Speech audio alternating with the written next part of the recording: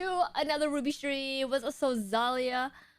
Hello, DW. What's up, Quad? What's up, Chill Guy? Hello. What's up, Sprinkles? What's up, ABC? Moto, Freakazoid. What's up, Jimmy Boy? What's up, Grandma? How you doing? What's up, James? What's up, Incauto? What's up, Quad? Once again. What's up, Ed? Hi, Pillow. What's up, Asteria? Hello, Kyozai. Hi, Taylor. Hi, Blah. Hi, Island. What's up, Unkfi? What's up, Yofi? Hi, Cherry. Hi, Cherry. How you doing? Happy 5 years. Happy 5 years, you guys. Oh my goodness. It feels kind of weird because like 5 years today, but next year is 5 years on Twitch. I mean, sorry, next month is 5 years on Twitch. What the heck? Next month is 5 years on Twitch. There we go. What am I saying, bro? What's up, Ryan? What's up, Van Hydra? How you doing? What's up, Teeks? What's up, Demon? No feet model? I'm out. No feet model today, man. We got WUWA. I need chat to focus on the FGO lore tonight. What's up, Tenro? What's up, Jeeves? Thank you. Happy 5th anniversary. Thank you. Thank you. Thank you. We can celebrate over the weekend. It feels kind of unreal, to be honest. But yeah, thank you, Jeeves. Thank you, Kyozai. Thank you, D&D. Thank you, Red. Thank you, Freakazoid. Thank you, Tix. Soof. Thank you, Grandma. Thank you, DW. What's up, KJ? How you doing? What's up, Jin? How you doing? Bipo Roche. Hello. What's up, Pound? Hi, chat. A weird thing on the screen. Happy 5th New Year Christmas. Happy 5th New Year Christmas. Thank you, guys. Thank you, Aster. Thank you, Sprinkles. Thank you, Cameron. Thank you, Psycho. What's up? Or thank you, Cameron. What's up, Psycho? How you doing? What's up, Hang? How are you? Old? I know, right? Old. Yo, thank you, Moto. What's up? What's up, Islander? Thank you. Thank you, Akato. Thank you, Chill Guy. The dementia hitting hard? Getting Alzheimer's, too. What's up, Matu? Thank you. What's up, everyone? Thank you, thank you. Can you stay for long? Still out? Just want to pop and say hello. Hello, Grandma. Thank you for stopping by. Our base model. If I pull out the grippers, bro, we're not gonna focus on the lore, guys. So yeah. What's up, Wolf Killer? How you doing? You do FGO lore today? Yep. I don't think anyone wants to listen to FGO lore. On Celebration Day or any other day. So today's a good day to do it. While we wait for the live stream. That's later. So yeah. Your voice sounds like it recovered well. I'm not coughing as much today, which is good. I coughed a lot more yesterday, but what? Oh, sorry. I have the TV on. And it scared me, but yeah, no, I'm not coughing as much today, honestly. Which is a good thing. Think. Yesterday I was coughing a lot. So yeah.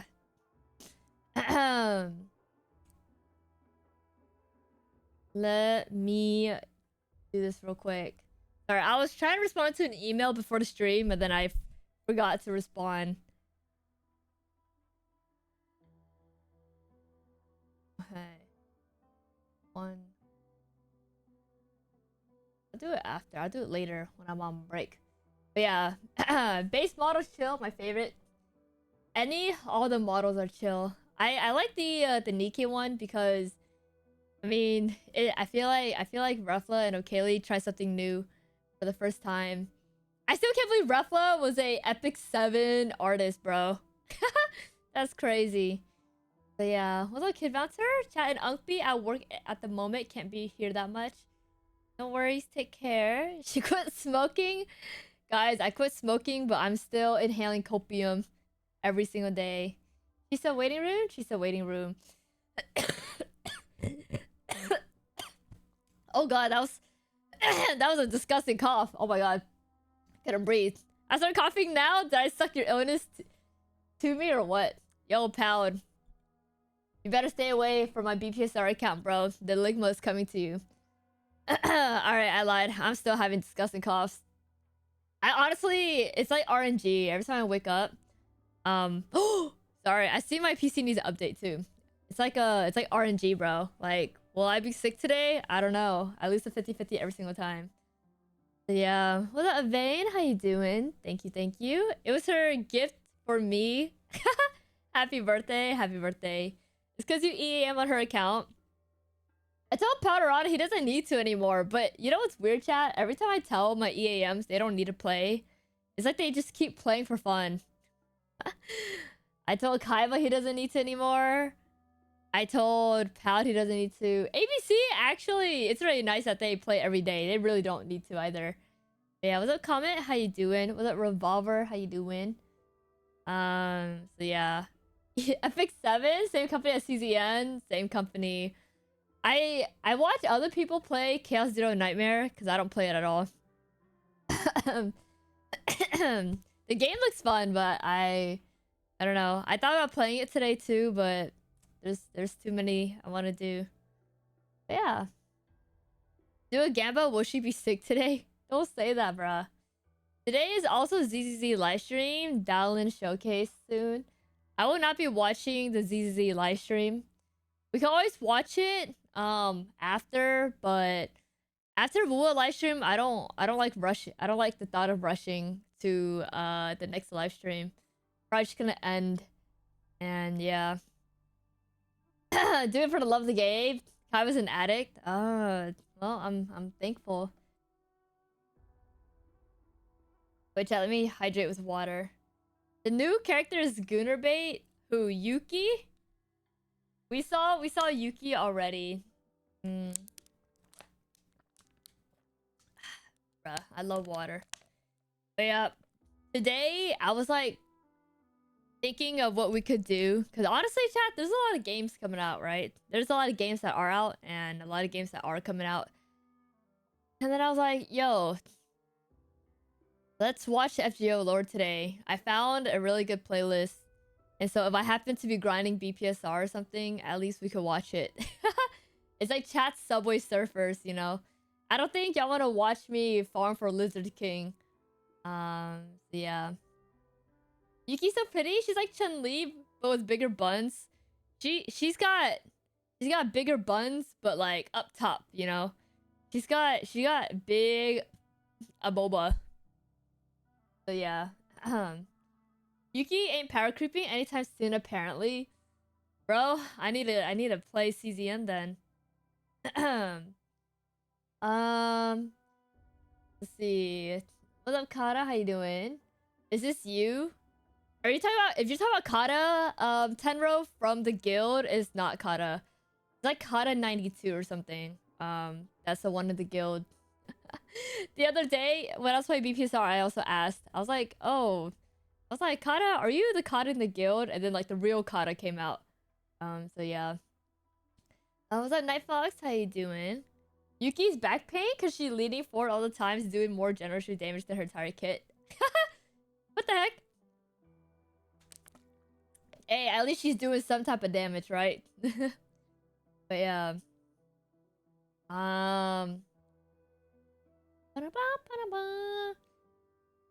But yeah, Evelyn got the best buns along with Juyuan. There's like two different types of buns, right? There's the up top buns and then there's the bottom buns.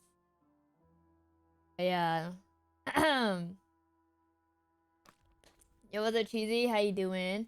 They're both Kata to me. Oh yeah, one is Kata in chat, the other Kata is in the guild. Yeah, will the real Kata please stand up? Glurp, glurp.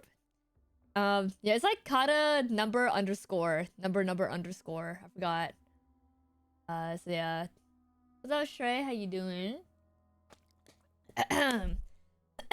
Damn, dude, that cough earlier was disgusting. But yeah, I'm so glad though, chat, that daylight savings happened. Because WUWA livestream is actually, it's not that far. I feel like I would have pushed stream back normally, but I don't know. 7 hours and 33 minutes remaining seems like light work. It seems light work to me, but now if it's 9 hours, I'm like, oh my god, that's too long, bro. So yeah, definitely I need to remember to stand up and stretch and start moving my body. My body, chat. Oh my god, I'm back. I'm hitting unk status, bro. I went to the dentist and she literally told me to like make sure to move every 45 minutes if I'm sitting down for too long. And I was like, you're right. I don't even move at all. I just sit in this chair and stretch. Yo, what's up, Yopseo? How you doing? But yeah, what's up, Memphis? How you doing? Chat, work time. Take care. But yeah, I was like, yo, 8 hours?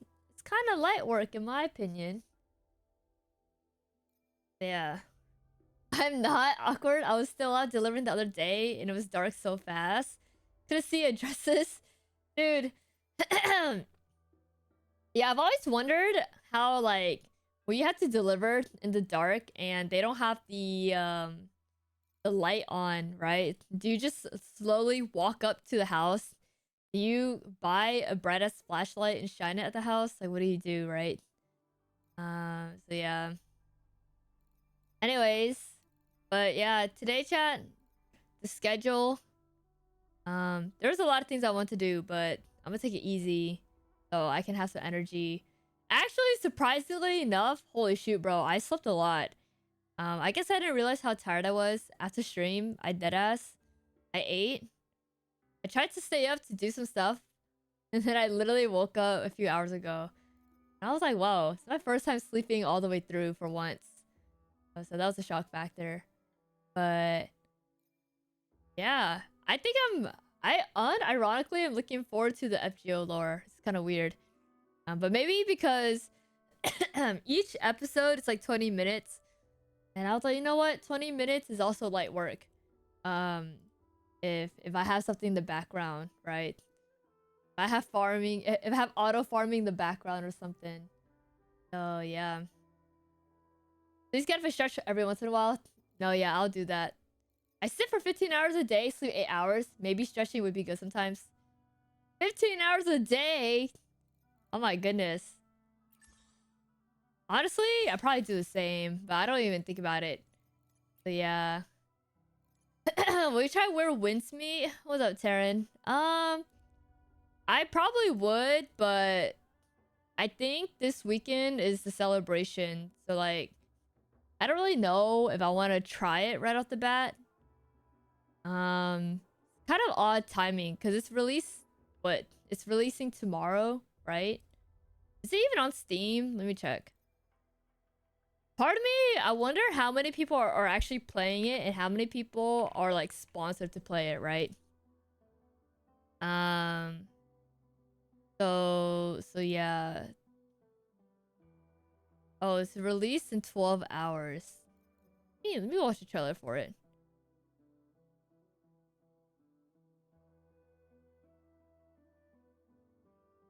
Or Windsmeet trailer. Because I'm gonna watch it again just because I can't remember what we saw last time. When I worked at Amazon, they would give us bright ass headlights, or headlamps, so when customers would come out and grab the package, the aliens, I come from different universe. All right. Let me see. I come with peace. All right. Get up and walk a bit every hour.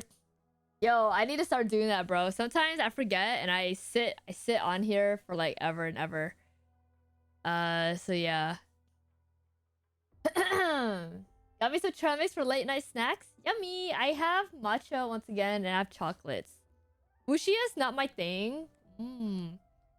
Yo, DDXL, thank you. Oh my god, holy, happy 52 months. That's insane. Bob M flower. And take a ruby flower while you're at it. Yeah, thank you. Pretty popular. CN has more revenue than Genshin at the moment. Yeah, I think... I forgot. I thought it was Honors of King, but I think it's this game. One of the games is like really popular in China. But let's watch this really quick. You know, I'm not opposed to like... I want to check it out, but again, like I said, I don't know how many people are sponsored to play it. Or sponsored right now to promote it. But like this week is the celebration, so maybe I have time to check it out a little bit, but I don't know, we'll see. Blissful retreat. It's like open world, a place of joy. It's not like an MMO though, right? Bliss. It's just open world RPG type. You grew up without parents. But hey, you had company. All those loving neighbors. It's like Red Dead Redemption, but like... what the hell? Taking views. Is it like Red Dead Redemption where it's like open But world? it's time to chase Single player. your dreams out there. Dude, man, that duck was getting a piece of that cake. Welcome to Kaifeng. Total madness, and you'll love every minute of it. Streets humming with crowds, serene palaces towering above, and thousands of people with their own stories to tell.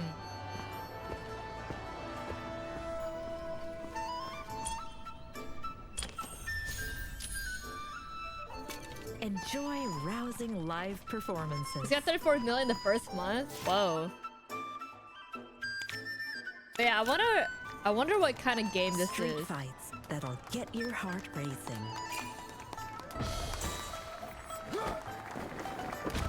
That's cute. Wall stride. Fetched from afar. You'd want to master these tricks. Rob the rich. Rob the rich. Rob the... Rob the rich, rob the rich, and rob the poor, huh? Occupational hazard. They're gonna say that. Paralyze your enemies mid-chase. So what about this game? What can you do in this game when, like, in terms of monetization? Is it like cosmetics? Is what I'm seeing. Let tight feet turn their strength against You cultivate up in levels? Oh. or just That's yell cool. really, really loud. Oh god. These skills might just save your life and be your key to becoming a legend. This is a vast world, but the real heroes always find each other. The wings are home. I think I saw someone having like guides, like there's classes that you could choose from. Yeah, there's like classes that you could choose from this, and then what else? I don't know, there's like a few things. What the heck? Live action trailer? Just for real, for real? Oh, open world gameplay. Yeah, I couldn't remember whether it was this game or Honor of Kings that was like really popular. But yeah, I don't know. I wouldn't mind checking it out, but it would take away from it wouldn't take away, sorry. I would be playing that instead of like a different game. But I don't know, we'll see, because I was kind of curious. I have to wait and see when I watch other people play it tomorrow, because I won't be streaming.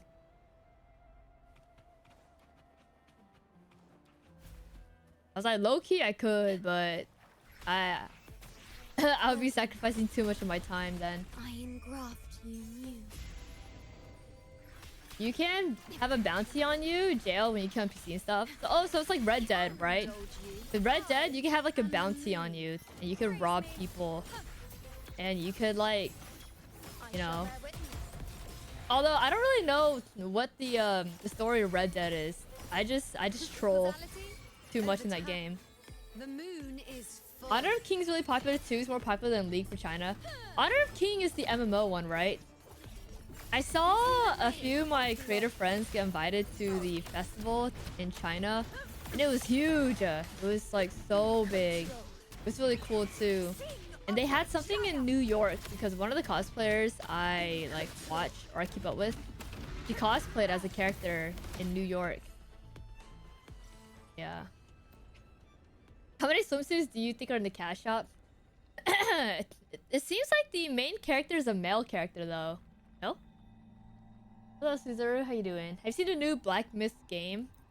Is it out already? Should I take a look at it? It's a new Black Myth Wukong game out on YouTube, question mark.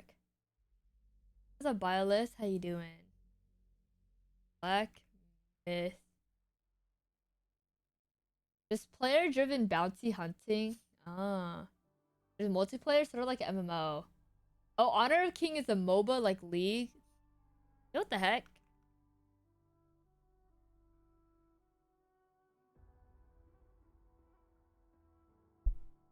What? Then was it? Oh, that's so awkward. Then maybe it's where winds meet. Someone I was talking to during TwitchCon kept talking about like MMOs and stuff. And going to China, and so maybe I just wasn't listening. I don't know. No, but the trailer's amazing. Oh yeah, hold up. Black Myth Game trailer. Yeah, I'm gonna need you to send it to me because I don't see anything recent except for 2 months ago. Chill guy. Know the guy riding a pig? I have no idea. I was like, it doesn't ring a bell. I want to know about Beast of Reincarnation. Looks neat.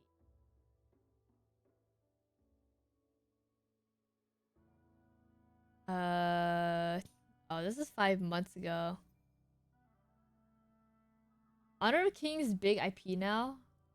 Oh, we watched that one, Chill guy. That was 4 months ago.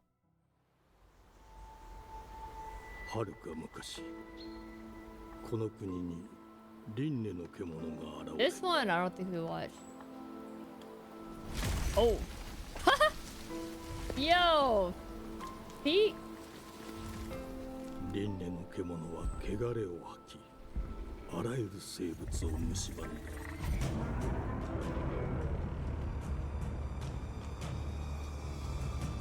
Game Freak.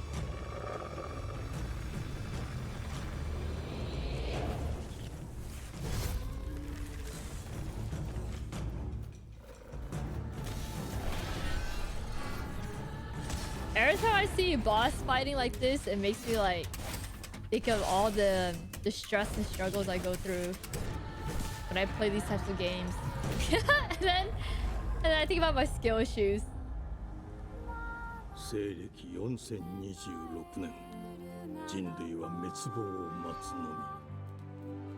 The character's pretty though.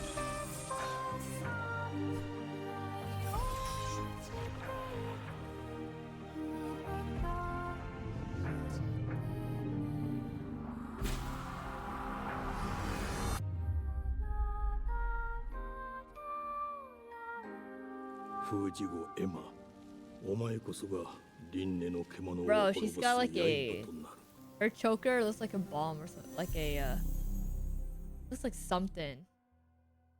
Okay, no, this one we watched, I believe. Oh, 2 months ago. We watched something of some sort. Why is it like this? So weird. Oh. Dude, look at it. It's like half the screen.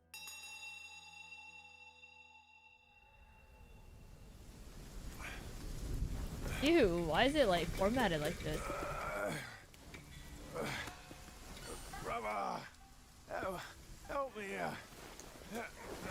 You ain't even trying. It's all me.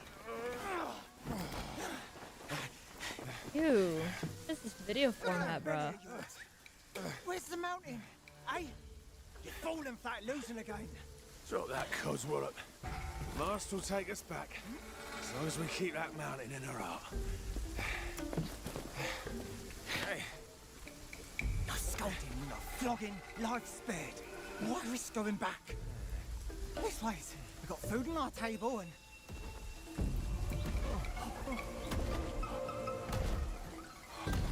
I don't remember seeing this trailer, to be honest.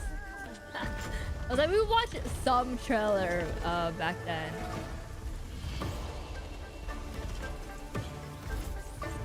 Oh.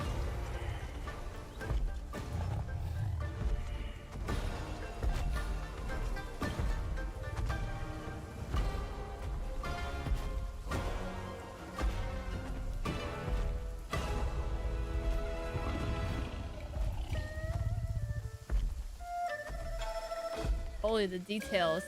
See like every hair strand on this tiger.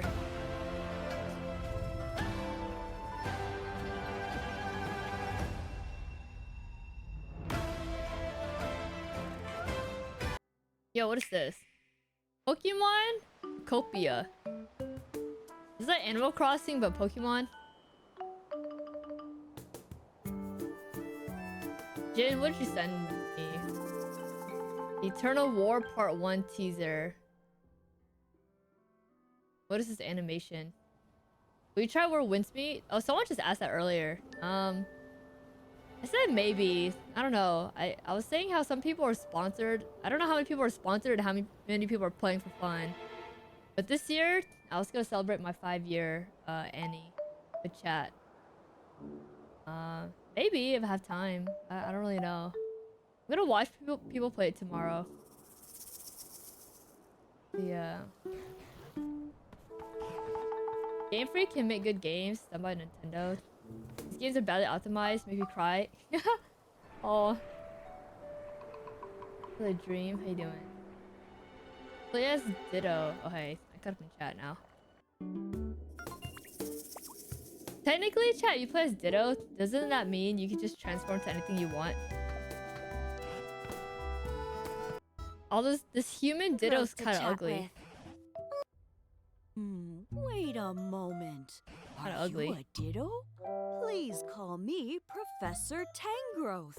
Yo, what are these? It's been quite Is this some the time arms? since I last laid eyes on What a are human these? or another Pokemon.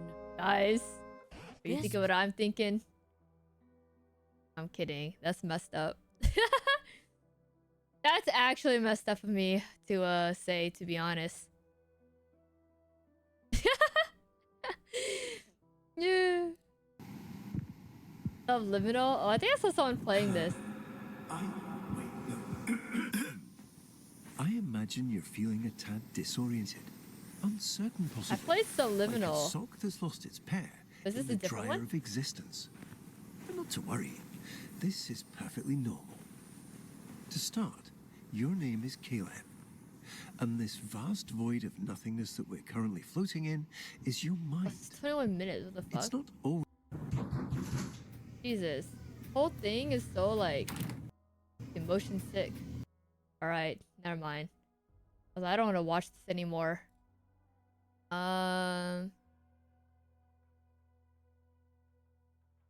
know, there was something I wanted to see. I saw a Fatal Frame in here. Oh, what is this? Bro, In why? recent years, Why is the it one like in the this? sarcophagus has gradually faded from people's memory, along with those legends. I was hoping that before your memory recovers, you would learn about this world through experience rather than my faint words.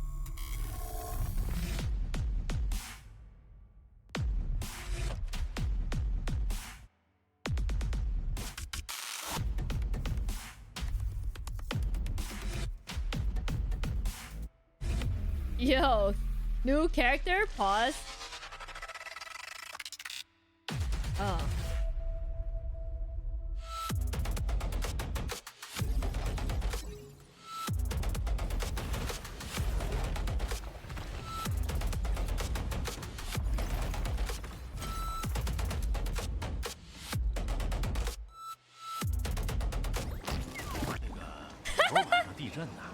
Bro, why would they do this and then switch to next scene, bro? They should have elaborated more on that.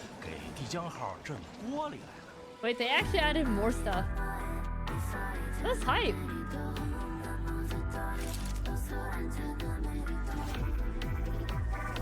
The beginning was nice. 青山碧水，从您做起，小心看路哦。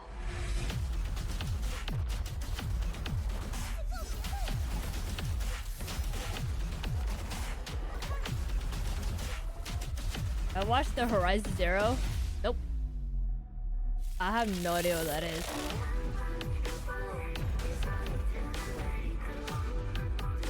Oh. Bro, Arknights Empire needs to hurry up and like release its game already. They've been teasing for too long, in my opinion.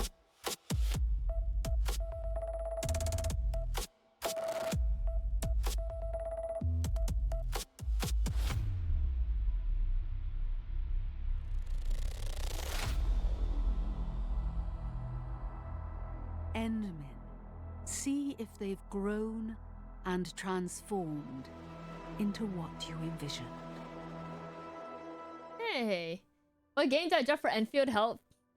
Bro, it's the reason why I actually haven't really started playing CZN, you know? Like, I love watching my friends play it, and I'll like lurk in the streams, but I'm already like slowly dropping like some games. It's very hard for me to keep up with Starro and WUWA, and I already dropped Genshin, and like Zenless is already next on the list. Zenless is already like halfway through the door. I like barely play Zenless now. But to be fair, I am spending more of my time on a freaking MMO. I love MMOs. This game is just aura farm at this point. Yeah, they're aura farming. Arknight's a music company that has a gacha game on the side. The game was really fun though in the beta. I'll probably quit BPSR for this. Honestly, I'll still play BPSR. I don't think I'll ever quit BPSR up until like who knows when. But I'll probably play it casually soon. TM. So yeah, I've only been a tryhard. But then the problem is with MMOs, the more like as time passes with the seasons and the tiers dropping, it gets really hard to keep up because that's what happened with Throne. But yeah, here's a link. Yeah. This is a Styx video. Is there like just a trailer? It's like Styx content's chill. I just want to watch the video though. Oh, the Sea Freaks. Another beta test? Another beta test, and I'll actually be playing it. Oh, I'll actually be there for the beta test. I didn't know if they announced it or not, so I don't want to say anything. But yeah. I want to add another game to your backlog. You gotta play Uncharted 4. Bro, I have too many games in my backlog. But yeah. I recently got a gaming external hard drive. Oh, nice! Dude, those are so useful. Holy shoot. Yeah. Lost Ark mobile CVT just started as well. Yo, any Lost Ark gamers in chat? Ding dong, ding dong. Who was it? Was it Taylor? Was it Poato? Was it... Where's Comfy? Where... Lost Ark gamers? Hold up. Yeah. Genshin should have been dropped years ago. No, I kind of miss playing Genshin. I'm not gonna lie, but it's like... It's just a lot to keep up. Really. Genshin UGC did not live longer than Fortnite. Bro, UGC, I think Genshin's UGC is just too early, but also not gonna lie, I wonder. I feel like people aren't built for that. Like they should have I don't know. I was looking at the UGC content on other people's stream, and it just looks like you have to put in a lot of time for it, you know, and for what, right? To hope that people will play what you create. I don't know. There's some flaws to it in my opinion, but yeah. Also, yeah, I don't know. I have thoughts, but I don't think I'll say them. Cause I was talking to someone about the Genshin UGC at one point. Not on stream but offline. But yeah. What's up, Kara? 5 years, I'm a new worm, but I'm happy you exist in gacha space, Rubee. Oh, thank you. You and the wormies make me look forward to tonight. Thank you, my Rubee. Oh, thank you, Kara. Thank you. That's really sweet. Super, super sweet. Yeah. BPSR is not that grindy. It's not that grindy, you say, but like, if you don't have a high GS, people will gatekeep, you know? And if you don't know, like, dungeon runs, they'll, like, yell at you.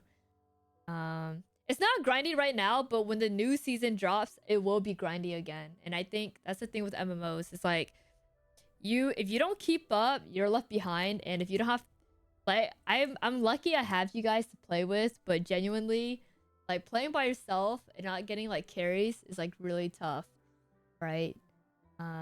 So yeah, you just really have to hope people are patient with like rerunning again and again. So yeah, the Heinrich Arknight players here, and field development took longer, not just gameplay. Need to release after certain OG Arknights. Oh, are they just waiting for... I mean, I was like, I don't play OG Arknights, but honestly, I think people will still play it no matter what. No matter how long they take. They've been taking a little too long though. I really want to play Arknights Enfield. Yeah.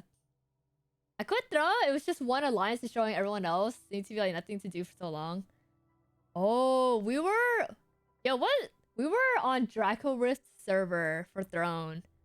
And yeah, it seems like the big problem with PvP MMOs is like alliance. How you get beef. So yeah. Oh, here's the actual game. Oh, I was gonna watch Styx's if I couldn't find it. But I was like, he has it here. Too. Yeah. Me. Not going back to it. Alright. Right way to play Hoyo games, go back once a year to catch up on story. Real. Hoyo needs to sponsor some Roblox creators to make stuff on UGC. You know what the thing is? With yeah, Donuts, thank you. Happy 2 months. The thing is with Genshin UGC chat is that... Okay, I guess I'll say it, but like... You know, you guys know that Hoyo doesn't like it when people mod their stuff, right? But like... The thing is, I think modded games can be fun for the community, and if they allowed more people to have free reign on that, it might have that pop, right? But yeah, no, you're right. They definitely need people who play like Roblox, but they also need to make it flexible for people instead of trying to stay within their like their game, if that makes sense. I'm gonna not be putting it into words like well, but yeah, I don't know. Have I tried DNA? Oh, I tried DNA. It's fun. Dude, I had a dream about playing DNA. Oh my god, I legitimately had a dream about farming DNA. Just the other day. And I was like, oh, I'm pretty sure I played it. And I was like, oh, I did not play it. I dreamt about it.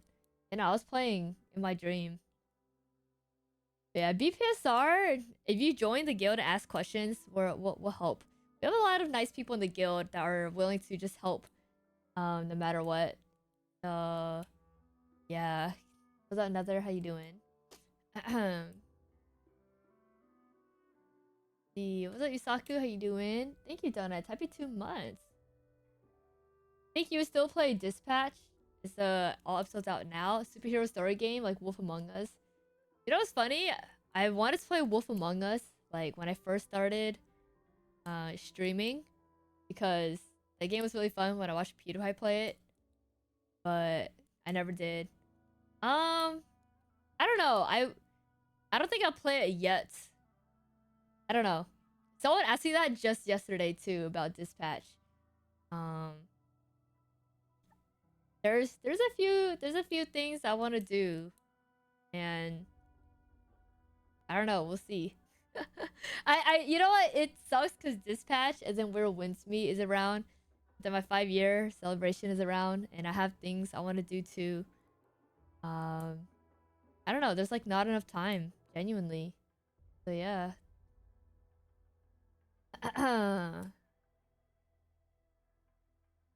That's why Hoyo game become boring sometimes. I want to see some Evelyn bikinis. How this bro is a freaking gooner, man. Oh my gosh. This bro just said he wants Evelyn bikini. But I mean, you know what? Yeah, I think the thing with Hoyo and mods is like it's like why Lethal Company is so fun, right? Because of the mods. And I don't think Hoyo will ever allow that, so it kind of makes it hard. What about Lynn coming home? Yo, sorry, this MV is like scratching my ears. I was like, I don't know what it is. The audio is scratching my ears. But yeah. Dispatch Peak? I've been seeing a lot of people play it. I heard Moist is in it too. I had a dream playing a top-down zombie survival game a few days ago. It'd be like that, bruh. Pillow the only motherfucker offering help in there? No, it is not only Pillow. You just don't play the game enough, Lewis. Maybe you're on at different times, but there's a lot of people who literally I'll be like, I need help. And I have like people that aren't even in chat that play BPSR that will join. So yeah. I joined the guild. Take me probably a while to participate in stuff. 0GS. At least when we do raids on Saturday, join in normal raids.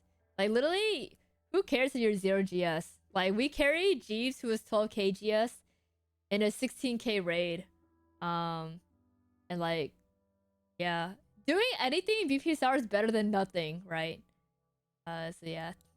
What's up, Virva? Happy birthday! Thank you. The cat's supposed to be chat. Meow, meow. Yeah. Any expectations of WUWA Livestream 2.8? Nope. I have no expectations. I know I know there's been slight speculations, but I don't really look at speculations until it happens. You do what you want to do. I feel you. Not enough time. There's not enough time. Oh my god, bro. I'm behind a chat. Sorry, I'm scrolling up. But yeah.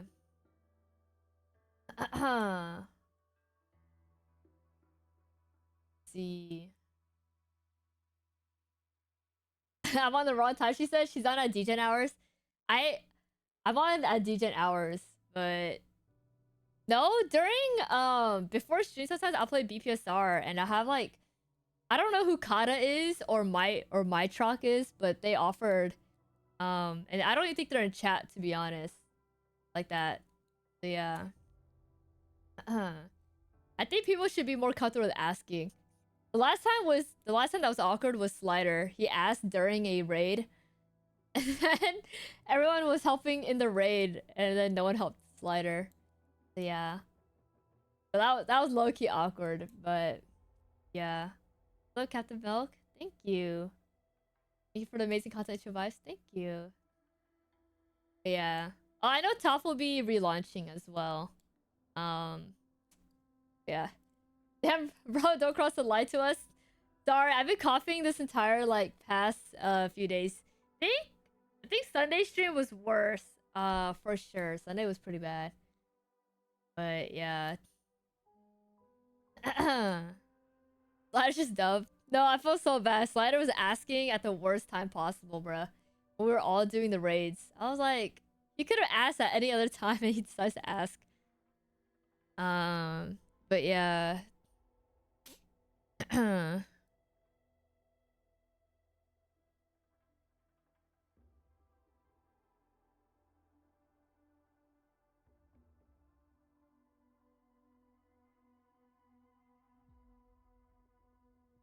But yeah, alright, anyways, sorry. I was distracted.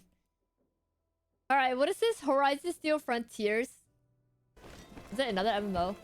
Yo, low-key, some of these games be looking like Monster Hunter. Some of these games give off Monster Hunter vibes.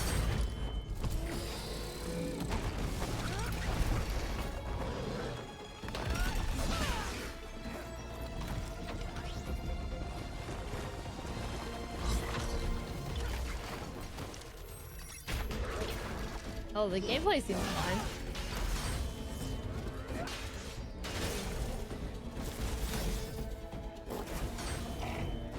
Everyone wants to be Monster Hunter. Monster Hunter is fun, chat, but then when I play mouse and keyboard, I have like severe skill issues.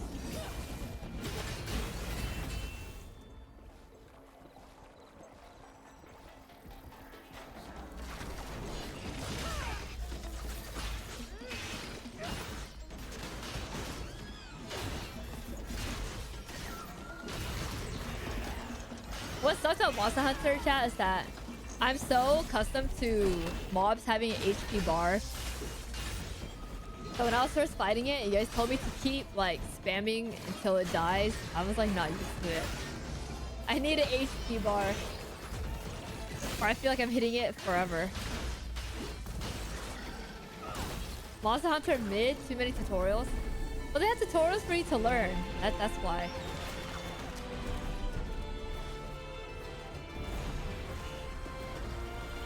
Yeah, you can play on controller, but I'm a mouse and keyboard person. Yeah.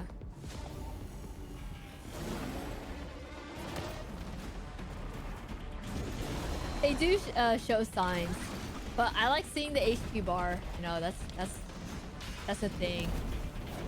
They show signs of like staggering or like something, but I like seeing the bar.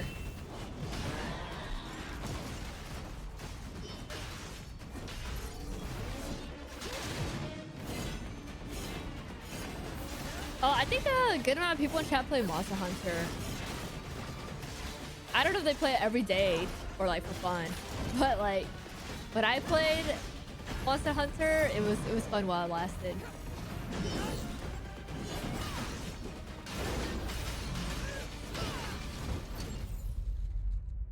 Damn. All I saw was slices though. Slicing. Yo! The Monjo Star Drive. Hold up. Cloud. Ain't no way there's another trailer. They had this at TGS and Gamescom. Sorry, I got distracted. But yeah, they had this at TGS and Gamescom, and all I see is this little critter.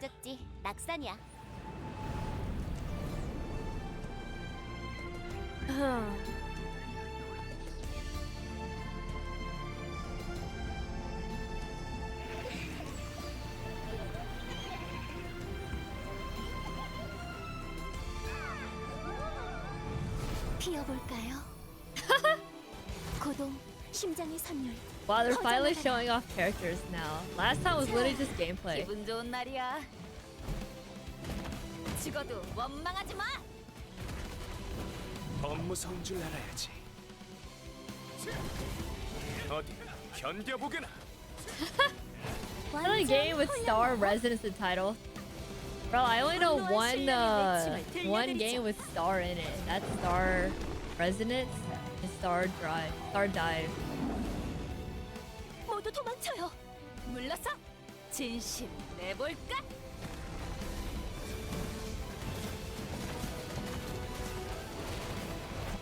The style's kind of unique than the existing gacha games. You know what's sad about it though? People will probably not like it or say it looks cheap. 여기까지. Whenever there's a unique design, unique style of animation, people are quick to say stuff like that. So yeah. Reminds me of AFKJ. You know what? I can look kind of see AFKJ. I kind of miss playing AFKJ as well. So yeah. AFK Journey. Let me see what they've got going on. You still play BPSR? I play it all the time. Yo! I found you all. Who's this edgy boy, bro? Well, still sharp as ever. I crossed paths with Shadewing once, back in Bantus. He barely said a word to anyone. Jesus. From the shadows, he guards his liege, eyes sharp on those who might pose a threat. Shadewing's loyalty is it what to he his sounds liege like? is unshakable. Oh, it's the wolf guy. This guy I He's have got maxed the out. instincts of a born predator. When Bro. Shadewing casts his ultimate, he inflicts crimson venom on an enemy. The afflicted enemy takes damage every second based on Shadewing's Look attack. at some fight shit. Who Plus cares, bro? extra He's here to goon. Yo! Pause. The heck? Yo, they got... Yo, AFKJ is popping, bro. Okay, sorry. I deadass thought these were her nipples sticking out. And I was like, bro, remember when... Was it... What Hoyo character has something like this and it blew up? Anyways, it just reminded me of that. Damn.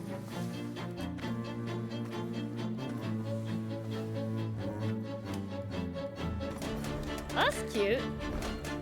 Oh, that's cool. Wait. Oh my. Yo! Bro, the fan service, man. They got... They got the fan service. That's hilarious. Oh. Yo, Jeeves, is that you, bro? He does not care that his His life is about to get sucked out of him. So happy to see her. Oh my god. Oh. Pop it now. Oh my god. Oh. All I need is your love and desire. Oh. The ache of longing quenches. What? Hey, yo, I do miss the AFKJ, man. This game was kind of fun when it lasted.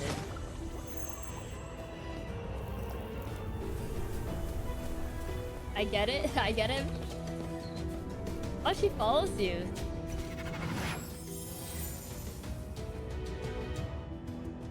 Oh. Yo, there's a furry. Oh my god, there's a Delicious and Dungeon crossover? No way. Wait, this game, low-key.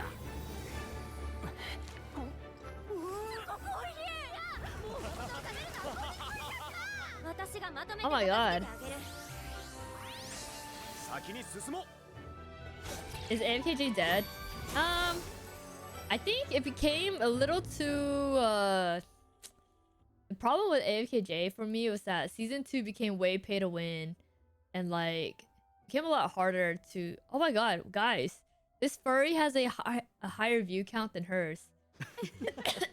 Is it really okay for us to sneak out? It's okay, no one will know. There is no prey in this area. Nazrick? This is the wrong I used to play it a lot. Is it repetitive? Yeah. But it was fun. It was fun. The Herdmaster admires warriors. Wait, pretty sure it's pay to win?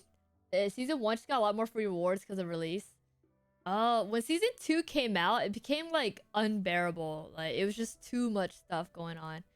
So yeah, what's up, Bode? How you doing? What's up, Shinsatsu? How you doing? Just like you. Ah! Yo. This is the wrong path. Hey, it does sound like Blade. I hope the Herdmaster won't be mad. Impossible. The Herdmaster admires warriors. This is giving like B-stars, bruh. Why is there such a huge beast here?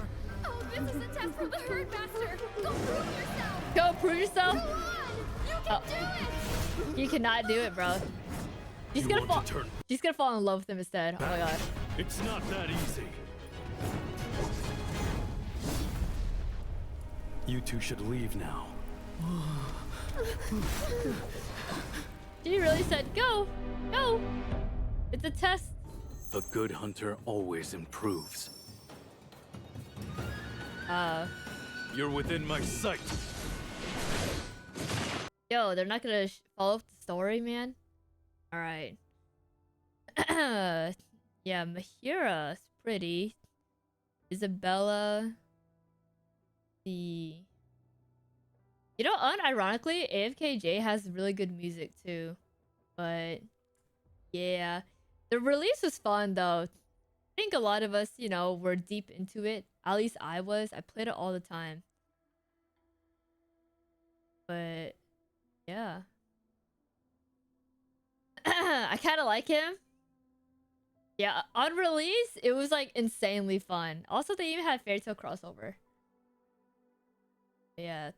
Different VA, he sounds familiar. Hang on.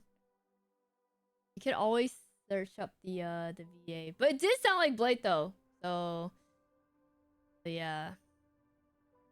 Anyways, let me see. Sorry, I think I saw another game trailer I wanted to watch.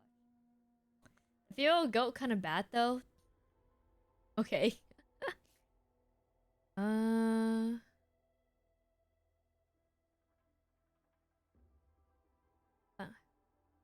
Oh, yo, the Horizon Steel Frontiers had a announcement video that's 10 minutes long from yesterday.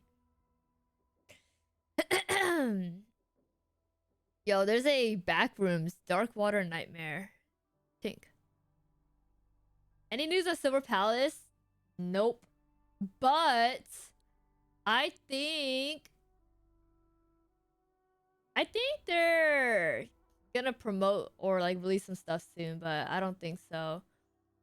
'Cause one of my friends applied for like some sponsor stuff with them. But yeah.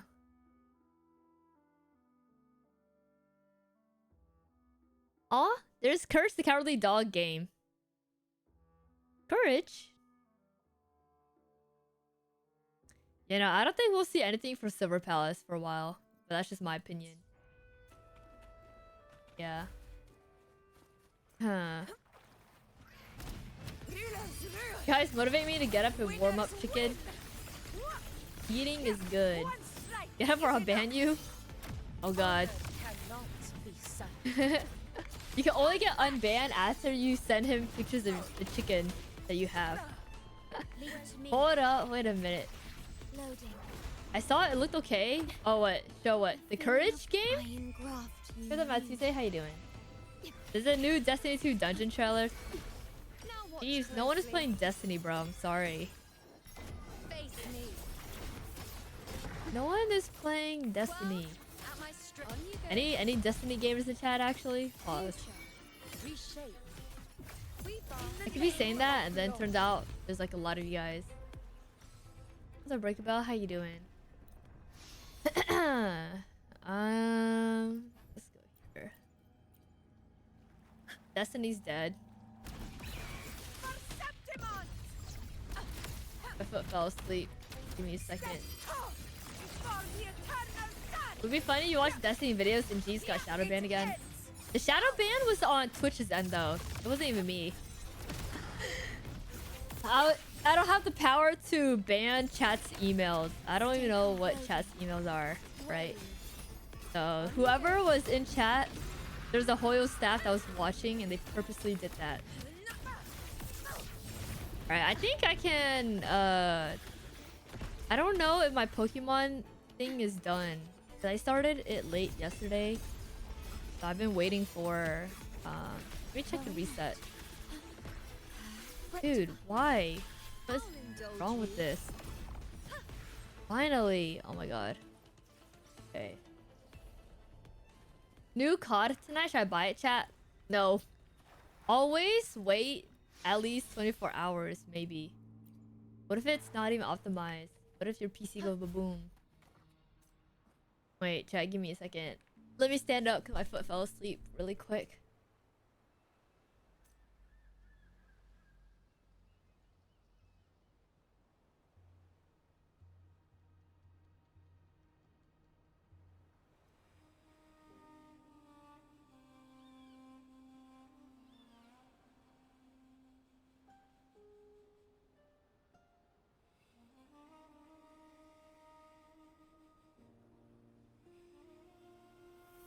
I sometimes wish I had a standing desk because I would just stand around and walk as I play games. Oh, okay, my foot fell asleep. It hurt.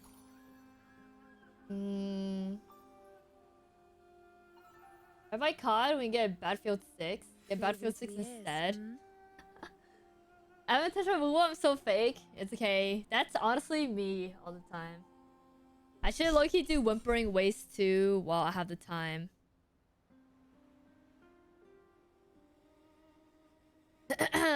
So yeah.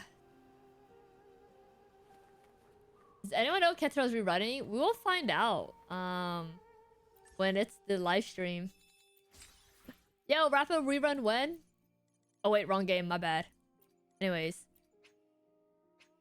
Yeah, no, I don't think Cantarella, well actually hold on, I won't say because low-key I don't want to invite leakers, but we'll find out. We'll find out.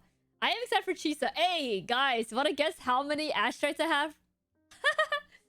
I went on another walk recently. And, yeah.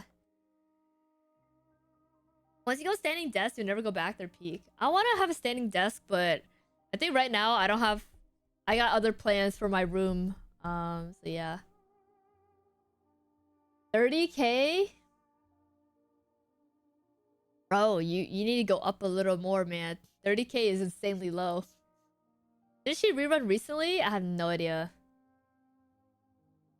Over 90k? Okay, okay.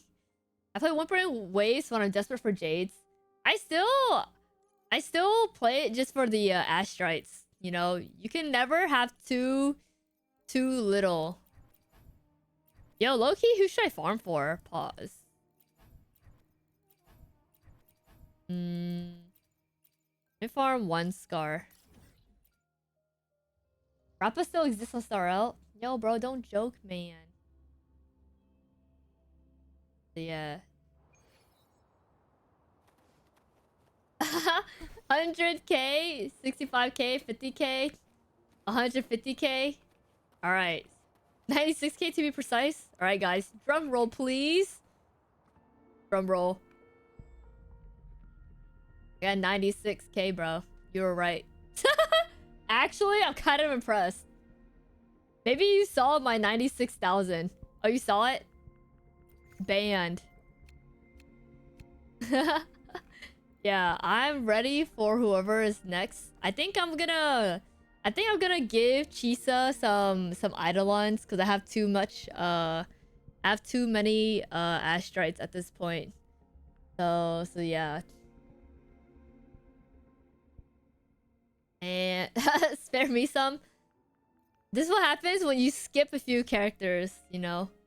Who do I skip? I skipped Chi-Yon and I think that's it. Oh, oops. Gallery. You're just C6 male characters? No. Icona, Chi-Yuan, Jojo, Gion. I feel like if I could go back to type chat, I could totally skip Zani. I feel bad.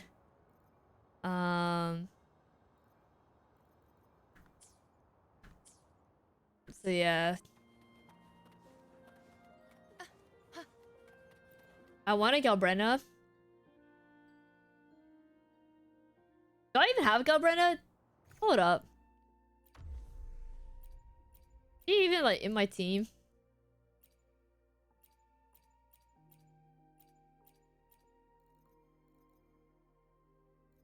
Oh, what the fuck? Oh, she is here. I was like, why? Oh, you know what? Around the time when Galbrenna happened, I must have stopped playing her.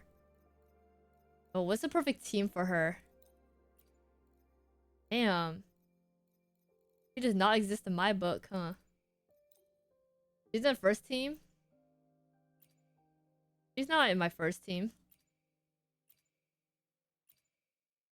I don't see her. Yo, geez, thank you for gifting a sub to Bodasaur. Yeah, no, she's not in any of my teams. I'm kind of shocked, to be honest. No wonder. I was like, wait, I just realized I have her because I remember building her. But yeah. I was like, yo, she's not in any of my teams. Bring in Brant. Brant, Galbrenna, and who was the other one? I think. Mana Fusion, pretty good. Maybe I can... Maybe I'll learn how to play Lupa this time. And do this. Yeah, I don't think I actually ever played her. Holy shoot.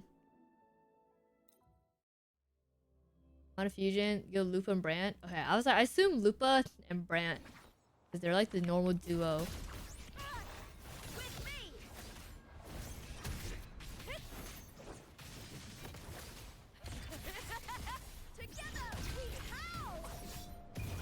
Go here. Just quick swap it, easy. Where is he? The fuck? Bro, why was he in the air for so long? What? That makes no sense, bro. What? That was so weird. He like disappeared.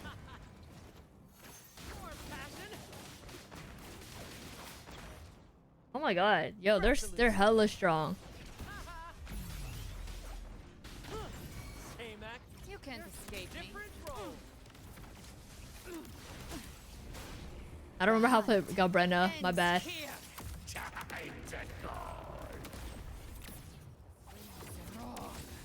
Dude, that was so funny. He like...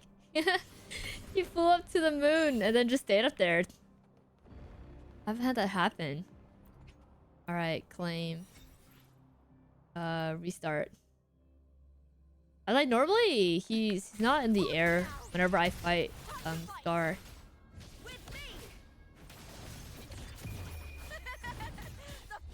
Yeah. I watched your Restart stream. I think Sari's story is my favorite. Ever nice too.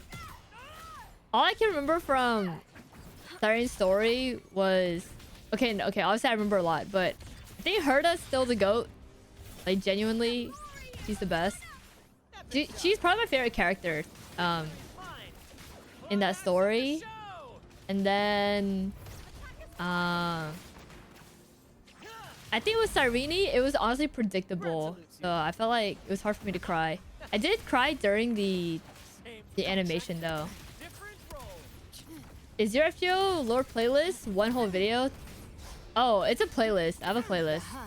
Who was the AM for your WUWA? It was Kaiba.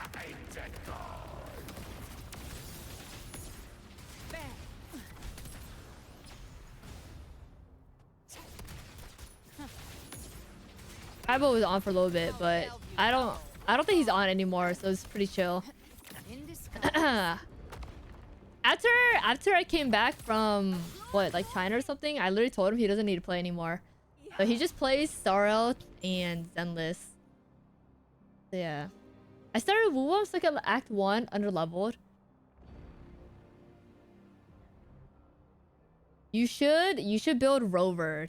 Rover is very, very good to build. And if you don't have a healer, then build Baiji.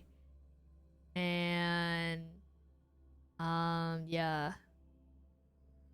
The animation of the characters is very cinema. I cry and I don't play. But yeah. Only level 55. Wait, hold on. Is this the same person? Oh yes. Yo, early game, you should always build Rover. Rover literally #1, bro. I was a spec Rover like main. Spectral Rover main, but then after you play Havoc, you'll realize how like strong she is.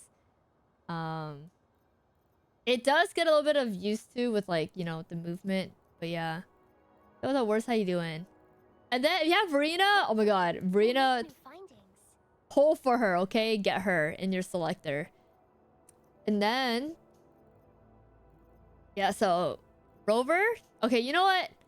If you have 4 stars, low-key, Sanho's pretty goated. I built Yang Yang. Donjon is only if you can get her through polls. I got her way too late for me to care about Donjon. Yeah. Herda's the best. Yeah, no, Herda's the GOAT. She literally is. She's a great character. And she's fun to play. Yeah, all Rovers are strong. I think Arrow Rover is okay, but I could honestly be playing her wrong, to be honest. 3 characters given. Oh, Rover for sure. Yang Yang or Sanho for sure. And then whoever else you have. Yeah. She has a good DPS. Oh, I think you get her for free too. Choose Calcharo if you dislike yourself. No, guys. Choose Calcharo if you like sexy men, but he gets clowned on quite a little bit. Yeah. What's up, Dragon? What's up, Fluky? How you doing? The tier list? Don't say that though. Freak the tier list. It's a Rubee tier list right now. Oh my god, I feel like tier list is like bait for I feel like any tier list is like rage bait. You know, it's a great way to have people argue over like your takes and stuff. It's kind of insane. So yeah. I pulled a Sephiroth. Oh my god, you actually pulled for Calcharo? I use it so only 5-star does more damage than Rover. That's good, honestly. I still think you should go Rover. Rover is great. Literally, it's just Rover's too good to not play and build. Think of it like this. Oh, this Calcharo is a lightning character other than Toph was lightning. Oh, when has lightning ever been good in a gacha? I'm dead. Other than Toph, doesn't no pause. BPSR has a lightning character. I saw Jake buy lightning serums, and so I assume lightning is great. Like Volt characters, electric characters. They're good, I think. Women are not sexy. Yo, Cheon is like. Cheon's not sexy. He's like hot. I think he. You know what? I wouldn't say he's sexy either, but he's good looking. He's handsome. So yeah. Pride was my holy grail. Yo, what's up, Ariana? How you doing? They're bad on purpose to give CCs free content. Really is sometimes. So yeah. Stormblade users unite. Is that what it is? Like, I think lightning is a popular element. That's so funny. Think of it like Toph. When has lightning ever been good? You're so right. But yeah. Bro's just a male hater. No, I'm not a male hater. I would retweet all the males on my TL, but they're too spicy for the feed. You know, I gotta maintain SFW and PG on my feed sometimes. I guess essentially I'm just admitting that like the male content I consume is like yaoi. But chat doesn't need to see it, bro, you know? So yeah, I've been seeing some crazy Aki Angel art, but I refuse to like retweet it. Yeah, see you guys, I'm not a male hater. Hey, just wait, man. There will be a male character that will come out and I'll pull and I'll build them, okay? The last time might have been Ratio and Sheng Liao. Sheng Liao, that was amazing. I love... Sorry, let me turn on the mic. I love... a really good character. Oh, Brant! I have Brant. But I feel... Brant is his own thing. Brant's the only one cute to me in WUWA. He's funny, man. So yeah. Need more male characters anyways. I wonder if we'll get another male character after Chisa in like the new area. Like the 3.0 of WUWA, right? 3.x. Yeah. Do we play lads? I don't play lads. I don't have time, bruh. But yeah. You wanna see? Oh. I can only show you stuff that's like safe. Other than that, I can't show you stuff that's unsafe. Aki Angel art has always been pretty good. True. The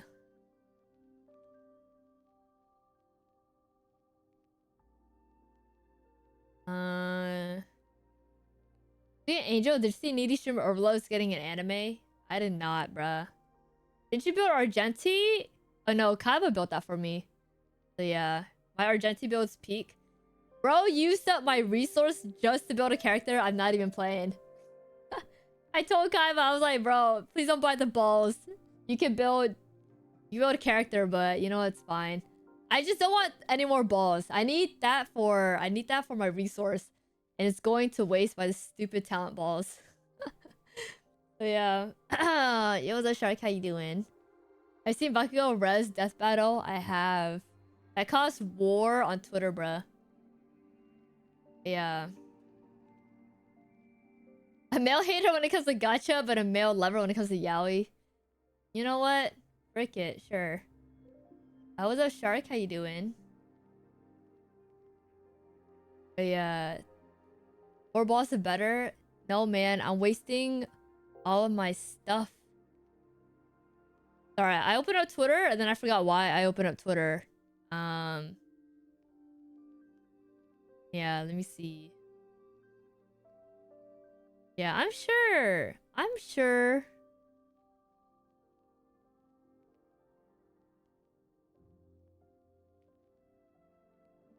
Okay, sorry, I got distracted.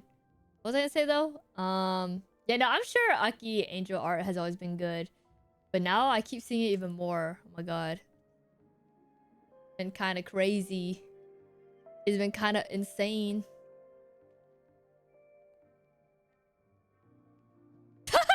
Oh, you know what? That's more recent that unironically appeared in my feed chat that like kind of random is Genshin's child and Lumine art. Oh my god. Is it kind of crazy? They're in bed together. It's a little spicy. I can't show you, but I was like, oh my god, yo, this artist is hella goated. What the heck? Actually? Wait, they made one of D-Luke and their OC. What the heck? Yeah, no, I think I've always been a child Tartaglia fan. The okay, I actually really can't show you these. What the heck? But yeah. Bro, I still can't believe Petit Planet has a CBT and I just watched people play it. It looks so cute, man. Look at this, chat. It's so cute. It's like your character. Oh wait, this is the person sharing their post. Oh, it's them and their friend. That's cute. I'm kind of jealous. I did not get into the beta. Yo! What is this? Oh, Queen, and you have the characters. Give us a glimpse? No, bro, I don't want to get banned. What's wrong with you? Just send a link? Oh, no, I'm good.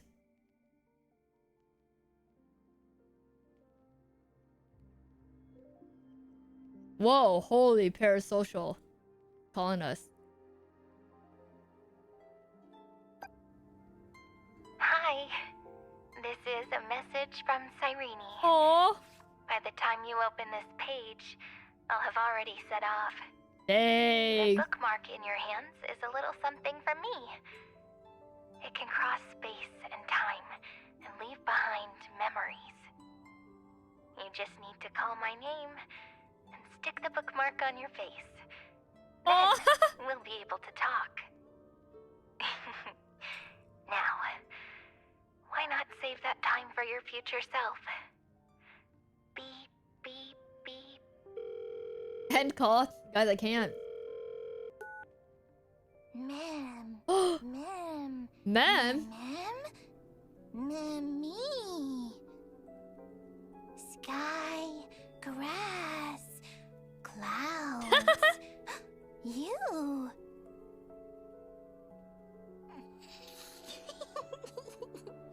Just kidding. I still know how to talk. Oh. Did I scare you? Yo, Mev can talk. But sometimes I do wonder, how great would it be if we were just two cute fairies? We'd roll around in the grass every day, chase after the wind, and snuggle together in the shade. Then we'd flutter our ears and go to so many places riding the west wind. Let's go to Penacony first. We'll still be shorter than Pepeshi, but we can fly super high. Shorter than Pepeshi? Take us to the airships. Wait, this is kind of cute, man. Then it'll be the Xian show. We'll take a memory bubble and sink to the bottom of the Scale Gorge waterscape to see if there's really a dragon palace. Or we can squish into a shipping container and see where the star skiffs take us. As for Bellabog, that's a land of snow, so we'll definitely have snowball fights and build a snowman. Yo, someone is crying but don't worry. in the crowd right now, man. I'll help with brushing your ears and blow the water drops off your nose. If they had released this, like, Lastly, add to the story, Space Station, oh my god. where there are cake cats as cute as we are. I'll figure out a way to make a Cyrene-themed cake cat. That way, it'll jump out to welcome you every time you go back to the space station. Oh, bro, they're definitely gonna make one. Which one's your favorite out of those scenarios? I saw that there was a Ika plush for like $90, I think, on Amazon. Time's almost up. Going upstream against time. Even my imagined journey is just a journey back through your memories. Oh, that's sad, bro. You'll surely make more and more memories in the future, right, friend? I believe the you of tomorrow will definitely reach a future everyone longs for. It's official, yeah, it's official. There will be a ripple watching over you in the Let me see it. past and blessing you. In remembrance, we will always be together.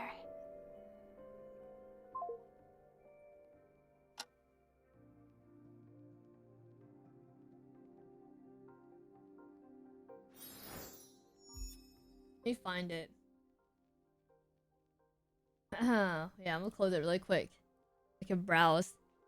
You know, they recently released more merch on Amazon. That's what Starro does.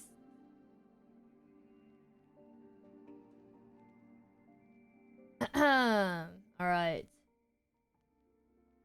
Yo, they have a freaking Caster's Elite Gaming Controller. Hold on, let me change.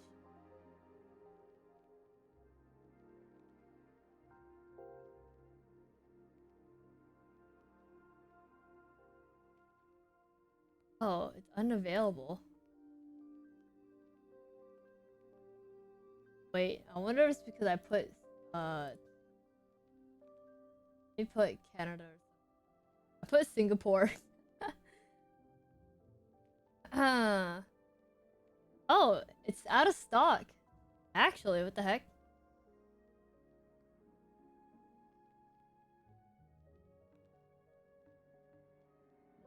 Here, let me try screen share it. I just played Eat Hari's ASMR for 10 hours straight. Oh. Interesting. Okay.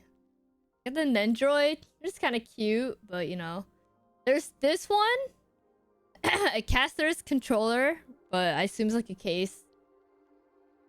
There's this one. This one ran out of stock, but I'm pretty sure it was like 90 or something. It's currently unavailable. There's a badge holder. Oh my god, there's a time plush. That's cute. Yo, what? There's a chibi blade bauble. Yo, a multi-purpose bag. All or nothing. Okay, okay. What's up, Jar? How you doing? Yeah. Speaking of Star Rail, there's a collab with Sushiro that Star Rail did. There was a Rappa cosplay. Nelly goes, I don't remember. I assume it was a cosplay in Asia. Yo, Ellen Joe on campus. Yeah, I assume that it's all in like Asia. See how big the Ika is? This one? It's just this unavailable. There was like no information on it. Acrylic set. Oh my gosh. Yo, oh my god, that bang boot. They're so cute. Oh my god. What? Dude, look at this bang boot. It's a snare, bassline, and breakbeat. I got the whole ass band right here. I'm wondering if those controllers are worth it. I don't know if they are. Probably not. They look like cases. Like stuff. Let me take a look at the Ika one.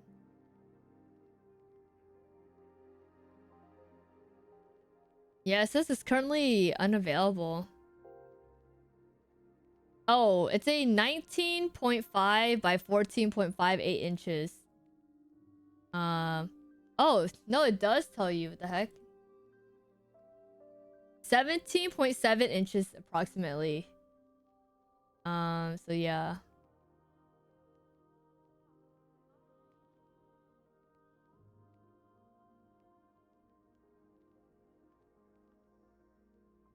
Yeah, it's just a big plush 17 inches. Is this collab?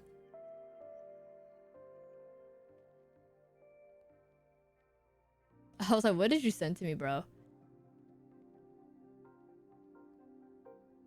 Like Sushiro is like, looks like stuff that's like overseas. Oh, the rapper one's cool. In-game rewards.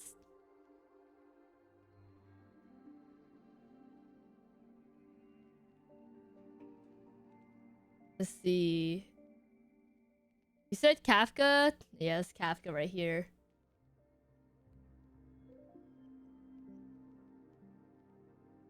Oh, the bag is $80, bruh. May as well wait till next AXC they sell the Eco plush. Don't know. I doubt it though. You know what? I don't want to doubt it because you never know. So yeah, I should never be a doubter, honestly. For it. Hey, I wish I saw how much it was. I'm pretty sure I saw someone saying it was 90. Oh, someone did get the controller. Look at this. Someone got the controller. It comes with stickers and a case. Oh, they're keeping it as a collector's item though. Oh, they spent $75. I don't know if you think it's worth getting or not.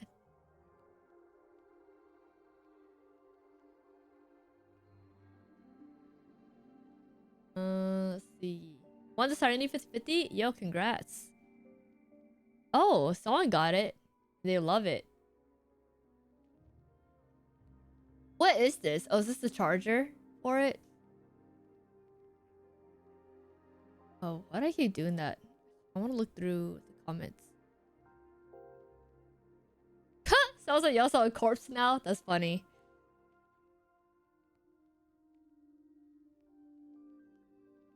You know what? The caster's one is not bad. It is cute to like collect. Oh, they had an Evernight one.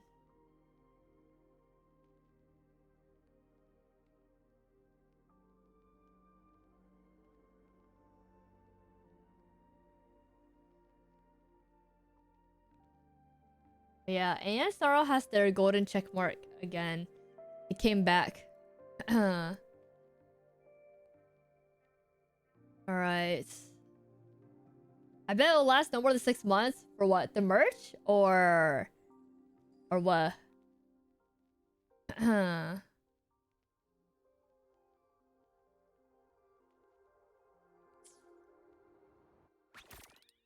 Alright, chat. Wish me luck. Hopefully I hit big. Nope. Oh, I hit big! Yippee! Alright, on to third one. I was like, I need more stamps. Is the timer for WUWA stream? As for WUWA. I will be ending after the WUWA live stream.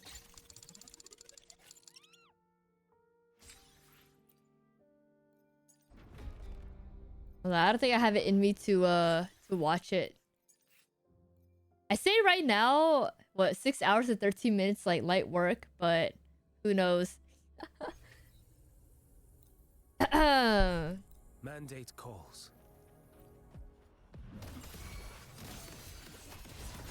Yo, Loki's kind of fire. Behold this boy. I don't know. Maybe I could watch it if we're already up. I think. Their live stream is only like 20 minutes, right? 30 minutes. Judgment falls. Next. You can't escape me. Behave now. Bang. What sleeps within bamboo? I don't know. I'll think about it. For sure WUWA though. So yeah. It's short.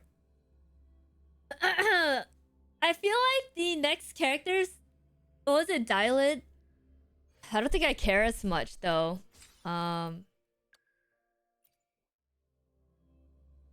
Wait, it's Dylan and the Zenyatta guy, right? Is that the alarm? Maybe for Robot Man. I don't know. I will say the if it's the one with the Void Hunters, then maybe. All yours. Gonna wait for Chisa to walk so edge runners could run. But yeah, I actually can't wait for the Cyberpunk collab. Now that I actually watched it and I know I can understand it and stuff. Making a WUWA bingo or no? We can make a bingo. We'll make a bingo when it's closer. Or I can make one right now. Last time, I don't even think we got a bingo. We got somewhere close to it, but it was like, okay. Ding! Yeah. Hop on Overwatch. I don't know what his name is. Abanyue. There we go. I was like, damn, what's his name? We literally just heard about him. We can make a WUWA Wuthering Waves bingo. I don't think we got a bingo. Oh, oops. Bingo maker. This is me logging out. Oh, where's my bingo baker? This Zendaya, isn't that the VTuber? This bro is getting everyone like, what? Zendaya? You mean Zentrea?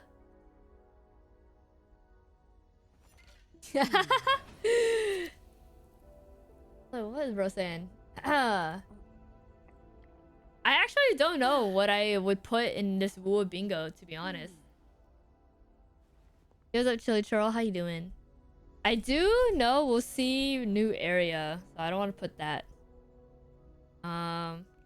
Salon appearance. Fuck, man, this stupid AI thing just popped up. Alright, anyways. Rafa appearance? I'm dead. Good night, Grandma. Take care. Hopefully I wake up in time for WUWA livestream. Take care. Have a good night. No worries, because, you know, it is a Thursday. Teaser for other 3.0 characters. Never seen before. That we haven't seen before. Scar Drip Market. The Fraxidus? Fraxidus. Oh, how do I spell it? The Fraxidus. Did I spell it right? Why does it look wrong?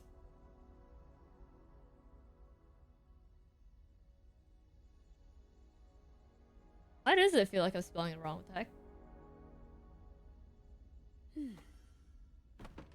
Oh, it is with the, okay. I was like, it has a T, but then... Oh, the Fraxidus. Okay.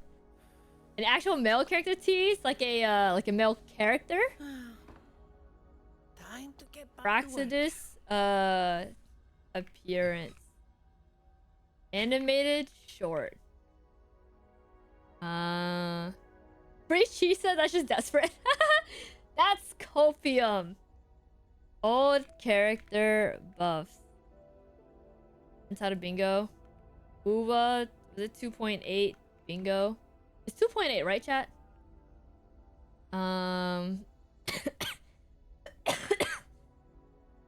Oh god, sorry. Edge Runners collab anime cinematic. Wait, already? I feel like they would have it a little bit further in. Not like, not so soon.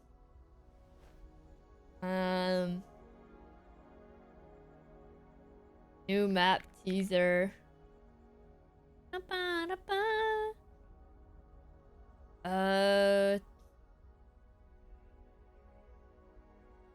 Standard character selector.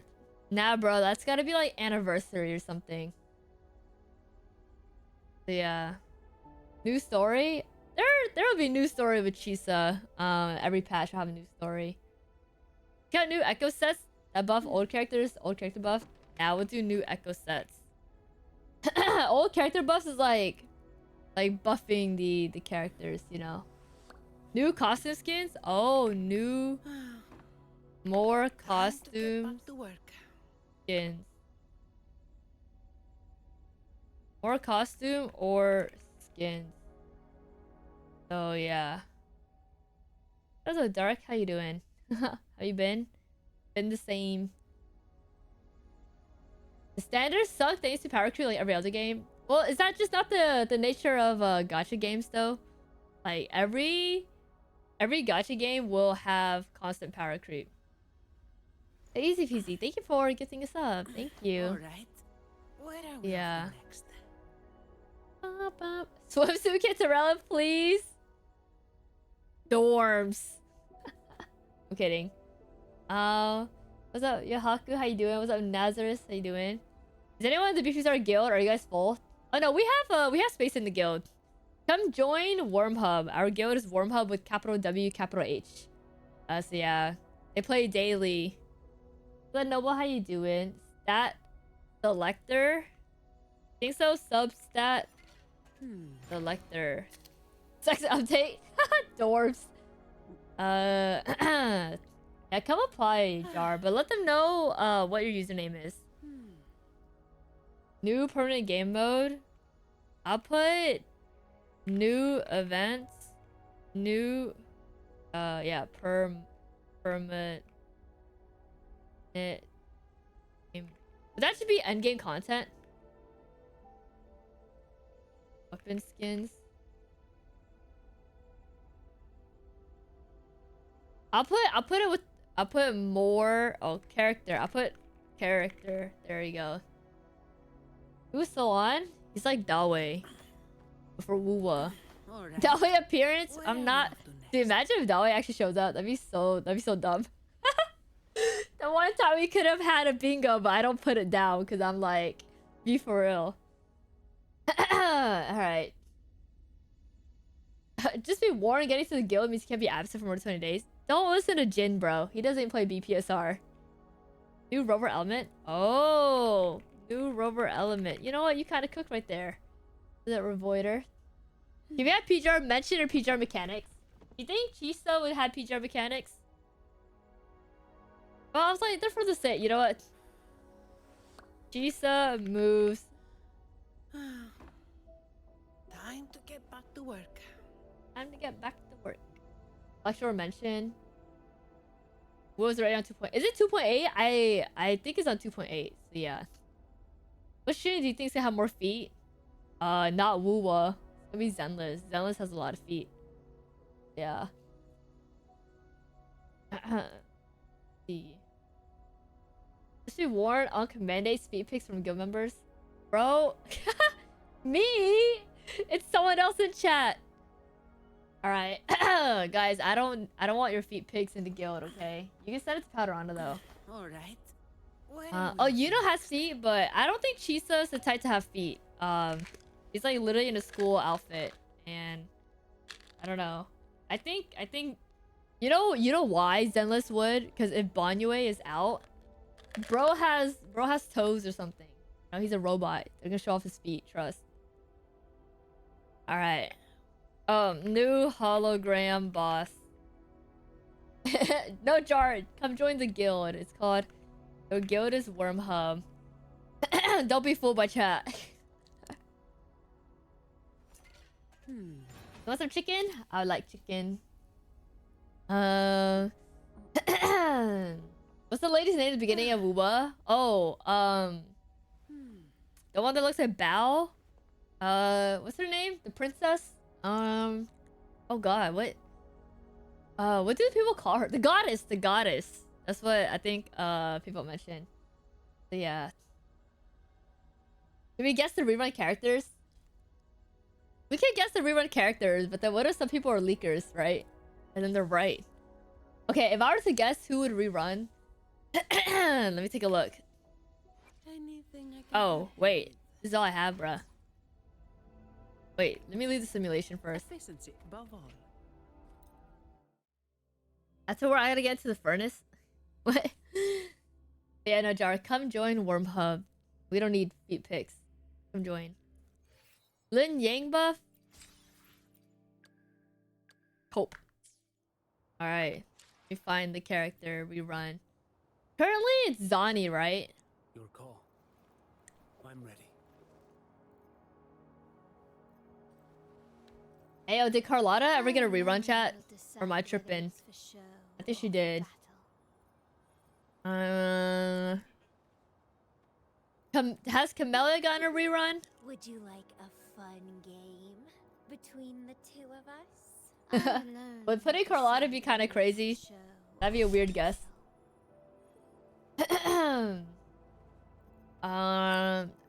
any of the more recent characters too recent to have a rerun at the moment. Who gets the bullet? That's your call. Yeah. Denying free feet pics in this economy is crazy. I don't want feet pics. I don't even like feet like that. I'm good, bro. I'm good. You can send it to someone else in chat. I feel like this Cantarella. Oh, has Cantarella had a rerun? I don't want feet pics, bro. Oh, Lufa reran with Gabrena. Oh, that's very early. Belova.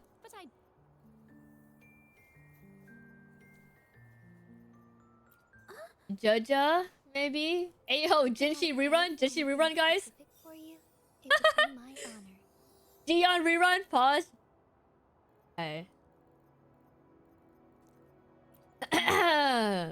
Yo, hold up, guys. Jojo's literally never gonna get a rerun. It's just like Rappa, man.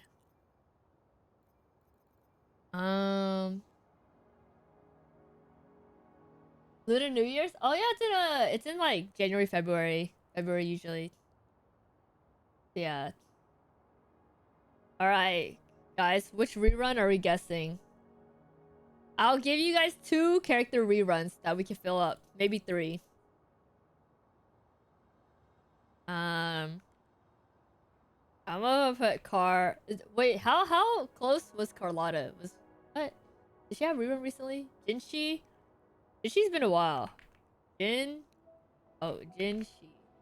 I spell it right? May I pray for anything specific for you? Freaking knew it. I spelled it wrong. I always spell her name wrong. Frolova? Oh, Carlotta reran? Okay. Jinshi? Frolova? Rerun. 1, 2, 3, 4, 5, 6. Oh, we have 7 more slots for an early bingo. I guess you win sneak peek.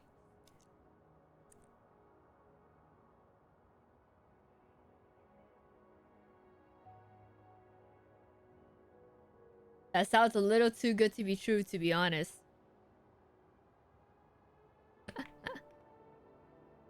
You guys think we'll get a new Fraxidus member? Yeah, what if a new Fraxidus member?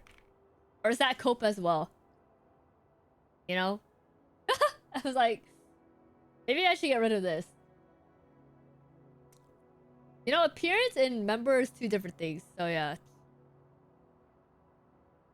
We got Charon. Was he even part of the Fraxid? Oh. I felt like he was signed on with like a contract, like he was forced. So I was like, there's an appearance and then there's a member, so it's 2 different things, right? Like Scar. Oh no, Scar is part of it, like a brand new character.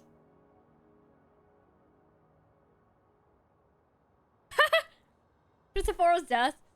No, if Cristoforo dies, wait, actually, maybe this whole patch is about Cristoforo this entire time, and so you're right. If he dies, then that means the next patch is a fresh start.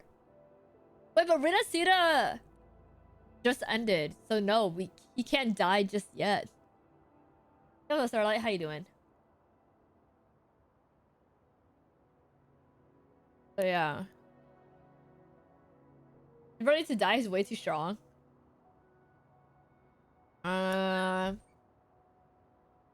If he dies, I'll be so happy. Yeah, I think we'll celebrate. Cristo, Oro. This is so cope, bro. Yeah.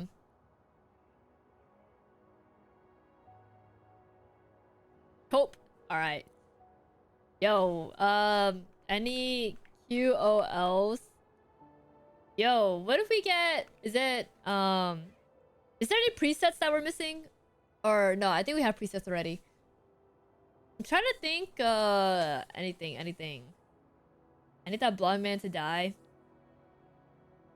He is powerful, but I can't imagine his death at the moment. His death would be in story? instead of it being a live stream, right? Hints. Okay. Hints at. You're right. You're right. Hints at Christopher's death. Question mark. Hope. There you go. Sorry. No. You have a point, man. You have a point. So yeah. Sequence toggles. Also cope. So yeah. Hello, buddy. Wait, guys. Doggy is here. Try and make him, like, talk. Okay, never mind. Sniffa. New combat event begging. What's up, buddy? What's up, buddy? Yo, what's up, Priya? New combat event? You're right. New combat event. I got bingo with surprise. Bro, you just came to stream. You're lucky I've been reducing the amount of bans in stream. Bro, cheating. Rover outfit? No, we have outfit already. And new element. What's up, Reeves? How you doing? See some merch? Oh, you know what? WUWA merch.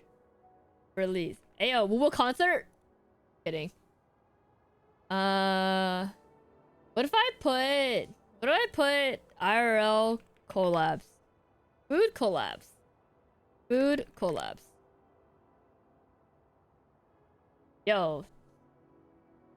Teaser for other 3.0 characters never seen before. Okay, I'm gonna get rid of new Fraxidus member because then it should just be teaser right here. And we don't know if they're even the Fraxidus or not. Anime short appearance of the Fraxidus, old character buffs, new map teaser, new echo sets, character custom skins, substat selector, new events, permanent game mode, weapon skins, free. New rover element, Jesus PGR mechanics, new hologram, GC rerun for lower rerun, excellent sneak peek. This is hella cope. QOL's new combat event. Oh wait. I put in new events. It's okay. I'll go with the here. Label it WUWA exclusive to Asia merch. It's either that or any event in California. It's always those two, bruh. So yeah. Calcharo appearance. Calcharo appearance. Yeah. Salon or Dong? We have Salon appearance. Whoever Dong is, it seems like he has not appeared in a while. I think everyone always asks for them. Yeah. LA Frog's winning. Dude, everything is in California, bro. I would be surprised if it's like outside, but to be fair, you know what? The holidays are around. You guys think they'll do something Christmas related, or do they not care? An animals dancing at the end of the live stream. Yo, what's up, Albert? You know what? That's a new echo dancing at the end of live stream. That's low key a given, but we need a bingo. Been a fat minute since we had a bingo. So yeah. Let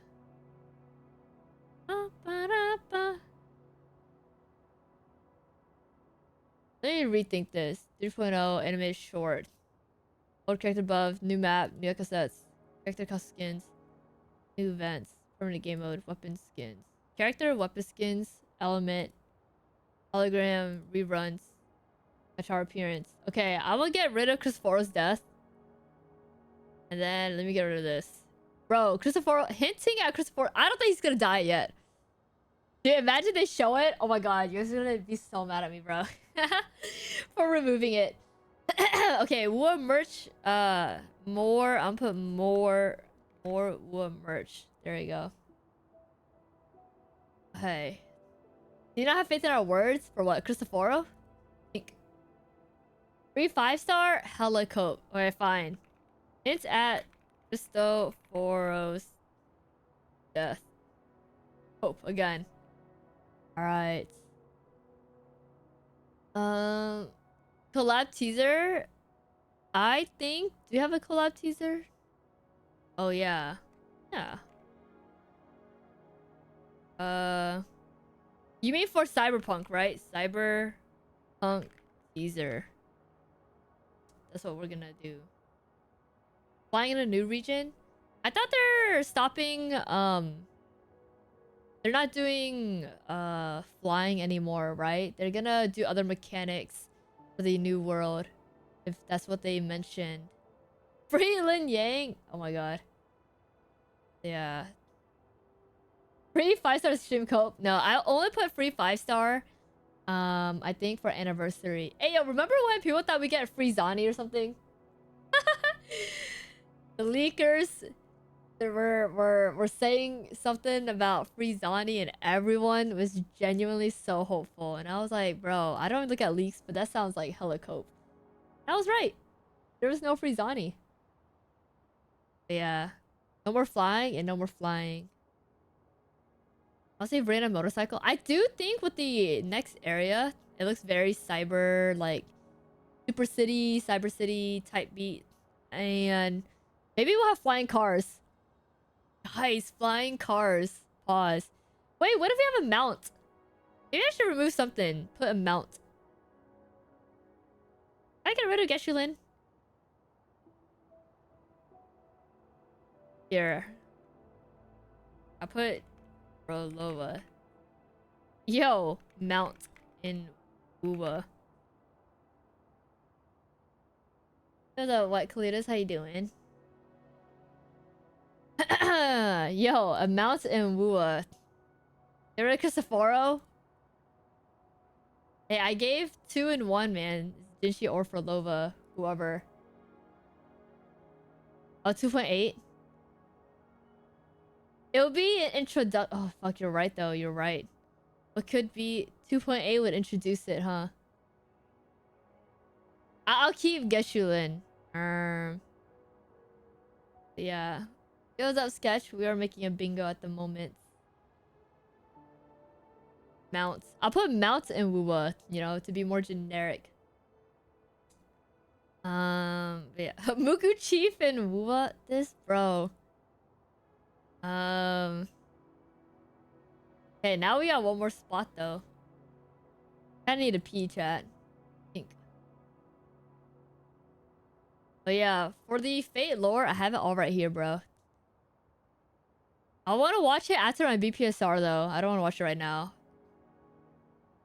Okay, we're not gonna watch the whole thing, but we're gonna watch at least... I think we're gonna watch at least 3. If I can... Wait. 2, 4... Yeah, if it could be, like... At least 3... I want to say 6, but we'll watch in this order. I need to pee, though, really bad. Go piss, queen. Go piss, girl. Watch it while playing BPSR. I don't know, we'll see. But yeah. What's up, Josh? How you doing? The story only gets from Camelot onwards. Which one is that one? Oh, so should I just skip all the beginning then? I can watch this 18-minute one, skip, and then watch from here. And then we move forward.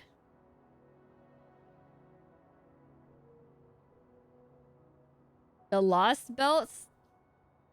Someone did mention Lost Belts. Right here. It's a prologue. Yeah. Dude, you know what's crazy? They still update. Look, 2 months ago. I was like, oh, thank God. Don't send a powder, he's a dumbass. Oh my God, my EAM. Not my EAM. Yo, it's his birthday the other day. We gotta be a little bit nice. Well, I'll watch from the beginning, though. I need everyone to understand how dumb the lore is. Now we'll watch from the beginning. Which is filler. Newsflash. All of it is filler. And actually, we are wasting our time with this one. I'm kidding. But yeah. Oh, you did the Lost spell? The anesthesia right here. Yeah.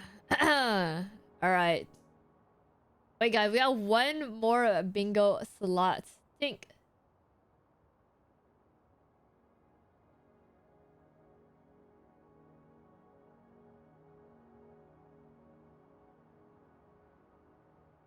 Sounds like Honkai Star Rail. You know, the other day, I was like thinking to myself, I was like, yo, low-key, if you skipped Honkai, if you skip majority of Euphorius, you still might be able to understand what's happening in Euphorius. I was thinking to myself, like what would happen from someone who's played all the story if I had skipped certain parts of it? Would I still understand what's going on? And I'm like, you know what? Probably, because they do the recap, right? And the recap is like a quick TLDR, the stuff that you need to know. Yeah, I had like a weird thought to myself the other day. I was low-key kind of cooking with some video idea, but then I was like, it was too much for my brain at the moment. But yeah. Whole Story's filler. It's nice, like, lore bits and pieces, but like, genuinely, if I were to skip some of Euphorius, I think you would still understand what's going on. So yeah. Is Euphorius finished? Yes, they pretty much like wrapped up the chapter of Euphorius. And so next patch will be a new area. It's probably gonna, yeah. I was like, they wrapped up Euphorius and they had an after quest too that I did on stream. Yeah. It wasn't hard to grasp at all, just a lot of proper nouns. There's also a lot of words in Star Rail that can low-key get confusing here and there, right? It's like a low-key a lot of big words that pretty up the story, but then it's kind of like if you simplify it, it's just easy to understand that way. Yeah, world building. You know what though? I will say, it made me appreciate Euphorius a lot more though. I love it when they do that because it feels like immersive to me. But yeah, no, it was like from a different perspective in another world. If I had skipped, I was like thinking about it. But yeah.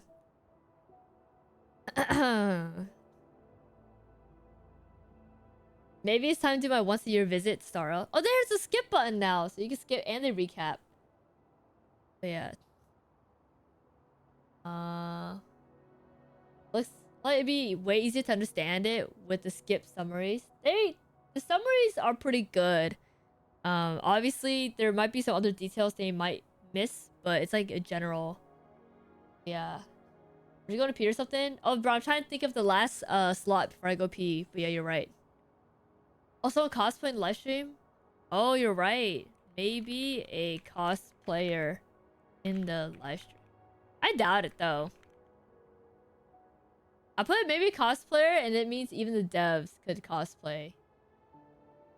Oh yeah, WUWA is a culprit. When they talk about the Thermodian Sentinel and like the Dark Tides and stuff, it's kind of like it's easy to understand, but then at a certain point when they start going about like the lore, the history, and like the political state in WUWA, it just becomes a little bit confusing. But yeah.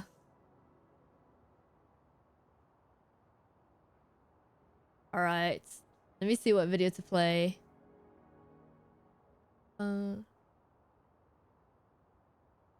did cosplay last live stream? Alright. Where was it? Or Horizon? Horizon Steel Frontiers. Okay. This is the one with the Monster Hunter like combat stuff. Alright. I'll go pee chat. I'll BRB.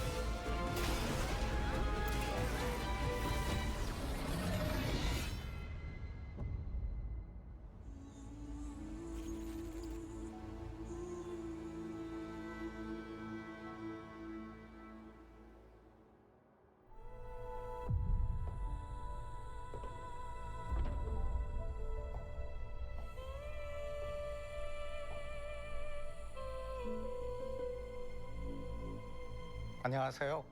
NC소프트의 김택진입니다. 여러분께 NC의 새로운 프로젝트 호라이즌 스틸 프론티어스를 마침내 선보일 수 있게 되어 기쁘다 생각합니다. 2017년 호라이즌 제로돈을 만났을 때 매력적이고 생동감 넘치는 그 세계에 저는 바로 빠져들었습니다. 거대한 기계 생명체와의 전투에 흥분을 감출 수 없었고 미스테리한 내러티브는 저의 호기심을 자극하며 그 세계 끝까지 가게 만들었습니다. 하지만 동시에 이 재미 가득한 세계를 홀로 모험해야 한다는 점은 아쉽게 느껴졌습니다. 이런 세계에서 다른 사람을 만나 함께 협력하며 거대한 기계 생명체와 전투를 한다면 그 얼마나 재미있을까. 그런 상상을 하며 기계 생명체라면 판타지 몬스터보다 훨씬 새롭고 더 재밌을 거란 확신이 있었습니다. 이 매력적인 세계관을 바탕으로 MMO를 만들고 싶었던 거죠. 마침내 그 꿈을 호라이즌 스틸 프론티어스로 이루게 되어 오늘 여러분께 처음 소개해드리게 되었습니다. 호라이즌 스틸 프론티어스는 NC에게 새로운 도전이자 앞으로 펼쳐질 새로운 여정의 출발점입니다. NC 그리고 게릴라 게임스가 협력하여 만들어낸 새로운 호라이즌을 기대해 주시기 바랍니다. Alright. I think got the dev talk in here too.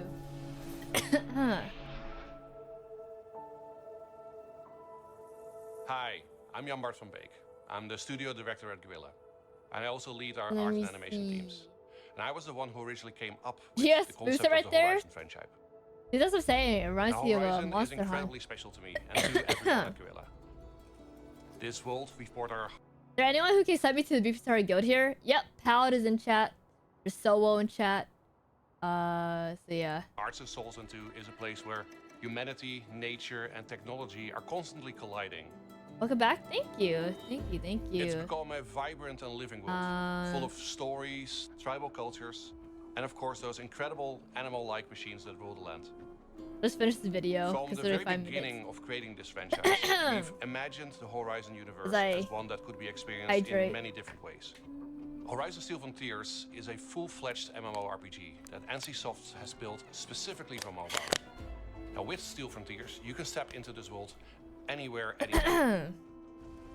Players take on the role of machine hunters, chasing opportunity in a region called the Deadlands. This is inspired by Arizona and New Mexico. You're sharing the frontier with thousands of other players, sometimes working together to take down machines, and other times competing with rival tribes, or fighting over resources. And that how fun is VP Star? I might try it out. I think it's fun. Moments that you could never script. But at least to me it is. Now, at the heart of Horizon's story is the search It's for the pretty balance chill. between humanity, nature, and technology. And sometimes that's there's honestly a lot sometimes to learn. But it always creates a world built of mystery and beauty. I don't know. What we want players to feel is the world's resilience and its hope. Damn, the food looks so good, bro. Everything seems overwhelming. Humanity can adapt, it can survive, and finds meaning in the world. We've already had groups of guerrillas playing Horizon Steel Frontiers together in the office, and it's really amazing. Whenever I get a chance to jump in on an early gameplay test, what really stands out is Steel Frontiers' distinct tone and atmosphere. It has a unique identity of its own, and that's been brought to life by I know we're close to Monster Hunter food, yeah. When they were chopping it up, it looked good, and then after I was like, oh. That balance between the essence of Horizon and something fresh that really excites me about this project. Green food. It's mochi. It's matcha mochi, you guys. 안녕하세요. 호라이즌 스틸 프론티어스의 총괄 프로듀서 이성구입니다. 이 프로젝트를 세상에 처음 선보이게 되어 조금 긴장되기도 하지만 동시에 굉장히 설레네요. 호라이즌 스틸 프론티어스의 핵심 컨셉은 한마디로 압도적인 사이즈의 기계를 공략하는 즐거움입니다. 거대한 기계를 공략하는 재미는 원작 호라이즌 시리즈가 가진 가장 큰 매력이었잖아요. 저희는 이 경험을 MMORPG의 영역으로 확장시키고 있습니다. Pre-alpha footage. That means 가장 it's like 중점을 두고 있는 부분은 MMORPG에 like old 맞는 새로운 footage. 전투 경험을 설계하는 것입니다. 먼저 거대 기계 공략 과정에서 호라이즌 스틸 프론티어스만의 독창적인 재미를 더하고 있습니다. 예를 들어 기계 몬스터의 특정 부위를 파괴한 뒤 풀캐스트를 활용해 순식간에 접근하여 올라타 파괴한 부위에 함정을 설치하고 Not know Horizon by Korean devs. 부여할 수 있고요.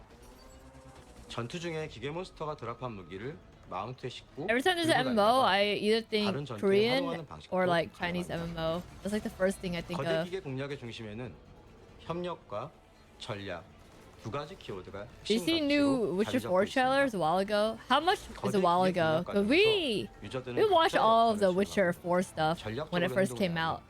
유기적으로 협력해야 합니다.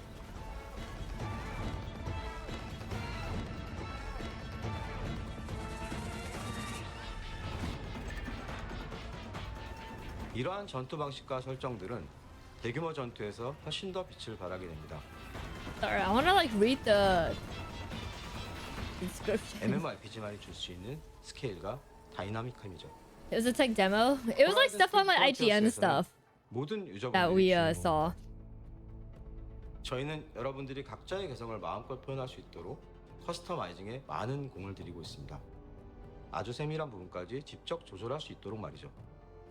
먼저 캐릭터 생성 과정에 호라이즌 원작의 부족 컨셉을 녹여냈습니다. 노라, 테낙스, You have black flowers? Hey yo, put some near mine. I need to pollinate my tulips as well. 저희는 유저분들이 원하는 외형을 최대한 구현할 수 있도록 높은 자유도의 커스터마이징을 Yo, put all of ours right next to Draco's black flowers. 체형, 헤어, That's how it works. 기본적인 요소를 Damn, the character creation is like 마음껏 조절할 수 있습니다.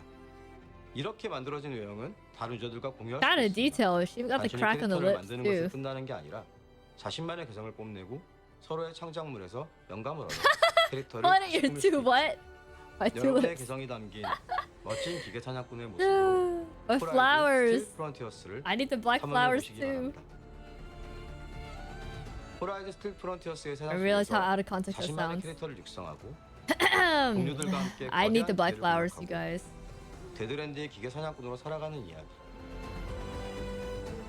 여러분이 하루빨리 이 모험의 주인공이 되는 모습을 보고 싶습니다. What is this even coming out, 저희도 bro? 그날을 위해 최선을 다하겠습니다. You guys not have phones? Oh, hey, it's over. Mobile MMO? Holy shit, bro. Every time someone says mobile MMO, I'm like honestly skeptical AF because that's like asking for you to have like a up-to-date phone. Yo, what's up, Norman? How you doing? Happy 28 months. Welcome back. Yeah. We kicked out Sazalia, took Kira in our homestead. Bro immediately done her black flowers. Oh, she had black flowers? That's cool. What the heck? Yeah. Anyways, welcome back. Happy 28 months. I was like, Jack has black flowers. Can you just like move my stuff so I can have it too?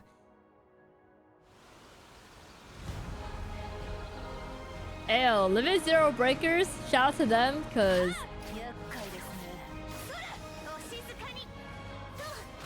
I show off my new monitor when it comes in.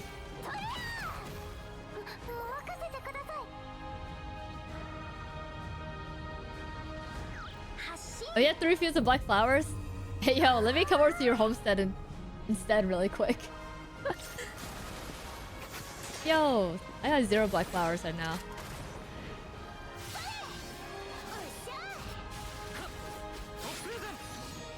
I don't think this is an MMO. I think this is a single-player open-world RPG. ARPG?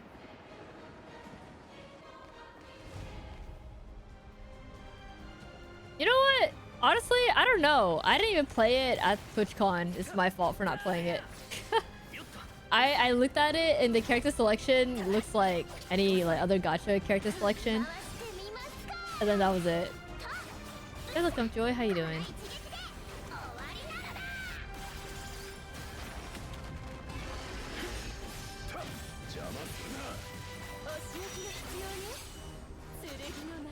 Holy mother! Yeah, they need to promote her more. I see some male character. She looks like Rhythm from DNA.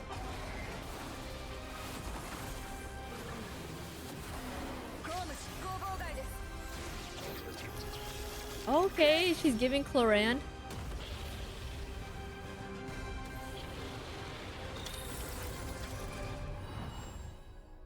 Okay, if you were to ask me, I don't know what this game is about.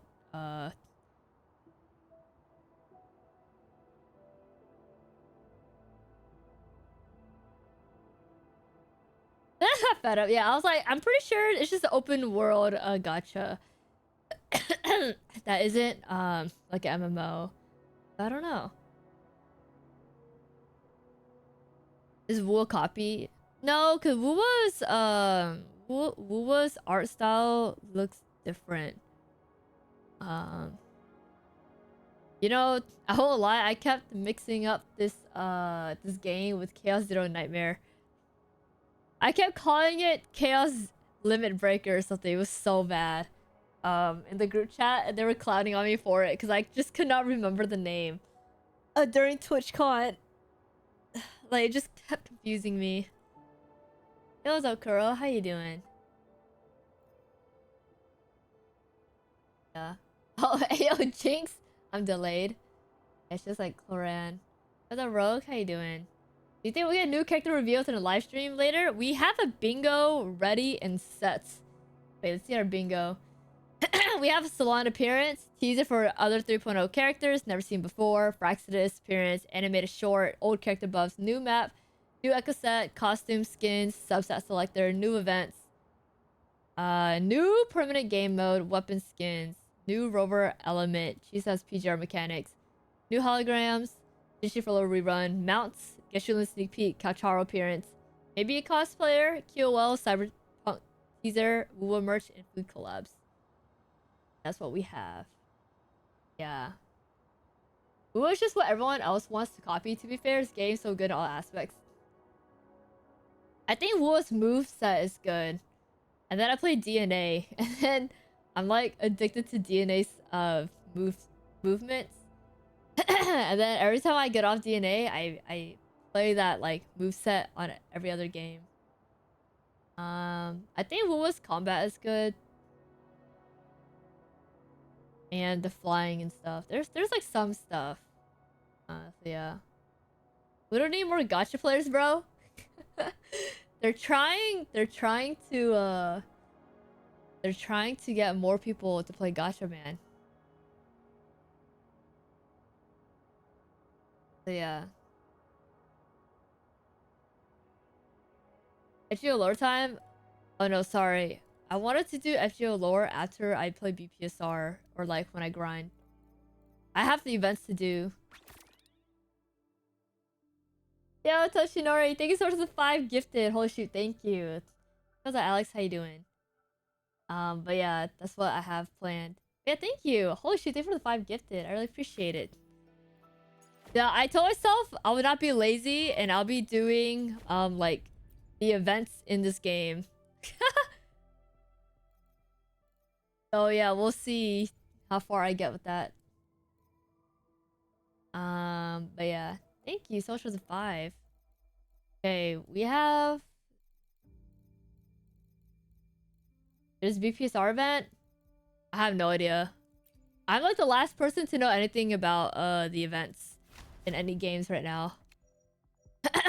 Cause I've been min-maxing my time by not playing gacha games.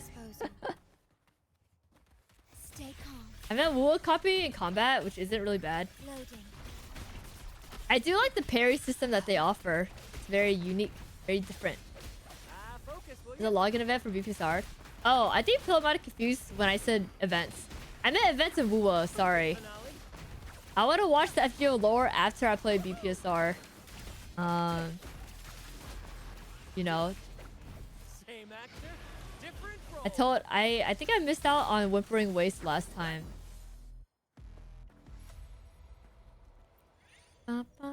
Oh. Wait, let me go up here.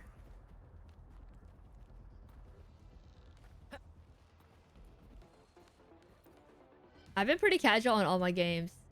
Funny enough, I saw a video on my feed. I didn't watch it, but the title was clickbait enough for me to want to click on it. And it was like, is WUWA a dying game? And I'm like, you know what? I have no idea. But if it's dying, I'm still gonna play it because WUWA is one of the few games that I still enjoy playing. And I was like, damn, the clickbait worked. But that's how YouTube works, you know, you gotta play the algorithm. Okay. Is there any artists you listen to a lot lately? Oh. On Spotify?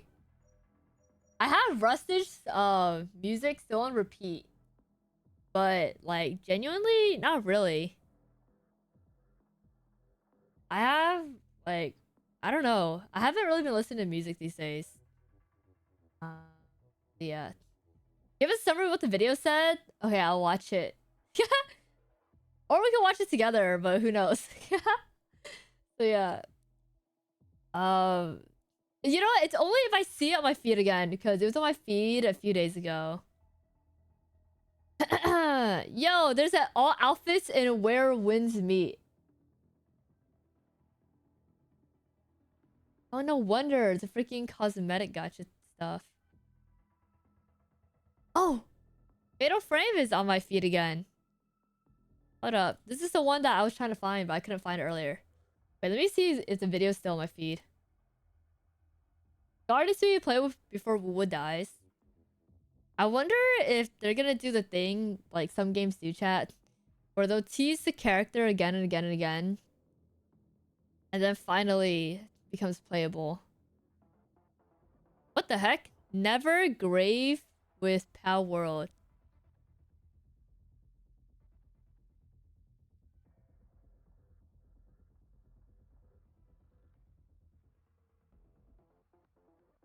I thought you watched it because of the clickbait? Oh no, I said I almost wanted to watch it. It almost worked on me.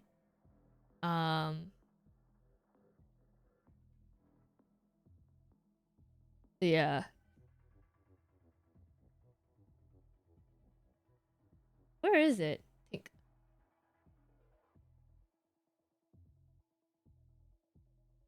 I haven't been around much lately. Want to pop it, just appreciate it while I could. Oh, no worries. Thank you so much. Honestly, make sure life comes first. That's all that matters. Right? If you guys could take good care of yourself, then that is the end game. Project Tau? Yo! Project Throne and Liberty. Alright, okay, I gotta stop trolling. I don't know what Tau is. Yo!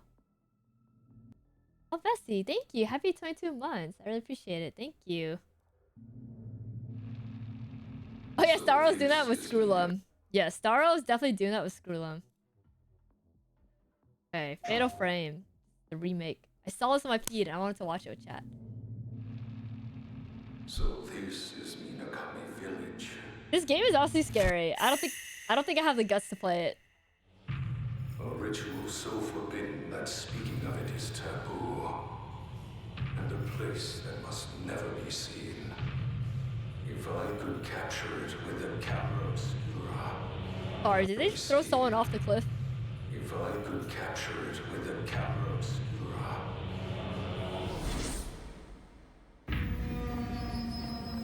Oh, her outfit's cute. Leave the village. If you can get out of the village, you'll be able to escape your fate. Don't let go. Bro, is this someone's head? Oh, it's a ghost. Together. The twins, where are they?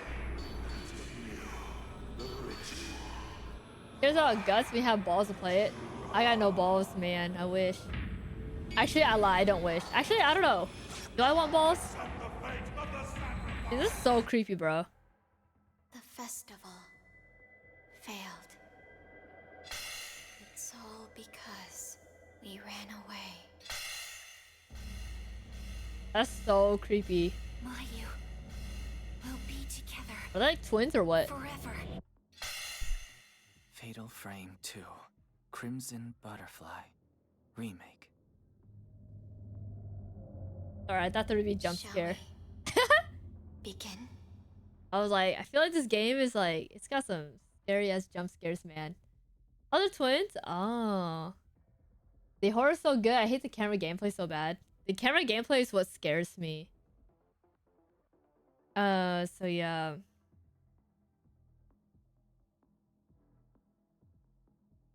A Fatal Frame and Fatal Frame 3 remake. I will say though, Silent Hill is now Fatal Frame. I do like games that have like remakes because then it makes me like want to like check out the game. Although, what the heck is this? It showed up my feed again. But yeah, I probably won't play it. Oh. It's a 10-minute video from 2 weeks ago. Courage! Courage is so cute!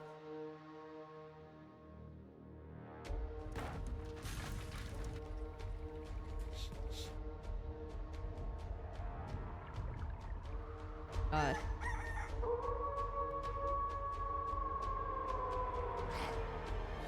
Why did you 8 ads? I literally have the least amount of ads that Twitch can give me right now. Dude, you know, sorry, speaking of ad, let me double check. Bro, Twitch, I swear, I'm like, not to sound super like stitches or something. Maybe it's not superstitious. Maybe it's like paranoia. But I swear they changed the amount of ads that you put in your stream. Because I can run, I think 22 minutes of ads as the longest. Like, you know, so like for Twitch partners chat, the least amount of ads we could run is 3 minutes, right? We can run lower, but the thing is, Twitch will definitely like do something with your revenue. So I run 3 minutes. That's like the least amount I can do. But I can run up to 22 minutes of ads per hour. Can you believe that? I was like, yo, what the hell? Recommended? It says recommended for me is 7 minutes. Actually, but I run the least amount that I can right now. Yeah, bro. I'm sorry, man. Blame Twitch. If you guys could watch ad free, I really would. You know, you should get ad blocker. I don't even know what ad blocker works because I have it, but I still watch ads. But yeah. Is that a sub goal for what? 22 minutes of ads? Holy shit, dude. That's like that's way too much. 22 minutes in an hour too. So yeah. But it's funny because Winter probably did not hear anything I just said because they're in ads. Oh, like Winter just did not hear anything I said probably.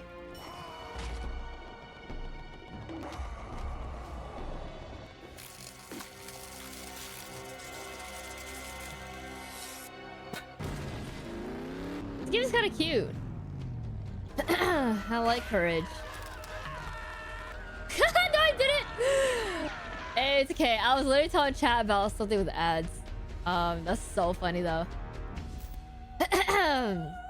I am not targeting you with the ads. It's Twitch.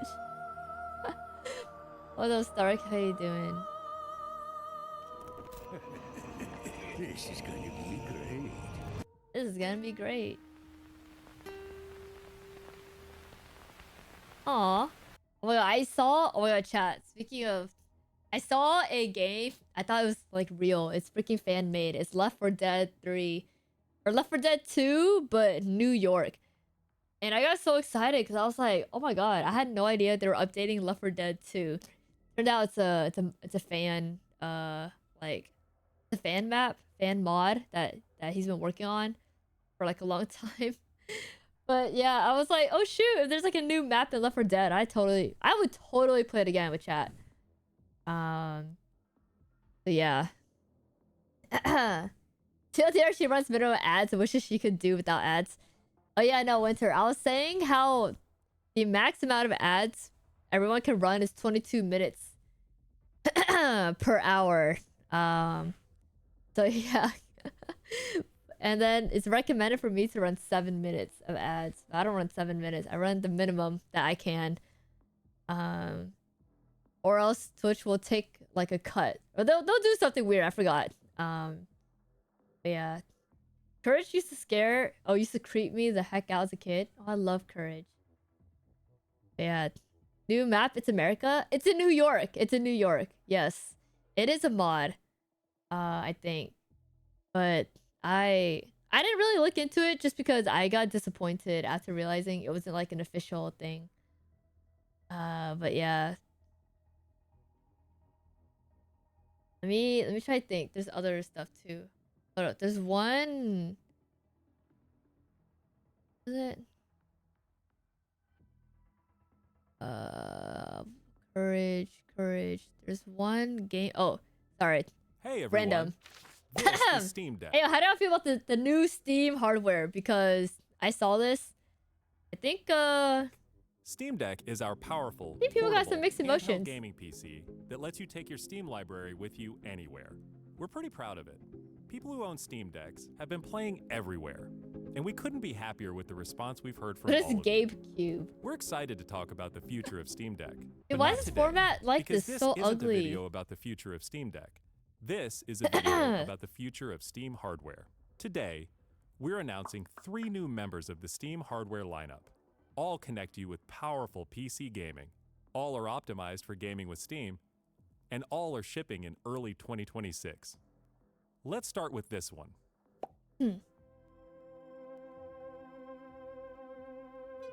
I haven't seen this yet. This is the new Steam controller. Oh, it's The new Steam blockier. controller puts all of your Steam games at your fingertips, so you can play wherever and however you want. Just like with Steam Deck, we want you to be able to play any game with your Steam controller, even games never built with a controller That's in mind. solitaire. It has all the great It's features not. from Steam Deck, like trackpads, gyro, and back buttons, all in a comfortable form factor. Its next-generation magnetic thumbsticks let you play with improved responsiveness and longevity. We've put capacitive touch sensors on the thumbsticks and now on the back of the controller too, so you can enable precision gyro aiming with the touch of your thumb, or your pinky if you're feeling fancy. Play for way too long with a rechargeable lithium-ion battery that allows for over 35 hours of playtime. With Steam Controller, we want to make charging and wireless pairing something that's actually easy. That's why we created the Puck. The Puck is a combination wireless adapter and Oh, the magnetic Puck. charger included with every Steam controller. Snap it on to charge. Once you're charged up, snap it off again. You can play over Bluetooth or a wired connection too. The new Steam Oh, so controller works launching with next any year. device running Steam or Steam Link, whether it's a PC, Mac, handheld, smartphone, Steam Deck, or the new Steam Machine. Oh, this is the new Steam Machine. Oh my god, Steam Machine. Damn. This is like some hype marketing. Steam Machine is a Oh. powerful gaming PC in a small but mighty package. A gaming Designed for your games on the PC big in a screen. tiny It's quiet package? too, Holy. which is crazy since it's 6 times more powerful than a Steam Deck. Powered by a discrete, semi-custom AMD GPU, enabling 4K gaming at 60 frames per second with FSR. 4K Steam Machine runs gaming, bruh. SteamOS, made for a bigger screen. Built for gaming in your living room, your office, or wherever you play, Stardew Valley? with the rest of That's your PC cute. accessories. Steam Machine borrows some great features from Steam Deck, like lightning fast sleep and wake, an SD card slot to easily Oh, expand wow. your storage, and brings some new tricks of its own, like a customizable LED strip, which can show different system functionalities, or your own light show. Steam Machine is a PC, so run whatever software you want, and it works with all your favorite desktop and gaming accessories. Steam Machine is designed to work hand in cute. hand with the Steam controller, with the low latency, wireless connectivity of the Steam controller puck built right in. And it's great for streaming your games to your phone, tablet, laptop, Steam Deck, Holy or moly. Steam Frame. Oh, yep. What's the last this one? is Steam Frame. Steam Frame. VR? Steam Frame is Valve's next generation VR hardware. Stream my. all your Steam games, VR and non-VR alike, in this comfortable, lightweight, wireless VR headset. Steam Frame uses Lightweight, camera-based tracking, huh? so getting into your games is as easy as slipping on the headset and waking it up. Steam Frame controllers, included with the headset, are designed with all the inputs you need for your VR titles, like motion controls and capacitive tracking for all your fingers, as well as a split gamepad layout to work with your whole Steam library. Motion sick thinking about VR. They even feature the same magnetic thumbsticks as Steam controller for responsiveness and longevity. Steam Frame also pairs seamlessly with the new Steam controller, a great companion for playing non-VR games in the headset. To make sure streaming is smooth and stable no matter what, Steam Frame includes a wireless adapter that lets you stream your games from your PC to your headset over a fast and dedicated Wi-Fi 6 connection. And the game is streamed to your frame optimized for VR, using new technology that allows for the highest resolution streaming exactly where your eyes are looking. And Steam Frame is a PC, running Steam OS. In addition to streaming, you can install and play a bunch of VR and non-VR games right in the headset without a host PC. You can also expand your onboard storage to fit even more games with a micro SD card. Steam controller, Steam machine, and Steam Frame. Getting sensory overload, bro. I'm like zoning out trying to listen to this guy. All powered by Steam, work together, and can be used however you'd like, with whatever peripherals. The movie Ready Player One.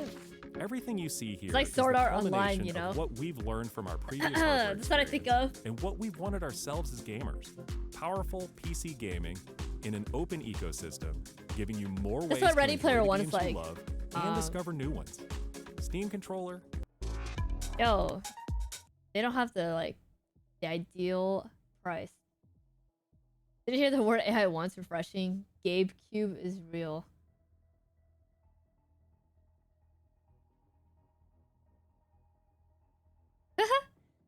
If PC is so great, why is there no PC2? The PC2.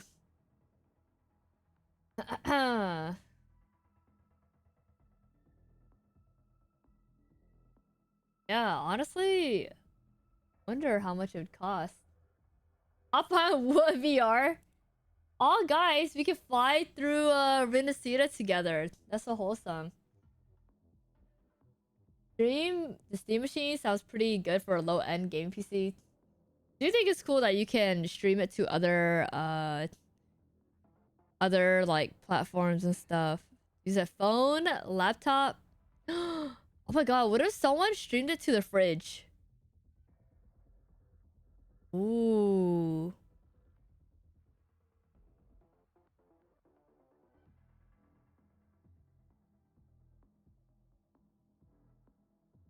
Someone made a video on XQC, bro. It's called the loneliest millionaire on the internet. It's XQC. Would you guys rather be a lonely millionaire? Or have a lot of... not be lonely, but also not be a millionaire? Ooh, okay, wait. Wukong version when? Nah, bro, frick Wukong. It's gonna make me throw up. What's the price of it though? No idea. I'm not using VR for the flying. What are you using VR for? The combat. Ooh. Did you see Nikkei anniversary guy on Samsung fridge? Nope. OME guy? Yeah. Would you guys rather be a lonely millionaire or not be lonely and also not be millionaire? I spent 30 days in a dead game. Yo, these titles are actually kind of fire. Oh, I saw that there's a game chat where someone replicated the Nutty Putty cave of the guy who died during the cave dive. And all I could think of was like, damn, why would you recreate that? It's like so traumatic, right? Like, think of cave diving in itself already is like crazy. I don't get how people can like want to cave dive. But then recreating, right? The whole cave where the guy dies too. Oh my god.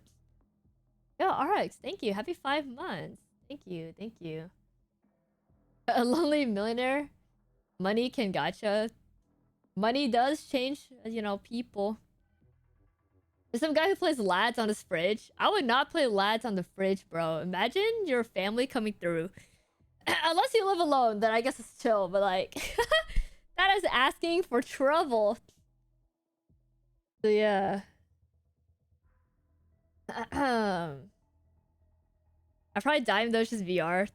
Seeing the cave, like the POV thing, gave me the creeps.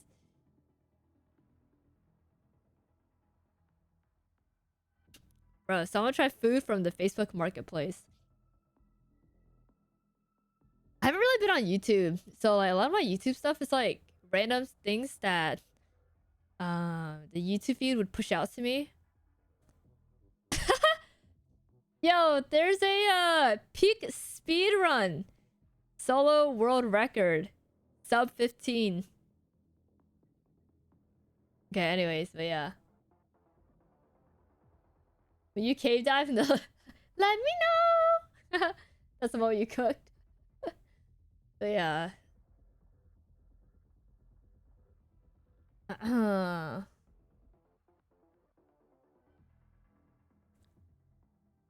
Is it the cannon? I see a cannon in the thing, so maybe. Yeah. You don't watch YouTube? You don't play games? What do you do genuinely? Oh no, I play BPSR offline. I spend a lot of time playing BPSR, actually.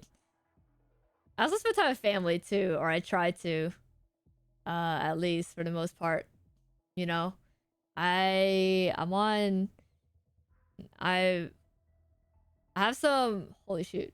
I got some corpus stuff I've been trying to do these days. You know?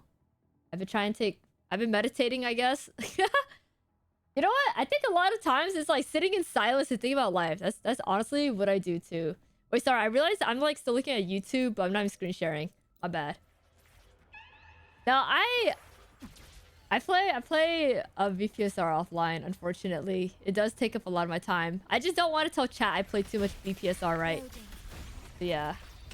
Anki do Vault? I did Vault already, yeah. Then Guardian Arc in the spring.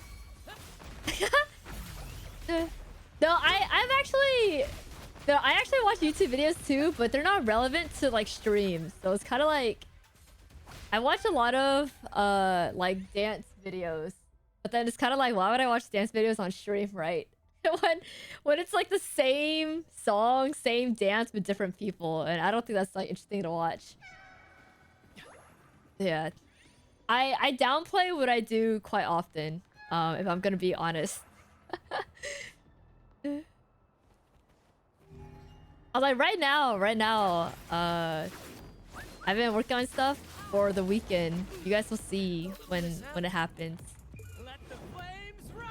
Yeah, we know you offline BPSR. Actually, this week I haven't been playing as much. I missed World Boss Crusade four times this week because I keep waking up way too late.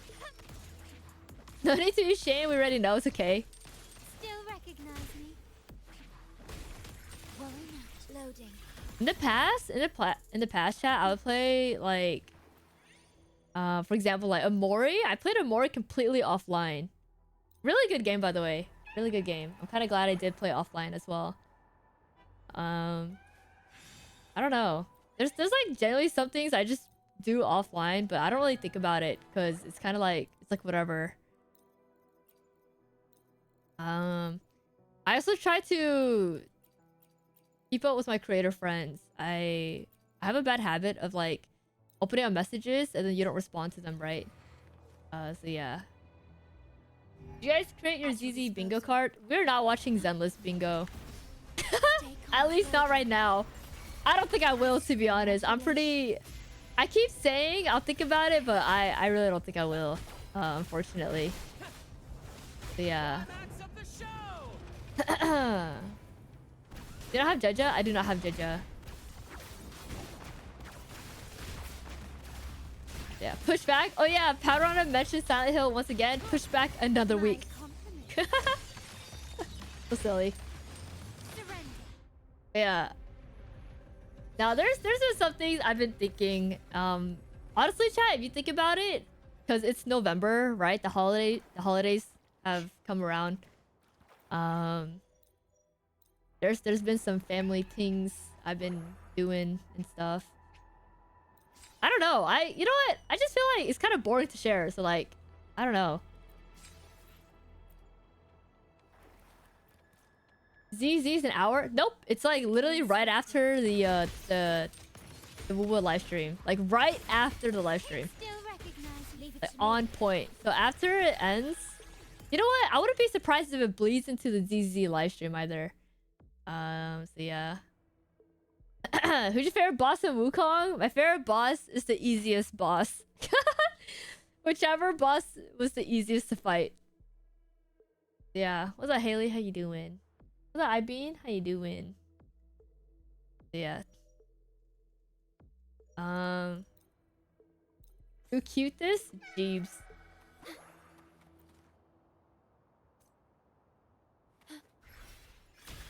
There you go. Yeah. My favorite Wukong boss is the easiest one, and I kind of want to say might be the tutorial boss. That boss is hard, but you know, it was the beginning. It's like 30 minutes after the start of WUWA.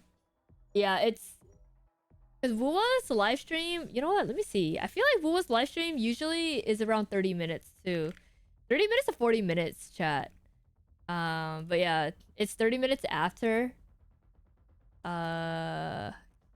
Wait, no. Guys, WUWA's live stream has been an hour every single time. It's like 55 minutes. Every single live stream is 55 minutes.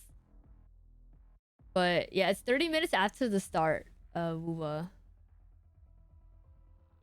But yeah. That jam. Normally countdown? Honestly, let me see.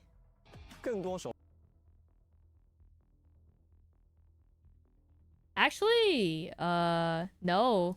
The countdown is like 10 minutes. And so WUWA's live stream is around, I want to say 40 minutes then. ZZ's gonna overlap? Most likely. Yeah, WUWA's loading stuff is always 10 minutes, and then their live stream is 40 minutes. Yeah. Bro's getting a rest warning from WUWA. I know. Yo, 2.5 broadcast was short. It was actually 30 minutes.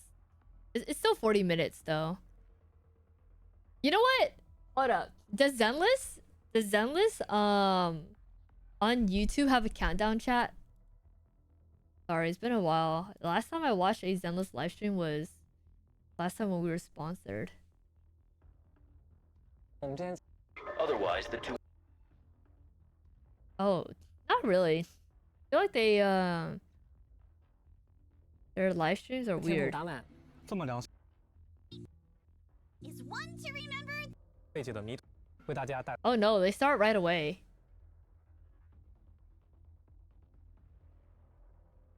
Oh. It would.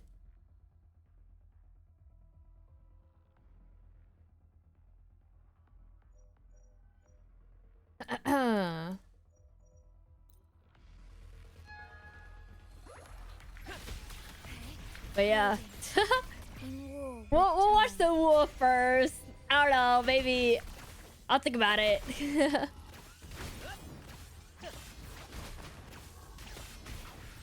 I was like, it's Dylan and Bon Yue. We can always watch it on Saturday too. You know.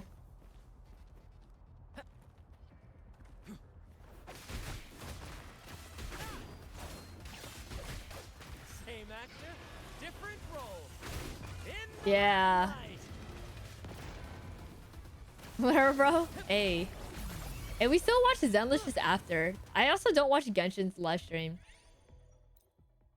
You know what? I am surprised though, because you guys know how inconsistent like Zenless is. Their last live stream was on a Monday, and so now it overlaps with WUWA. So it's just kind of like, it's like RNG keeping it with Zenless. They're not consistent. Zenless lost one live stream viewer? Yeah. Zenless will be okay, bro. They got other viewers. Talking about Genshin? Oh, after stream when I end, I'll watch Genshin's offline. That's what I do sometimes. Okay, hopefully there's no rocks that I missed. Climax of the show.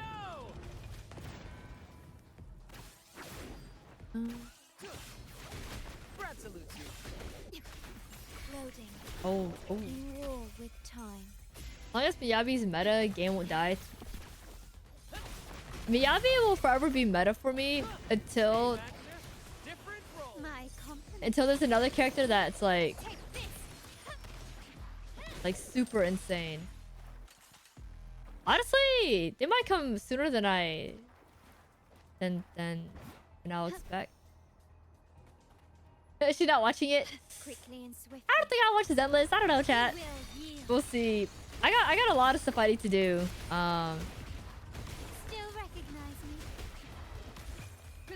Yeah, we'll watch it on Saturday, chat. Have no worries. You know, on Saturday stream, we will watch it. Trust.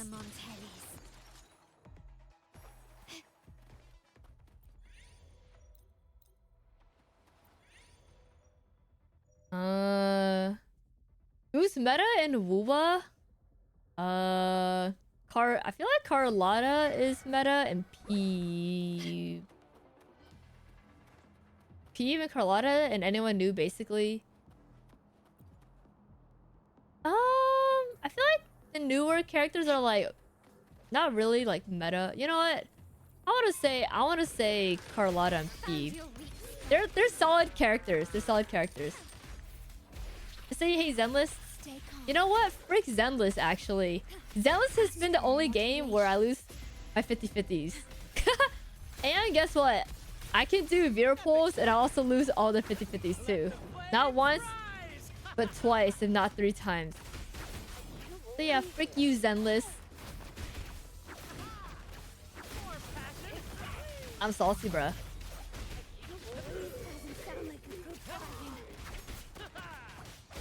Augusta's pretty dang strong. I think with WUWA, they do a lot of like the upcoming or recent characters will always be strong for like the current events and patch. Augusta is strong though. You're right. You're right.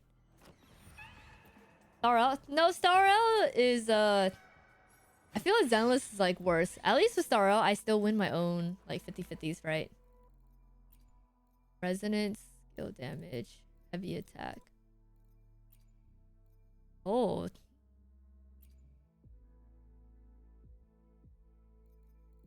Win sigil. Let's do this. Getting a target. Right. I don't know. There's a lot of good characters in WUWA. Holy moly.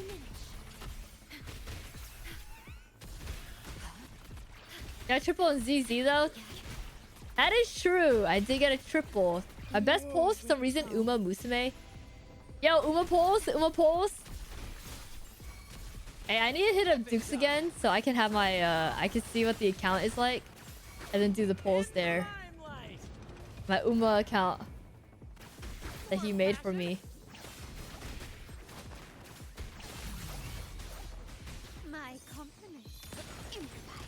Okay, improvise. Here's a Leo. Thank you. 2 weeks asked for polls. Noted. Oh wait, 2 weeks from now is Thanksgiving, right? Yo, Thanksgiving week is gonna be really busy. There's some streams I'll be having. I'll be streaming on a Friday, Saturday, Sunday. I'll tell you guys when it gets closer. But honestly, I need to make sure. I thought Thanksgiving's over. No, it is not, bro. Canada had the Thanksgiving early.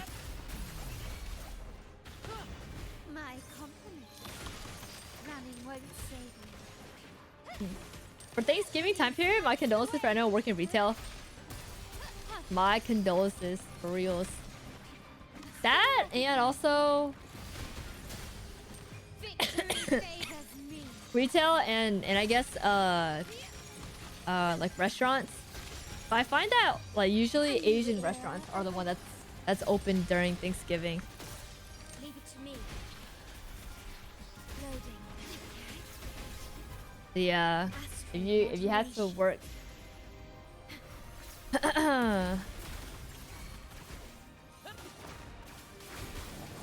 my god. What am I doing, bro? I'm taking too long to kill her. Because they don't be celebrating? Yeah, no. But you know what? I'm glad. Because at least I can still eat on Thanksgiving, right? I can go out to eat with my family. Bro, I missed.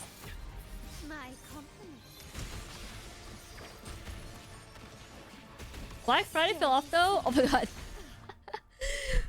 My friend was like, yo, what happened to the Black Friday, like, the holiday spirits of Black Friday where people would line up at Walmart and fight each other for, like, crock pots? I was like, you know what, you're right. People don't fight nowadays on Black Fridays. They fight at, like, Costco for, like, Pokemon cards, you know? Black Friday really fell off. No one's lining up anymore to grab some pots and pans. But yeah. Want to eat poutine in Canada? Oh, poutine's good. I really like it.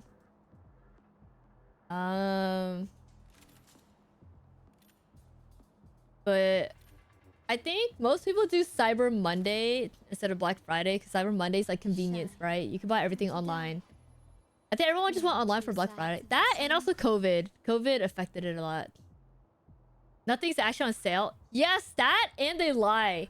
They'll say it's a Black Friday sale and it's really not. Oh my god. I always cross-reference what I purchase at like Sephora and stuff because they claim it's a sale. And then you go on like the actual website. It's like so much cheaper on the website. But yeah. Online shopping is easier though. Oh, I can go out to eat and watch as retail workers see me buy. It's my 5th TV instead. No more Black Friday PvP. Oh my god. I feel like there's like a Roblox game out there. It's a PvP. A Black Friday PvP simulator. Yeah. Yeah, most people do like Cyber Monday. For Black Friday, I'll be here stream. I'll be here streaming. So yeah. And I don't think I'll be shopping. I'm like trying to think what I have planned. All right, weeklies finally done. What is this? Oh, what? Yo, this name card. The sigils. Bro, they always give out the best one at the very end. Oh my god. Oh shoot, dude. I actually have a few things I need to do, chat. In WUWA. Holy moly. Let's see. You're so cute, chat. Oh, thank you, Kara. Is it time for a WUWA livestream? Yep. Yep. Yippers. Don't show again. Oh. Oh, it's Vampire Survivors? Oh. Let me see.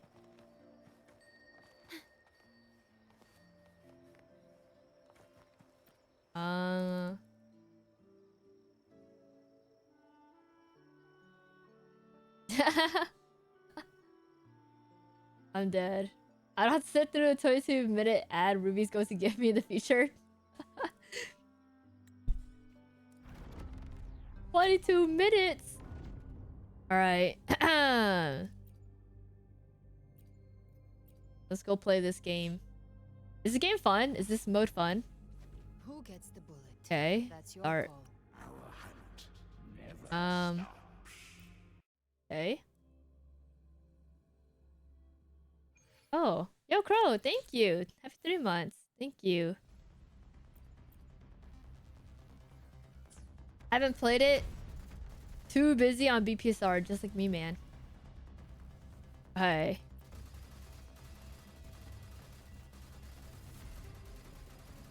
Oh, I gotta collect.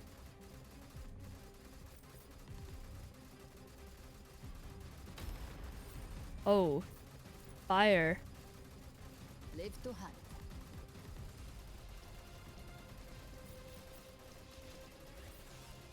Holy shoot, I'm like freaking juking everyone. Oh god. I got hit. Okay, okay. A good time to listen? Oh, you think it's a good time? You know what? You're right. Wait, but you guys don't want to see the gameplay? Vampire Survivors is kind of fun. Oh, okay, wait, why would I lock that though? Which one's better? Oh, 60? Freak, man.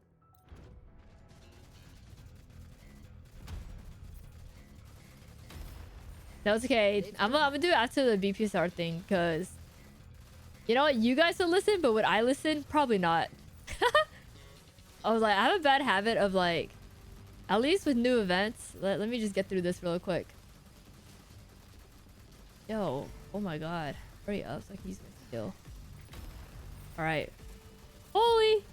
Okay, I need to collect my coins. Okay. I have 7 coins! Oh.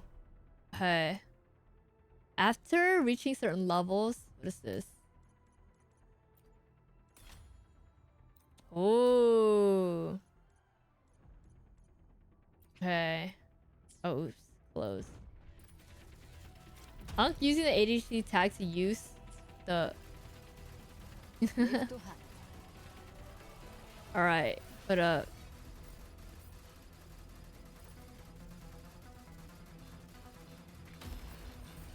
Oh my god. Oh, what is this? Oh, I got a boost!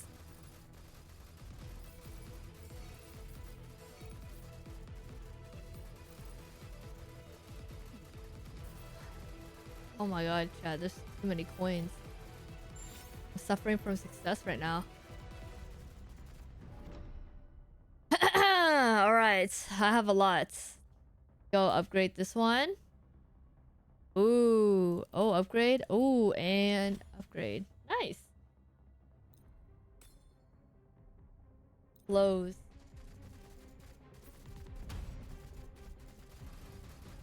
Okay, I gotta grab my coins from up here.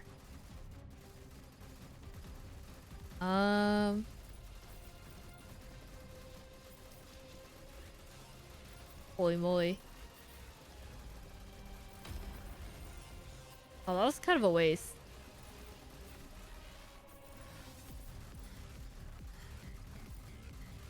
Oh, I was like, is it like based off of like where my mouse is? I'm trying to figure out where to like shoot. Ooh. Ooh. Oh god. Oh. I skilled with no one around me. Alright, let me grab this. Holy, I'm rich! Okay. This one. Close.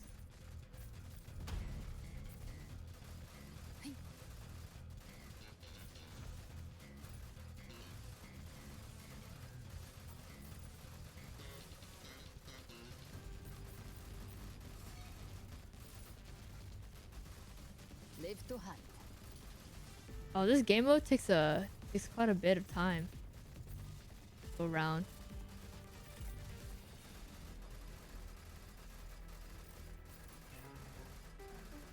Oh my gosh.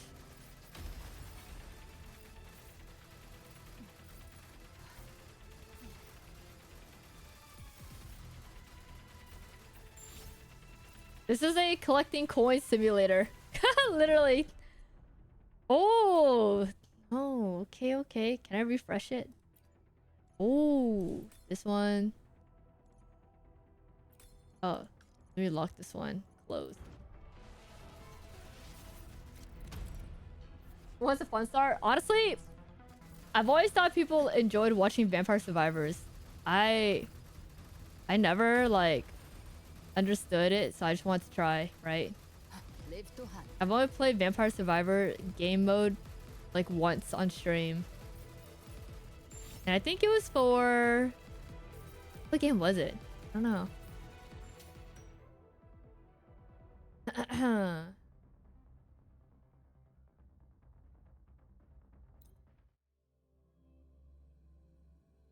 It's addicting. It is addicting to play, but to watch, I have no idea. Oh.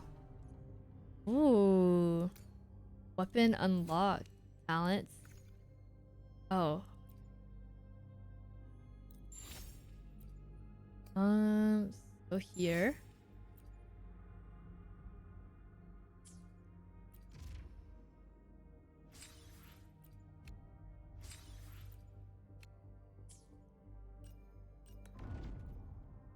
All right, let's start our our FGO lore and journey while I grind this out. My goal, actually, chat, is to watch 1, 2, 3. Wait, hold on. How many hours to have? Wait, 1, 2, 3. That's 3. That's 1 hour right there. 4, 5. You know what? I want to watch up to 6 episodes. That's 2 hours. I think it's 2 hours of good content. Sleeper event? Hey, yo, you know what was sleeper event? The Eat Hori one. I said what I said, bro. Now you know how it feels to always rage bait, huh? The Eat Hori one was so boring. I felt like quitting the game. Oh, okay, never mind. This bro is agreeing with me. Fuck. The rage bait isn't working. Alright, anyways. Yeah, 6 videos is 2 hours. Nah, it wasn't boring. Honestly, I really liked the story.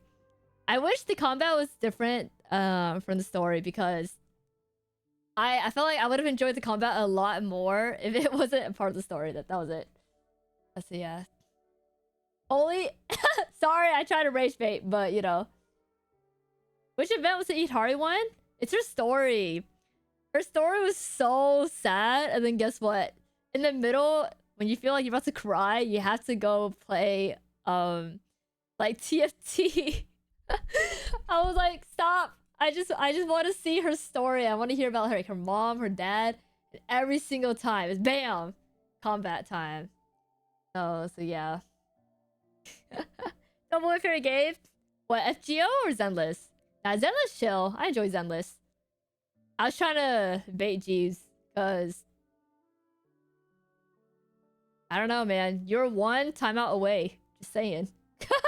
You're 1 timeout away, bro. I was falling asleep in the story. No, the story was good. It was slow. So yeah. Currency Wars? Oh, Currency Wars. I haven't played enough. I haven't played tutorial. So yeah. Timeout now. Yo, the G-Ben. Thank you for 32 months. Thank you, thank you, thank you.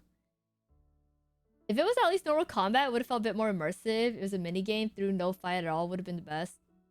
Although no fight at all, I felt like the combat was fine, but maybe not as frequent as it showed up. Maybe like the beginning and maybe a little bit of the middle and like all at the end. After the fact, right? But that's like my opinion. What's up, Angel? What's up, sis? How you doing? Yeah.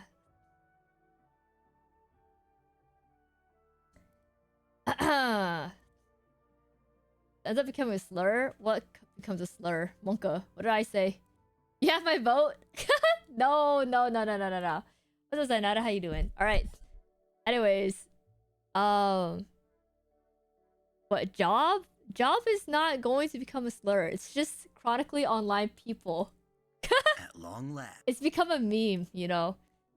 You know what? Honestly, I should just have a jump scare on stream. I need to key bind one of the images and have employment.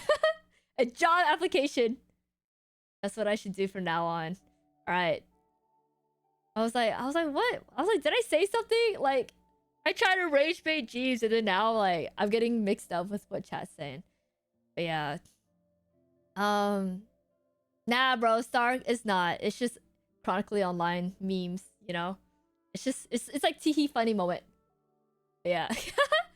Alright. Yeah, I'm ready to jump scare. So yeah. Alright, guys. Yo, lock in chat. Lock the frick in. Hold up. I'm gonna make it small though so y'all can still see. Should I put it up here? Should I put it up here? You know what? I'll put it right next to chat.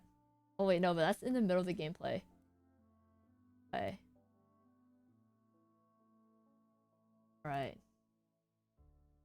If you have FGO lore going on, can you play Subway servers? Guys, my Pokemon! Oh my goodness. Stop. We're not watching this yet. Oh my god, did Pokemon reset yet? Fuck. God, oh my god. My Pokemon. Was my opinion on 6-7? I don't understand it.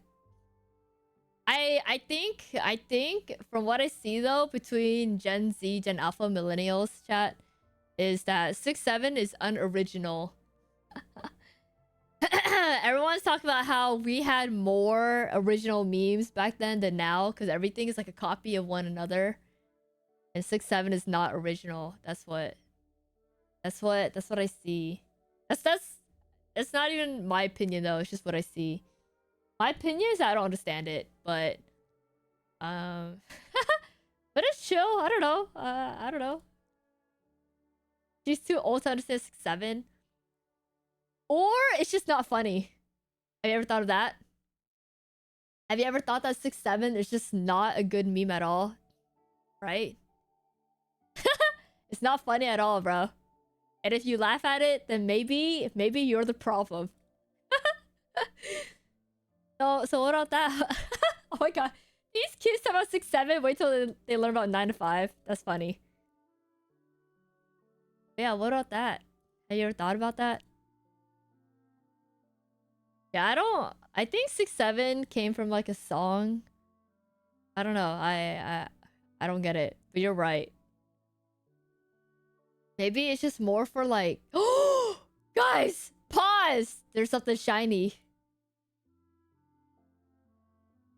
Wow! I got the mega chat! Oh my goodness. Today's going to be a good day. Yo, anyone got polls? We're gonna get 3 triples. We're gonna triple today. Oh my goodness. Holy moly. Okay. Anyways. Oh my god, look. We got the... Wait. Does that mean that there's a Mega Gyarados as well and the other one too? Because this is my first Mega Blaziken from this pack. Dude, next 10 pull? I gotta pull from this pack again. Oh, dude, that's insane. Wait, look, it's a double. Oh my god, chat. Wait, when does Pokemon reset? Hold up, I gotta hurry up. I gotta be quick. I think it reset already though.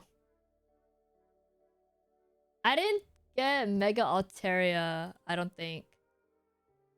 Oh, guys. Oh, it's okay. Wait. It's okay. I don't stream tomorrow. It'll be okay. Give me a second. Let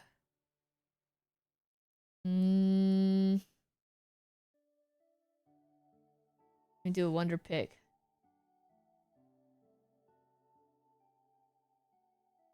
Bruh. The one time I don't do the middle card. Alright. You're right.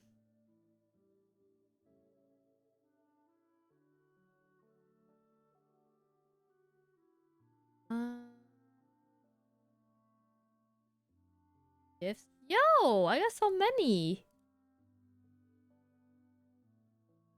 Oh, thank you. Wait, can you just give cards to like your friends? I don't get it. Yo, thank you! Oh my gosh. How does this work? Oh. Yo. Charizard, thank you. Oh my god, 9 rows. Thank you. Holy shit, thank you for tier 3. Oh my god. Stream Elements just did you dirty. Oh, thank you. 9 rows. Bubbles. Thank you. Holy shoot. I really appreciate it. Wait, the alert didn't go off, right? Or I was like, am I deaf or... Oh, I don't think it went off. I don't know.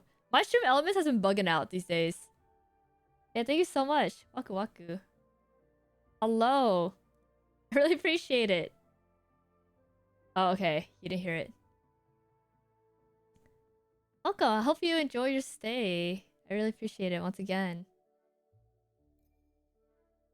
And welcome. We just know the alert. Waku waku. I always worry that like there's like too many things happening on stream, or like my ears are just not listening. Okay. Every run I do in Currency War leads to a Glaya wheelchair strat. Is that not the best strat?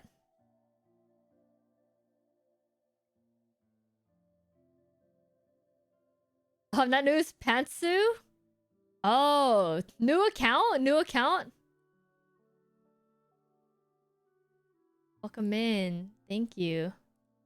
Yo, I got a new rental deck.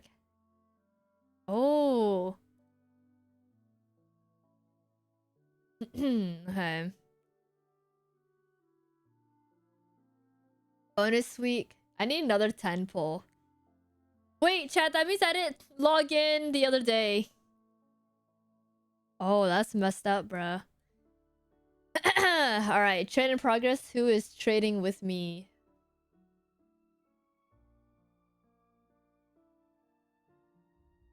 Oh. Let's go. Mega Blastcam is so good. Indeed. I traded for the event, I believe. Thank you.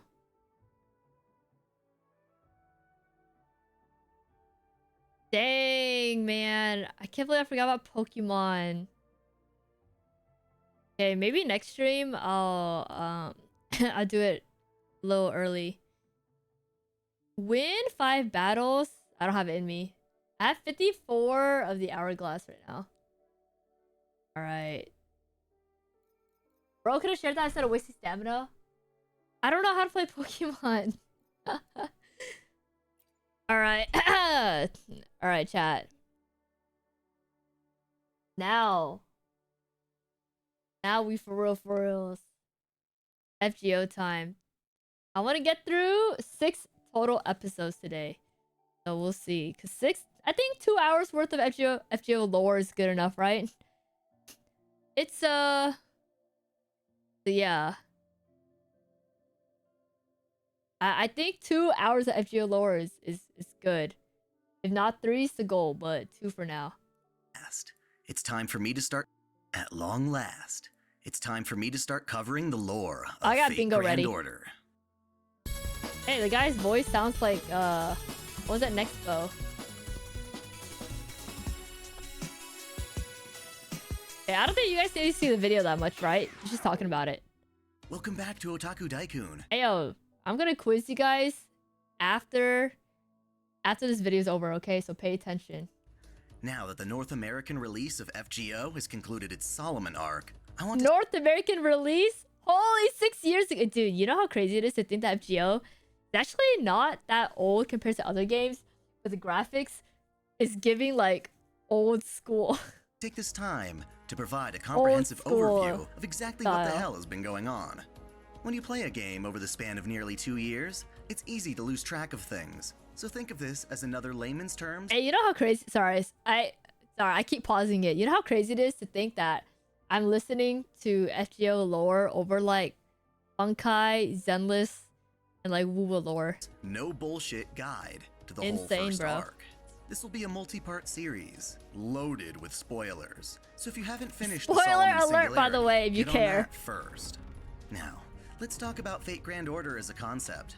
The game was announced as a mobile game based on the franchise, but I don't think fans realized back then just how big it would become. It's not that old in my opinion compared to other games I play. Eclipsing all the others, not just because of its profitability, but also because it serves as a giant crossover for all the servants, ideas, and stories we've come to love from Fate's various incarnations.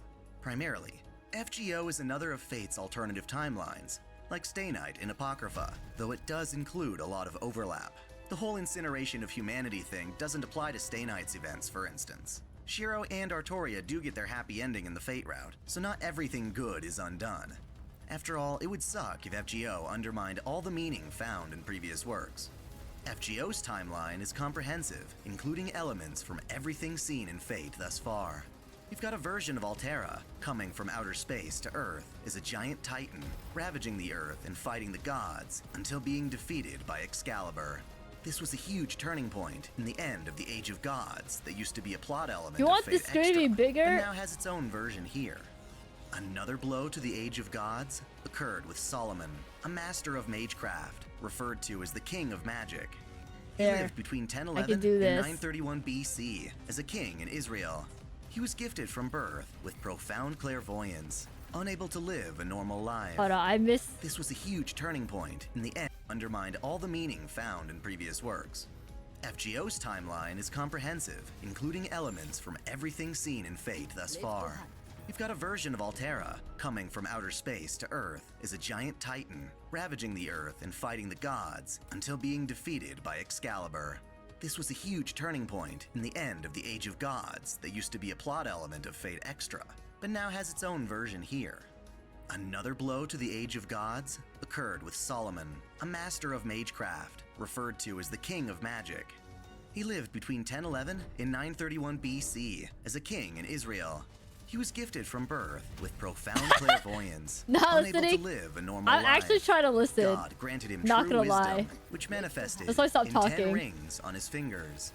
In life, he summoned 72 demon gods as his familiars. He also discovered that magecraft could be used by commoners who aren't affiliated with gods. Nifty. When he died, it dramatically hastened the end of the Age of Gods. Before dying, however, he sent one of his 10 rings far into the future, which becomes important later. 10 rings into the his future. deceased body became the host for the demon gods, who combine to form a hive mind, Getia. In life, Solomon had entrusted the demon gods to protect humans, in order called the Human Order Correction Ritual. Yet there was a conflict of opinion. Solomon loved humanity. Yo, Solomon's design is kind of cool.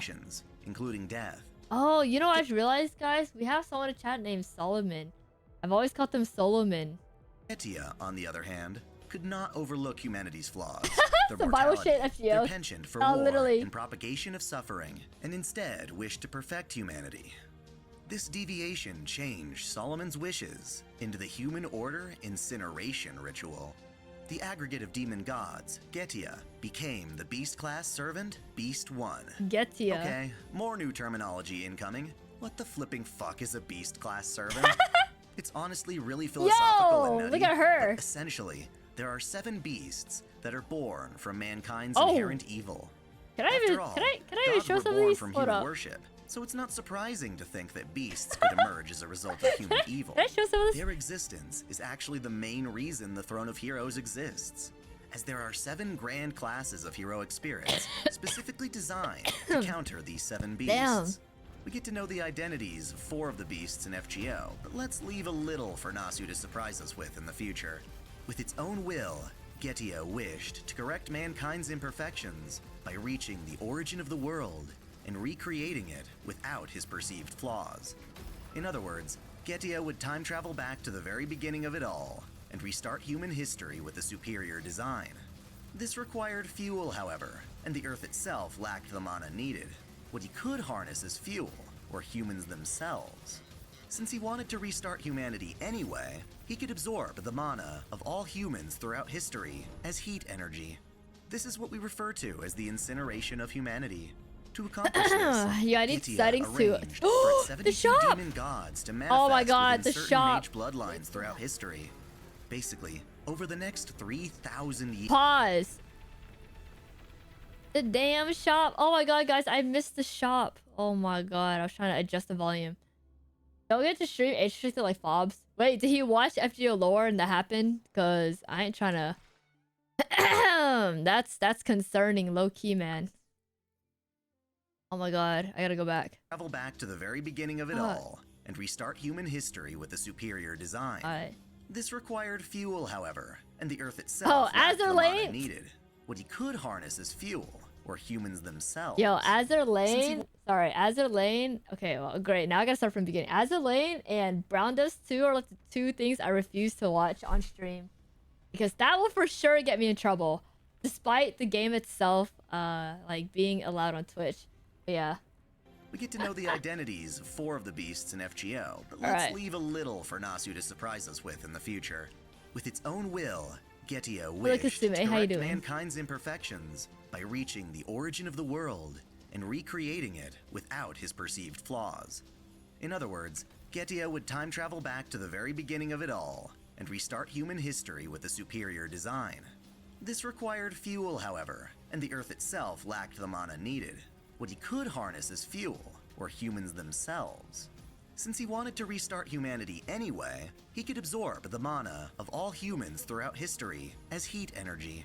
This is what we refer to as the incineration of humanity. To accomplish this, Getia arranged for its 72 demon gods to manifest within certain mage bloodlines throughout history. Basically, over the next 3,000 years, designated mages would have their minds I have not seen any of the Azerlane stuff. Gods, serving as nodes in human history to be harvested as fuel for Getia's noble phantasm, Ars Almadel Salomonis. This crazy ritual is the cause of the giant ring in the sky we see motifed all throughout Fate Grand Order. It is literally the gathering and incineration of human history. Also, as part of this crazy ritual, Getia created and released 7 holy grails into points of human history that would activate at the time of 7 holy incineration, grails! Hey, preserving something his I can ambition finally in the understand. form of singularities, distortions in the foundation of history. As cool as this sounds, it's gonna take a while, so Getia must be pretty patient. He waits these 3,000 years out in his own singularity, the Grand Temple of Time. In the modern era, we've got this ambitious magus called Marisbury Animosphere. He established an organization called Chaldea that he wanted to use to protect the existence of humanity, utilizing the planet's will, Alaya, the part that branched off to prioritize humans. His organization built a device called Chaldeus, which is a miniature replica of the Earth that can be used to observe Earth's past and future. One of his colleagues in Chaldea was a hardworking mage named Lev Liner. Sadly for I'm about to die. I'm this trying guy to lock happened to in. be the final mage containing the essence of the demon god Flauros, and would ultimately become Flauros at a designated time, which, for the Japanese version anyway, was the year 2015. In fact, Flauros' awakening was the trigger to initiate the incineration.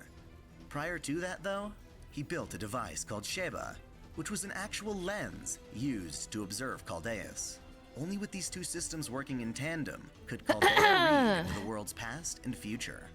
Now, this is some high-concept sci-fi here, as Chaldeus was created Each using video what is are called 20 minutes spiritron long. particles, That's why I said a 6 type of videos quantum is like the particle goal. that make up the soul. Anyway, there's only one issue. Operating Chaldeus required a ton of energy. Marisbury obtained power plants and nuclear reactors, but still couldn't keep it running. To procure the funds and resources Damn, the fight he needed, battles was crazy. he decided to wish upon Fuyuki's Holy Grail for more wealth. Thus, he entered into the timeline's first and only Fuyuki Holy Grail War. The Ainsburns created the Greater Grail to obtain Heaven's Feel, like usual, but Marisbury didn't care for that. He just wanted all that sweet mana to grant his wish. This was the year 2004, so why the hell was this the very first Holy Grail War? In the Stainite timeline, this would have been the 5th Grail War. Well, on this timeline, the Ainsburns were willing to bide their time and perfect their homunculi before starting the ritual. Marisbury summoned his own servant using a 3rd system from Chaldea called the Holy Fate moly, system. bro! Look how I got Brenda, It was bro. a very unstable system He's got that 2 usually fires resulted now. in failure, but through persistence, Marisbury succeeded in summoning our buddy Solomon, since he was the one who recovered Solomon's ring. Together, they won the war, each making their wish on the Grail. Marisbury got the big paycheck he always wanted, while Solomon wished to experience real humanity. You see, Solomon was considered special from the very day he was born, a divine child who always had to consider the will of God and his people. Essentially, he never got to live a normal life, and so he wished to be reborn again without divinity or magic circuits. The Grail granted his wish, transforming his body into that of a normal human. Out of adoration for the word romance, he named himself Romani Archiman. Sadly for Roman, the instant he became human, his clairvoyance gave him one last vision of the future, depicting humanity's destruction. He had the vision, but no idea how, why, or when this destruction would take place. Thus, rather than living a peaceful life, Roman dedicated himself to research. As a medical specialist, he became buds with Marisbury and Lev, and joined Chaldea as a doctor by the age of 22. So yeah, Solomon turned Roman was actually a pretty good guy. At the age of 22, he became a doctor. The end of the world. He never told anyone Could he not used be to be me, the king bro. of mages, so the secret dies with Marisbury. Regardless, Chaldea kicked into high gear with the knowledge that humanity certainly would perish. A big part of Chaldea's research had to do with summoning heroic spirits. After all, the planet's will to protect humanity, Alaya, did so by calling upon heroes, recorded into the Throne of Heroes, to serve as counter-guardians. Chaldea was hoping to do the very same thing. As I mentioned before though, Chaldea's summoning system was unstable, and testing it required a lot of mages to essentially be sacrificed to improve the tech. These failed master candidates were discarded in Seraphics, an oil rig in the North Sea, which is pretty damn gruesome. Rather than gathering a bunch of already existing masters, Chaldea decided to create their own. They genetically altered the birthing process so that the children of even non-mages could be born with magic circuits. The results of these births were the designer babies. One of these designer babies was our beloved Kohai, Mashu Kyrielite. Chaldea thought they'd have more success creating demi-servants instead of just calling upon heroic spirits. Their goal then was to infuse the essence and abilities of a heroic spirit into the body of a human. Among many designer babies, Mashu wound up being the first success. Kinda. They managed to summon the heroic spirit of Galahad into her. They succeeded on that front, but Galahad didn't awaken within Mashu, refusing because Chaldea's experiments were far too brutal. Regardless, to keep Mashu alive, Galahad remained dormant within her. Tragically, it would seem that Mashu, being a designer baby, was created with a set lifespan, an issue that plagues most artificial life forms, including homunculi. Essentially, Mashu is set to die at the age of 18, eternally jailbait. When we actually start playing the game, Mashu is 16 and will inevitably die in 2 more years at most, according to Romani. No! Chaldea expanded its approach after that, allowing for more traditional master-servant pacts to I didn't take know, place. man. I did not know. To summon none other than Leonardo da Vinci as a heroic spirit, manifesting as his preferred female form. She found herself fascinated by Chaldea and decided to stick around using a puppet she made to serve as her master. Hey, that's Rin, kinda right? like Toko Aozaki in Kara no Kyokai. Thus, in most circumstances, she was only able to manifest within Chaldea's headquarters in Antarctica. Only if she contracts with a proper master can she actually go out Ishtar, and fight. Oh, my bad. Either way, I don't know my Da Vinci characters. is a great asset to Chaldea, and because she's so smart, she figured out that Everyone, Romani used to I be just heroic know spirit she reminds me of Solomon. Yuno. The two decide to keep this a secret, since they don't want any potential enemies to learn about Romani's identity. Can you believe it? We're almost ready to talk about the base story of Fate Grand Order. There are just a few things to consider. Marisbury Animusphere died, but it's heavily implied he was killed, and his killer made it look like a suicide. His daughter, Olga Marie Animusphere, took over as the head of Chaldea, but due to information being designated as classified, she wasn't properly prepared. Regardless, the Animusphere family had a prestigious reputation within the clock tower, and Olga inherited that prestige. Even so, after taking over for her father, she learned of the inhumane experiments Chaldea had conducted, causing her to have a nervous breakdown. She becomes anorexic for a month from the shock alone. Just looking at Mashu terrified her, and she feared that Mashu may kill her in retaliation. Despite being of high rank in the clock tower, she herself was considered incompatible as a master for Chaldea. Instead, she served as the director, relying on Lev Liner as a trusted figure of authority, which, if you've been paying attention, was a bad thing. Recall that I mentioned before that FGO isn't part of the same timeline as Stay Night, and the incineration doesn't happen in those stories. On those timelines, Marisbury didn't participate in the Grail Wars. Lev discovered he was going to awaken as the demon god Flauros, and managed to kill himself to prevent it. Good Levricon. Apparently, doing this one thing managed to completely foil Getia's plan to destroy humanity. But this is FGO, and that didn't happen. Instead, just as Getia wished, the final demon god awakened within Lev, and the plan to eliminate humanity resumed. Getia's 7 grails activated, creating 7 singularities to serve as detonation points. Chaldea was able to pick up on this and determine that humanity's future We're would not end in the starting year over. 2016. Suitably, Chaldea prepared to send masters and servants into the past to correct these singularities. They do this via rayshift technology, which involves sending the souls of masters and servants into the past. To improve the success of these dangerous time leaps, Chaldean masters board tubes called coffins, which shut off in the event that a rayshift is likely to fail. Chaldea assembled an army of mages to assist in this endeavor, even posting recruitment posters to fill the ranks more quickly. Our protagonist, Ritsuka Fujimaru, was an unimpressive mage who happened to find one of these posters and joined Chaldea on a whim. Ritsuka befriended Mashu and Chaldea's fluffy I have pet Mashu foe, with me. who Now I we'll have get water to in a now. later video. Ironically, Ritsuka's ineptitude set them up to be one of the only survivors Chaldea had against Lev Liner as he betrayed the organization. Yo, this video is actually really well sabotaging done. all the other mage my God. candidates by caving in the ceiling on their coffins prior to a massive ray shift. Their prospective masters are frozen in their coffins. Ritsuka finds Mashu crushed underneath the rubble and holds her hand as they count down to ray shift. Clearly, Bro, this is a fatal I'm wound dying. for Mashu, but Galahad decides to finally hell? awaken within her in order to save her life.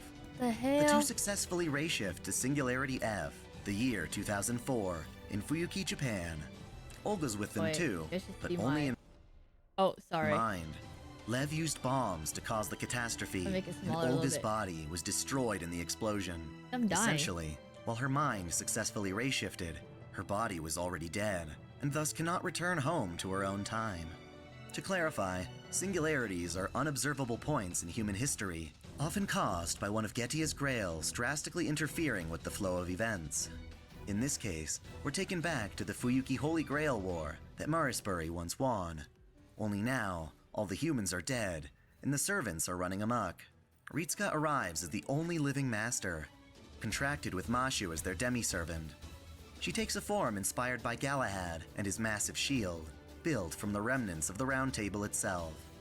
Unfortunately, Mashu doesn't know the identity of the spirit keeping her alive, nor the name of her noble phantasm. Yo, whatever Thus, Rover Ritsuka and has Mashu sucks are ass, bro. inexperienced, learning the ropes of combat with the help of our boy Cuchulainn, now summoned as a caster. When a holy grail is inserted into history, I need to he switch often weapons. summons a bunch of heroic spirits who exist without masters, and Ku is one of these. Anyway, they journey through the singularity and arrive at the core of Mount Enzo, where the greater grail is. There, they find out that Lev Liner betrayed them, and that the incineration is inevitable. He shows them Chaldeus, now enveloped in red flames, and cruelly drags Olga into its core, where she dissolves on a molecular scale. Damn, dude, that's fucking harsh. Regardless, Ritsuka and Mashu resolve the singularity and are returned to Chaldea. Mashu's okay now thanks to Galahad's awakening, but there's a much larger issue. Chaldea's staff was decimated, forcing Romani to step Oi. up as the director. I got a whole The horde with survivors me. gather together, knowing that they must save humanity by ray-shifting to other singularities and recovering the Holy Grails Solomon, or should I say Getia, implanted in them. Doing so will restore the foundation of human Dude, we history met like 20 and characters ideally in the prevent past humanity's 17 minutes. incineration. Holy! They call this mission the Grand Order. As part of this overview for the Guys. first arc of Fate Grand Order, I'll be covering each respective Hi, singularity in name its drop. own video, so look forward to that in the future. Oh. Thank you for watching this video. Yo. If you enjoyed it, please like, comment, Hey. and subscribe to Otaku Daikun for more anime lists, reviews, discussions, lore videos, live streams, and the Holy Waifu Wars. If you're in Are these spoilers? Yes, bro. There's spoilers out here. How many videos did it take? There's currently 35 videos. If we can get through like 6 videos, I think that's a banger. All right. We learned about Gotea and Chaldea. It's about humanity. Yo, low key, man, that jailbait. That caught me off guard, bro. I was like Let's more move on focused to at the fact first that they died at singularity, 18. 100 Years War of the Wonka. Evil Dragons, Orleans. Yeah, that's the first video. That was kind of fire. Hi.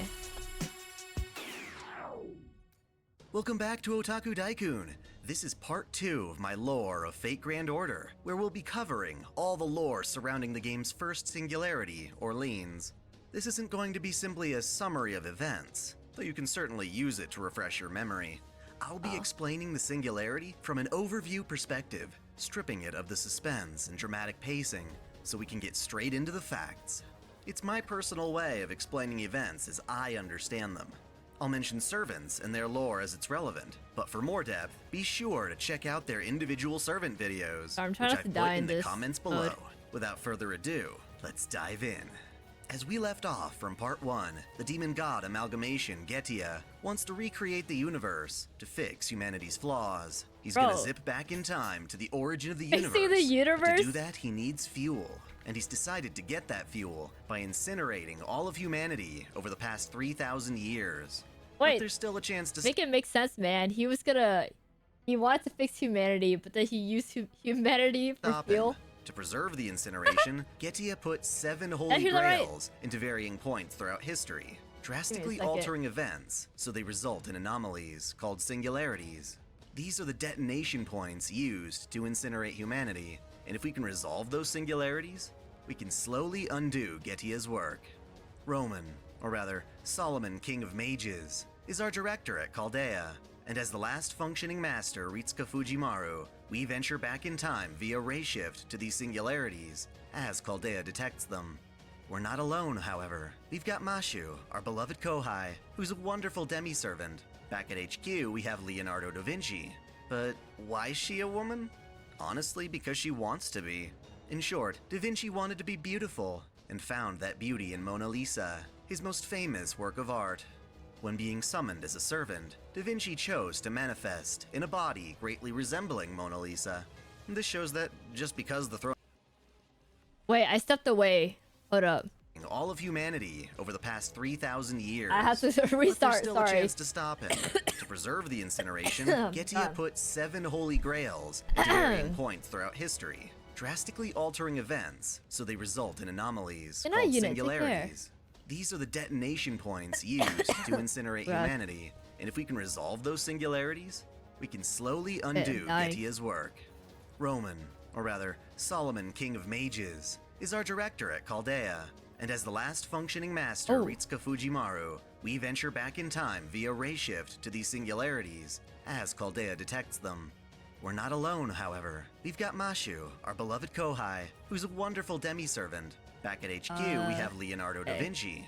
But why is she a woman? Honestly, because she wants to be. In short, Da Vinci wanted to be beautiful, and found that beauty in Mona Lisa, his most famous work of art. When being summoned as a servant, Da Vinci chose to manifest in a body greatly resembling Mona Lisa. This shows that just because the Throne of Heroes records someone a certain way, there are still methods of manipulating the summoning to get different aspects of a given hero. This logic holds true for a lot of Orleans. While Da Vinci got a heroic spirit sex change, the more common variants of a servant tend to be lilies and altars. A lily servant is the version of that hero at their most pure, typically in a younger form, before they encountered a lot of their defining hardships. Altars, on the other hand, are just that, alter egos. While they may have been pure and honorable during life, servants may harbor an inner darkness that they normally choose to repress. In other cases, altars are versions of a servant that manifest as imaginations of choices they could have had, paths they could have taken. In the case of Artoria Pendragon Altar, her normal spirit origin was corrupted by Angar Mainyu, resulting in a form of the King of Knights who, as she was criticized, truly was inhuman. Her love, her compassion, the part of her that literally wags when happy, is no more.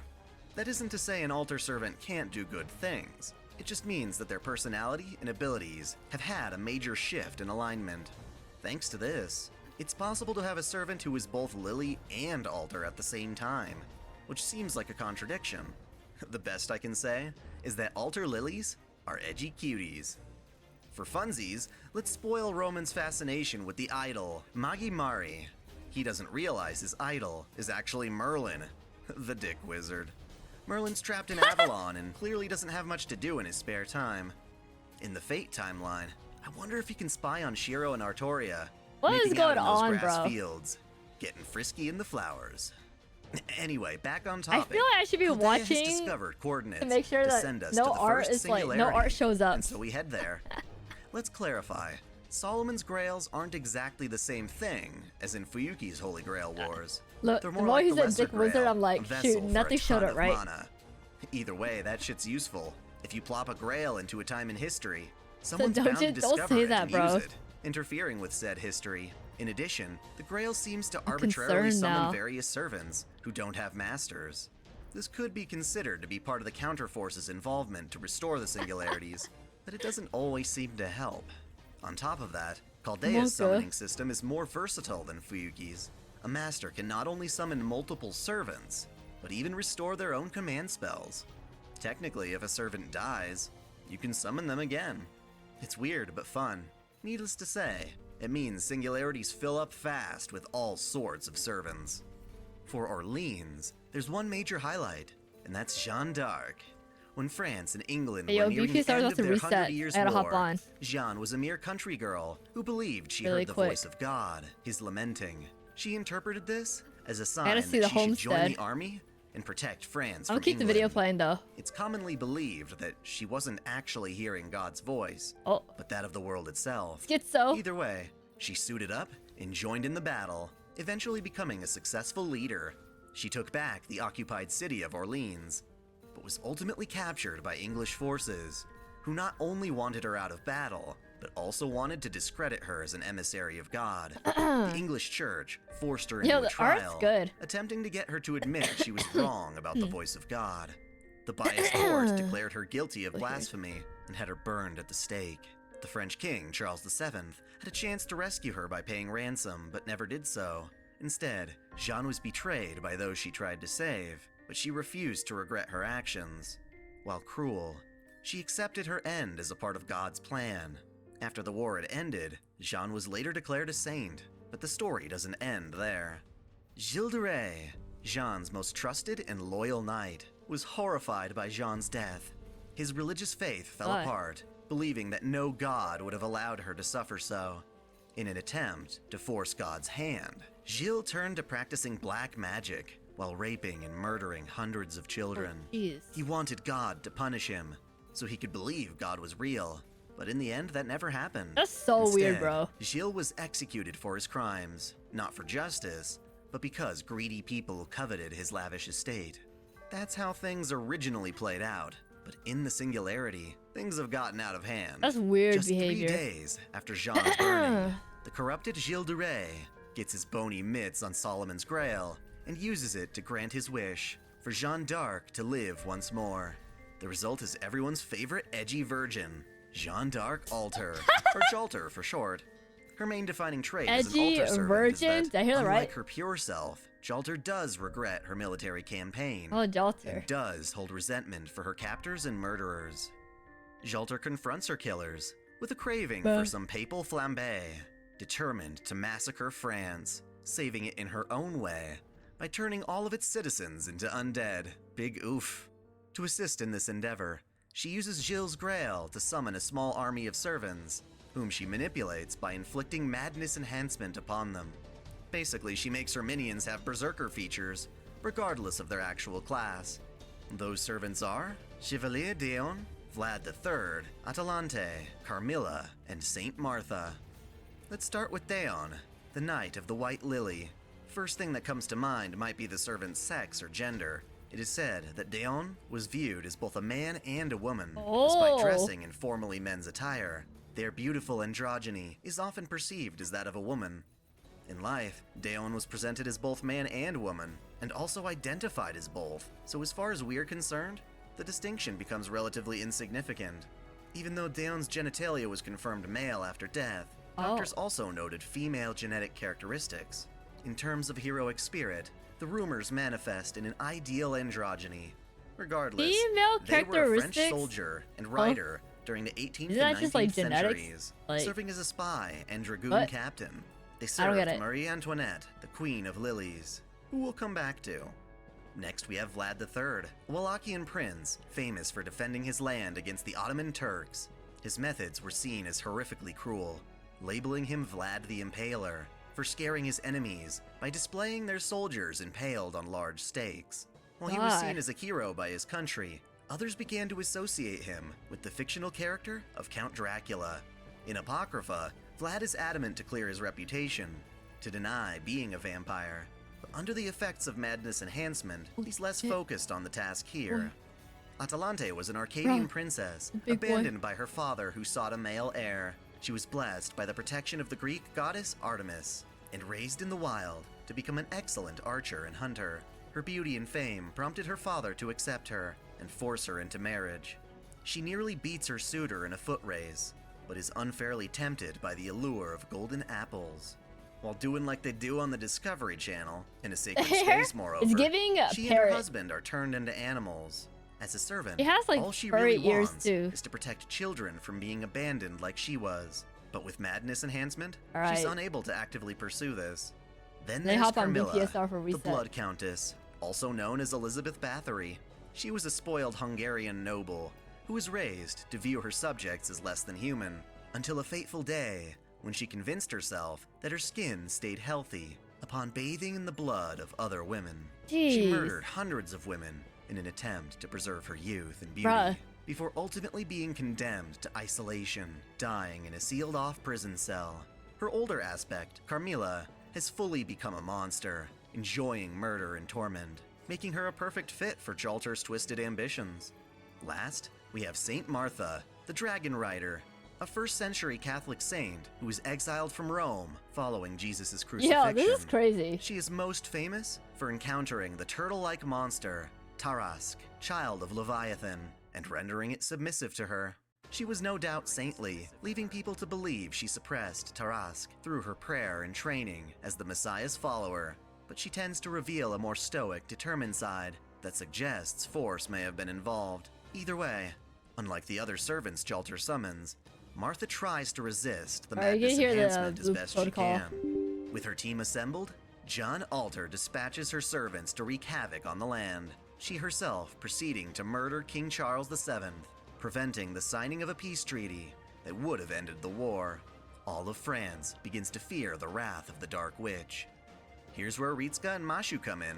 Almost immediately after arriving, they encounter French soldiers who are on edge and nervously attack them.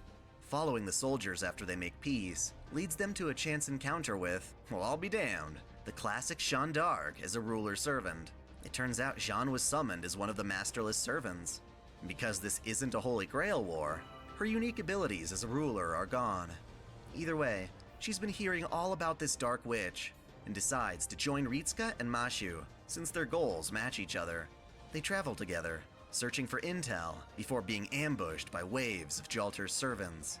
They're about to be defeated when they're saved by 2 more wandering servants, Marie Antoinette and Wolfgang Amadeus Mozart. Why am I fighting this by myself? As I said earlier, Marie was the Queen of France, particularly during the 18th century. In short, she was a caring queen whose noble rule was absolute, garnering her both love and hate during the French Revolution, a time when France's monarchy restructured into a republic. This resulted in Marie being tried as a criminal of the state, ultimately sent to be executed. As a servant, she merely wishes to continue bringing happiness to her people, not wanting to erase her cruel execution. Mozart is, well, Mozart, one of history's most famous musicians. He was a musical prodigy, with progressive tastes and amazing talent for being able to replay songs after only a first hearing. Wow, replay songs after first hearing? He met with Marie Antoinette and proposed to her. He was a rather spontaneous playboy. When he composed, he was satisfied with his first instincts, not needing to revise or correct his works. His success drew the ire of other musicians, most prominently Antonio Salieri, who surprisingly is also a heroic spirit later on past the Solomon arc. Small world. Because Mozart took over Salieri's position as Kapellmeister, rumors began spreading that Salieri was somehow responsible for Mozart's death from illness and exhaustion. Many works of fiction tell of how Salieri anonymously haunted Mozart, amplifying his guilt over the death of his father, urging him to compose his father's requiem. In fate, however, these are merely baseless accusations. Following Mozart's death, Salieri actually went on to tutor Mozart's son and protege. Another fun twist for fate is that Mozart practiced magecraft, having ties to the association, making him fit to be a caster-class servant. The two wind up joining Ritska's growing party, and at night, they are visited by Saint Martha. Unable to escape her madness enhancement, Martha yearns to be defeated by Ritska, making her last battle a chance to test the Master's resolve. Before disappearing, she tells them of a dragon slayer, Siegfried, who they'll need to team up These with characters are in really order pretty to defeat in, Jalter's dragons. In Fate. That's right. Jalter, when created by Gilles, gains a dragon attribute, allowing her to control wyverns, and even the ferocious dragon Fafnir, into battle.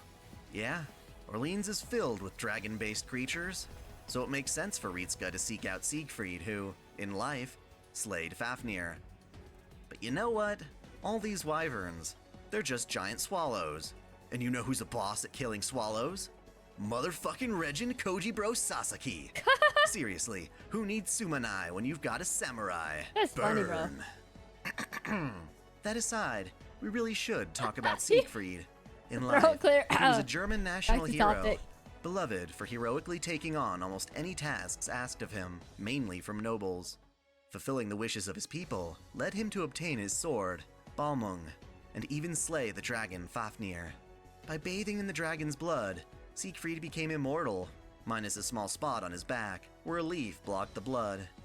He kept accepting tasks until his actions sparked a political nightmare, and the easiest way to fix it was to have himself killed. He was a humble guy who wasn't picky with the requests he fulfilled, but because of that, he never wound up helping the peasantry who were unable to voice their wishes. Thus, he wants to become a hero on his own terms now. Problem is, prior to Ritska's arrival, he fought against Jalter's forces and got cursed in the process, weakening him in future battles. While Ritska investigates the city of Lyon, they encounter a new servant, Phantom of the Opera. Sadly, he's one of Jalter's minions this time. You got a patch? I don't think so. Wasn't Phantom of the Opera There's this one right here, but it doesn't look like it. One that was based on a 19th century novel. In its story, Phantom became charmed by a wonderfully pure actress. He guided her to becoming a diva, but because his love was one-sided, he turned to committing serial murders. Clearly an assassin servant. In a similar case to Kojiro Sasaki, it's assumed the Phantom of the Opera was fictional. I played it For the Phantom, however, it's likely the novel was based on a real person, who may or may not have committed the same crimes. Either way, this real-life person, as an anti-heroic servant, gains the abilities of the fictional Phantom. Ritska drives him off and finds Siegfried, who proceeds to scare off Jalter's dragons, but asserts he cannot be of much help until his curse is removed. Thus, the party now has to track down another living saint who can possibly remove Siegfried's curse. Along the way, they encounter French forces, led by Gilles de Rais's younger saber form, fighting against more wyverns, as well as two newer servants who serve Jalter, Lancelot and Charles Henry Sanson. Lancelot's in his berserker armor from Fate Zero, barely able to speak cohesively. He was a knight of the Round Table who betrayed his king by having an affair with Arthur's wife, Guinevere. He blames himself for the subsequent downfall of King Arthur, mentally tortured by Arthur's forgiveness. Turned into an unpredictable berserker servant who takes his rage out on both friend and foe. Sanson, on the other hand, was a French executioner in Paris. He loved the king and queen, but during the French Revolution, he had a lot of work to do conducting so many executions.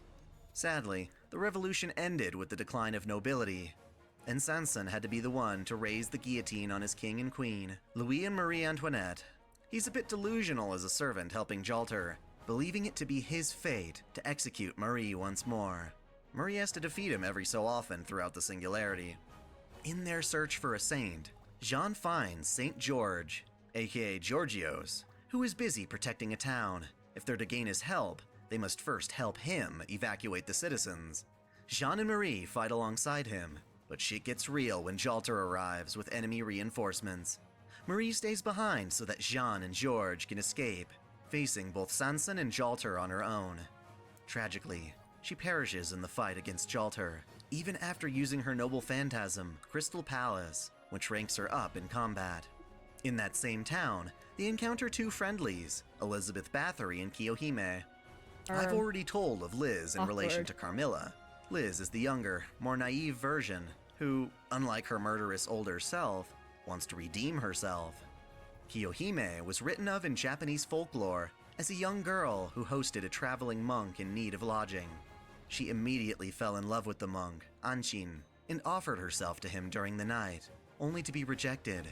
Pressured from her persistence, Anshin falsely promised to see her again. When he broke that promise, Kiyohime went, well, berserk, transforming into a rampaging dragon who burned him and his temple to ash. Anshin tried to hide in a large bell, only to die when it melted from her flames. In short, she's crazy.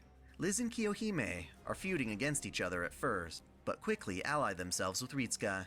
In particular, Kiyohime sees Ritsuka as the second coming of her beloved Anshin and is eerily obsessed with them. Better not lie to her, or you're dead. Oh my gosh, so what's the deal with Georgios? Well, he's a Catholic saint and brave knight, described in the Golden Legend and the Seven Champions of Christendom. He came upon a village that was suffering under a dragon, making sacrifices to keep it at bay. Georgios stepped in and slayed the dragon with a spear, but only after getting the entire country to adopt Christianity. Mass conversion. He's actually kind of boss. Oh my god. He was raised by a witch who kidnapped him and 6 other saints. Mass Eventually, he figured out she was evil. Duh. And vanquished her to a cave, rescuing the other saints in the process. When he went to Egypt, he found another community sacrificing their maidens to a dragon. Too hard, bruh. Seriously, that's insane. Luckily, he got a sword from the witch, Ascalon, and used it to shank the dragon. It's all downhill from here, really. Jean and Georgios are able to cure the curse on Siegfried, giving him the power to slay Fafnir and weaken Jalter's forces. This gives Ritsuka's party the chance to invade Orleans and confront Jalter in a final battle. Jean prevails over her dark self, only to discover the true villain was Caster Gilles all along. All the Singularity's allied servants stomp his creepy ass and recover the Grail. Despite the evil person he became, Jean still feels confident they'll fight together again, which is true if you actually keep Saber Gilles around. I just find him too uncanny to give him the pleasure of redemption. Plus, he invades my gacha too much. When we resolve his singularity, the summoned servants vanish, but the timeline goes on its own, no longer contradicting human history. Ritsuka and Mashu ray-shift back to Chaldea, where they can enjoy a nice, refreshing shower. Congratulations!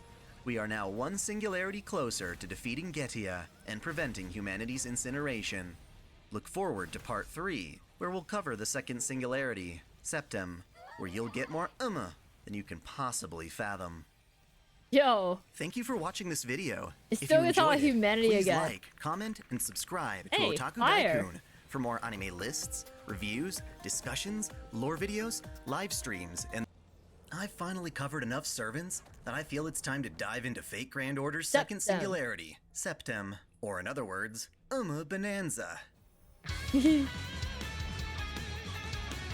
Uma Bonanza. Wait, unironically, chat, this is actually really interesting. I think, Welcome back to Otaku Daikun. Dai here. This is part 3 of my lore of Fate Grand Order, where we'll be covering all there is to know about the game's second singularity. Again, this is more than a mere summary, bro, look at that though art. You can use it as one. I'll be covering this from an overview perspective, with all the big spoilers right out in the open. I'll be stopping to explore each new servant as we encounter them. A lot of these servants have their own, much more detailed videos here on the channel, so look in the pinned comment for more lore. For now, let's dive in. Last we left off, the demon god amalgamation Getia is trying to recreate the universe and fix mankind's flaws. He plans to travel in time to the beginning of the universe and fuels his journey by incinerating human history. Thankfully, it's still possible to reverse this. To maintain incineration, Getia placed self-made holy grails into varying points in history, drastically altering events such that they become singularities. They serve as detonation points, and if Chaldea can solve these singularities, they can slowly undo Getia's plan. Chaldea, led by Dr. Roman and assisted by Leonardo da Vinci, send their only functioning master, Ritsuka Fujimaru, and their devoted servant Mashu Kyrielite to other periods of time via Rayshift. Their goal is simple: retrieve Getia's grails. They've pulled it off twice already, in the prologue singularity of Fuyuki, and the first singularity, Olion. Through this, we learn that Getia's grails summon free servants into the era, with at least one of them getting their grimy mitts on the grail and causing trouble. Gilles de Rais was the perfect servant to totally mangle France. And with that grail, he summoned Jeanne Alter, who proceeded to summon her own army. The Septem Singularity is a bit different, though. Of all the servants summoned by its grail, none of them have the ambition or desire to end humanity. Thank you. Happy 5 because years. of this, Channel. the singularity needs to be supervised by one you. of the many demon god pillars that comprise Getia. Who better for this job than the nastiest of them all, Lev Liner. He's the demon god Flauros, and his new job is to cause havoc by summoning and releasing his own really servants good? to fight. This People particular hate era the and gacha race location for sure. is home to the Roman Empire at the time of its 5th emperor, Nero Claudius. Yes, our beloved Umma. You may recognize Nero as the emperor blamed for starting the Great Fire of Rome, a selfish tyrant who used leadership as a pedestal for luxury. Fate tweaks this a bit. While Nero is certainly fond of luxury, she is a very caring emperor who suffered great abuse and treachery by her own mother, Agrippina. Agrippina was a devious woman who married Emperor Claudius to give her daughter a chance at the throne. Sadly, this was just so that Agrippina could rule vicariously through Nero. She manipulated her daughter with poison, offering the antidote in doses to maintain Nero's obedience. This was only resolved when Nero assassinated her own mother. The young emperor, I'm trying to only grab 17 when stepping right to the now. throne, suffered from hysteria due to drinking from a silver cup. Despite this, she is known for as many great deeds as deplorable ones. For instance, the Great Fire wasn't her fault at all. If anything, she gained fame at the time for putting it out rather quickly. Her love for the arts brought a rich culture to Rome, even if she herself basked in too much of her own extravagance. Her most iconic building, the Domus Aurea, was a theater where she'd force her citizens to listen to her questionable singing. Would you listen to an entire concert of just Well, her people weren't too keen about it at the time. In general, though, it seemed her people loved her. But when the Senate had her banished for supposed treason, the citizens did not come to her aid. Thus, she found herself alone and abandoned, tragically ending her own life. That's how history would have gone down, the proper part of the human order that Chaldea needs to restore. Instead, however, the Leprechaun pays a visit with a Holy Grail and summons a bunch of other Roman heroes, the chief among them being Romulus, the founder of Rome. Long ago, he and his brother Remus were said to have been born as children to Mars, the god of war. They were spared as children and grew up in the wilderness. When Romulus and Remus learned of their heritage, they sought revenge upon Amulius, who had usurped anyone the throne. for line 36 the two of them here? went on to establish their own city, this. but Romulus killed Remus over disagreements in Rome's founding. Regardless, Romulus proceeded to build Rome, form its Senate, and expand greatly until meeting his end. For 7 generations, Rome was ruled by kings, until the Senate declared Rome a republic for nearly 500 years. While much of Romulus's life is told as folklore, he is generally known as the embodiment of Rome itself. Lev tried to get Romulus to help him destroy the world, but was rejected. Instead, Romulus established the United Roman Empire with the other servants Lev summoned, and declared war upon Nero's Roman Empire. So yeah, to clarify, this is during the time of Nero's actual life, while all the other emperors are merely servants. Thus, when Ritska arrives in the Singularity, Nero and her empire are at war with Romulus's United Roman Empire. Let's look at the other emperors Lev summoned. Holy, I lost count of Gaius Julius emperors Caesar, now. the man who paved the way for the Roman Empire. He was a Roman general who, inspired by Iskandar, worked his way up the Republic by winning various military campaigns. Rulership in Rome had fallen to that of a deceptive internal power struggle, and just as Caesar had taken full control of the Republic, his otherwise loyal retainer, Brutus, shanked him. Which is a shame, since Caesar was planning to take Cleopatra, the last pharaoh of ancient Egypt, as his wife. Still, they banged and had a son together. Can you believe that? Iskandar, or Alexander the Great, is also summoned, but in his youth, he was a Macedonian king rumored to have been the son of Zeus, whose lust for expansion helped him establish the largest known kingdom of its time. While not technically a Roman emperor, his empire had inspired Caesar. Another Greek servant that gets summoned by Lev is Leonidas, the king of Sparta. He was the king who led an elite force of 300 men into the Battle of Thermopylae, repelling Persia's forces of 100,000. While he did not defeat the Persians himself, his sacrifice bought enough time for his state to achieve victory. Caligula, Nero's uncle and third emperor of the Roman Empire, is also summoned as a berserker. This makes sense, given that during the latter part of his reign, he had supposedly fallen into madness. Lastly, we have Darius III, king of ancient Persia. In life, he was inspired to rule benevolently, as Darius I had, but found himself on a path of war, rivaling Iskandar's Macedonian army. While other kings would have surrendered, Darius did not, even after losing multiple times. Though he was eventually defeated, he had the last laugh, as Iskandar was too short to sit in his throne without the use of a table. While this ragtag group of leaders refused to do Lev's bidding, they still worked together to try and conquer Nero, which is strange, considering they all respect and acknowledge her as a valiant emperor.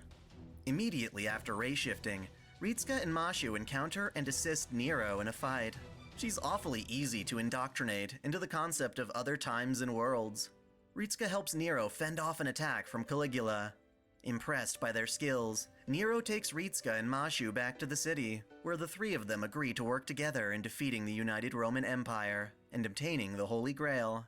Before they embark, however, Dr. Roman advises that they stop at Mount Edna, which is a solid ley line for mana. There, they can establish a summoning circle to bolster their forces. With that taken care of, the party embarks on an expedition to Gaul. At their camp, Nero introduces the group to some of the servants on her side, Boudica and Spartacus. If you know anything about either of these two, you should be a bit confused. Let's start with Boudica. I'm confused already. She was a warrior queen of Britannia during Nero's time. When the Romans first came to Britannia, Boudica and Emperor Claudius managed to secure a truce of peace. But this only lasted until Claudius died, alongside Boudica's husband. Yo, 1.7 mil. Her men oppressed the Britannians, levying heavy taxes and taking them as slaves. 1.7 million. Own daughters You're were rich. raped extensively by military officials. In response, she gathered other Britannian kings to stage a rebellion against Rome, which they ultimately lost. While Nero later reprimanded the generals and their cruelty, Boudica died considering Nero her nemesis. Bizarrely, after death, she was recorded into the Throne of Heroes and summoned by the Grail as a free servant in the Singularity. At first, she saw this as a chance for revenge, but found herself wanting to save Rome from the United Rome's invasion. Wait, this video is long, guys. I need to pee really bad. Let me go play something random on the YouTubes. I was like, yo, when is it done? So I can go pee really quick. Here, watch this 215 luxurious suite on a bullet train. Wait, hold up. Let me go somewhere else. In this video, I'm taking on Hey, 13 foods under $1 here in the city of Okay, Bangkok. I need to pee Bangkok really is bad. a city of over 10 million people. In fact, this is the Okay, most I'll be toured right back. city in all the world. More than Tokyo, more than Paris. Each year, more people go to this city than any other city on Earth. Wild. 90% of those people are coming here for the friendly company, but the other 10%, they're coming here for the food. This is meat on a bracelet, but here's the problem. Because of tourism, because of modernizing, these days Thailand isn't as cheap as it used to be. And today, I'm on a mission to see how far my dollar can go. Poland. Throughout the day, you're going to see the huge array of foods that are available here in Thailand's biggest city, all for under $1. Let's move. All right, folks, I don't want to show off, but I have several dollars, an empty stomach, and I am ready to get going. Our first Thai food, right here, for under $1. Take a look at this action. Right here, she's making something known as the pancake roll. The pancake roll, less than $1. Also, look at all these flavor combination options. It's not just savory, it's not just sweet, it's a little bit of each. So you can get a savory meal dinner roll and then finish it with a dessert roll. Very nice. I'm looking at some of the options here. Some feel more Thai and some feel less Thai. For example, they have pizza sauce and chicken sausage. No thanks. Chickens don't belong in sausages. They belong... Where do they belong? In my mouth? Meanwhile, I'm told the most Thai-looking version is this egg plus minced pork. That is what I'm going with today. It all begins with the batter. She hits the batter onto the flat top and spreads out a nice oblong pancake. Now, this is the coolest part. She adds a little bit of a handle to each of the pancakes, and that's gonna make for easier wrapping. So that is my egg. She breaks the egg. She adds a little bit of soy sauce. After the egg cooks a bit, she adds some ground pork, then seasons it with pepper and a splash of soy sauce. From here, she takes her paint scraper and she begins to roll up our pancake roll. She uses those nice pancake handlebars to ensure it stays closed. And here is the final product. First of all, I love this handlebar technology when it comes to the pancake. That kind of ensures the pancake stays closed. It smells very sweet. Actually, this is definitely meant for more of a dessert type roll. Let's give it a shot. Oh yeah, that's good. The egg inside is super seasoned. It's very salty, very peppery, and then you just got that crumble of pork on top of it, adding a lot of nice animal fatty juiciness. It's very satisfying. Now, I might risk breaking the pancake handlebars here. Oh, there we go. It's a nice, evenly cooked egg. It's still a little bit on the raw side, so it's slippery. It helps everything slide right down. That is excellent, but that is just our dinner roll. How about dessert? Right now, the preparation for our dessert pancake is underway, starting with a thick smear of Nutella. From here, she collects half a banana, and she quickly slices it into smaller pieces. All of that gets dumped on the pancake with minimal finger touching. From here, she hits it with a little bit of chocolate. Oh wow, the Nutella is literally bubbling and boiling. Now it's time to roll it up, and that is ready to eat. All right, folks, we have our dessert pancake roll right here, filled with traditional Thai Italian Nutella, covered with traditional Hershey's Thai chocolate. At least a banana is probably from Thailand, I can tell you that. The bananas have kind of turned creamy. Beyond that, the chocolate just gives it a little kiss of sweetness. This is so good. I want to eat every meal of the day in pancake form. Whether it's savory or sweet, this lady will put it in a roll. This is decadence for under $1. That roll was just a warm-up. Today, I'm hunting down 12 dishes, all under $1. And there's no better place to start than Wong Long Market, Bangkok's secret food paradise, where locals feast like kings for pocket change. From fried snacks on sticks to sugary treats, this place has it all. All right, folks, we have come upon our second noodle, and I'm very impressed about this because it's under $1, and it's pretty substantial. I mean, look, for under $1, sometimes you get like 3/4 of a banana, half a piece of corn, quarter of a potato. It can get pretty bleak out here, but this lady's doing something special. She's prepared what they're calling a lunchbox. It is a noodle, and everything you see inside here, all these contents, is 92 cents. Boom. Each one of these is handmade by her. On the side, we have a pouch of bean sprouts. From here, we have noodles. These are a rice noodle, but she's already mixed it with a soy-based sauce. From there, we have a lime wedge and then a load of these. Any guesses? No, it's not rooster testicles. These are fish balls. Yo, the noodles with the fish balls? Those are some oblong fish balls. You don't want them to look like a ping pong ball. They might get used for the wrong thing here in Bangkok. I'm gonna take this little bitty lime and I'm gonna squeeze it all over everything. Step number 2, I'm gonna take my bean sprouts and empty those out on top of the noodles. Now, if you didn't know, bean sprouts accompany so many different types of noodles here in Thailand. They help to give the noodles some texture and to add a little bit of fiber to your diet. Nice. From here, we want to mix and match. Yeah, watching Sunny late at night is like a bad idea. I always get hungry. Oh, Parasol, stay for 2-3. Oh my god, thank you. Happy 24. It's a little bit sweet too. Then that's followed by a nice crunch of the bean sprouts right here. And then of course on the side, I've not even dug into these yet, but we have the fish balls. Respectable. And you know what? Everything here has the... Alright. That was enough fish balls, to be honest. Here. I'll go back a little bit. At their camp, Nero introduces the group to some of the servants on her side, Boudica and Spartacus. If you know anything about either of these two, you should be a bit confused. Let's start with Boudica. She was a warrior queen of Britannia during Nero's time. When the Romans first came to Britannia, Boudica and Emperor Claudius managed to secure a truce of peace. But this only lasted until Claudius died, alongside Boudica's husband. When Nero took over, her men oppressed the Britannians, levying heavy taxes and taking them as slaves. Boudica's own daughters were raped extensively by military officials. In response, she gathered other Britannian kings to stage a rebellion against Rome.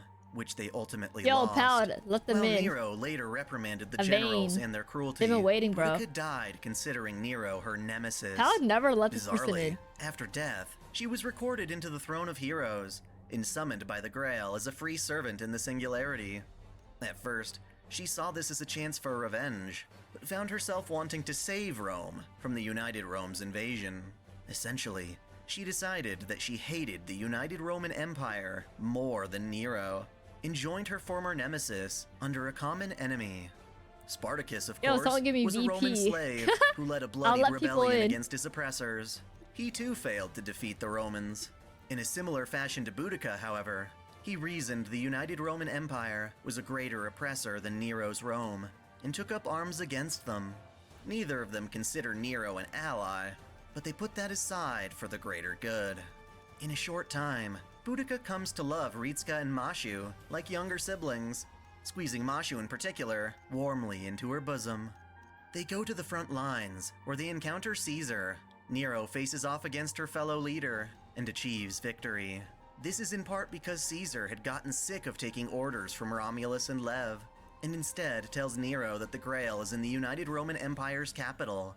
Despite losing, Caesar isn't all that disappointed and disappears, admiring Nero's beauty. Ritska's party hears rumors from a passing farmer about there being a goddess on a nearby island, so they gear up and set sail to the Shaped Isle.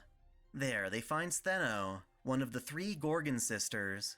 She was a Greek goddess who was banished from the Shapeless Isle with her sisters Uriel and Medusa. She and Uriel were frail goddesses who relied upon Medusa for their protection, which created a struggle when great heroes would venture to the island in search of fame and glory. While Stheno and Uriel emotionally abused Medusa, they lived under her protection until she fully transformed into the Gorgon monster. Their fates were sealed, being brutally consumed by the sister they once relied on. Normally, gods cannot be summoned as servants, as there isn't adequate room in a servant saint graph to contain a god's power. But Stheno is an exception, since she's so frail. Sure, she can fight as an assassin servant, but not any more so than a hero without divinity. Similar to her lifetime, Stheno hangs out on an island, this time accompanied by Elizabeth Bathory and Tamamo Cat to protect her. I've already covered Elizabeth extensively, and her appearance here is quite random, so don't think too hard about it. As for Tamamo Cat, well, she's one of the 9 tales of Tamamo no Mae, manifest as an alter ego. The base Tamamo was considered to be a kami, derived from Amaterasu. In life, she served as the wife of Japanese royalty, but was hunted and killed under accusation of treason. She's a loving and fierce servant. The cat, on the other hand, is Tamamo's pure and sincere aspects, in the form of a wild feline. She's only around for a sliver of time, though. Again, not that big of a deal. Anyway, Ritska's party is surprised to find a goddess servant and asks Stheno for her assistance. She denies them, but promises a gift if they venture into a nearby cave. Of course, this is a trap, and Stheno's literally wasting our time. Steering us back on track, Caligula shows up on the island. Did he swim there? Crazy bastard. Anyway, he's overcome with lust and envy for Nero, inciting another battle. Defeated, Caligula vanishes. As thanks for dealing with him, Stheno tells Ritska the location of the enemy capital. The group heads back to Rome, fighting their way through Leonidas en route. Without much of a break, it becomes clear that 2 other generals under Nero are struggling on the front lines. These 2 are Jing Ke and Lu Bu, Chinese servants. Jing Ke was an assassin who planned to murder the first emperor of China, Qin Shi Huang. She took the job with glee, despite knowing she likely wouldn't survive. When the time came for the assassination, she failed by a close margin, suffering her own death without completing her mission. Another death. Lu Bu was a destructive general during the Romance of the 3 Kingdoms. He jumped from lord to lord, ultimately betraying everyone he served. Throughout the varying military campaigns of his time, he remained a wild card before being captured and murdered by his enemy Cao Cao. Honestly, both of these servants are a weird choice for the Singularity. Jing Ke apparently joined Nero's forces for the chance to assassinate emperors, while Lu Bu is basically just a moderately tamed animal. Regardless, Ritsuka and Mashu come to their aid and help gather Nero's forces for a final assault. On the way, they encounter Darius III, another berserker incapable of speech. While intimidating and ferocious, he is defeated almost immediately after showing up. Alexander enters the battle and kidnaps Boudica. He schemes this plan with the help of, wow, Lord El Malloy II, or rather Waver. In Fate Grand Order, we have the Chinese tactician and politician Zhuge Liang. During the Three Kingdoms era, his military strategies helped Shu resist the much larger Wei army. Rather than manifesting flat out as a servant, he wound up utilizing a normal human as his vessel, choosing Waver Velvet from the clock tower as a suitable body. This is what is called a pseudo-servant. It's similar to Mashu being a demi-servant, but the process of getting there is different. A demi-servant is a human who takes on the saint graph of a heroic spirit, like when Mashu inherited Galahad. Waver, on the other hand, didn't really have a choice. His body was plucked from time and made into the vessel for Zhuge Liang. At the very least, it appears Zhuge Liang's powers and wisdom blended with Waver's personality, so he's not a puppet by any means. This Waver is, of course, the Waver from a time in which the events of Fate Zero occurred. He participated in the Fourth Holy Grail War in Fuyuki, with Iskandar as his servant, lost, and went on to succeed his mentor at the clock tower. Naturally, his bond with Iskandar is strong, so when he met Alexander in the Singularity, he naturally joined up with him. The two work to fulfill Alexander's goal, to meet the glorious Nero. Is Melly still in a chat? After fighting, Alexander questions why Nero never bowed down to the United Roman Army. Her answer? That she has taken on the role of emperor, and nobody, not the gods nor her own kin, can make her give up that title. In a streak of pride, Nero conquers the king of conquerors, as well as El Malloy II. Rallying her troops once more, Nero makes her way to the enemy capital, but is devastated at the sight of Romulus. She doubts her conviction for just a moment, but Ritsuka cheers her up to continue the battle. Jinkei secures a route to the palace, and Nero faces off against Rome's founding king. This battle, Rome versus Rome, ends with Romulus's defeat. As he vanishes, he entrusts Rome to Nero, leaving only one more threat, Lev Liner himself. The maniac transforms into his true form as the demon god Pillar Flauros, but fails to quash Chaldea's forces. As a last-ditch effort, Lev uses the Grail to conjure a final servant, Altera, aka Attila the Hun. Admittedly, Altera's origins mainly come from Fate Extella, as the Umbral Star dispatched her Titan form to destroy Earth.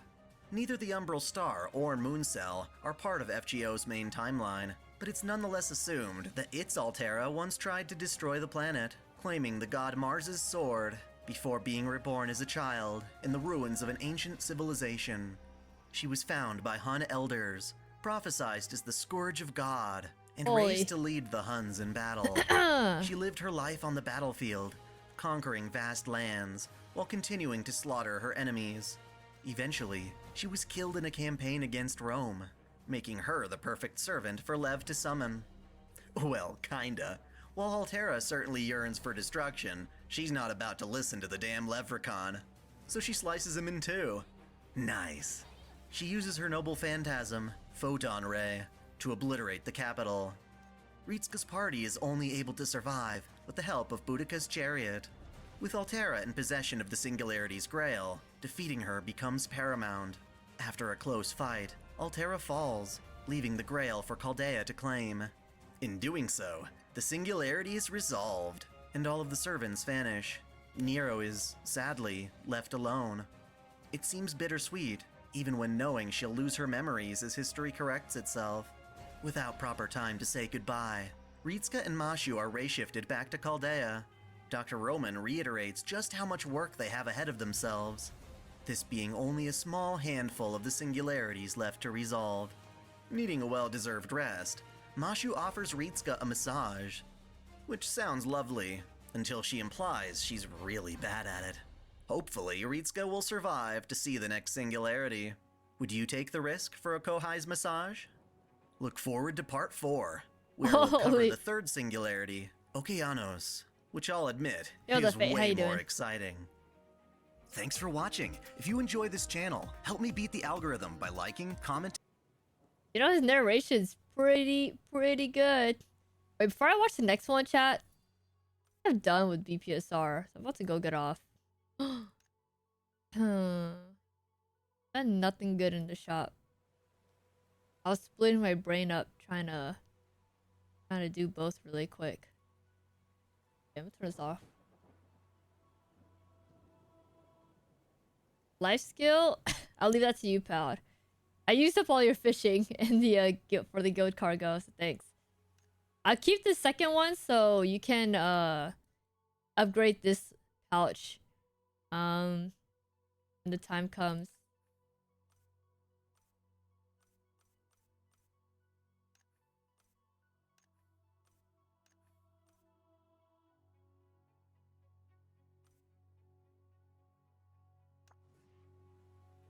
Alright. Get off now. I gotta play my Vampire Survivors, bro. Playing BPSR makes me like not focus on the video, genuinely. So, yeah. I don't know how to FGO lore. The first two videos are good. This one was kinda interesting. I feel like they're jumping timelines. What's up, KJ? How you doing? So, yeah. Altera's true NP is literally she just uses a laser pointer to rage bait Mars into sending a beam of destruction. Okay, I should not have laughed at that, to be honest. I was like, some of the lore was just back and forth. So silly, man. So yeah. I was like, yeah, this one, the story was a little bit weirder. So yeah. Oh. Okay, wait, give me a second. Oh god. But I have WUWA pulled up now. Oh, oops.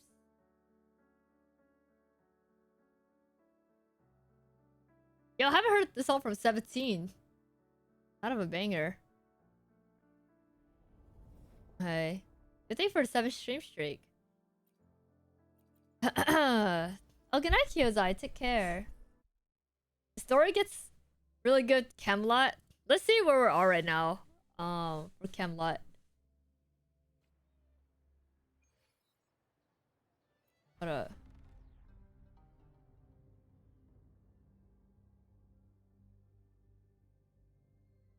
Oh, Camelot's the 7th one. So yeah. And the Lost Belt is the 16th one.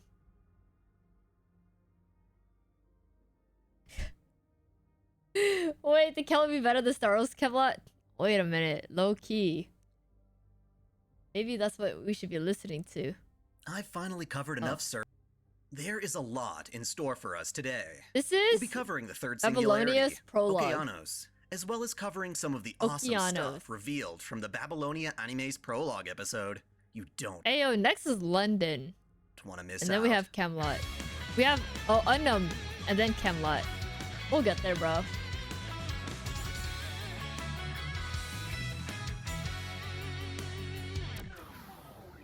Okay, I'm back to locking in. Welcome back to Otaku Daikun. Dai here. This is part 4 of my Lore of Fate Grand Order, where we'll be covering all there is to know about the game's third singularity. I'm not just summarizing events for those who skip the cutscenes. I'll cover the events, sure, but I'll be diving into the material deeper than that, including overviews of servants and other unique mechanics that get introduced. Before we get too deep into that, we absolutely have to reflect on the glory that is the Babylonia anime.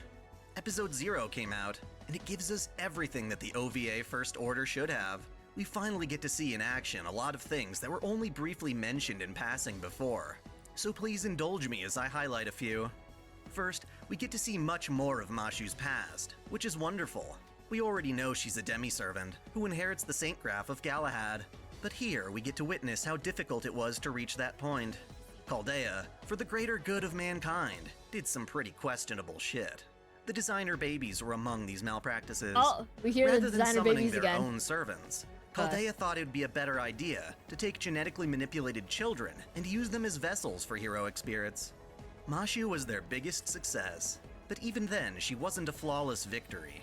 It appears waking up Galahad inside Mashu's body is as dangerous as activating Ava Unit 0. Hell, I'd be pretty startled if I woke up all of a sudden in a chick's body. I probably wouldn't have gone postal though. At this point, it seems Galahad's not all too keen about helping save humanity. And it's only because Mashu regains control of her body that Chaldea isn't leveled to the ground. It'll be a while until Mashu and her bond with Ritska seem to persuade Galahad to lend her his servant abilities. The dynamic between Dr. Roman and Marisbury is fleshed out in greater detail 10 minutes too. recess? Obviously, Marisbury Animosphere is the guy who— Yo, this is 24 minutes. Alright. 10 minutes? You need to go to the washroom and you need 10 minutes? Bro, take the phone with you. who founded Chaldea. Yeah. He participated in Take a Holy the Grail phone War, with you, bro. won, and decided to use his wish not to achieve true magic, but to get a crap ton of money. What can I say? The guy needed mats. I'm sure you understand. I pictured him as an older guy, but making people pretty is just how fate do. His servant was, of course, King Solomon. In life, he was a humble dude who supposedly told God he desired knowledge over wealth, and in exchange got 10 rings, which let him summon angels and demons. Quite the nifty magecraft. Seems he got too playful on the demon side, but we'll come back to that. Point is, he was recognized by God, and his people worshipped him as such. As a result, he never really got to live as a normal guy. Thus, when he became the winning servant of a Holy Grail War, he made a wish to become human. The Grail granted his wish, and he became a normal person. You're right. For the most part, I should anyway. be stretching too. He was reborn as Romani Archiman, a mortal man without the memories of being Solomon. It's never that simple, though. When he took form, he had a vivid premonition of humanity's demise. Wanting to make a difference in the world, he busted his ass, studying sorcery and medicine. The anime lets us see just how diligent he was, traveling the world and witnessing humanity's decline. It really brings out his humanity. He's a fine lad. Eventually, he figures his best use is as a doctor for Chaldea. He meets up with his old pal Marisbury and gets the job. That's when he winds up seeing Galahad's activation experiment and becomes interested in Mashu's condition. Long story short, she's akin to a homunculus and is guaranteed to die at the age of 18. Not only that, she's being used as Chaldea's weapon and treated less like a human being. As someone who values humanity, Romani insists on being her primary caretaker. While Chaldea's staff trains her to be neutral and diligent, with the douchebag Lev teaching her magecraft, Romani takes his time with Mashu to expose her to the value of life. He brings her books, movies, offers his life philosophies, and even gives her the last name Kyrielite. This is giving When we first meet Roman in the Stranger game, Things, where he's she's kind just- of an airhead, but I feel we really needed to see his compassion. Oh. It'll play out much better during Solomon's Temple of Time. By spending time with Romani, Mashu develops her own will. Anyways, where she's and a like wish to learning. see the sky. Marisbury's death is a bit clearer too. Some unknown ass sneaks into his office and holds him at gunpoint. He whips out his own piece before it cuts to black and we hear a gunshot. Unlike Star Wars, we never get to see precisely who shot first. Just that he kicks the bucket and Olga takes over. It's during this time that Roman gets Mashu out of her isolation chamber and around the facility as a staff member, allowing our beloved Kohai to find us sleeping in the hallway. This is roughly where the mobile game and OVA First Order start off, and the rest is history. And what a history it is. Turns out, when Solomon was screwing around with demons, he didn't exactly see eye to eye with them. After his death, the demon god pillars combined to form a hive mind, Getia, choosing to incinerate humanity as fuel to reach the origin of life and fix humankind's inherent flaws. The only way to stop this is to undo the singularities planted throughout history by grabbing up them grails. Singularity F took place in a jacked-up version of the Fuyuki Holy Grail Wars, where Mashu used her noble phantasm to impress Artoria Altar.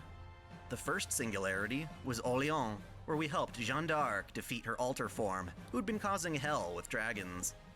The second singularity was Septim, where everybody loved Nero, minus Boudica, and Lev got his comeuppance by getting sliced in two by Altera. Now we're at the third singularity, Okeanos. Well, before Ritska even gets there, we've got some backstory with Francis Drake. That's right, the real Francis Drake, not a servant. She's a ship captain and pirate, famed for successfully circumnavigating the globe. Art?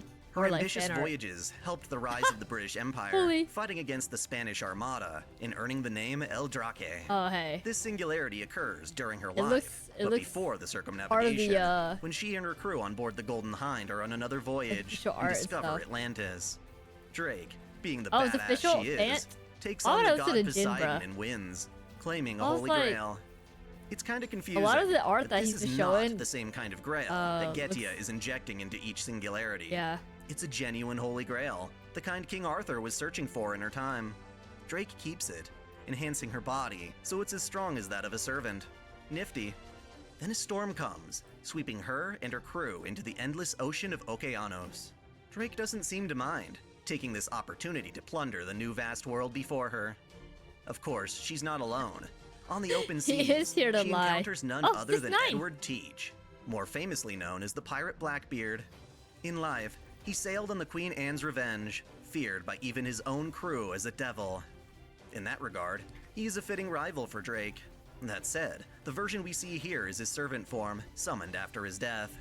As a heroic spirit, Blackbeard has found himself immersed in an otaku lifestyle, shamelessly fawning over any women that catch his eye.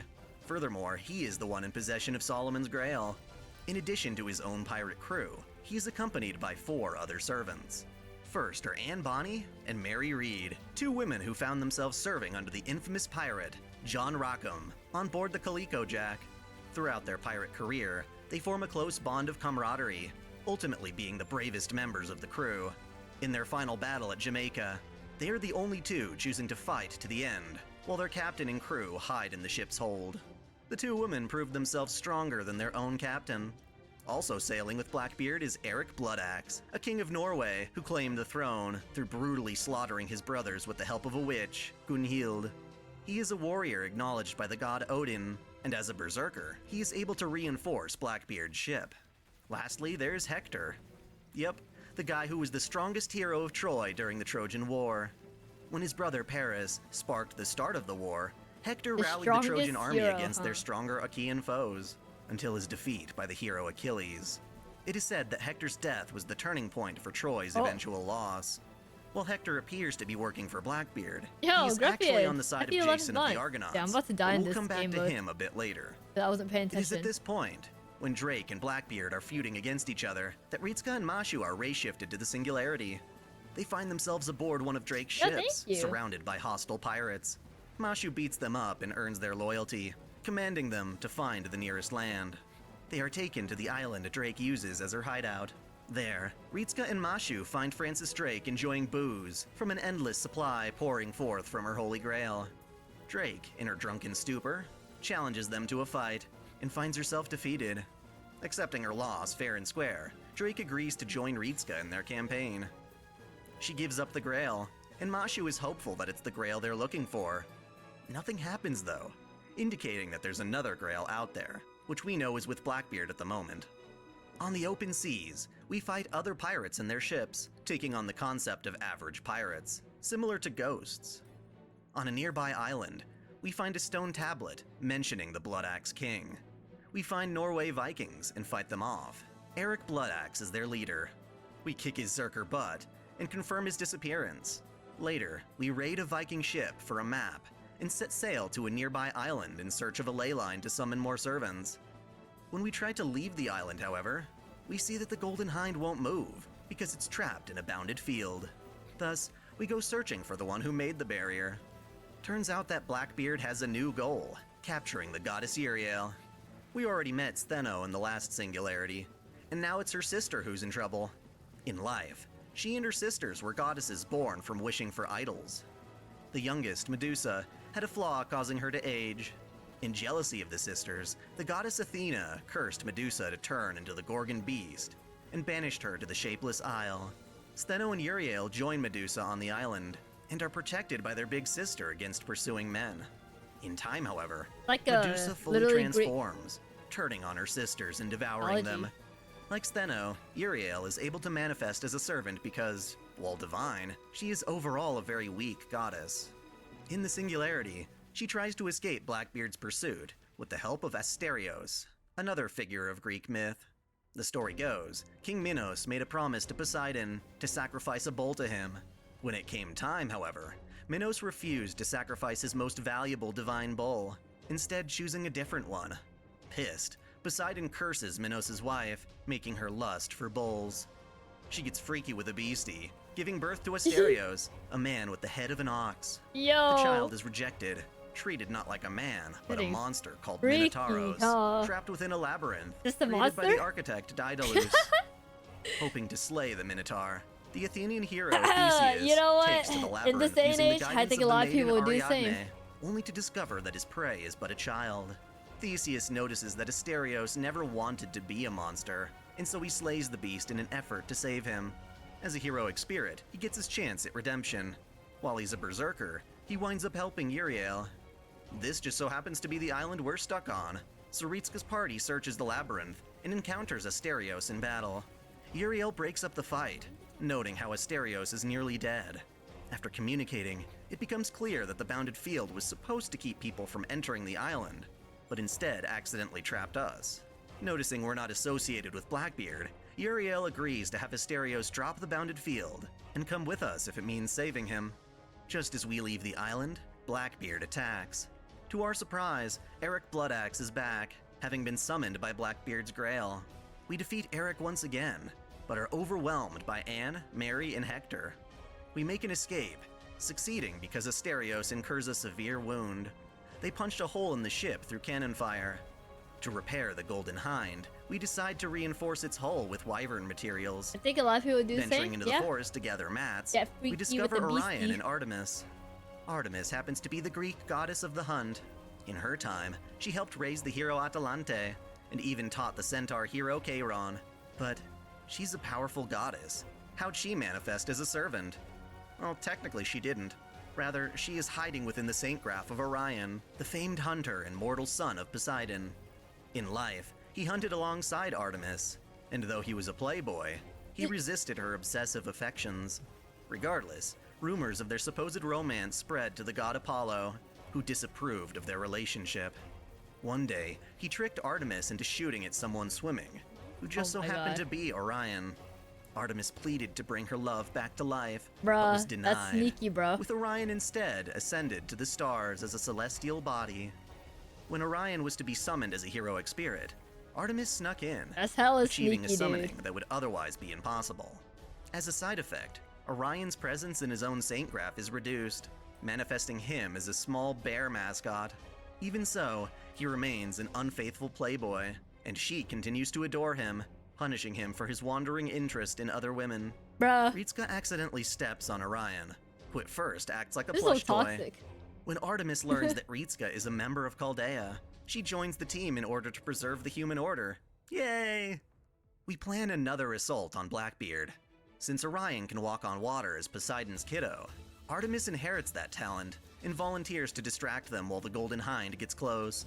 Uriel fires arrows upon Blackbeard's crew, charming the men into turning to her side.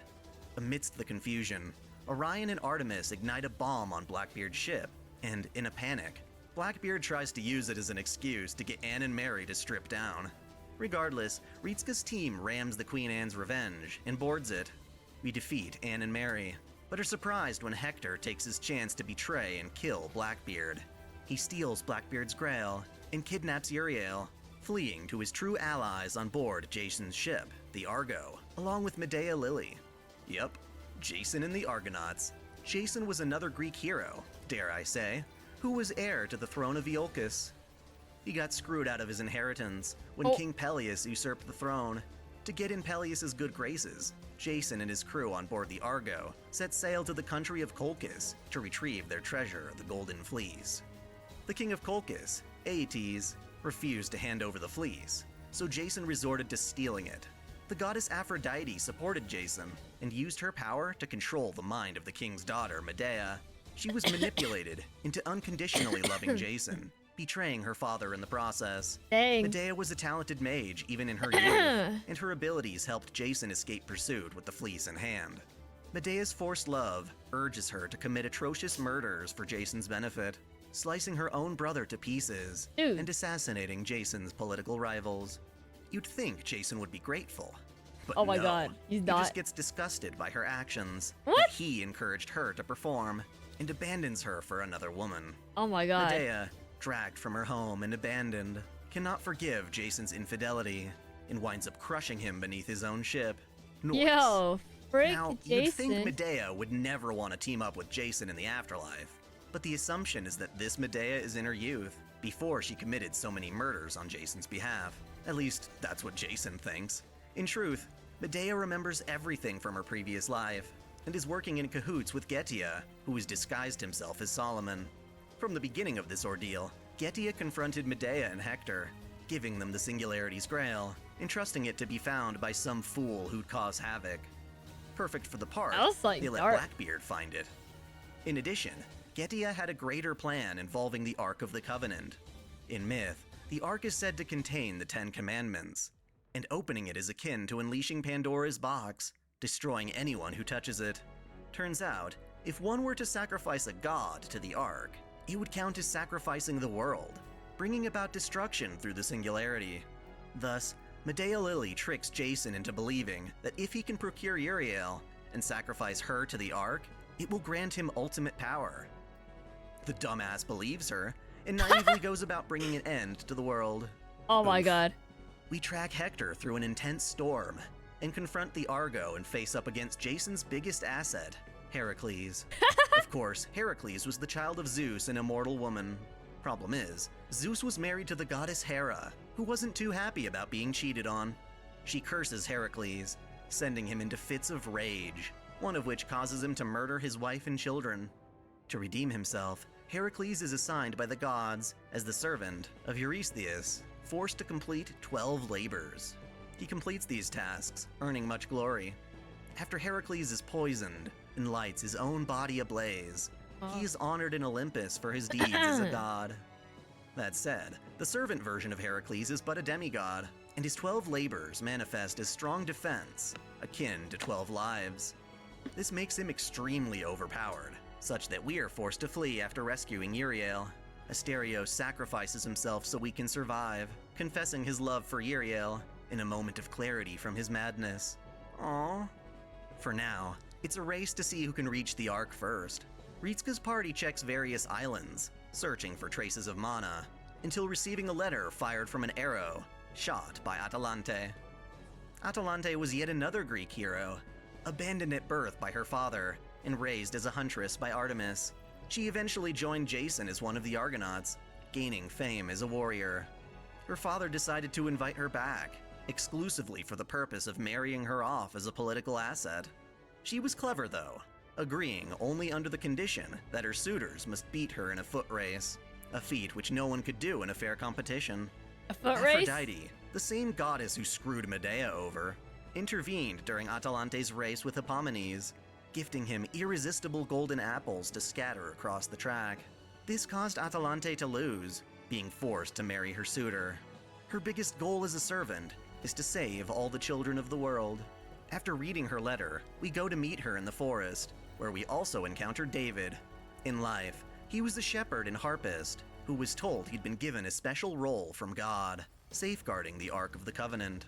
He played his harp for Saul, the king of Israel, exorcising him of an evil spirit. At the time, Israel's enemies in the Philistines were supported by a giant named Goliath, who demanded someone from Israel's army fight with him in a one-on-one duel. While none of the soldiers would comply, David accepted. Like a boss, he came to the battle without a sword of his own. He knocked Goliath out with a rock, shot from a slingshot, and decapitated him with his own sword.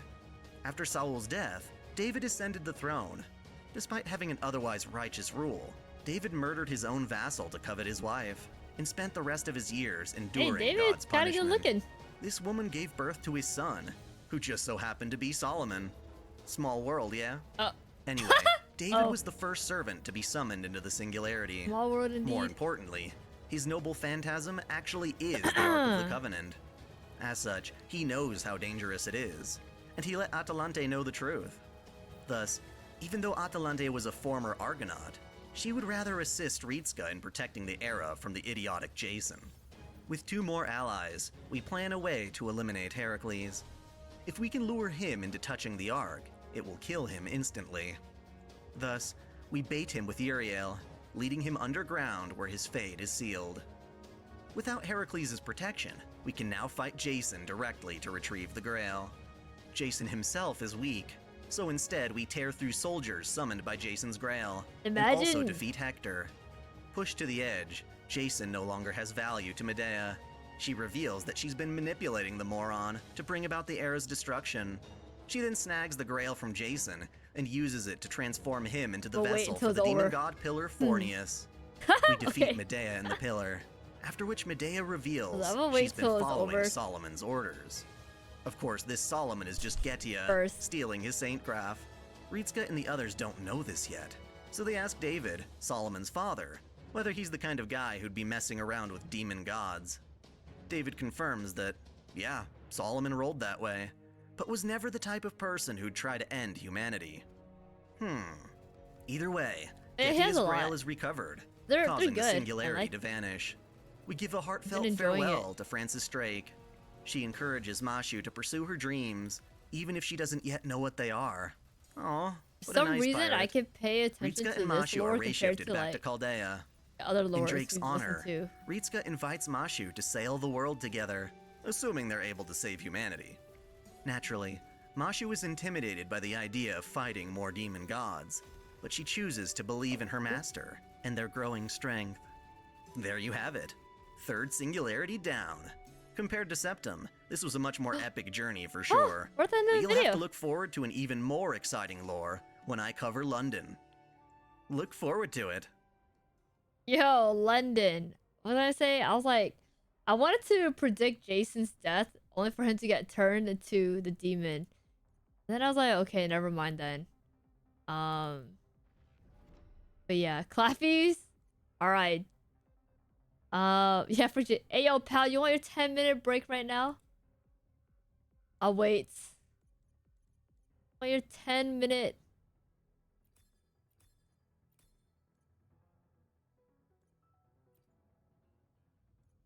Let me lock this. Chat, go stretch, man. Yeah. I love one of the London characters at FGO. I'm all ears. I'm all ears. Yeah, the next one is London, yeah. But who's ready to oh, it's a 30-minute video on London.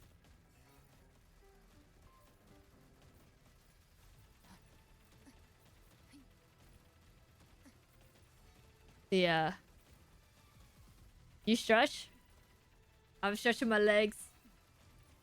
Are we going? Are we watching finish arc 1? When does arc 1 end for him? 1, 2. I don't think he says.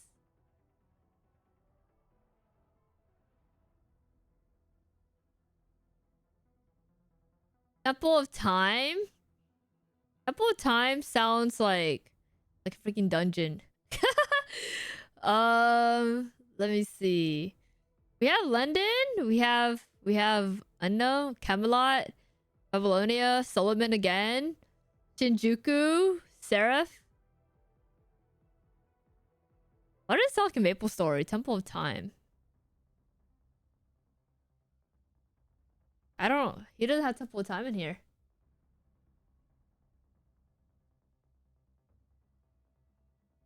It stops as Solomon.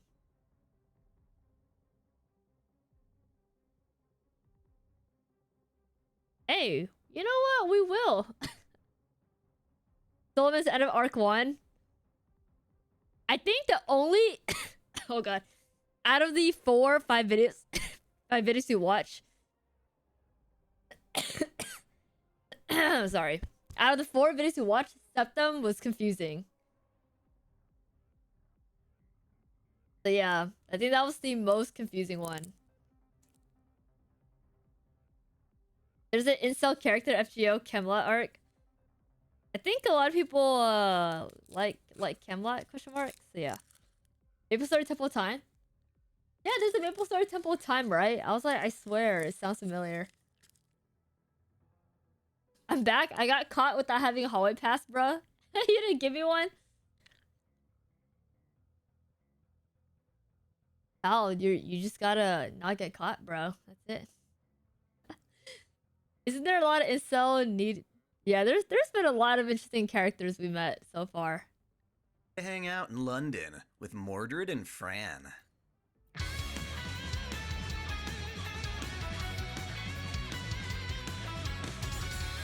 Right.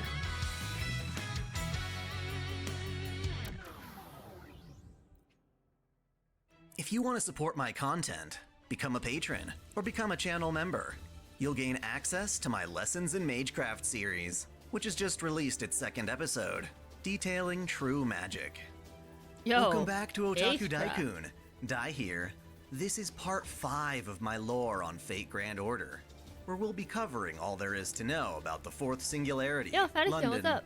Not only will I be recapping the events, but I'll be fleshing out important details in the world building and servants as we go. I'm assuming you've already watched my previous 4 videos in the series, so I'll only give a brief overview of what's happened for context. Basically, Chaldea is an organization trying to save humanity from incineration by resolving 7 singularities established by the demon god Hivemind Getia. Oh, they're doing like a recap. So far, Ritsuka and Mashu have recovered the grails of 4 other singularities, starting with Zero in Fuyuki. Then there's Orleans, Septum, and Okeanos. By now I'm sure you're getting the hang of this. Getia, using Solomon's dead corpse, sticks a holy grail into a period in time. A bunch of servants are summoned by that grail. Someone gets their hands on it and uses it to cause chaos, screwing with history, usually with the help of an individual demon god pillar. London is mostly the same. It's the 19th century, during the Industrial Revolution, a prime time to deviate from human history. Fake Solomon goes up to a mage of the era, Makiri Zolgan, and intimidates him. Yes, Makiri Zolgan is the same guy as Zokin Mato. When he was young, before the name change, Solomon finds him and convinces him that it's pointless trying to resist the incineration of humanity. Pansy-ass Zolgan's all like, well, if you can't beat him, join him, and decides to help, even going so far as to harbor the demon god Barbados. He teams up with 2 servants, Paracelsus von Hohenheim and Charles Babbage, to form Project Demonic Fog. Before that though, let's flesh these servants out, starting with Paracelsus. As you might expect from the name Hohenheim, this guy was a physician turned alchemist during the Renaissance period. In Fate, alchemy is but another extension of magecraft, and Paracelsus kinda pioneered that study by understanding the 5 main elements. Unlike other mages in the association, he was actually really kind and wanted to help people. He mass-produced magical items, Yo, we haven't such got as to the jewels best for part public yet. use, the pinnacle of which were Philosopher's Stones, crystals packed with mana. We He haven't got wrote to the an best part educational yet. tome he intended to release to the public. However, the Mages Association has a strict law Wait, of if you keeping actually magecraft a listen, secret, it's not so bad. they sent out assassin lore is really not enforcers bad. to subdue him. In the conflict, however, they wound up killing him. Now that he's a caster heroic spirit, you'd think he'd ally himself with humanity, but perhaps due to the way he was summoned, he's unfortunately a villain this time. Babbage was also a great innovator, But maybe it's because a this is like mathematician who invented the world's the first Vampire Survivor's like computers ADHD, via like a steam-powered fidget engines. spinner. I'm tempted to say he's the least fleshed out of all of Fate's servants. Basically, he dreamed of building technology to advance humanity's future, but died unable to fulfill that wish. His current form as a big honkin' steam robot is the materialization of that dream. Together, they plan to help Solomon bring destruction to England. Their first step is assaulting the Clock Tower, the headquarters of the Mages Association. They bust in through the front door, the British Museum, and level the place to the ground. They forge a tunnel beneath London's subway line. Under the center of the city, Babbage fulfills his dream of a steam world by building a massive steam engine called Angraboda.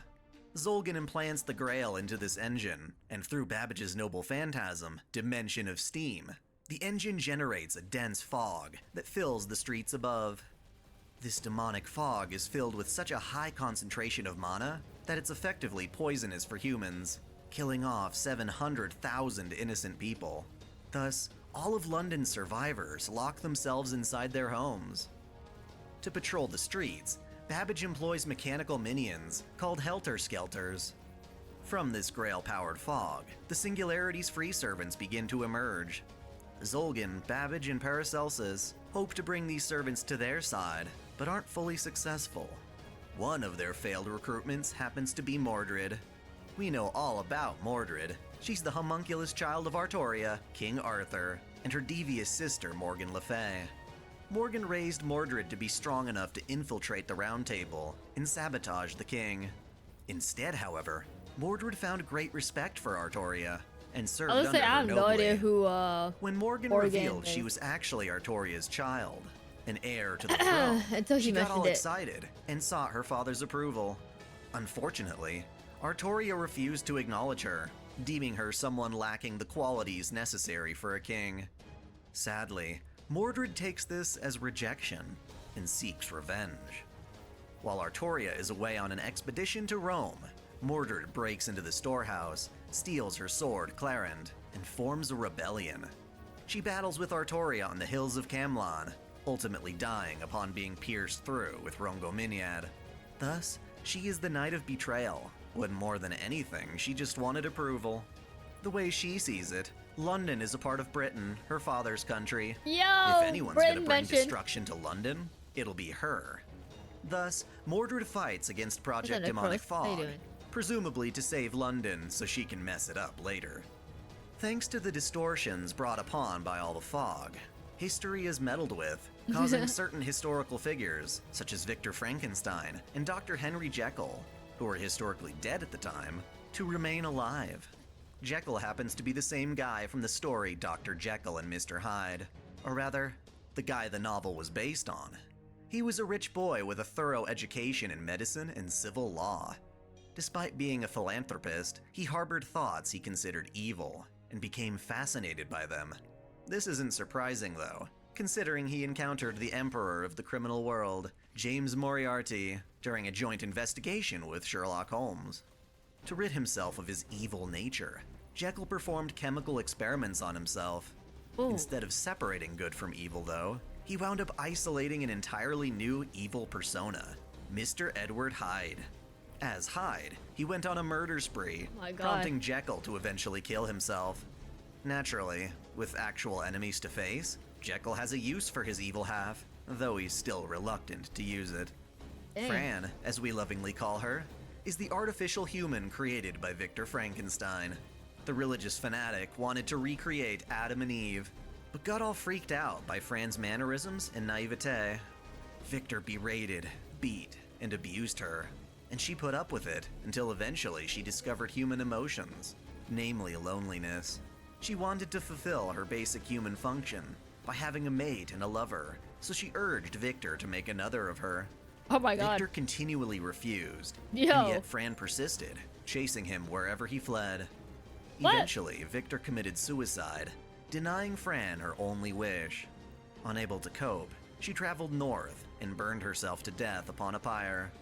Hopefully, the altered history of the Singularity will treat her better. Mordred allies herself with Jekyll, deciding he'll be the brains to her brawn, and they begin their counteroffense. That is, when Mordred isn't ruining Jekyll's favorite couch by sleeping on it in full armor. Among these servants is poor little Jack the Lowly. I mean, Jack the Ripper, the famed serial killer who murdered women on the streets. Believe it or not, Jack the Ripper has at least two forms in the Nasuverse. One is a male version from Fate Strange Fake, bearing a closer resemblance to the murderer described in actual history. The other is Jack from Fate Apocrypha, whom I find more fascinating. Basically, in the Whitechapel district in London during the 19th century, prostitution was rampant, and abortions were handled unethically. Fetuses were discarded into the rivers flowing through the city, and the souls of the dead children gathered to form a collection of wraiths. Into the city? Collectively, they formed the shape of a single girl, who wandered the streets, killing women in a twisted way of trying to return to the womb.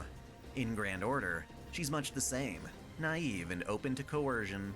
Thus, Paracelsus manages to manipulate Jack into killing people by suggesting they might be her mother. Needless to say, her condition is quite broken.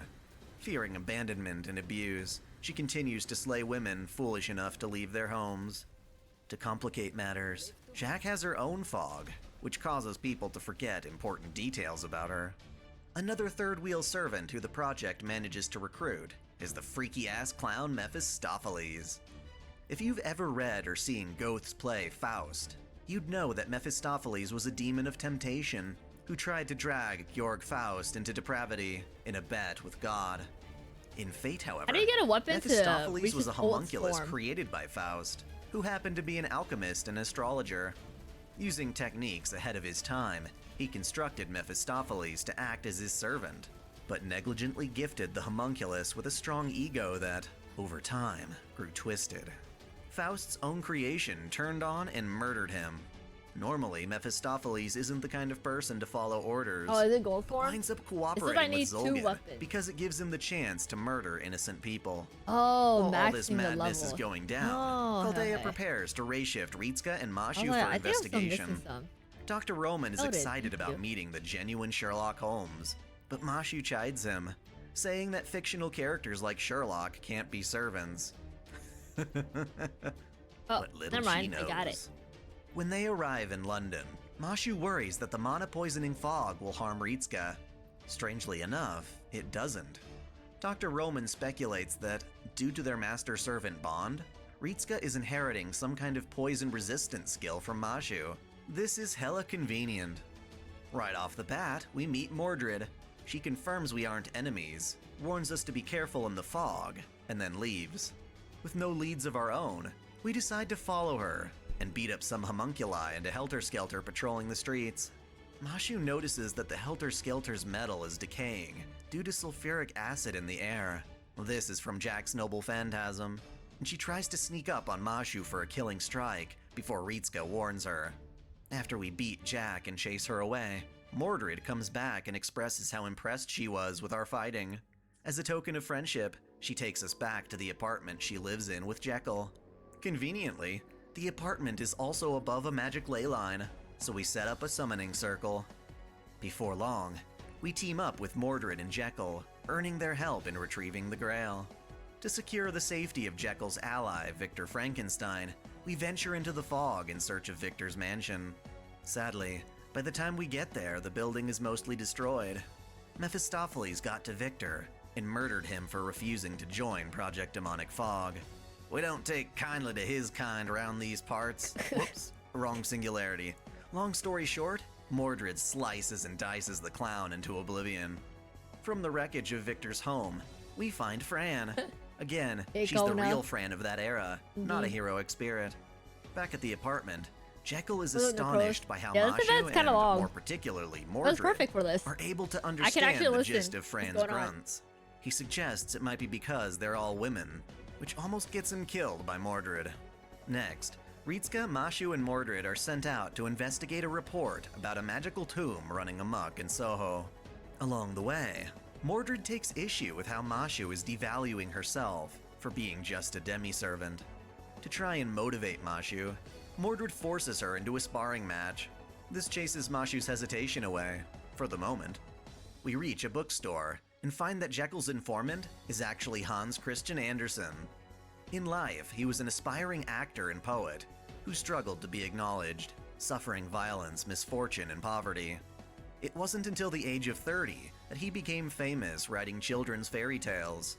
Due to his life's hardships, however, a great deal of darkness and agony flowed into his works, such as The Little Mermaid and The Ugly Duckling.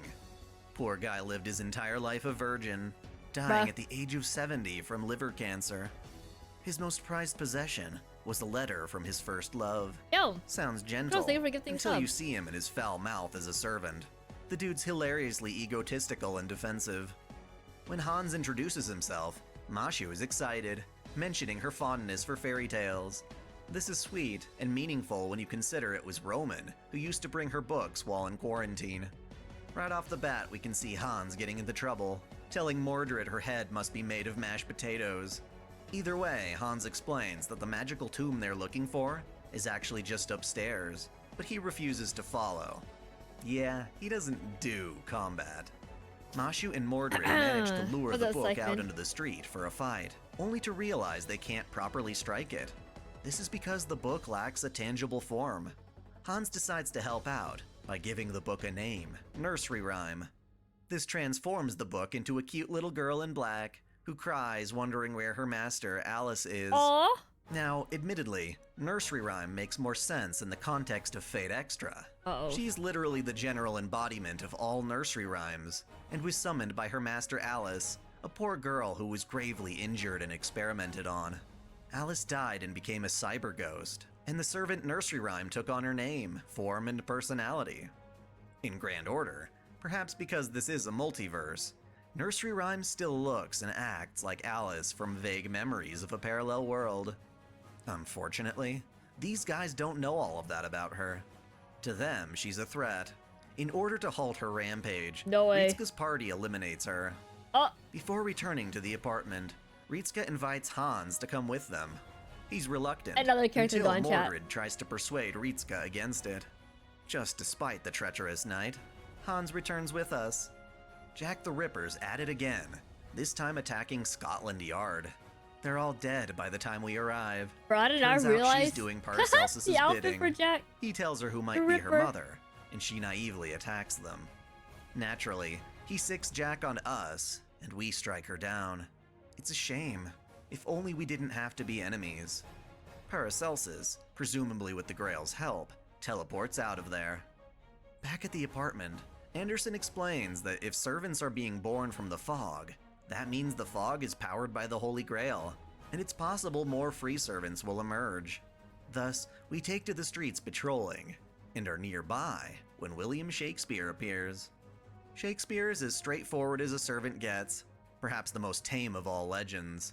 He was, of course, the famous playwright responsible for writing comedies and tragedies, best known for works like Macbeth, Hamlet, and Romeo and Juliet. He's far less warrior and more creative genius, with his storytelling being his main form of fighting as a servant. Essentially, he can make true the workings of his own imagination, as well as tell the stories of other servants, forcing them to confront their often tragic pasts. He's surprisingly useful, just don't put him in charge of writing a happy ending. Paracelsus shows up late to try and recruit Shakespeare, but is denied. Instead of getting what he wants, we off him. Another This character freaks out dead. the other members of Project Demonic Fog, and Babbage begins releasing more and more helter-skelters. As we figure out our next move, Anderson and Shakespeare convene in the other room, sheltering themselves like Yu-Gi-Oh! And hermits. Genshin are like kind of different Anderson games, no? suggests that, even though the clock tower was destroyed, there must be some kind of hidden records remaining. I don't think I would have We played venture out again to Regent FGO Park even and begin if digging Genshin was underground. never like there. Beneath the surface, we find the underground sections of the clock tower and are attacked by Grimoire. After fighting them, Anderson and I would've Shakespeare played Honkai reluctantly Impact admit that instead. they feel liberated That's burning what I books. Oof. Deeper in, Anderson finds the books he's looking for, but isn't allowed to take them out of the room due to a protective spell. Thus, we need to hold off enemies while he reads. Thankfully, the documents he's digging through are already organized for him. This is because Sherlock Holmes, who we don't see until much later, has been looking into the mystery of Yo, these humanity's characters are good incineration looking, on his bro. own in secret. Regardless, Ritsuka's servants are running out of mana and can't stall much longer. Jekyll takes this chance to inject himself with an elixir, turning into Mr. Hyde to enter the fray. Thanks to him, Anderson acquires his knowledge, and we return to the apartment. What he discovered from the archives is something we viewers already know, at least if you've been keeping up with my Fate videos. He learns that, while servants were summoned for the Holy Grail War, that wasn't their original purpose. Prior, the Throne of Heroes recorded the legends of humanity's strongest warriors, not to be used by other mages, but to be summoned to fight a common enemy. The heroic spirit system is meant to be used by the counterforce.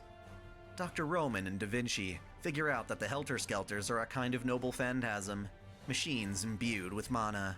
That means we can stop them by stopping the servant they belong to.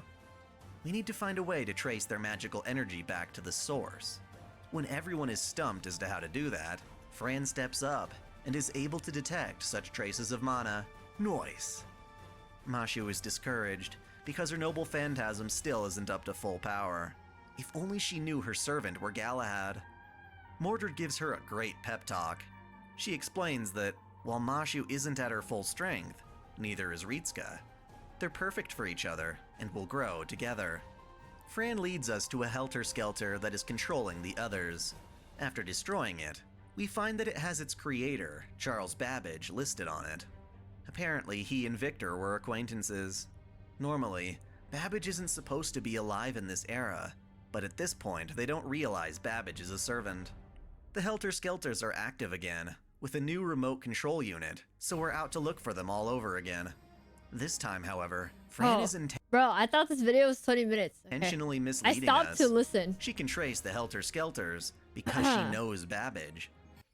I don't think Toph would have been popular if it wasn't for Genshin. I feel like Honkai Impact had a chance because I played Honkai Impact. And then I think Toph is too, it's more like MMO, right? I think what I don't know. I feel like Honkai would have been good. Sorry, I'm trying to think of the timeline of what games was out around the time that Genshin was. But yeah, I don't think FGO would have changed. But doesn't believe he'd be doing something as awful as causing the fog. It's too different. The team reasons Babbage is being forced to comply, which motivates Fran to get to the bottom of things. In the city's center, we meet Babbage as a heroic spirit. Unlike Victor, Babbage cares about Fran. When he tries to befriend her, the Grail, controlled by Zolgan, forces him to fight. In his defeat, he explains that to stop the fog, they must go deep beneath the center of the city and destroy his massive steam engine Angrboda. He expresses his desire not to harm Fran's world before dispersing. We go beneath Londinium's subway system through secret tunnels. When we reach Angrboda, we discover Makiri Zolgan. Makiri's plan is simple enough. He wants to summon a servant capable of activating the fog and allowing it to consume all of England. We try to stop him from the summoning ritual, but he turns into the demon god pillar Barbados. Even after the fight, Makiri still tries the summoning ritual as Mordred slays him. Thus, as he dies, Zolgan manages to finish the spell, summoning none other than Nikola Tesla. Underwhelming, to say the least. Tesla's honestly more legend than substance. In life, he was an engineer and inventor who brought electrical power to the world through the design of alternating current. Because of that, he became a figure associated with lightning, embellished by the world as the man who revealed the power of Zeus's thunder. We can thank authors like Mark Twain for labeling him Professor Thunder and Lightning. Even though Tesla is alive in this time period, his servant form is completely different. A damn electric supervillain.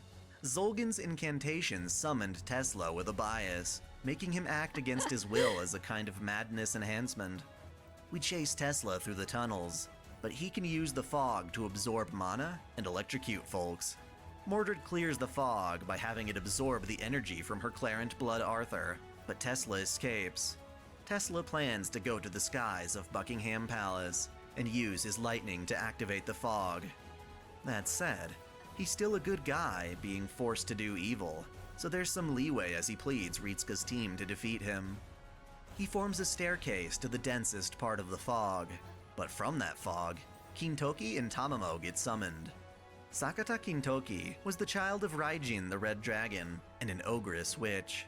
As a child, his mother was killed by a traveling warrior, and he was brought before Minamoto no Yorimitsu to become one of the 4 heavenly kings, samurai which served Yorimitsu during the Heian period.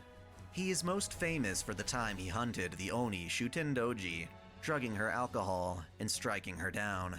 He was conflicted for also having fallen in love with Shutendoji, and had to live with the fact that he killed her. Dang. Tamamo no Mae was, essentially, a descendant goddess of Kami Amaterasu. Hoping to understand her human worshippers, she cast aside her divinity to live as immortal, and fell in love with Emperor Toba. She served under him, trying to hide her identity as a 9-tailed fox. When her secret was discovered, and the Emperor took ill, priests accused her of bewitching him. Tamamo fled the scene, only to be struck down by a volley of arrows, the killing blow being from an enchanted arrow. Her corpse later became the Seisho Seki, or Killing Stone, which cursed and poisoned locals until being shattered by a monk. Similar to Alice, Tamamo's dialogue appears to infer that she remembers having a previous master, which very well could be Hakuno Kishinami from Fate Extra. Unlike Tesla, Kintoki is able to resist being controlled, and actually winds up helping. When Tamamo appears, she's disappointed that she cannot experience the wonderful cuisine of London. Kintoki and Tamamo give their all to disperse the fog, allowing Ritsuka's team a chance to confront Tesla on fairer terms. Along his stairs, he tries to invoke his noble phantasm, but is done in by Clarend. Now that we've defeated Tesla, it seems we still need to get the Grail from Angraboda. With the fog still there, it conjures one final servant, Lancer Artoria Alter. Artoria, naturally, is King Arthur of Britain. Her Lancer variant, with the large bust, is the result of her choosing to cling to the spear Rungominyad, using it over Excalibur. A side effect of wielding the spear is that she slowly gets turned into the goddess Rungominyad. In order to avoid this, Artoria cast away her benevolence to remain human, with the consequence of becoming a black tyrant, look at the art king chat. of storms. Oh my gosh. Basically, she is an alter version of the original Lancer Artoria. Similar to Tesla, this servant is affected by the Madness Enhancement.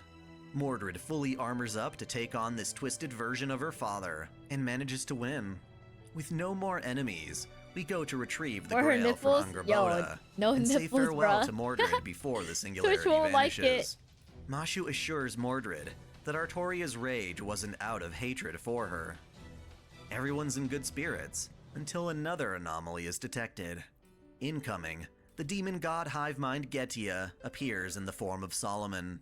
He mocks Chaldea, claiming the only reason it hasn't died out yet is because it's been removed from the temporal axis. He boasts of his strength, and of the ring in the sky being his noble phantasm, Ars Almadel Solomonis. In combat, we get our asses handed to us. He attributes this to the fact that Chaldea's servants are all ordinary, and not the ones chosen by the counterforce, the Grand Servants, meant to take on beasts, and declares that he is the Grand Caster. He's so egotistical that he doesn't intend to kill us here. We're apparently not even worth his time.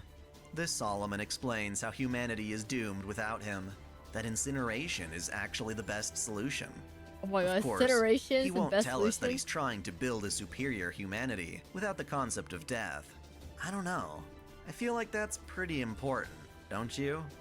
So yeah, even though we retrieved the Grail, it's bittersweet since our main enemy hardly even recognizes our efforts. Even though our enemy is strong, we have no choice but to pick ourselves up and keep fighting. As we prepare for the idea of another singularity, Mashu worries that there may be truth to Solomon's criticism of humanity. That won't stop us though. Next time, we head out to a completely different era. Murica, the land of the... wait, Freedom? Celtics? Something's wrong here. It's not freedom. I'll see you later. Thanks for watching. If you enjoyed Yo, this channel, help me beat America. the algorithm by liking, commenting, and Oh my sharing the God. video, subscribing to Otaku Daikun, and most of all, smashing that notification bell as if it were your waifu. That way you'll never miss out on all of my anime content, lore videos, live streams, and Holy Waifu Wars polls. My vids are struggling to get featured, so that bell is absolutely critical. If you want to support me directly, check out my Patreon, or consider donating via Super Chat. And as always, celebrate your fandom. He said, hit it like it's your waifu or something. E Alright. pluribus unum. I'm American, and I'd never heard that term till FGO. Come to think of it, I'm having way more fun learning things through Fate than I Wait. ever did in school. We're on Kekoda Land now. Alright. That's funny.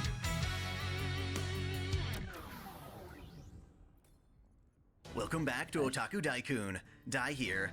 This is part 6 of my lore on Fate Grand Order, where we'll be covering all there is to know about the 5th singularity, America. As usual, this is both a summary and lore-oriented commentary on the aforementioned singularity. To recap, we, Ritsuka Fujimaru, have been ray-shifting to space-time distortions to recover Holy Grails. Doing so is slowly peeling back the effects of Getia's noble phantasm, Ars Almadel Solomonis, the ominous ring in the sky. These singularities, and the grails within them, are what allow Getia to incinerate human history as fuel to travel back in time and fix humanity by eliminating the concept of death. This whole time, we'd heard that Solomon has been the mastermind, but he never made an official appearance till London, where he mopped the floor with all of our precious servants. Pisses me off, man. Of course, Ritsuka, Mashu, Roman, and Da Vinci still have no idea that Solomon is an imposter. The demon gods essentially hijacking his body. Even so, we finally have a face to antagonize. Problem is, he's too strong. We have no idea how to beat him. Luckily, he acknowledges this weakness, treating us like bothersome insects not even worth crushing. Thus, Getia claims he'll be leaving Chaldea alone until we restore all the singularities. Clearly, he doesn't believe we'll ever get that far, but let's show him who's boss. The fifth singularity takes place in the newly founded United States of America in 1783. This is after the US was established, but before George Washington began his presidential term. Even so, George was an influential politician and general, crucial to the country's development and independence. Shame if something were to happen to him, yeah? Well, we're dealing with the singularity. Shit's gotta hit the fan at some point. He said everything shame. goes wrong when the usual Something happens. were to happen. A Solomon Grail is planted into history, accompanied by a demon god pillar, this one being named Halphus. From this, various free servants are summoned, and the one to find the Grail happens to be Queen Maeve of Connacht. During the Ulster cycle of Irish legend, there were two kingdoms at war, Ulster and Connacht. Maeve, the Queen of Connacht, sought treasure in a prized Ulster bull and formed a massive assault on Ulster to claim it. Like Obi-Wan, she had the high ground, or rather, a huge advantage in the form of a curse plaguing Ulster warriors. When invaded, Ulster's soldiers were cursed to be weak and feeble, making this a walk in the park for Connacht, except for one man, Cuchulainn. Because he wasn't born in Ulster, he had all his strength, and boy was it a lot. Crazy dude started massacring Maeve's army, forcing her to pull some rotten tricks to circumvent him. She even forced Ku to fight his best buddy, Ferdiad. Despite this, Ku kicked ass, and even captured Maeve for a time. Turns out, she fell for the blue son of a gun, but was rejected outright. In retaliation, Maeve later launched another assault, this time hell-bent on killing the man she couldn't have. She took advantage of all of Ku's personal vows, his gesh, and eventually drove him to his death. Even as an anti-heroic spirit, Maeve is still salty about not getting Ku to fall for her. With her dirty hands on the Grail, Maeve summons a twisted version of Ku, known as Cuchulainn Alter, to serve as king to her queen. So what do you get when you cross a charismatic, hardened warrior with the duties and ambitions of a king? Well, this guy. Normally Ku was loyal to Ulster and lived a life of spontaneous adventure. He was generally cheerful, but now that he's inverted, he's just a cruel, ruthless killer.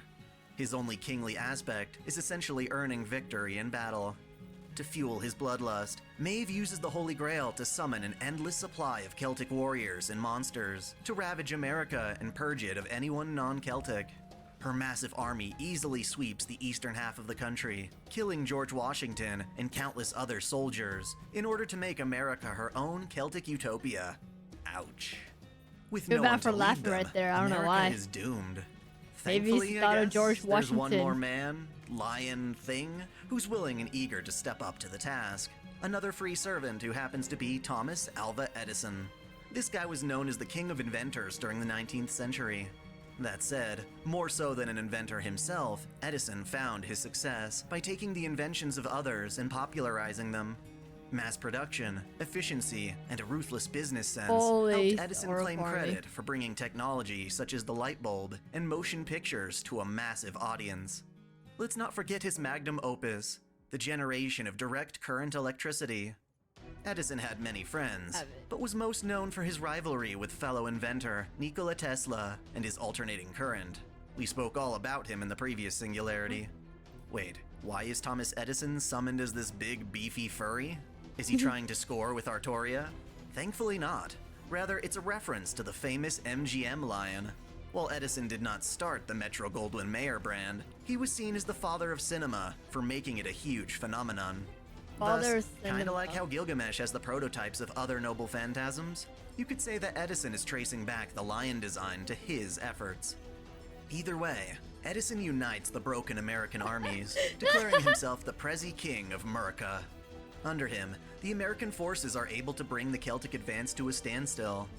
As more and more people begin to accept Edison's status as a president, king, whatever, he begins to inherit the hopes and dreams of all other US presidents throughout history. Yo, I kind of wonder what would happen if you played this episode to someone who doesn't know Fate, just to hear them reference all like the presidents and the influential people of the past. This is so this clouds random. His judgment, making him so eager to win the war that it makes him a tyrant, forcing American civilians to work in factories to produce hundreds of mechanical exoskeleton soldiers he titles the Hard Work Mark II. To make things worse, he even plans to steal the Holy Grail from Maeve and use it to establish America as a massive superpower capable of saving humanity on its own. So yay, America is able to hold its own against the Celts. But aren't we forgetting something? Oh, that's right. The fact that this entire country was established by stealing land from and colonizing the continent's native people. Who better to represent these marginalized people than the servant Geronimo? Yo, Geronimo. Okay, wait, chat. Hold up. I'm gonna go grab some snacks really quick because this is getting tasteful now. I tell my kids the world history. No, I'm being for real. The more I listen to it, I'm like, it's giving history, man. Yeah, like you could honestly trick someone, especially if they're not maybe from America too, who knows, or maybe you can trick someone, who knows. So yeah, yo, what's up, Koi? How you doing? Next time, can you grab me some? Sure, I'm grabbing some jerky. So yeah, give me 1 second, chat. I didn't want the video to keep playing because I want to listen in on this. So yeah.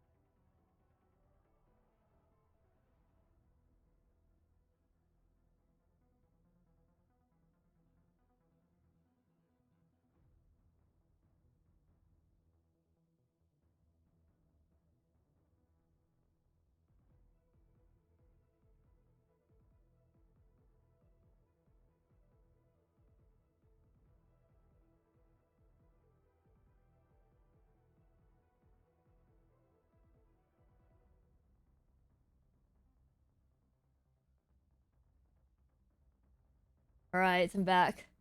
Oof. Got like chills. I got popcorn from some chip bag, and then I have jerky. So yeah, the last 10 minutes of his lore made me forget that this is even related to the mobile game. Dude, that's what I'm saying. Like, I genuinely wonder if you just If you just played this for... Sorry. Give me a second, chat. Oh my god.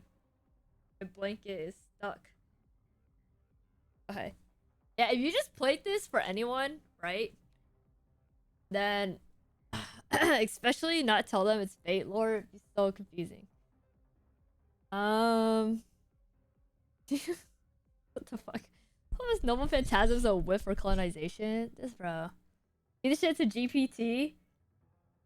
Holy shit! Imagine you feed it to Chat GPT and then kids who use it for school fail history because it's all about Fate lore instead. So yeah. Oh my god! Imagine this is the only thing archaeologists discovered 3,000 years from now. Wait, you guys are kind of cooking, bro. So yeah.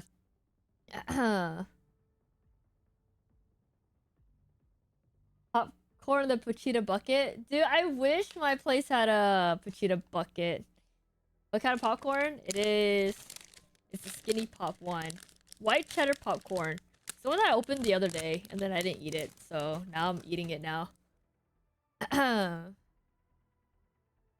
We're linking for the movie? Yo, making plans in front of the rest of us without inviting us? Y'all are insane for that, dude. That's so rude. Chat, do y'all see this? They're making plans to see a movie right in front of us. TFTI, man. We're gonna watch a movie and y'all are invited. I'm kidding. Yeah. Anyways, feeding this lore to Chat GPT would be crazy. I was a teacher to FGO fan. I'll believe it if people say they're a Genshin fan, but I don't know about FGO fan. But maybe you're right. I don't know.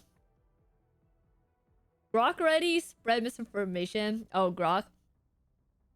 I remember when everyone did the @Grok. Who was the most famous person that visited my profile? I was like, how does Grok even know? Are they just spewing out random celebrities? I almost want to try it just to see. If I student without the HSR lore, I'm kicking them out. Yo. But the thing is, Honkai Star lore doesn't mention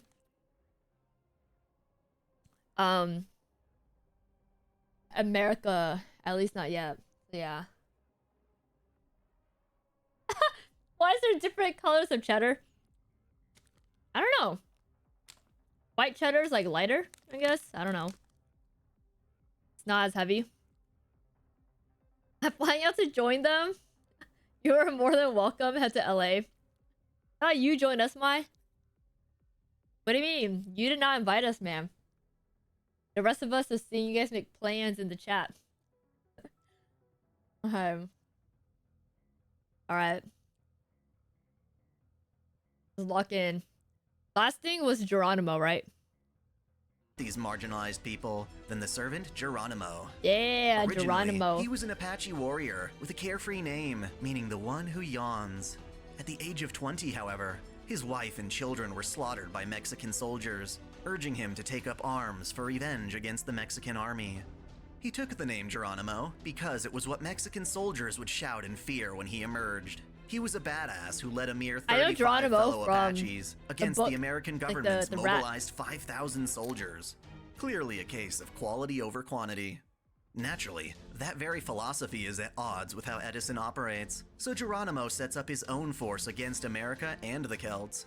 Perhaps the most valuable asset of his resistance is another servant, Rama. Rama was the hero of the Indian epic poem, the Ramayana.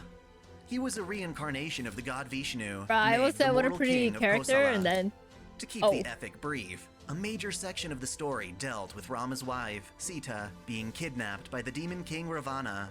Rama received powers and weapons from the gods and sages. The voice said he, I was like, an army of monkeys against Ravana, fighting for over 14 years. That's why I was like, oh. During this fight, I caught myself. Rama performed a sneak attack on the enemy monkey, Vali, whose wife retaliated by cursing him such that, even if he reunited with Sita, White he Cheddar's could never not share died. joy with her again. Facts. Until they returned to the heavens, they could not be together.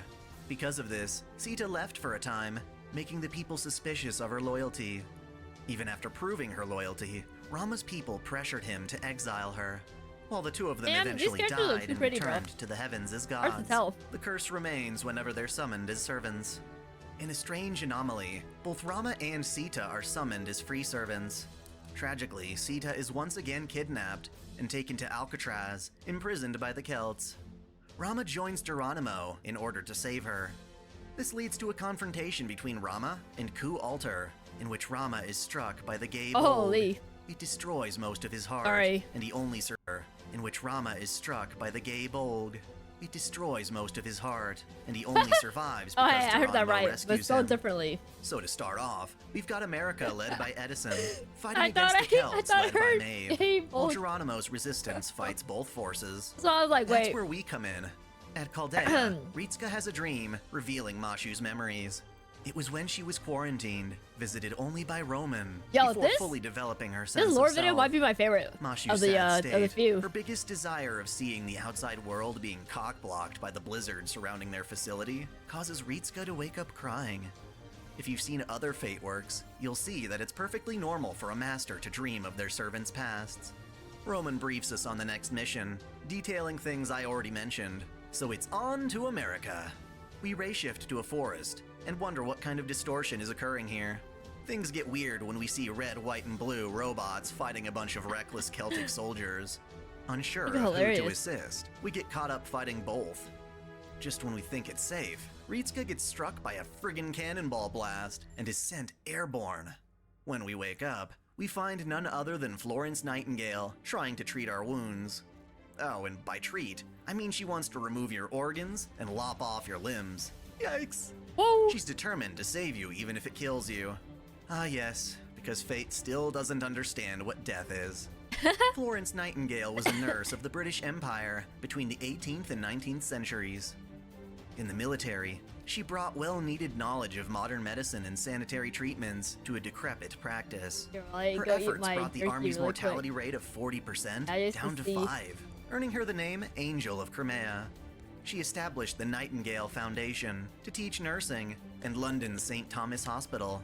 She brought nationwide reform to the practice of medicine. She sounds but like felt an her efforts actual, were like, never enough to save people. An actual Her obsession with person saving in the history others book. is almost maddening, causing her to be summoned as a berserker. I guess that explains her fixation with But I hate- amputation. Anyway, she's about to dice us up as a nurse serving Edison's forces until Mashu comes to the rescue with Oh, a she healing is? scroll. Oh. Whew. Roman Not the recommends we berserker try part, to right? befriend as many servants as possible, so we try to recruit Nightingale. We reason that if she really wants to save her patients, the best method is to stop the war itself. She agrees to help us, and we defend the camp from invasion. Outside, we encounter two other servants, Diarmuid Adebna and Did Fionn she actually turn into a McCool. berserker? These are two heroes from the Fenian Oh my cycle god, my of phone's Irish gonna die. myth. Fionn was the descendant of the Celtic war god Nuada. He became an unparalleled warrior of great renown. He even learned to control healing water from the Salmon of Knowledge after felling the divine spirit Eilen. Yep, he fought against various gods of the Tuatha De Danann and formed Yo, the Knights of low-key, Fianna as their I might charge my leader. phone right now. At the same time, Oh, we it had doesn't die Diarmuid, during, a foster the WUWA child of livestream. Angus Og, who earned his way up to First Knight of Fianna, loyally serving Fionn as his lord. Problem was, Fionn had women problems, I'm and gonna do that. Diarmuid really wasn't helping. Turn my You phone. see, Diarmuid had a magical love spot, a mole basically, that would charm any woman who gazed upon it. Thus, when Fionn was celebrating his engagement to the king's daughter Granier, she gazed upon the I'll love be here, spot though. and Yeah. fell in love with Diarmuid. She then placed a gesh on him to make him run away with her. Despite being forced, Diarmuid refused to lay a finger on Granier, clinging to his loyalty above all else. As such, he was delighted when Fionn recognized Diarmuid's marriage to Granier, welcoming him back as a Let subject. me, Water under the bridge, right? Not quite. Later on, Diarmuid was mortally wounded by a demonic Where's my boar. Fugi? While Fionn went to fetch water to heal his subject, There you go. his hatred toward Oh. Diarmuid caused him to spill the water twice. Yes. By the time he finally brought water, Diarmuid had Fugi. died. Press F, yo. Hello. These two Oh. Knights of Fianna oppose us, managing to set aside their previous Same. conflict in life to fight on behalf of Maeve. Like a total Chad, Fionn claims that if he manages to defeat Mashu in Oh, battle, and bars are he will folklore claim her people. as his bride. Definitely. Not on my watch, Definitely, I could douchebag. tell in this Sadly, they're only serving as a diversion past while few Maeve's monsters attack the camp. episodes. We're saved, however, when Geronimo shows up as backup. Luckily, he doesn't consider us his enemy. With Nightingale in our party, we try to leave the camp, but are stopped by another of Edison's allied servants, Elena Blavatsky. Elena was a 19th century occultist and magus who networked with geniuses such as Edison as a member of high society.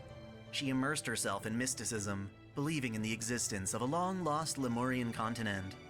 After coming into contact with the higher power Mahatma, she acquired great knowledge, perhaps even getting a glimpse of the root. Even so, she argued with the Mages Association about the continent's existence until her death. Naturally, Elena doesn't want one of Edison's greatest assets, I can't open it right now. to just If I walk open out it, it's on them. gonna... So she tries to get us to stay. When we show resistance, she whips out the big guns. That is, she calls for another servant's help. Unfortunately for us, that servant is Karna. Karna was the son of the sun god from the Indian epic, the Mahabharata.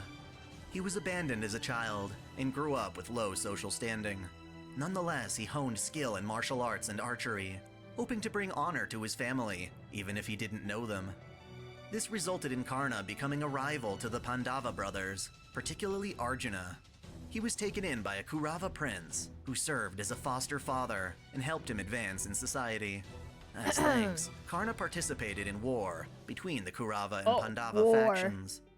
He accumulated various noble phantasms gifted to him, which would have made him unstoppable. But before heading to his final battle, he generously parted ways with his armor in exchange for his spear, Vasavi Shakti. Unfortunately, because of this, he was killed by Arjuna's arrow. Known as the hero of charity, Karna is exceptionally loyal to those he considers his master. In this case, Edison had welcomed him into the American army, and so he acts on behalf of the United States. To subdue us, he unleashes his noble phantasm, Brahmastra, a powerful beam of light from his eye. Even though Mashu blocks it, the force is enough to knock us all out. I don't know what Eminem cooked is. Elena takes us captive, insisting we meet with Edison directly before we decide to leave with their precious nurse.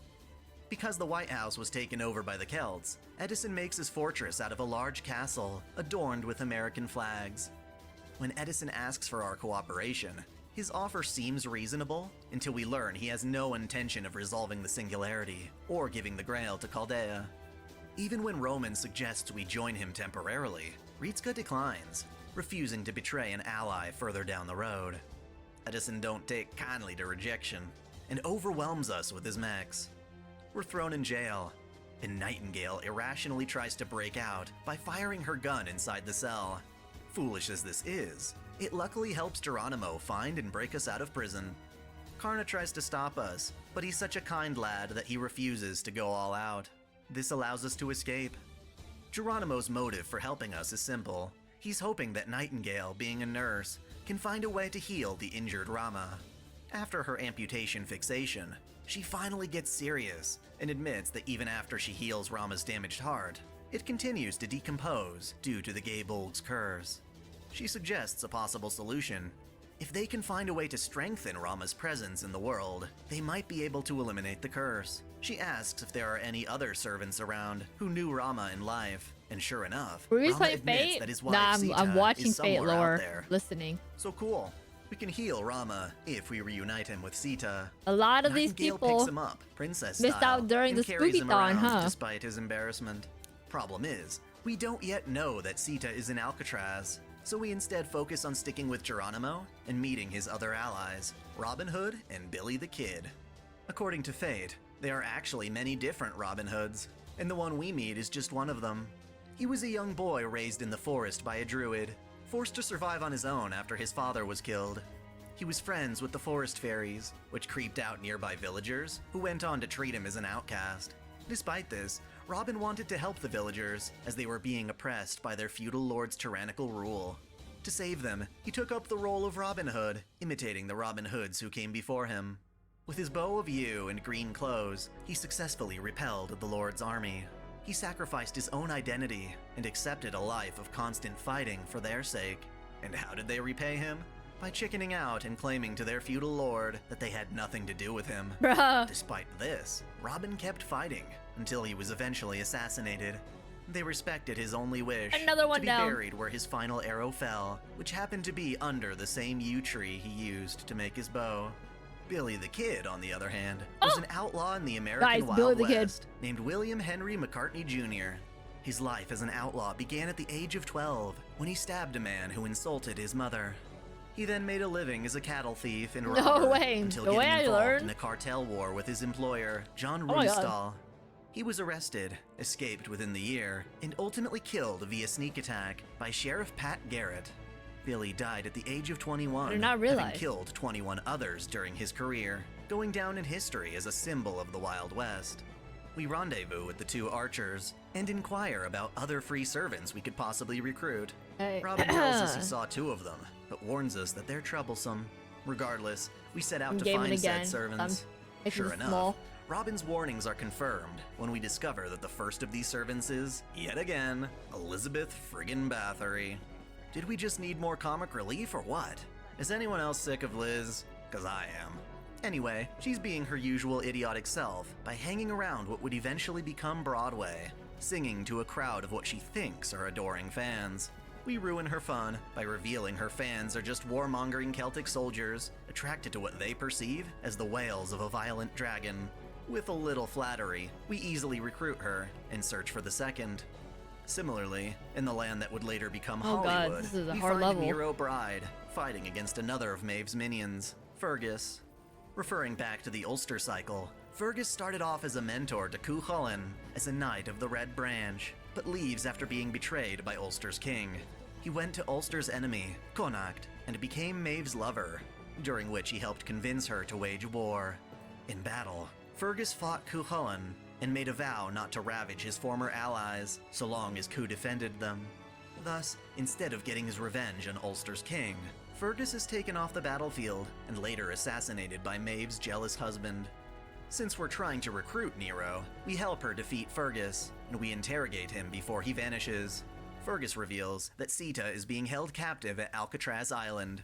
Nero wants to earn fame as an actress, but we ruin her fun by reasoning people aren't going to go see her as long as America is being invaded by the Celts. As an aside, humorously, it seems everyone keeps trying to use Robin Hood's noble phantasm, his cloak, as a damn towel.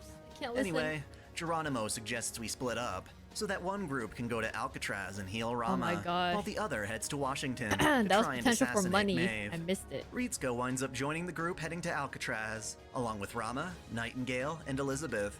We reach the shore and look for a boat, but find Morgan Freeman instead. He warns us that Alcatraz has dragons and offers us his boat so long as we buy it if we break it. Fair enough. The servant in charge of guarding the prison is Beowulf. Beowulf is the title of the oldest epic poem in English literature. It tells the story of Beowulf, a warrior who defeated the giant Grendel, who had been terrorizing the Danish king Hrothgar. Years after he became king of his own lands, Beowulf stepped up to defend his people against a fierce, fire-breathing dragon. While he killed the dragon, he too died of its poison. It is known that many other episodes of his epic were lost, unable to be preserved, but he gained much fame simply for the 2 episodes that did survive. Naturally, Beowulf refuses to release Sita, so Rama uses all the strength he can gather to prove his ambition in combat. Satisfied, Beowulf backs off and lets us in. Tragically, however, Vali's curse is still in effect, and Rama loses his sight before being able to lay eyes on his wife. He collapses, on the verge of death due to his damaged heart. Sita explains that it's an abnormality that the 2 of them were summoned at all, and soon enough, one of them will disappear, so that only one remains. As such, she reasons that it would be best for her to simply take the Gaebold's curse into herself, dying so that Rama can continue. Honestly, I would have preferred it the other way around. Sita's a cutie. Sadly, Rama wakes up, fully healed, only to find out that his wife had sacrificed herself. Quite literally the ultimate cockblock. To make things worse, when we exit the prison, we run into Diarmuid and Fionn again. At least this time, we finish them off for good. Meanwhile, Geronimo's assault team plans to assassinate Maeve during a parade held in her honor. Robin Hood conceals the party, allowing Nero to pull Maeve into her noble phantasm, Domus Aurea. Here, Nero should have an overwhelming advantage, but it doesn't seem to affect Cú Altar, who just uses brute force to fight back. Either way, Nero remains confident in her chances, until Arjuna shows up to protect Maeve. As I mentioned before, Arjuna was Karna's rival in the Mahabharata, his half-brother born as the son of the thunder god Indra. He grew up in high standing, beloved by the people, and yet could not believe in people as Karna did. He had an inner darkness, a side that envied Karna's strength, and felt the only way to rid himself of this darkness was to kill Karna. When he finally pierced Karna with an arrow, Arjuna felt shame for taking a cheap shot on his rival, spending the rest of his days as a holy man. Even so, Arjuna's rivalry with Karna remains when the two are heroic spirits. Simply for the chance to duel Karna once more, Arjuna joins his enemy under Maeve. The moment he shows up in Domus Aria, Geronimo knows they're screwed and instructs Robin Hood to flee. Needless to say, the assassination fails, with everyone being wiped out aside from the escaped Robin Hood. Ku, Arjuna, and Maeve chase after him, but are interrupted by the sudden appearance of Skahak. Again, back to the Ulster cycle. Skahak was a Celtic warrior hailing from Scotland, who fought against gods and ghosts at the Land of Shadows, the Irish underworld. She became its gatekeeper, and over time, began to transform into an immortal godslayer. Brave warriors of Ulster sought her out to learn the way of the spear, and her most promising student just so happened to be Cuchulainn. She thought that, perhaps, Ku would be the warrior strong enough to finally strike her down, to free her from her accursed immortality. This never happened, of course, leaving Skahak alone and immortal for over 2,000 years. It isn't until humanity's incineration that her existence becomes compatible with the throne of heroes. After being summoned to America, Skahak feels she must take responsibility for Ku's distorted form by defeating Maeve. Thus, she's able to rescue Robin Hood, and together they rendezvous with Rietzka's party, explaining the bad news of their failed assassination. Yo, what's up, Benice? Just as they're deciding their next move, another servant shows up to start shit. Li Xuan. Li was a legendary Chinese martial artist, revered for his ability to kill opponents with a single strike. He excelled in hand-to-hand combat, as well as fought with a lance, being so famous that he earned the nickname Divine Spear. In search of strong opponents, it makes perfect sense that he'd get a the way he describes some of these characters is hilarious. He challenges her to a duel, but she refuses, instead having Rietzka and Mashu do the dirty work. We hold him off, and he flees. So now what? Sure, we got Rama back, but we lost valuable servants in the assassination. If we're gonna stand a chance against the Celts, we'll need Edison's help. Nightingale feels that she can fix Edison's tyrannical temperament if they fight again. So we head all the way back to his castle and give him a good scolding. Edison wisens up and agrees to fight not just for America's sake, but for all humanity. Deciding to work together, Edison promotes Rietzka to Vice Prezi King. Cool, I guess? It's time for an all-out war against Maeve's forces.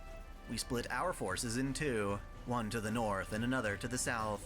The goal is for the Northern Army to hold off attacks, while the Southern Army breaks through and attacks Maeve. The two armies bid each other farewell before departing. Skahak intends to go it solo and keep Cuchulainn from the front lines.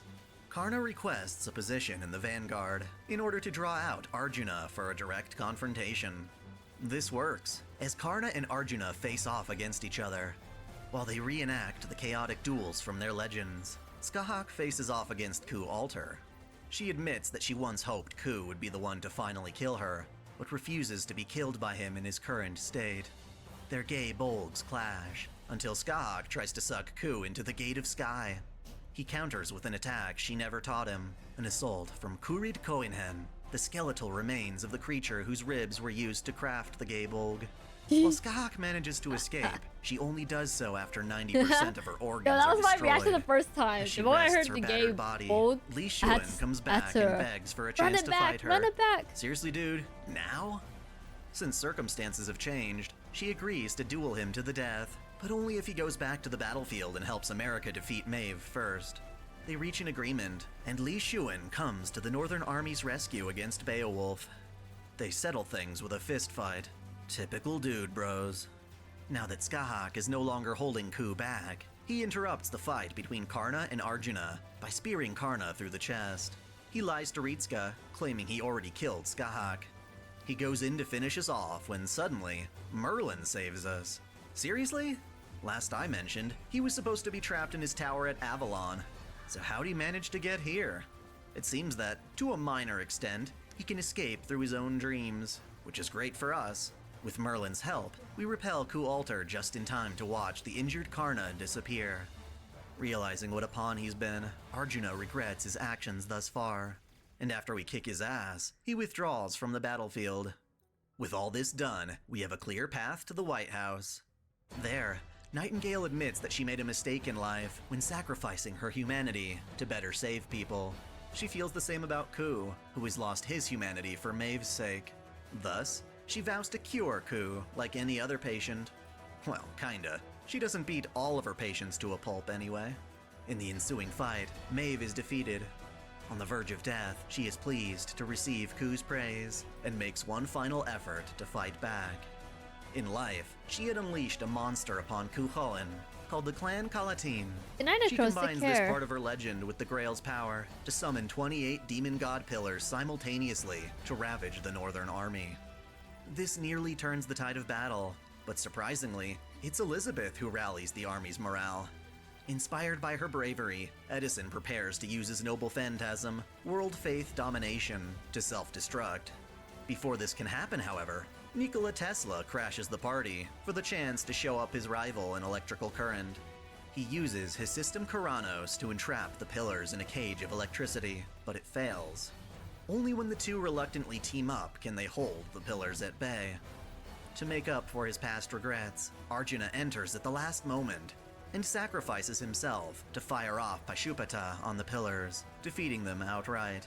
With both Maeve and the demon pillars defeated, Ku loses his tremendous strength and is slain by Ritska's party. As a last-ditch effort, he uses the Grail and turns himself into the demon god Halphus. Wow, I sure didn't see that coming. After slaying the pillar, we're finally able to recover the Grail, despite incurring heavy losses along the way.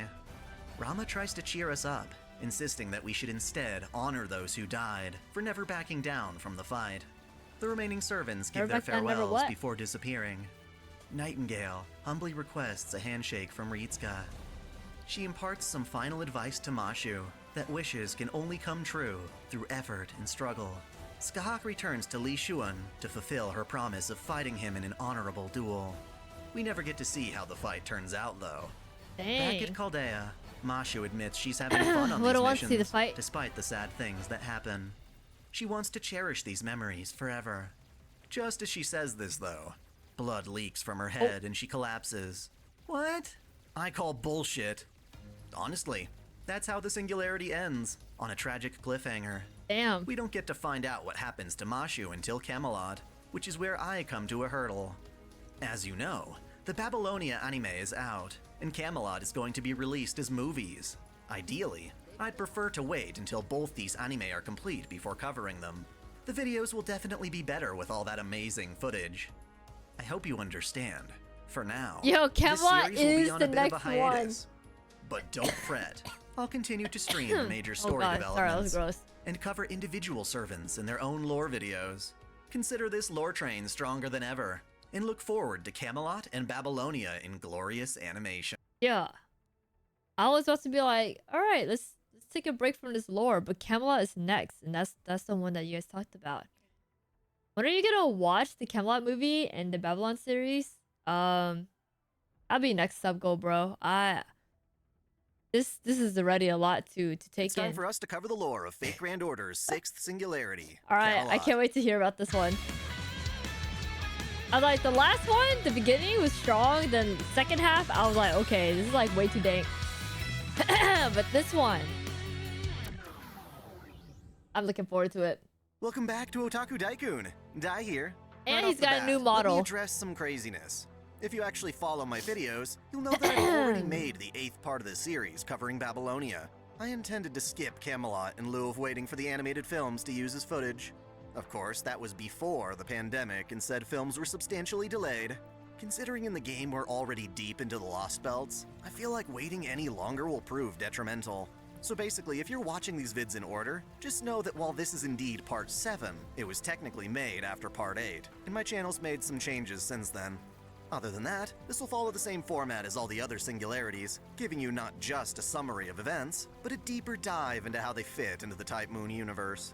The general concept of the Grand Orders is relatively straightforward. The Mage King Solomon had a bunch of familiars called the Demon Gods that, after his death, took over his body as a demon god hive mind called Getia. In their own way, Getia aims to fix humanity's flaws and imperfections by traveling back in time to the origin of mankind. To do this, Getia needs fuel, and gets that fuel by incinerating all of human history. Basically, in order to fix us, Getia is willing to wipe us all out and start anew, which reasonably, we aren't okay with.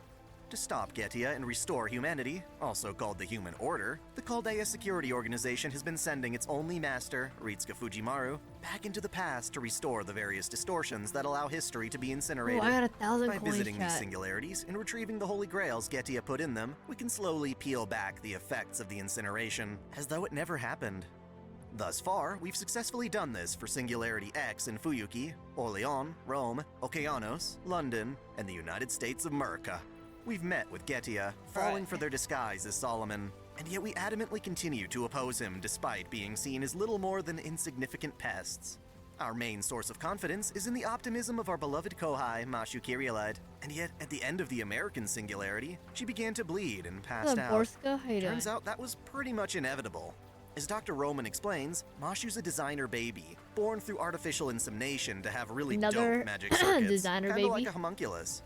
As such, she shares the same flaw, that is, a limited lifespan.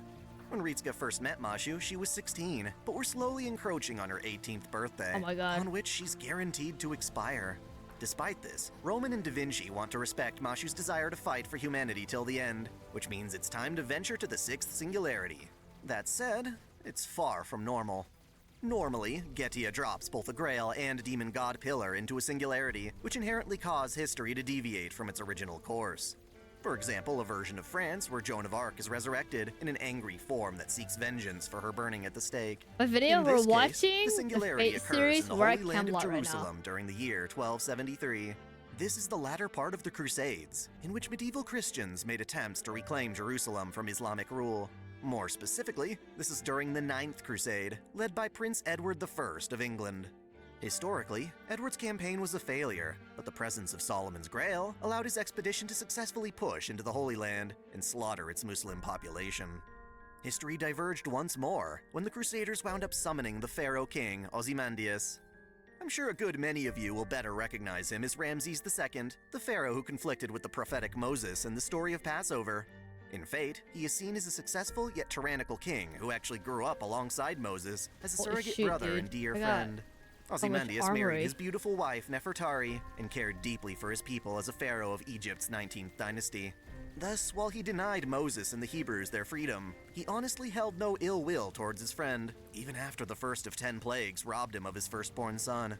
Their feud was inevitable, as Moses had rejected the Egyptian gods that more or less exemplify the pharaohs. Ozymandias, in particular, was seen as the child and incarnation of the sun god Ra, so while I'm not defending his behavior, it's important to realize that to a great many, he was a renowned and worshipped pharaoh. When summoned to Jerusalem, he took matters into his own hands, confiscating the Grail and using it to re-establish his kingdom of Egypt within the Singularity, creating a stark contrast between the Egyptian desert to the west and the Holy Land to the There's east. so many singularities. To accompany him, he summoned yet another pharaoh, the supremely sexy Nitocris. Unlike Ozymandias, Nitocris was not a pharaoh for very long, and was remembered more for her death than her exploits as a ruler. Essentially, she grew up alongside many older brothers who were murdered by influential figures. They disrespected the divine status of the pharaoh for their own personal gain. Nitocris sought vengeance, as well as the desire to re-establish the pharaoh's dominance in society. For this, she invited her victims to a banquet, only to flood the hall with the Nile River's waters, drowning them all. With her revenge a success, Nitocris took her own life without preparing for a pharaoh's rebirth. Through legend, she became known as a pharaoh who could summon evil spirits of the underworld through her god-gifted mystic code, a large mirror of darkness. Despite very much being one of the pharaohs, Nitocris finds herself inadequate to Ozymandias and serves him as a subordinate. She guards Egypt's deserts, along with many intimidating Sphinx warriors. North of Jerusalem, hidden among the mountains, are various Muslim tribes under the protection of Hassan-i Saba. Historically, there existed the first assassins, the Hashashin, who carried out killings and espionage under their leader Hassan, also known as the Old Man of the Mountain. The old man was not merely one, but rather a series of warriors who came to inherit the title, each with their own deadly abilities known as Zabaniya. The first of them, King Hassan, was an ominous swordsman tasked with punishing other Hassans if they strayed from the proper path. When inactive, he can be found chilling in the holy shrine of Azrael in the mountains. He's not a heroic spirit yet, as the Hashashin still exist at the time of the Singularity, but he is ultimately recorded into the Throne of Heroes as a grand assassin. You can find more about that in our next video covering Babylonia. The current living Hassan is known as Hassan of the Cursed Arm. That is true. Unlike the other Hassans, he was an The next ordinary video man is named Hanam who sacrificed his body to Babylonia. become part of the sect. He tricked the demon Shaitan, obtaining his cursed arm as his Zabaniya. Depending on your experience, you may be more familiar with him from the visual novel, during which he is summoned out of the body of Kojiro Sasaki to do the bidding of Zoken Mato. Turns out that only seeing him through this lens is a total disservice, as the guy himself just wants his people to be happy. Before leaving his life as a commoner, Hanam had a child with a woman named Salia, fathering a son named Rusht, both of whom are present in the Singularity.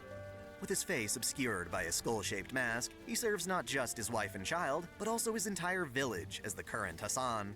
The other mountain villages are looked after by various other Hassan, summoned as free servants by Getia's Grail. Two of them are significant. First is Hundred-Faced Hassan, whose multiple personality disorder manifested in a Zabaniya that allows them to exist as multiple independent bodies simultaneously. While this Hassan seems quite wicked in Fate Zero, we can't forget they were summoned by friggin' Kirei Kotomine.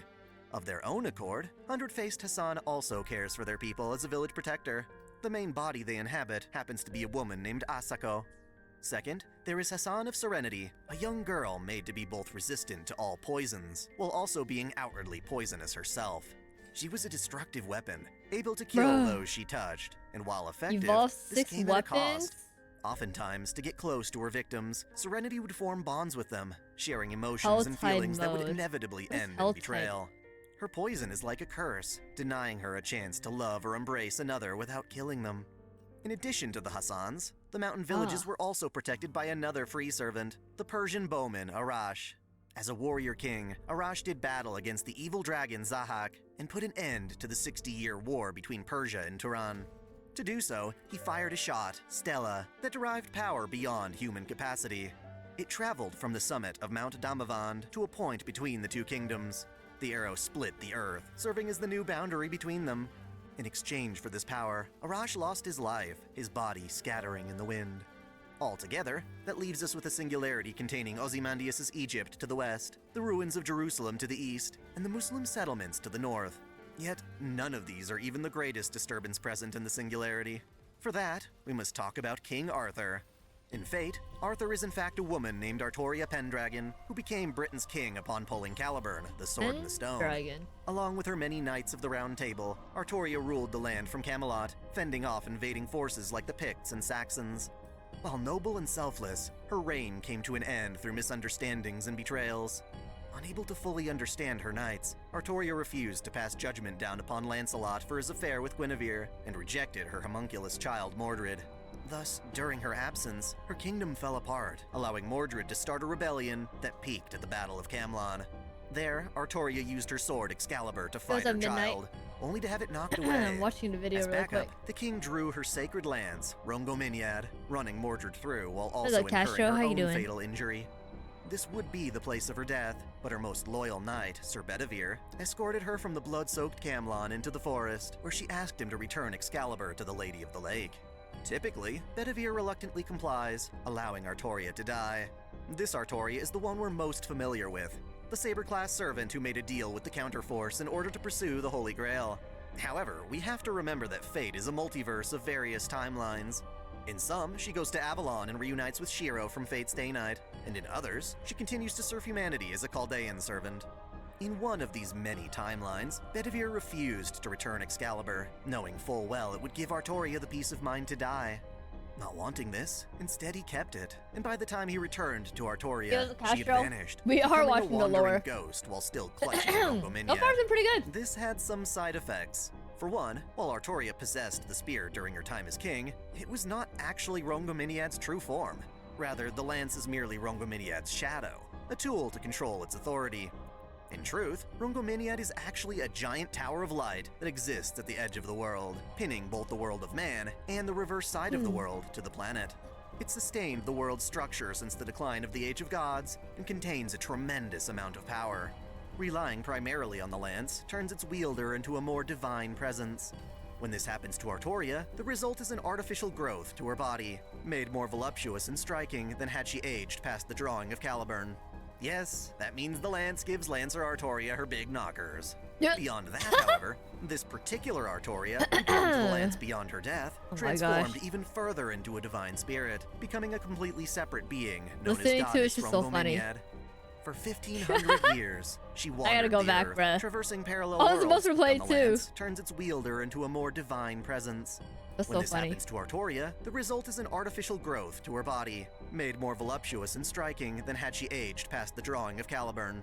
Yes, that means the lance gives Lancer Artoria her big knockers.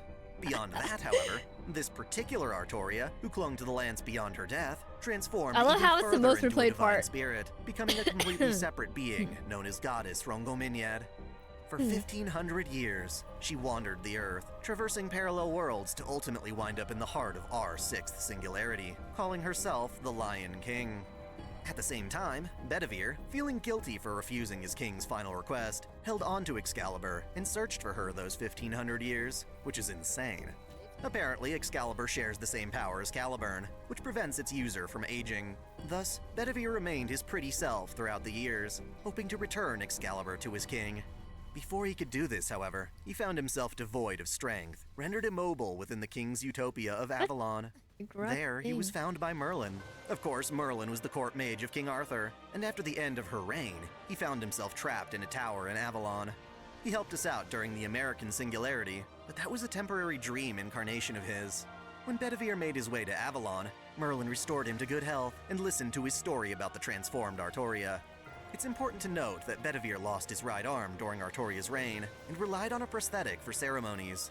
Thus, when Bedivere expressed to Merlin a desire to keep on going, Merlin assisted in creating a new weapon that could serve as a functioning replacement. Using Excalibur, Merlin created a replica of a weapon known as Argitlam, the arm of the Celtic war god Nuada. While powerful, Argitlam derives its strength by feeding off of Bedivere's soul, causing him to burn every time he uses it. It will inevitably kill him. Regardless, Bedivere insisted on righting his wrong and followed the Lion King to our singularity. When the Lion King arrived in the singularity, she learned of Getia's incineration, and as a divine spirit who claims to love humans, she devised a plan called the Holy Selection. Instead of trying to fight Getia to resolve the singularities and undo the incineration, the Lion King decided the best course of action would be something more akin to Noah's Ark. She would gather people she deemed worthy into a single place, and absorb that place into the Rongominiad Tower, eternally preserving a select few survivors long after the rest of humanity is incinerated. This meant only allowing, say, 500 people out of the entire singularity to survive, and even then they'd be preserved more so than living. Needless to say, it's a controversial plan, and she knew it. Thus, when she used her divinity to summon her Knights of the Round Table as servants, she gave them a choice on whether or not to follow her. The summoned group consisted of all the knights besides Bedivere, whom she had forgotten, and Galahad, who happens to be fused with Mashu. To these knights, one thing was clear. This Artoria was no longer the king of knights they served in life. They all knew her plan was cruel and extreme, that they would be killing thousands of innocent people to preserve a small few, and yet many had their reasons to follow her.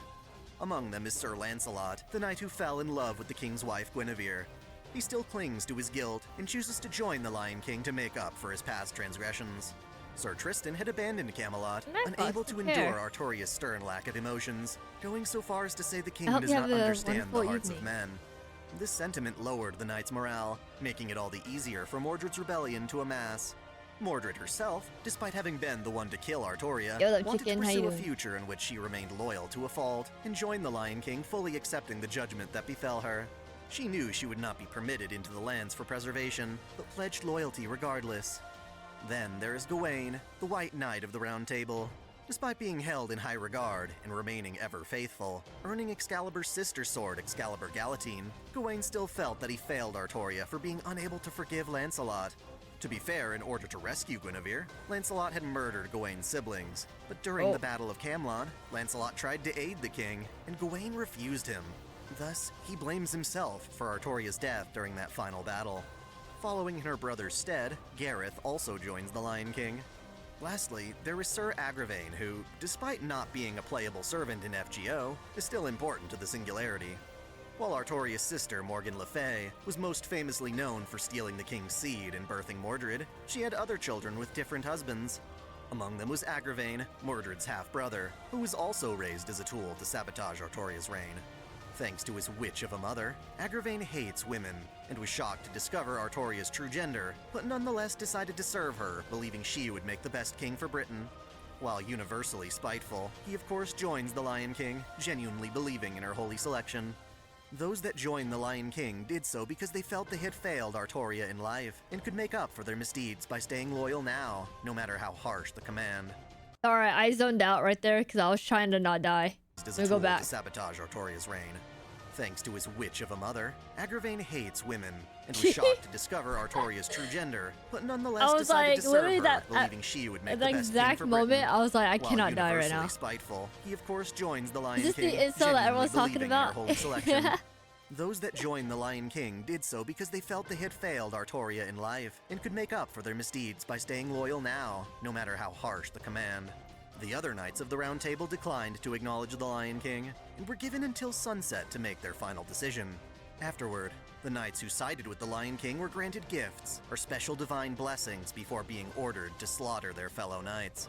These gifts make them OP as fuck, so their enemies don't stand a chance. They then took to Jerusalem, reclaiming it from the Crusaders. During this fight, Gareth could not bear the guilt of killing her former comrades, and sacrificed herself so that Gawain could strike her and the enemy down together. With the Holy City occupied, the knights rebuilt the famed Camelot in its place. It served as the place where the righteous, lawfully good citizens would live until being absorbed into Rungominiad. From this capital, the knights defend the Lion King, and suppress all forces that would dare oppose them. To keep her opponents in check, the Lion King uses the lance to cast holy judgment down from the skies, scarring the landscape with craters. Some of the knights, like Lancelot and Mordred, are tasked with exploring the Singularity in search of worthy humans to take back to Camelot. This goes on for about half a year as a sort of three-part war between the Muslim mountain tribes, Ozymandias' Egypt, and the surviving knights. Prior to Chaldea's arrival, Ozymandias was chilling in his temple when King Hassan attacked and lopped off his head. Thankfully, both the Grail and being in his own temple kept him alive as his neck slowly heals. Oh, he's tortured by his Confined mom. to the That's temple, sad. Ozymandias refused to openly oppose the Lion King, instead relying on Nitocris's mirror to keep Rungominiad's light at bay. During this time, the land is traversed by two more free servants. First is Xuanzang Sanzang, the Buddhist monk known for traveling to India to retrieve sacred scriptures and bring them back to China. While she existed historically, much of her legend is embellished through the Chinese novel Journey to the West, which depicts her traveling with various fantastical disciples, including the Monkey King, Sun Wukong.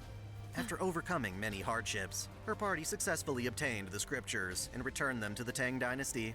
Xuanzang herself attained Buddha status. As a heroic spirit, she was summoned at a point mid-journey and decided to venture throughout the Singularity, following Buddha's voice as guidance. Prior to this, Ritsuka got to meet her through the Journey to the West event, which was quite frankly a parody of the original novel. It's convoluted, but during this event, which functioned like another mini-Singularity, Ritsuka served as one of Xuanzang's disciples. Anyway, in the main story, she made her way to Camelot, and was welcomed into the city as a righteous person. And yet she left the city, believing the holy selection to be a mistake. That might not be good. Back outside, she met our final servant, Tawara Tota, and made him her disciple. In life, he was a warrior during the Heian period who slayed demons, including the immortal Taira Masakado. He was most famous for being recruited by a dragon god to slay a gigantic centipede. I'm for my phone hit 80% he was gifted a bag of rice that never ran out. Despite being a demon slayer, Tota is overwhelmingly optimistic and welcoming, which turned out to be perfect for Xuanzang. All of this happens before Chaldea finally sends Ritsuka, Mashu, and this time Da Vinci to the Singularity. They're expecting to arrive in Jerusalem, but are shocked to find themselves in the Egyptian desert, knowing nothing about Ozymandias nor the Lion King, complicating things to the extreme. Shortly after arrival, Ritsuka's party encounters hundred-faced Hassan, who has successfully captured Nitocris. To save a woman in trouble, we attack and drive her off, only to discover that we've rescued our sweet Choco Bunny. I say that, but her ears are actually modeled off the god Anubis. Nitocris wakes up and mistakes Chaldea for her captors, and forces us to fight a sphinx. During the fight, we're saved when Bedivere arrives, referring to himself as Lucius to hide his true identity. As a witness, he convinces Nitocris that we actually saved her from captors, and as thanks, we are permitted to escort her back to Ozymandias' temple, Remisium Tentiris. Bedivere heads off on his own, planning to sneak into Camelot and confront the Lion King. Naturally, he blames himself for how distorted Artoria has become, but unlike the other knights, he answers that guilt by trying to oppose her twisted ambitions. Ozymandias is surprisingly welcoming, after a fight to prove ourselves, that is. He goes easy on us, but that's mainly because his head still hasn't healed, and is literally sliding off his shoulders. Defeated, he offers us a moment of respite, along with a feast, before kicking us out. He figures we'll be enemies when we meet next. He does have the Grail after all. Thing is though, this singularity's so messed up that simply retrieving the Grail won't be enough to resolve its distortion.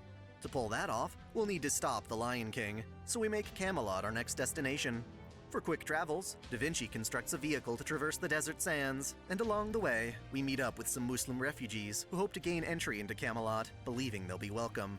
Of course, we know that's a crock of shit. Rietzka's party covers up in cloaks and watches the holy selection take place at Camelot's main gate. Only 3 out of over 1,000 refugees are deemed pure enough to be welcomed inside. Literally everyone else is ordered to be slaughtered by the Lion King's enforcement knights, enraged clones that do her bidding. In command of this massacre is Sir Gawain, who derives unparalleled strength when basking in the sun's light. His gift from the Lion King allows the sun to always shine in his presence, day or night, so long as he remains outside. Turns out, among the refugees are Hanam's wife and child, Salia and Rusht. Between them, Salia is chosen to enter the city, but her son is denied. Damn. Of course, she can't simply abandon her child, and stands in the way of the enforcement knights to protect him. She is killed, and before they can finish off Rusht, Mashu makes it in time to shield him. We make our stand, trying to rescue as many of the refugees as possible, but stand no chance against Gawain's cheap-ass powers. Thankfully, Bedivere is also hiding amongst the crowd, and encouraged by our bravery, steps in to save us yet again. He gives up his chance to infiltrate Camelot in order to help us escape to the mountains with the surviving refugees. Bedivere's arm is the only weapon strong enough to fight against the knights in our current state, so we decide to try and recruit the mountain people to our cause. Before we can reach our destination, however, Lancelot and his knights track us down. Knowing we can't win, Da Vinci creates a diversion for us to escape, charging in with her vehicle and igniting her magic circuits to cause an explosion. Rietzka, Mashu, and Dr. Roman refuse to believe this stunt killed her. It may seem naive, but luckily they're right. Lancelot, while serving the Lion King, does not do so blindly.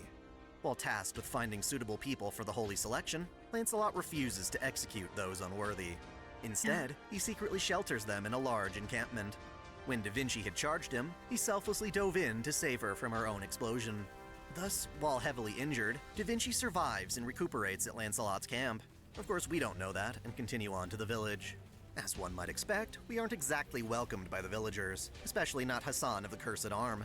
Despite testimony that we saved the refugees, we still have one of the knights among our ranks, and Mashu herself sure looks like a knight. Cursed Arm fights us, until Arash steps in and calms things down. After having a chance to talk, we earn Cursed Arm's trust, and we plan to unite with the other Hassans to form a rebellion. Sadly, at this point, 3 of the Hassans, Trembling Pipe, Intoxicated Smoke, and Peeling Shadow have already been killed by the knights. That's me. As if things couldn't get worse, we get word that another village to the west is being attacked by Mordred. We need to get there fast, and by far the quickest way is Connecting my Arash model Airlines. to come back. No joke, Arash gets our assault team to stand on a piece of roofing tied to one of his arrows. He's such a badass archer that his fired arrows are strong enough to launch the party high into the air, far enough to land next to the endangered village. This ain't exactly safe, however, and the party vows never to try the stunt again. Now, it's important to note that this Mordred is not the same Mordred we encountered in London. It's another instance of her being summoned, with completely different memories under a different context. Thus, while we know her, she sure as hell doesn't remember us. Much like Gawain, Mordred's gift lets her continuously spam her noble phantasm, Clarent Blood Arthur. To prevent the village from being decimated, Arash continually fires arrows at her joints, long enough for the rest of Mordred's force to be wiped out. Alone, Mordred retreats, minimizing casualties. Just like Cursed Arm, 100-Faced Hassan is reluctant to trust our group when we first meet her. After all, we did fight her in the desert to save Nitocris. Thus, in order to gain her trust, we have to prove ourselves, not by fighting her again, but rather by helping rescue Hassan of Serenity, who had been imprisoned in a Round Table's fortress. We oblige, and en route, we encounter Xuanzang, who is also headed to the same fortress in order to rescue Talara Tota. Naturally, we team up to rescue both our allies. Hundred-faced Hassan uses her Zabaniya to distract the guards with her various incarnations, while the rest of us sneak in and venture through the dungeon. In its depths, we rescue Tuara, as well as Hassan of Serenity, who had been brutally tortured. Nonetheless, she managed to hold her tongue in the face of interrogation, but is so exhausted that she falls over onto Ritsuka, accidentally kissing them. Oh. Let's not forget Serenity is poisonous. Under normal circumstances, this would have ended Caldea's quest right on the spot. Thankfully, however, as we learned in London, Ritsuka has a resistance to poison, likely due to protection from Mashu's shield. Thus, Ritsuka proves to be the only living human who can interact with Serenity without dying. Sir Agravain arrives at the fort while we're infiltrating it, but we escape thanks to Serenity's poisonous dance. We return to the village with more servants than before, and Tawara Tota makes use of his noble phantasm to provide the villagers with an unlimited supply of rice. While this is definitely worth rejoicing, we still stand no chance against the Lion King's forces. Among the villagers, only 7,000 are able to fight compared to Camelot's 10,000 soldiers. More importantly, so long as Gawain guards the gate, no amount of force will be enough. We're desperate, but there is one other option. King Hassan is still in the Shrine of Azrael, and it's possible he may help with our cause if we go to him. Sadly, this would come at a cost. Hassan of the Cursed Arm, the current leader of the Hashashin, would be declaring himself unfit to protect his people. Aww. In essence, he would be offering up his own head to gain King Hassan's cooperation. Only he knows this, however, but still agrees to the plan, thinking of the greater good. At the shrine, King Hassan tests the party, taking control of Serenity and forcing her to fight us. We win and Serenity is returned to normal, but in gaining King Hassan's trust, we learn that it will cost Cursed Arm his life. We protest, and King Hassan decides to postpone the execution until after he's helped us combat Gawain. He agrees to aid us, but not until after we fulfill his demand. We are asked to return to the Egyptian desert and enter the Atlas Institute, where we will learn of many secrets pertaining to the incineration. Seems reasonable enough. Now, I'm sure at least some of you are asking, what the hell is Atlas? If you want the most detail, you can check out my public lesson in Magecraft on the topic. But basically, Atlas is one of the 3 branches of the Mages Association. They're a group of ancient alchemists who conduct dangerous research in their underground academy in Egypt. In an effort to prevent the end of the world, they create many mystic codes thought to be too dangerous for actual use, and so they implement a policy whereby ideas and tools invented in Atlas cannot leave the facility. Within, Atlas has a gigantic supercomputer called Tri-Hermes, which may hold the key to understanding Solomon's true identity. It really is in our benefit to go there. Sadly, we arrive back at the Eastern Village to find it under attack by Tristan and Lancelot. Between them, Tristan is especially wicked, using the sonic power of his bowstrings to behead hundreds of victims at a time. Even worse, the Lion King uses Rongominiad, not simply to intimidate the villagers, but to wipe the Western Village off the map. This is a warning, and the next shot will strike the Eastern Village, killing the party as well as all the evacuees. Confident in the lance's destructive light, Tristan and Lancelot flee the target area, but it's too late for the villagers to escape. Arash steps up to save us from this disaster, invoking his noble phantasm Stella in order to counter Rongominiad's light. Just as in his legend, however, doing so takes its toll on his body, killing him in exchange for the power to protect the village. After taking time to mourn the dead, Cursed Arm has Ritsuka's party head to the Atlas Institute, while he and the other Hassans continue to gather their rebellion force. Back in the desert, we search for an entrance to Atlas, and find it swarmed by dangerous sphinxes.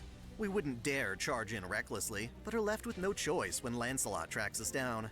For a moment, he has us surrounded, but Nitocris causes a distraction by projecting a gigantic version of herself across the desert, giving us the chance to rush into the Sphinx nest. Lancelot's army takes the brunt of this aggression, allowing the party to enter Atlas through a pitfall. Oh, wait, this is an actual cutscene. Inside, Ritsuka's party encounters none other than Sherlock Holmes. Dying? While this is our first time meeting him in person, he secretly helped us out in London by organizing important documents for us to find beneath the clock tower. Right now, he's busy solving a mystery from Charles Babbage, but for the time being, he serves as our guide through Atlas. We make our way to Tri-Hermes, and discover secrets that, if you watched previous videos in this series, I'd already spoiled to make things less confusing. Namely, Marisbury's participation in the 2004 Holy Grail War, the Lion King's plan to preserve humans to protect them from incineration, and the identity of Mashu's heroic spirit, Galahad. In this singularity, while the Atlas Academy still exists, it's clearly been abandoned, and Tri-Hermes can only reveal so much before it runs out of energy. Still, for Chaldea, it was an important endeavor. The most pressing matter is that it was Galahad who had been summoned into Mashu all this time.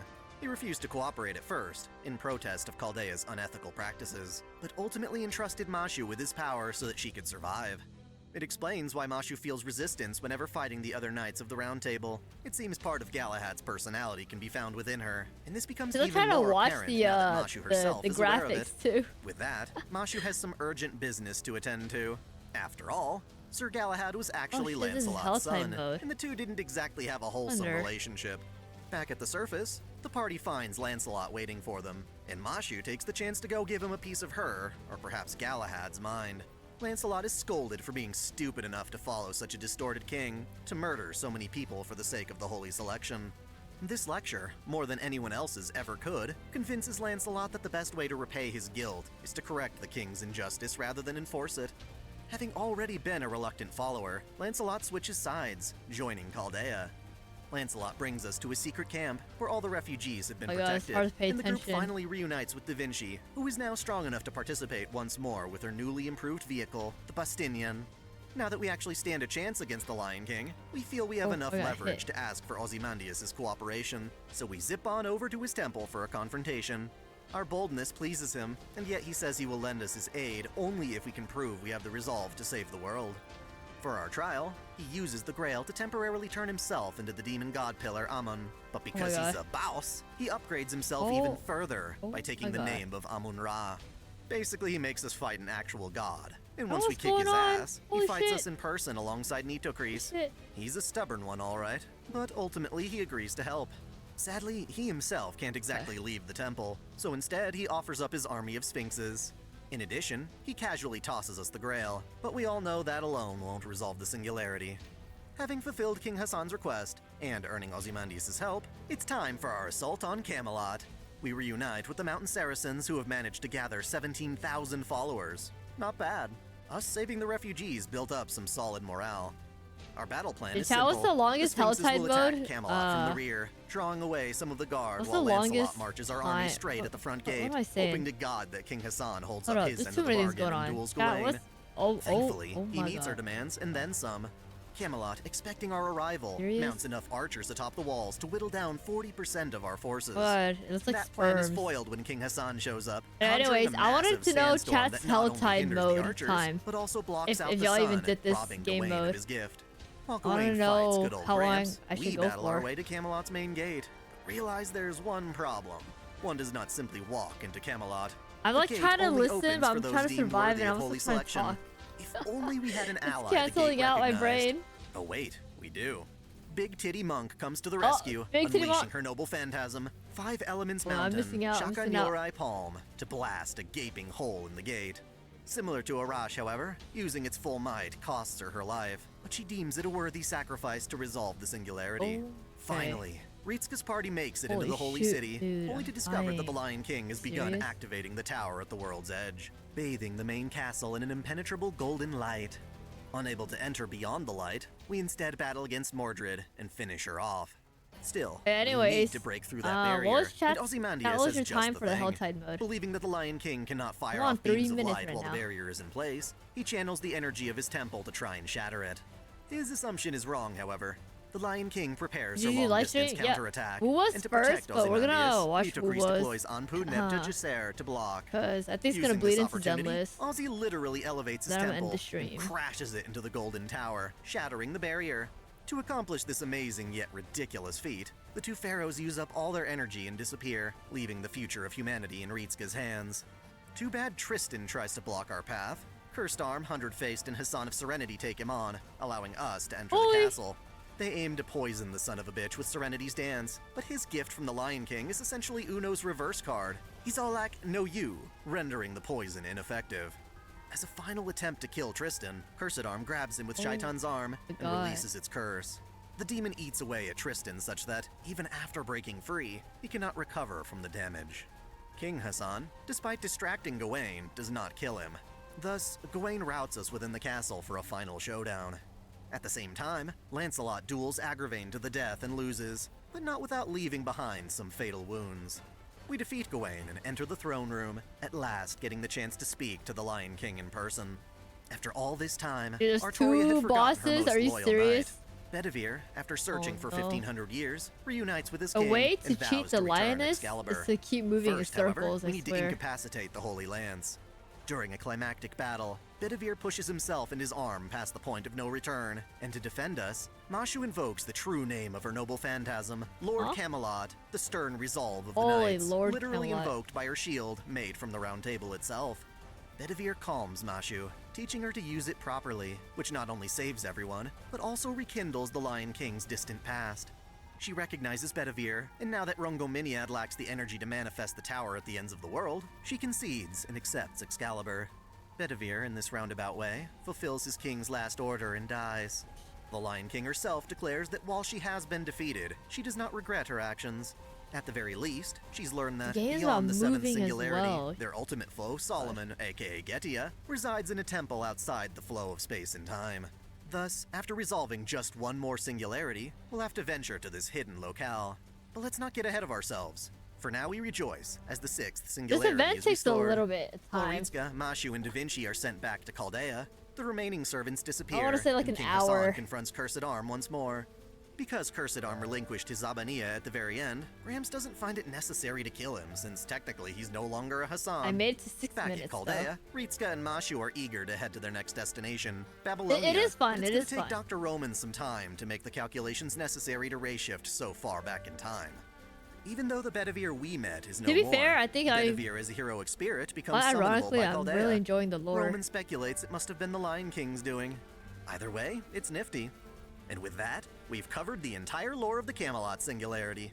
As I explained at the Holy- start, y'all are wait. able to jump from this I need to lock straight in. into the lore of I need Babylonia, to lock- which thankfully I was died. fully animated.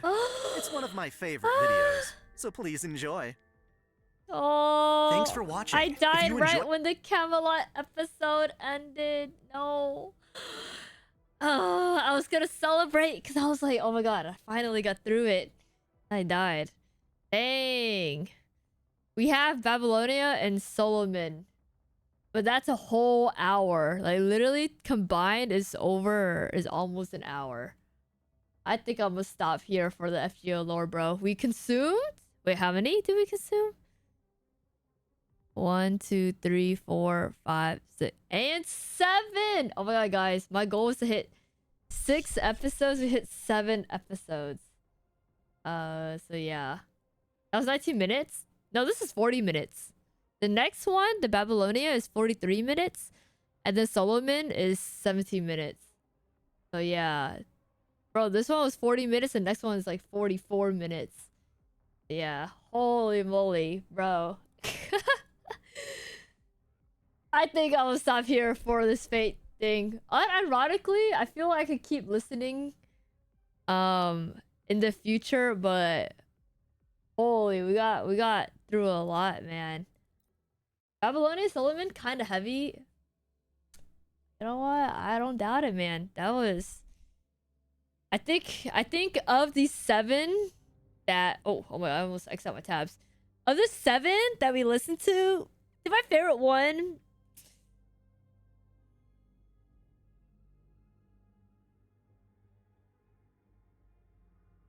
might be the first 2. The last one. The one we're talking about America, because that one was like I said, if you played it for anyone else, it would have been like sounds like American history, but like a little bit of twist and whatnot. But I mean, like, I feel like I can only really know 3 of the 7 we just listened to. Yeah, we went too far with this one. Oh, I actually don't think it was that bad. I kind of liked it. Holy moly, are you serious? Involves 6 weapons?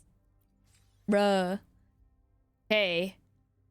Dude, that took a little bit, chat. I finally have this name card.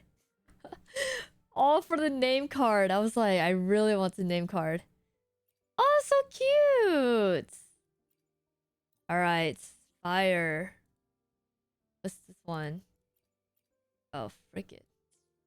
They introduced a lot more major characters in Babylonia. Oh, no. I'm stopping there. Wait, why do I have mail? Oh. It's just a vent.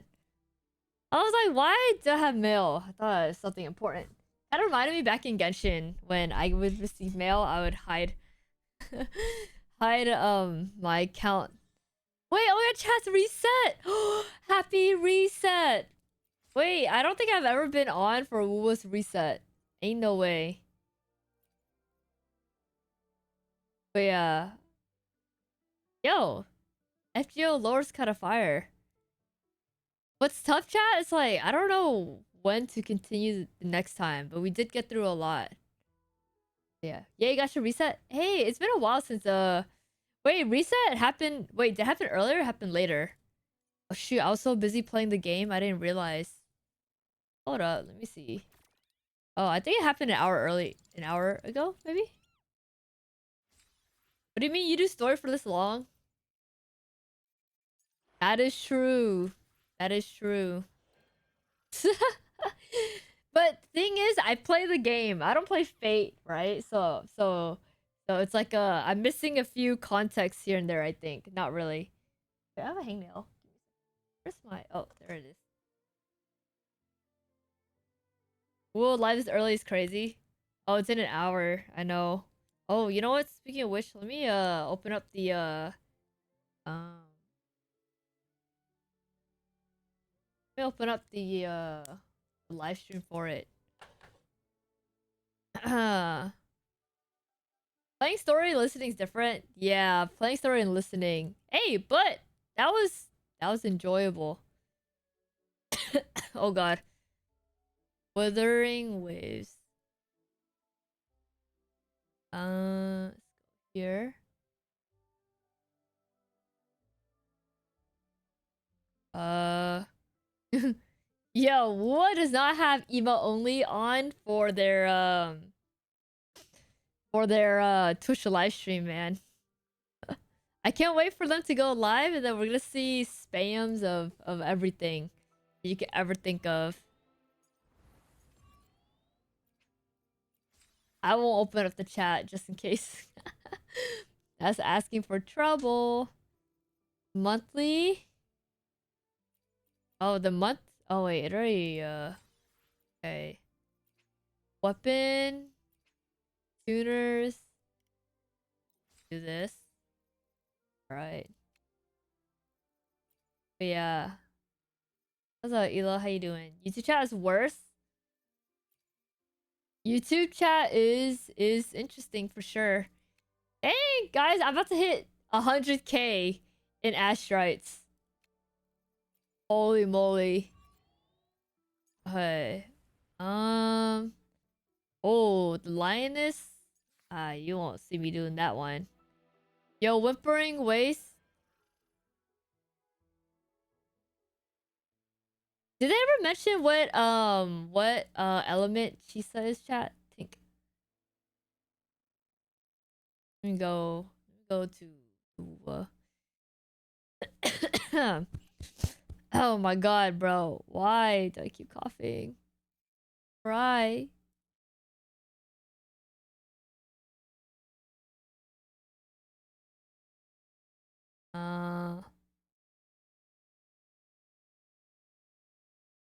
Oh, she's Havoc. Ooh, a bad reset. Whimpering Waste is like the one event that I'm like, I don't even know if I want to do. But we have 1 hour remaining. Yo, wait a minute. Maybe we could get through the Babylonia. Pause. And this time, I would actually be able to full send it. And make the screen bigger. Wait, hold up.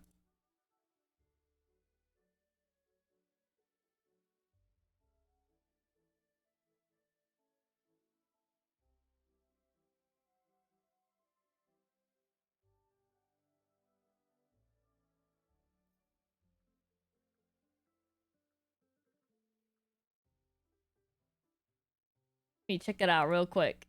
With the completion of the Babylonia anime series, it's time to return for some lore.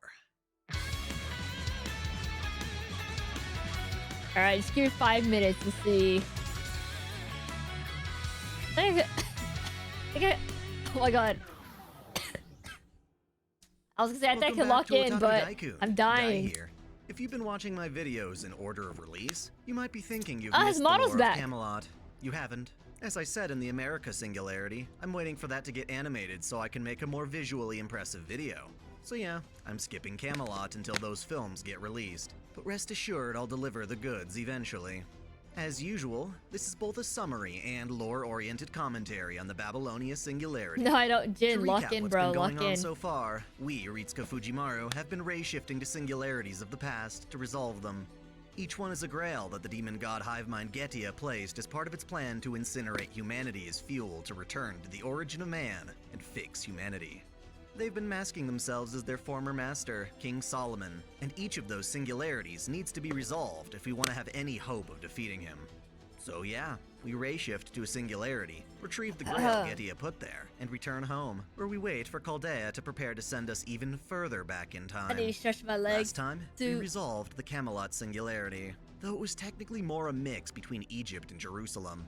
Normally, the distortion to history is caused by the actions of whomever finds Solomon's Grail, but that wasn't the case this time. Solomon's the Story last short, one. In a parallel universe, Artoria Pendragon's knight, Bedivere, decided not to return Excalibur to the Lady of the Lake, which prevented Artoria from dying. The longer she lived while in possession of her lance Rongominiad, the more well-endowed she became. Xavier. And she Sound ultimately effects turned into Babylonia a are so goddess good. who wandered between worlds. She came upon the singularity in our world and decided that defeating Solomon would be impossible. So instead, she created a new Camelot as a fortress capable of enduring the incineration, only allowing a select few into the city. She thought she I was assume doing you good mean for like humanity, the anime but and obviously we stuff. didn't agree. Only after her Bedivere sacrificed himself to destroy Rongominiad did Holy shoot, sorry. Be sure to check out the videos I have on individual servants. Bro made a lore on every... Oh, there's 4 coming soon. But damn, look at this. Gilgamesh. Holy shoot. Bro got everyone. Oh my gosh. This is... Hey, is this guy sponsored by Fate? Because... Get this guy on. Oh my gosh. Okay. Did Artoria believe in Chaldea's potential and told Ritsuka that they need all 7 grails every to reach single where Solomon's character. hiding, a grand temple outside the flow of time. As a plus, Mashu finally figured out that the servant inhabiting her body was none other than Galahad, a knight of the Round Table, specifically Lancelot's son. The true name of her noble phantasm is Lord Camelot. Of course, if you've been watching my video series, you already knew that. Ultimately, Camelot was just the 6th in a set of 7 singularities. With it completed, it's time to prepare to go back even further in time, to Mesopotamia in 2655 BC. The cause of the singularity is pretty simple. Getia brought forth the primordial Mesopotamian goddess Tiamat using the 7th Grail. According to Sumerian mythology, Tiamat and her lover Abzu were gods of the sea, Tiamat being saltwater, while Abzu was freshwater. Together, they filled the chaotic void with primeval waters, birthing the elder gods They don't sponsor Lamu NA? and Lahamu, who in turn parented Like the anybody other or gods like in the NA, pantheon. like North American? In time, like however, American. conflict ensued between Abzu and his divine children. Oh, sorry. I gave up trying to understand the Fate lore long ago. For me, see Photobo make crazy fight scenes go boom. Abzu tried to suppress their tumultuous noise, and they rebelled against him. Tiamat watched over her children as they defeated Abzu, demonstrating how her maternal love eclipsed even the love she held for her husband. Sadly, as her child and consort Kingu alerted her to, these beloved children turned their weapons upon her. To fight back in a godly showdown, she fashioned 11 magical beasts from her former children, including Lamu, and yet she and her beasts lost, being torn apart. Tiamat was separated to form the heavens and the earth, giving rise to humanity. She was treated as a womb for humanity, and was ultimately banished from the world to its reverse side, more specifically to a lifeless sector called the World of Imaginary Numbers. It should go without saying that she's an angry mama who's been yearning to return to the world of man to wreak havoc. Deep down, she's quite sincere, fearing the idea of her children leaving her, but in practice, her actions are quite terrifying. As such, she is classified as one of humanity's greatest evils, a beast of calamity, just like Getia. Consider them a natural counterpart to the human order, one that the Throne of Heroes exists to repel with heroic spirits, chief among them the Grand Servants. Tiamat is the second of these beasts, and pulling her from the world of imaginary numbers brought forth this the design is greatest threat insane. humanity has ever faced. This is where Gilgamesh came in. Being one of Fate's most iconic servants, he shouldn't need much introduction, but I'll say what's relevant. Photo animation's the best Gilgamesh was anime? born as a demigod, Genshin served as a 2027? mediator between the gods and man. I actually wonder what happened with the Genshin one, for real, to his selfish urges, ruling as a tyrant.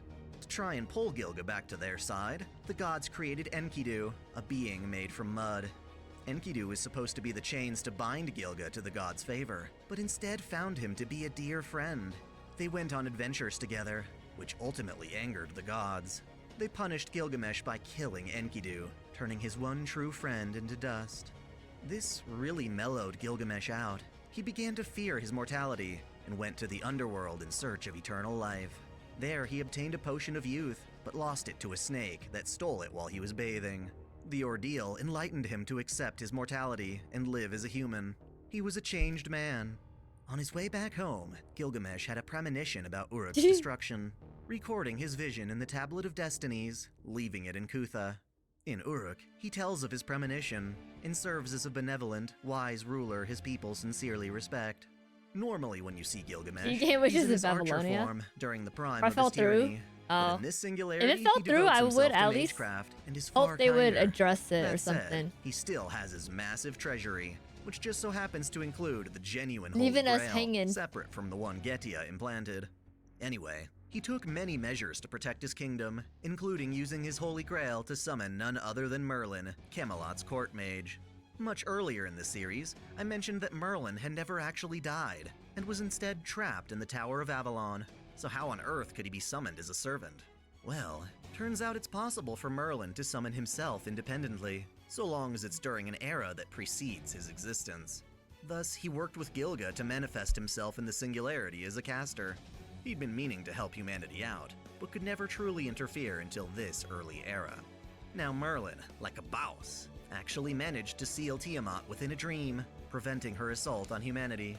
Before she went into full slumber, however, Tiamat passed Getia's Grail onto an ally. In a hasty maneuver, Tiamat reconstructed Enkidu's fallen corpse, and implanted it with both a soul and Grail, creating a new consort she named Kingu. However, this is not the same Kingu from Tiamat's past. They aren't even technically one of her children, and cannot hear her voice instinctively. Regardless, Tiamat made this new Kingu believe that they are her child, and tasked them with awakening her from her slumber. Kingu bought into this deceit, and acted according to Tiamat's will as her child, thought to be a superior breed of humanity. As with all other singularities, the Grail summons various free servants into the era. Turns out Medusa was summoned, but in a very unconventional manner. In Greek myth, Medusa was a beautiful goddess, unfairly punished by Athena to transform into a terrifying monster named Gorgon. Her tale is one of tragedy, as Medusa gradually became a bloodthirsty creature who devoured her own sisters. Yet Medusa herself isn't an evil person. Her life struggles were not the result of her own hubris or greed, but rather the fact that, unlike her sisters, she was born to age more. Thus, within the throne of heroes, there is a side of Medusa that represents her innocence and purity. When Medusa was summoned into this singularity, she was split into two separate servants. One was the monstrous Gorgon, her hateful side, and the other was Medusa Lily, her childhood innocence. Of the two, Kingu came upon Gorgon up north. Hoping to use Gorgon in awakening Tiamat, Kingu gave her Getia's Grail, granting Gorgon Tiamat's divinity. Gorgon inherited Potnia Theron, Tiamat's authority to conjure demonic beasts, and began to believe she actually was Tiamat. Of course, she's not, so her Potnia Theron wasn't perfect. In order to create Alright, I said 5 minutes, it's been 8 minutes. You're right. I listened to maybe half of that 8 minutes. And then I looked at pictures, because I was like, wow, very pretty. So you're right. I think I hit my limit of paying attention. I need to save my attention span for the WUWA livestream, bro. I need to start having Subway Surfers on the side or something at this point. Hey, but that was enjoyable though. I think Babylonia's would be very good. What you looking at, bro? I was looking at the art. Yeah. What kind of pictures? No, I was looking at the like the visuals, like, you know how sometimes when you just don't want to listen, you look at like what's in front of you, and I was looking at Is it? I was thinking. Oh my god. Oh, sorry. I feel like I'm spreading like my germs to chat. But yeah.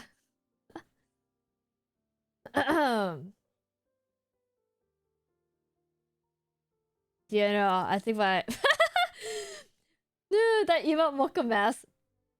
I hit my limit, bro. Think we're good.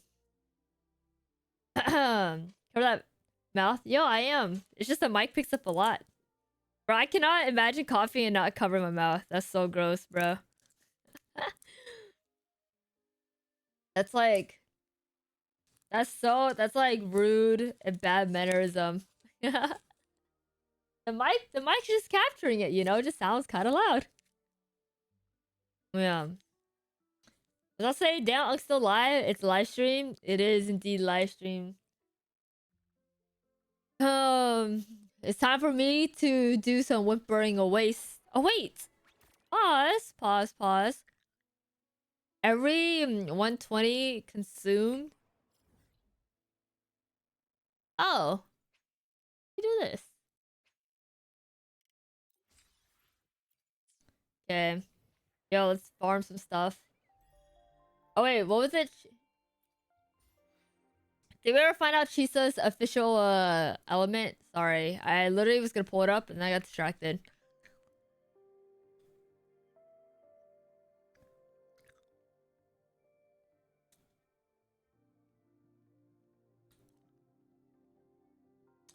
Oh, Havoc Broad's Blade. I see. Okay. Understood. Havoc. Well, funny enough, I don't even know what to farm for, so let me just let me go here.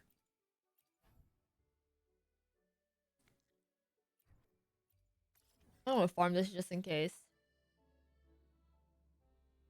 Yeah. Oh, bullying's Electro? Nah. I don't. Bullying's whatever. I'm here for Chisa. That was a king. Crazy amount of wave plates. Yeah. I mean, I feel like my characters are all up to date. I don't really need to use my wave plates that much. Wait, let me do this.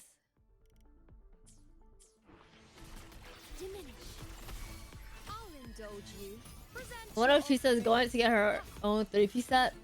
We will find out. The live stream is in 40 minutes. Bullying is good. Praying that bullying is good because 4 stars in this game are myth. Honestly, no, you're so right. Freaking myth at this point. Unk's Battle Pass isn't max. Dash EOS. None of my games Battle Pass are maxed out except for BPSR right now.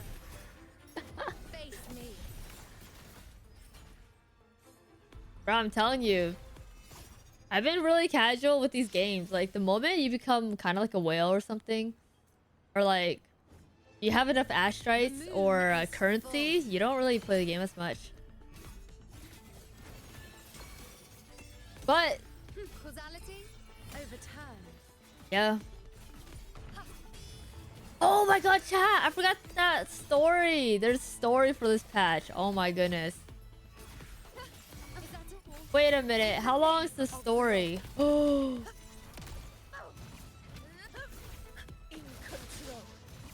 my god. Yo, let's start it right now. I don't think I have time to play it before Chisa's release. Holy shoot, this entire time I could have been doing the story. Oh my god. Hey, just do a little bit then while we wait. Oh my god. Break. Maybe I should do it on Saturday because I need a... Oh, break.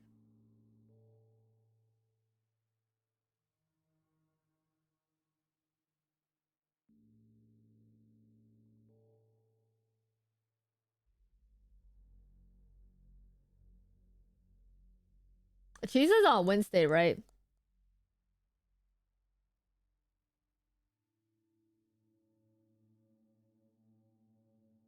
I'm freaking dead.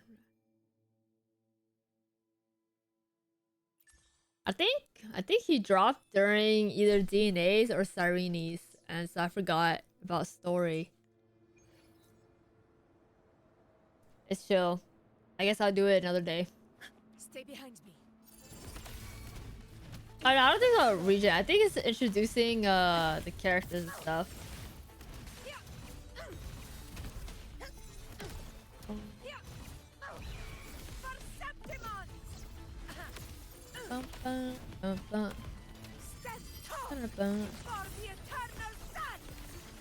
And never mind, we got 36 minutes. Holy shoot, I told myself I kind of wanted to do his story. But like, I just forgot about it. Okay, hopefully during the live stream it won't have any maybe spoilers, maybe. Hopefully not. And then I'll find time to do it. Maybe I'll do it Sunday. As long as it's not oh my god.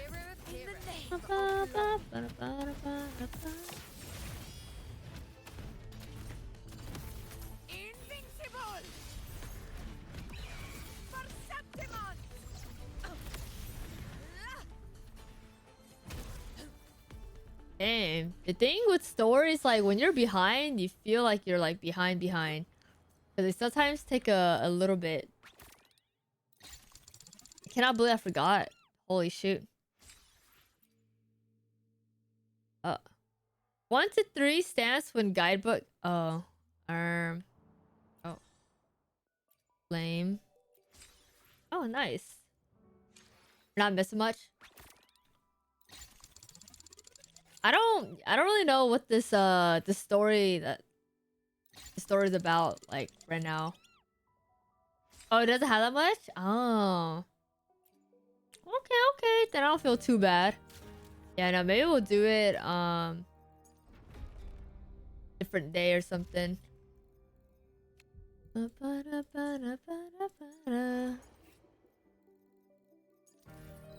Hey, what is this? Taking pictures? Oh.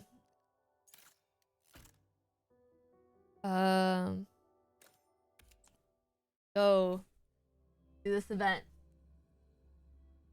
Ask Fob, Master Story Procrastinator. I don't know how Fob does it. Like, what's gonna happen when he needs to catch up on story? Does he just not ever catch up on story? Right? I don't have all day. Uh-oh. Come at me.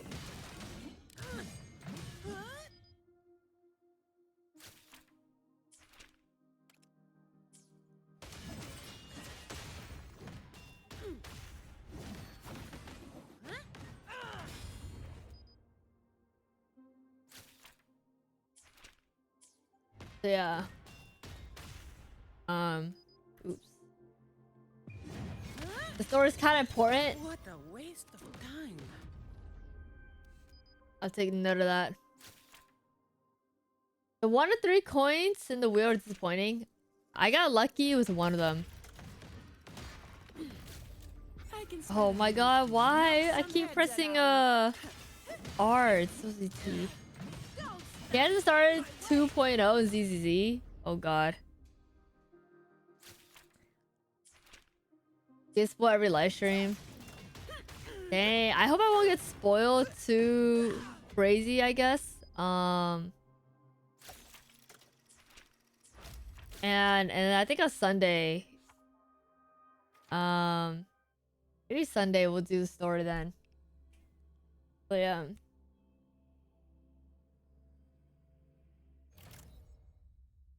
After playing WUWA to DNA, keep hitting control for slide. No, that's literally what I do as well. For any game. DNA's moveset is too fluid. It's good. Bro needs to finish Hyugu. He can play mid at 33.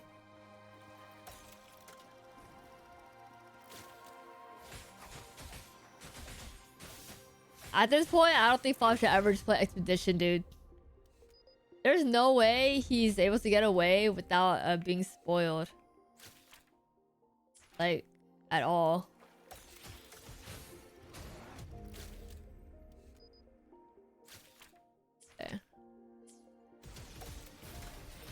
The attack. I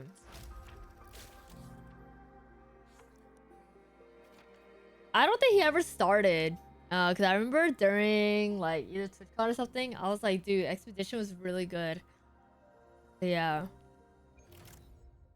He's not completed. Even one variety this year. Oh my god.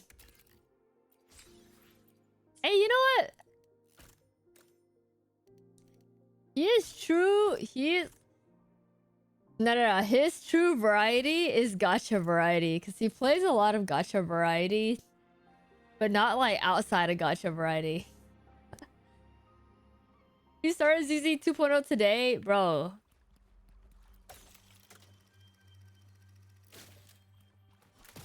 What patch is that ZZ at right now? Oh, way beyond 2.0.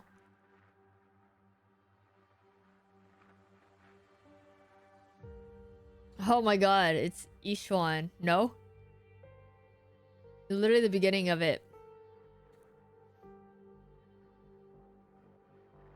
Yeah, I don't... Like, what do you even do? If you didn't start as whatever, yeah. I don't think he started.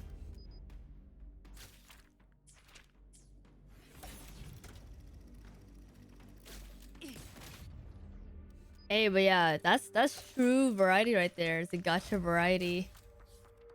I at least like to try to keep up with my gachas because then if I like fall behind, then I kind of feel like, oh, it's the whole point, and then I fall really behind. Yeah, if I don't do the story, that means on Chisa's release, I'm gonna be busy playing the last story. Oh, no remote is so easy. What the heck? Do this. Well, I have severe gacha addiction. Honestly, I appreciate it because I feel like it's fun seeing someone play a lot of gacha, but that's just me. Now, obviously, him and his swiping is a different story. I do live through him as well, but yeah. Dude, Zenless live streams in 1 hour too.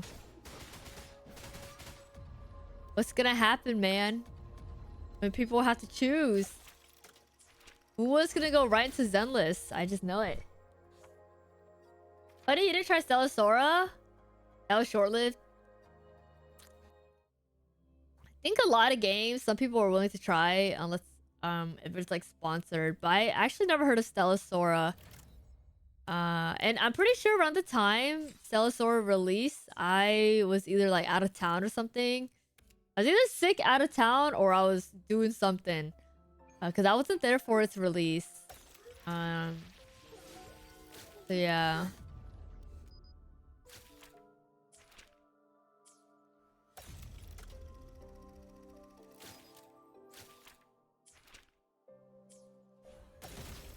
Resident skill here. Wasn't Stellasora the one where it had a launch and they got like really greedy or something? Some of these games start to like blend in. This event's the only place we can take pictures in photo mode during combat. It's great for us. I remember Rexlent told me that in CN the holograms they get extra points if oh my god, English, if they can take pictures during the combat. But yeah, technically yes. This is like the only time where you can freeze frame and look at these characters closely. It released in a terrible window. You're better off not playing Stellasora. I have no idea. Honestly, I don't even know what the game looks like.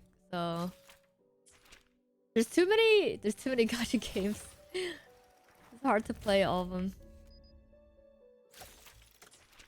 But I do remember Styx making a few videos on Stellasora. That's it. Double the amount of for pity and top-ups. Was that what it was? I think it was their pulse system. Not their pulse. Oh, and no poll income. Yeah, I don't know. I don't know. Hey, event done. Holy shoot, bro. Chat, you guys can't call me a casual. I did. Wait, what is this? Wait, why did it say 0 out of 7? Oh, never mind. Holy, I finished the featured event. The only thing I have left is Wuthering Waste.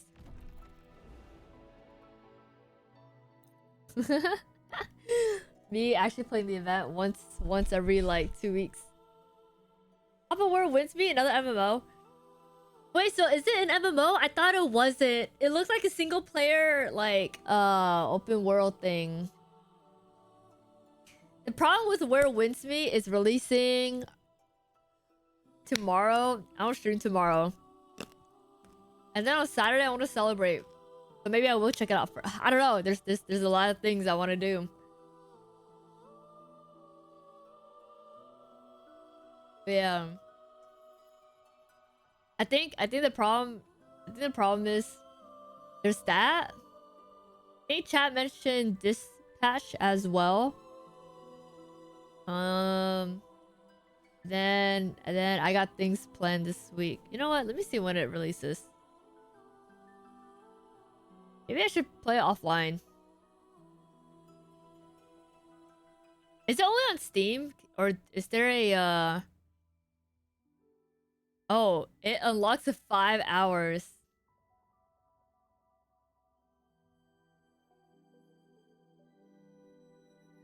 Let me see it.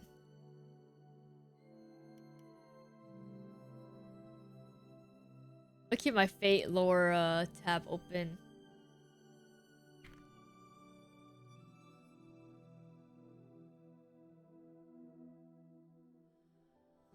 Oh, they have a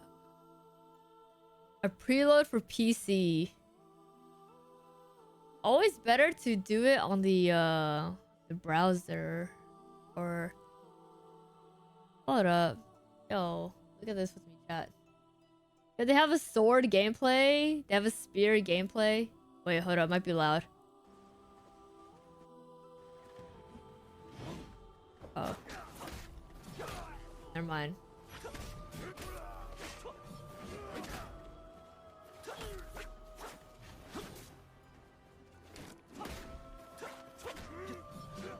Fan looks a little dookie right now.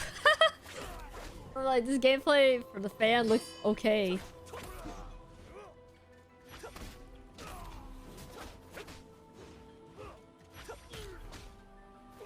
But yeah, I feel like it's an open world like RPG, but I don't see any like MMO like Blade. Oh. Play slow. How deep can you make it? They should have added like some cool fan, you know, fan effects or something.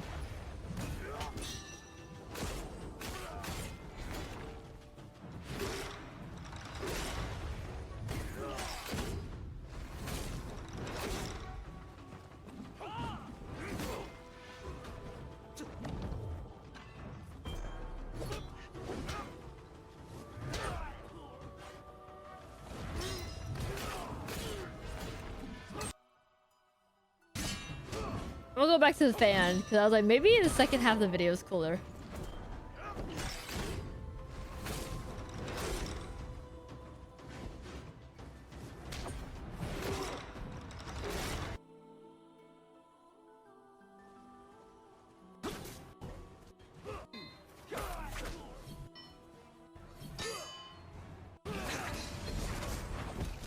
Oh.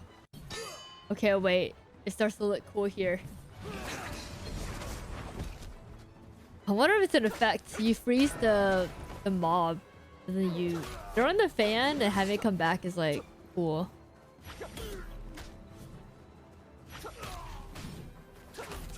Phantom Blade 0. Sword dual. Oh, I think a lot of people like dual blade. Pause. Hold up. There's an umbrella gameplay. Wait, it's kind of fire. Dude, you could totally have cool cosmetics with the umbrella as the gameplay.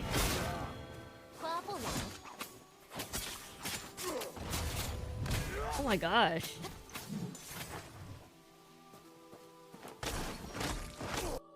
Oh. What's this? Rope dart. Oh god. Jesus. It's so loud, sorry. What?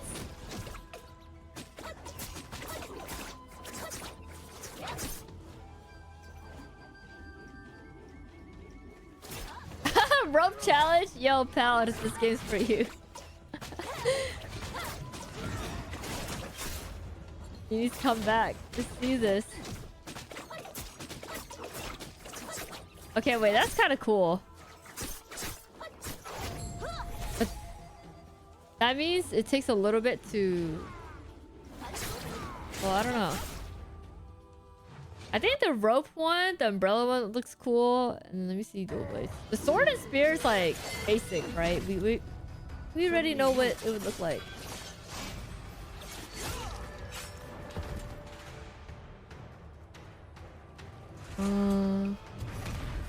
Rope weapon should be a good pull.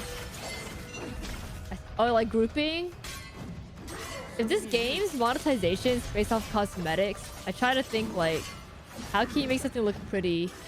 I think the umbrella might have like a pretty cosmetic maybe. Hopefully.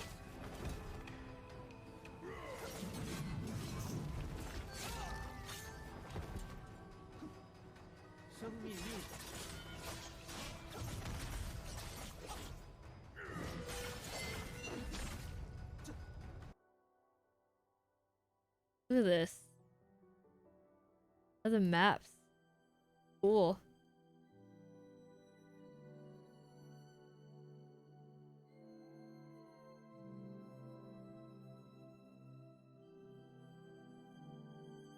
Oh, the music's like cooking. I can barely hear the music. Game's 99 gigs on stream. On Steam? 99? Oh my goodness. Let the wind carry your legend. Oh, open world action adventure RPG. Okay, yeah. I was like, this doesn't give MMO. But I think it's like co-op multiplayer, but not MMO.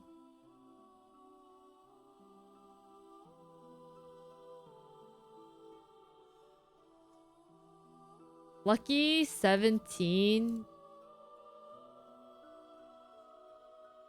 These like bosses or what? Whoa. Inner demons haunt and reshape into an unsettling yet familiar face. Heart Seeker.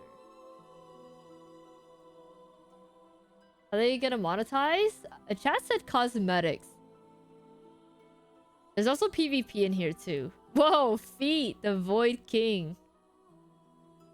Oh, yo. Another pretty character.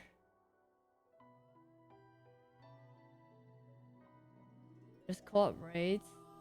Okay, yeah. Yo, there's a duo. Phase 1 and Phase 2 type beat. Oh my god. This guy is handsome. He looks like a freaking idol. It's a winter. We're looking at where winds meet. Stuff. Oh. Okay, sorry. It's loud as fuck. I can't play it, bro. It's too loud.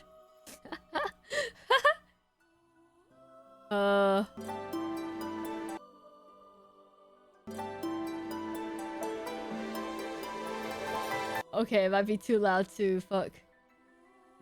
Return. Okay. Volkage. Hey, the art is cool though. But yeah, I keep getting confused with what game's MMO and what isn't, but yeah, I guess now I know that Honor of Kings, a MOBA, is not MMO. I don't know why I was told that. And then Where Winds Meet is a open world RPG. But yeah. Oh, they had their final test too. I didn't even know.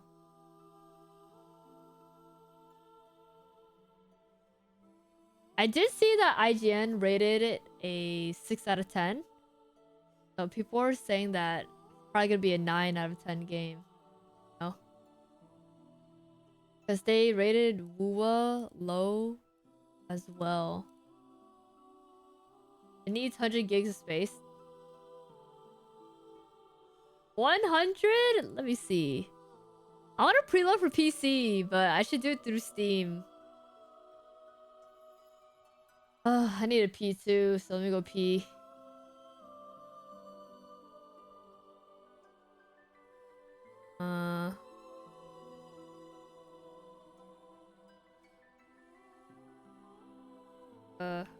Wuthering. Oh yeah, I know. I think people are clowning on IGN because they're like, every time IGN rates a game, like no one can trust it, right? So yeah. Oh, yeah. Listen to Chiyon's music. Actually, I don't even think I heard it. Go back out. IGN gave Veilguard a 9. A 9. Hey, what happened to that game, man? That game died kind of fast, huh? But yeah, no, everyone was clowning on IGN. Yeah, they were like, oh, IGN rated WUWA or this game was 6? Alright, and then, you know. Funny. Alright. Hold up. I need a P chat, so I'm gonna BRB. That's so funny though, a 9.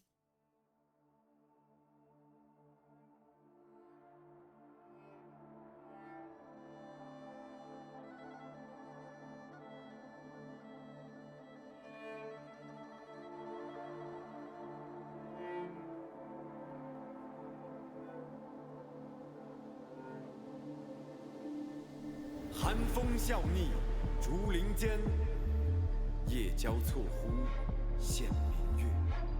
箫声起，折叶飘落，淹没在汹涌的夜。夜色浸染手中剑，背对暗芒，何惧险？出鞘迎雪，浓似墨；入鞘收笔，断流烟。剑力下寒光，心无杂念卷残霜。千重万叶满是敌，叫我如何再忍让？一重山，一重庄，风声鹤唳夜如창，划破帐篷刺破乌云，叫一方惜别伤。剑力下寒光，心无杂念卷残霜。千重万叶满是敌，叫我如何再忍让？一重山，一重庄，风声鹤唳夜如창，划破帐篷刺破乌云，叫一方惜别伤。剑力行，行必过，万次磨砺，皆不再对错。踏远山，纵仙关，藏书上，不让泪滴落。剑出鞘，给予我，一剑斩断所有罪与责。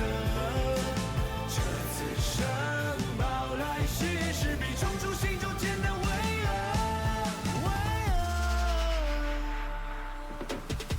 剑出鞘，剑落，一剑放后，仅需片刻。我在鸣笛，在暗处没人见过，听罪恶的呐喊在不断的渐弱。刹那间，箭射，永远这天为我变色。我直接引注灵剑，不改我面色，为天有继续高大地，为我陷落去踏。哪怕黑着双眼的虚无，也从来都没想过放弃正义而屈服。我心里面的大义是为天下剔除，任何不公平在鲜血的余毒。但不是功名和利禄，世间无人能知数。揭开尘封的故事，前身有不凡的气度。剑力下寒光，心无杂念卷残霜。千重万叶满是敌，叫我如何再忍让？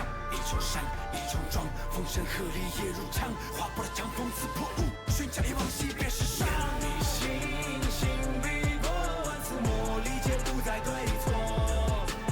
踏远山，纵仙关，藏书上，不让泪滴落。剑出鞘，给予我，一剑斩断所有罪与责。这次生报来世，势必冲出心中艰难巍峨。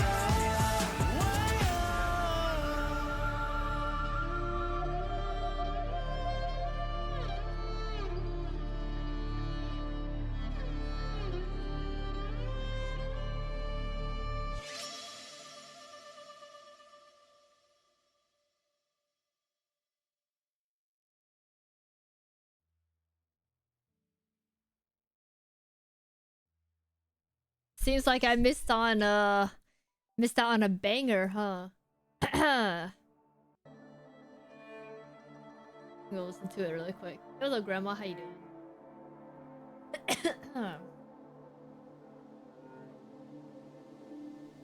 寒风笑逆，竹林间，夜交错忽，现明。I didn't listen to this yet, but yeah. 折叶飘落，淹没在汹涌的夜。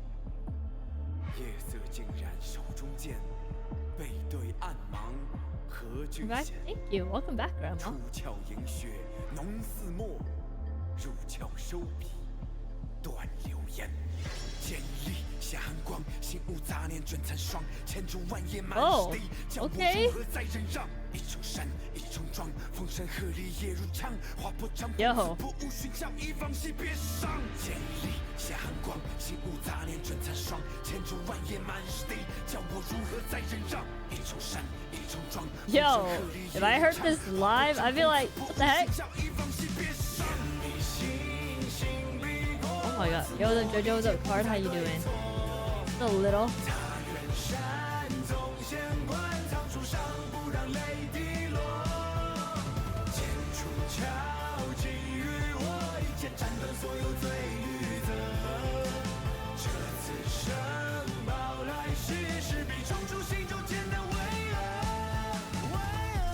Oh, I wish I remembered to do WUWA story. It's okay, I did event instead. Oh.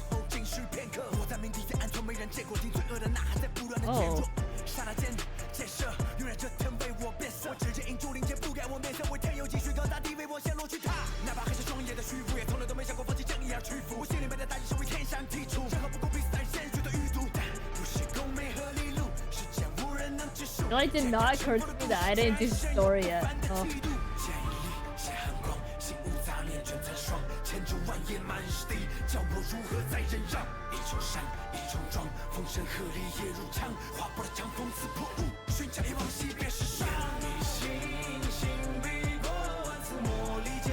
I'm gonna go read the comments. This marketing is insane. I know, right?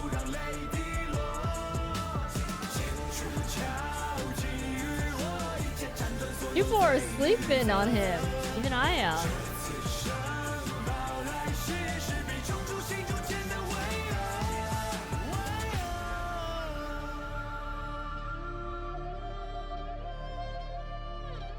Hello, Josh. How you doing? Instant Chinese with this jams. I know, right? Literally, it gives you the same vibes of like what was it? Don Hung's trailer.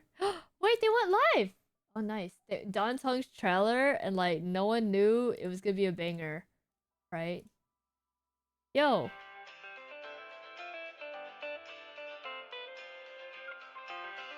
All right. You guys are in the corner now. Look! What a pretty map. Holy shoot. They're like capybaras. What does it sound like we're like listening from like, I don't know. What does it sound like this?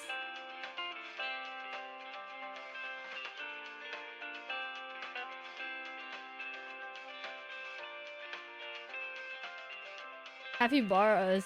Oh, you know what? It's giving Japan. You're so right. What is going on, guys? Why is it flashing? Whoa, what is this fate? What is this? What? I think they added that in. Japan taken by nature? Oh, it's gonna be a dystopian world where like everyone evacuated and then it's full. Actually, no, there's people. There's people right behind my head. People moving. I don't know. I'm excited though. Alright, chat. Now's the time to use the bathroom and whatnot.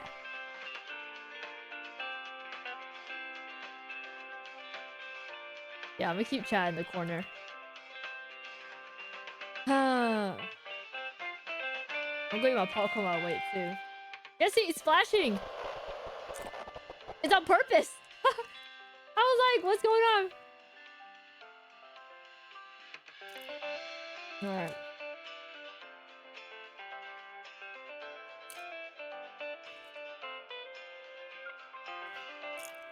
Yo, don't joke, man. I can't have my PC dying on me right now. Is it WUWA set in a post-apocalyptic world? In the beginning, yes. This might be a new area. And it might be like... Well, I didn't play the last story, so I don't know. I don't know, actually. Well, in the beginning, yeah, but then we meet, like, Venusita. There's definitely gonna be something, apocalyptic with this world.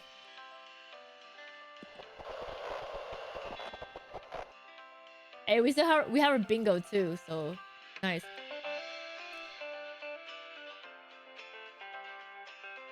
It's cute! I really like this area so far.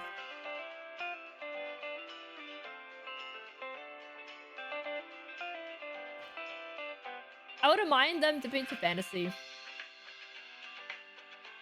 It's the main story that matters, right? How will they keep it?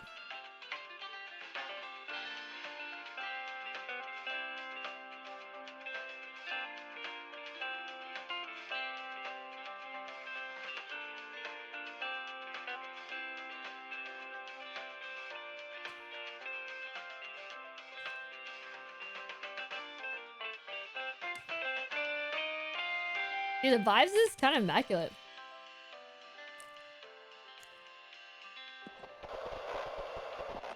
Oh, that's so cute! Oh my god, there's a coffee thing. Holy. And little capybara sleeping. I love it. Oh my god, wait! It's like coffee. It's like a latte. Bro, it stays face down in a cup of coffee. I'm gonna take this coffee and then I'm gonna drink it. Like, actually. That's so cute. Oh my god. A coffee bar. Wait, is that what they're called? Dude, that's totally what they're gonna be called. No way. Oh my god, it's so cute.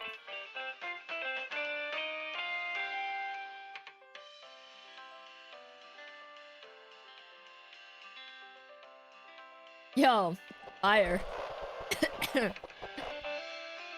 Aren't they an invasive species? I have no idea. They're cute though. Oh my god. Capybara. Dude, fire. Okay.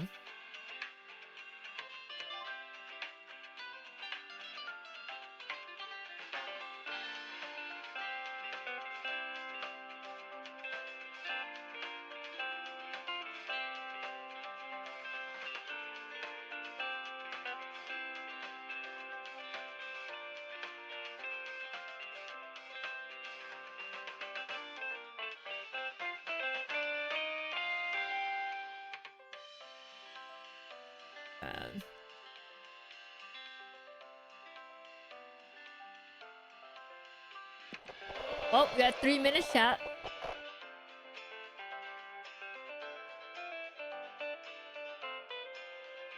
Maybe if it's as small as possible. I'm really excited.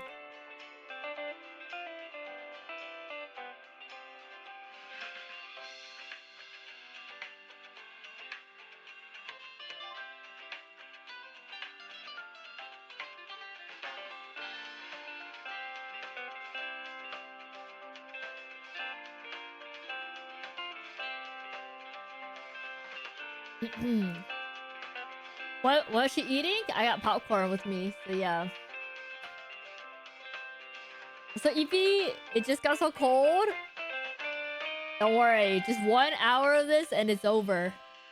I need to push immediately, dude. I need to push and the standee immediately. Yeah. What's up, Goat? How you doing? No, did you see me in earlier live stream? Yep, earlier live stream for us NA folks. I'm happy though. I'm gonna laugh so hard if they show Geshu Lin. We have our bingo card right here. Let me generate this. Alright. We have our bingo now. This is so cute. I love it. Man.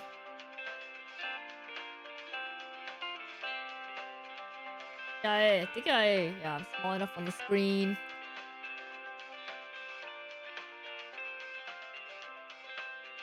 Okay, it's 1080 P.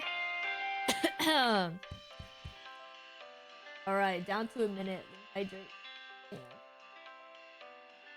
I hope I don't cough during the live stream. It's gonna suck.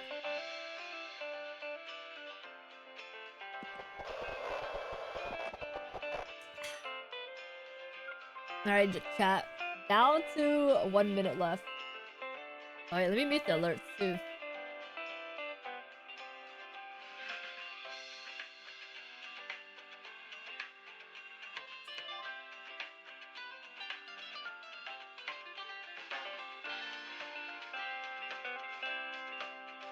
Alright. Everything is chill. Everything's good. Let's see, nice how I listen to is removed. Can't eat anything, Sag. It's okay. Pain is temporary. You can eat later. Forever. Okay. Alright, 10 seconds left. I'm so excited.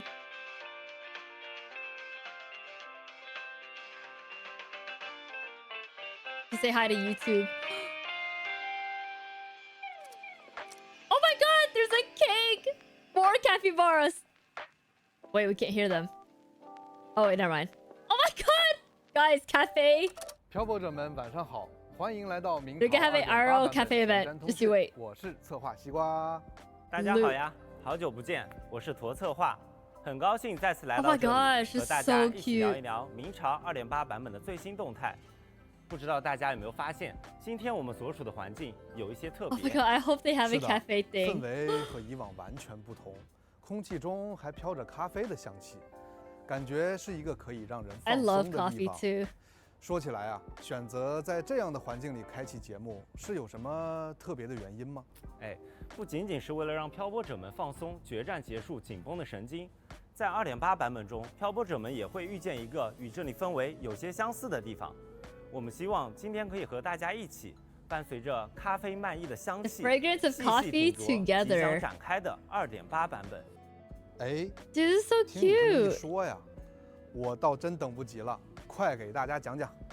在我们离开尼纳西塔之后啊，最近黑海岸通过对明式宝石的研究，扩充了泰迪斯系统的频率特征库，竟意外捕捉到了一段前所 New 未见的频率。 frequency.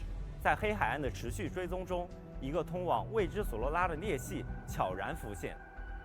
凭空出现的索诺拉入口，没错，相信屏幕前的漂泊者们也对此充满好奇。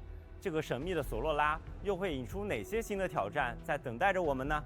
话不多说，就让我们跟随2.8的版本 PV 奔往琥珀 All right, 之都， to the 来 city 了解 said 一下 Amber. 全新的内容吧。 Yo, trailer time.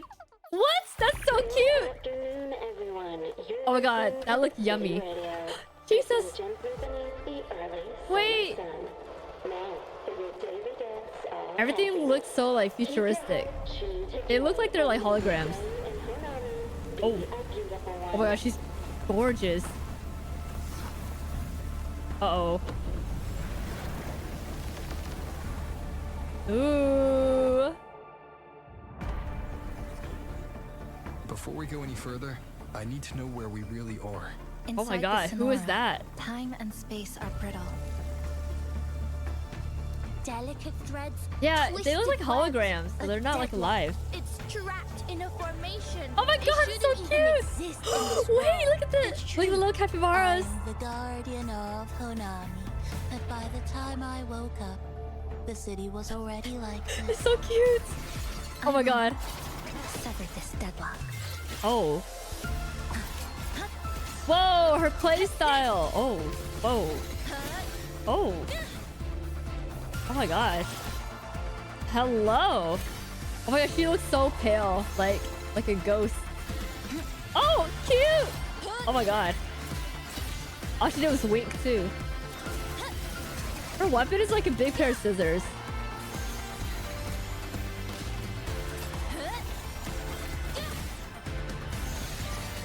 Nothingness. Deconstructed. Oh my. Oh. Oh. Wait. Holy moly. Holy. Everything's Wait, that was a cool transition. Alright, I hope she's a really good 4-star. We haven't had a 4-star in a while. Oh.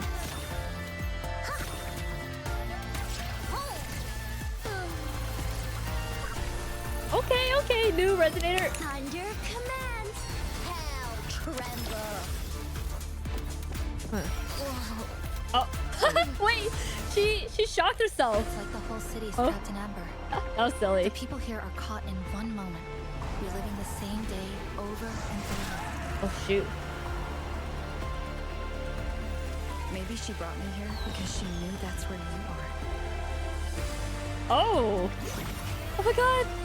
Tiny capybara. I don't care how impenetrable the tower is. I'll cut a blade right into it. Oh, so her like one goal is to cut the tower. Ooh, wow, cliffhanger. Okay, dude, this transition's so cute. 欢迎回来。Hey, that was cool. 2.8版本，漂泊者将通过这个出现在黑海岸的索洛拉入口，进入神秘的石系废都。石系废都，意思是这座城市被困在了时间的缝隙中吗？ Okay, so yeah, the people just 听名 it's 字 like a 就 time 让人 loop 觉得 then. 有些好奇了。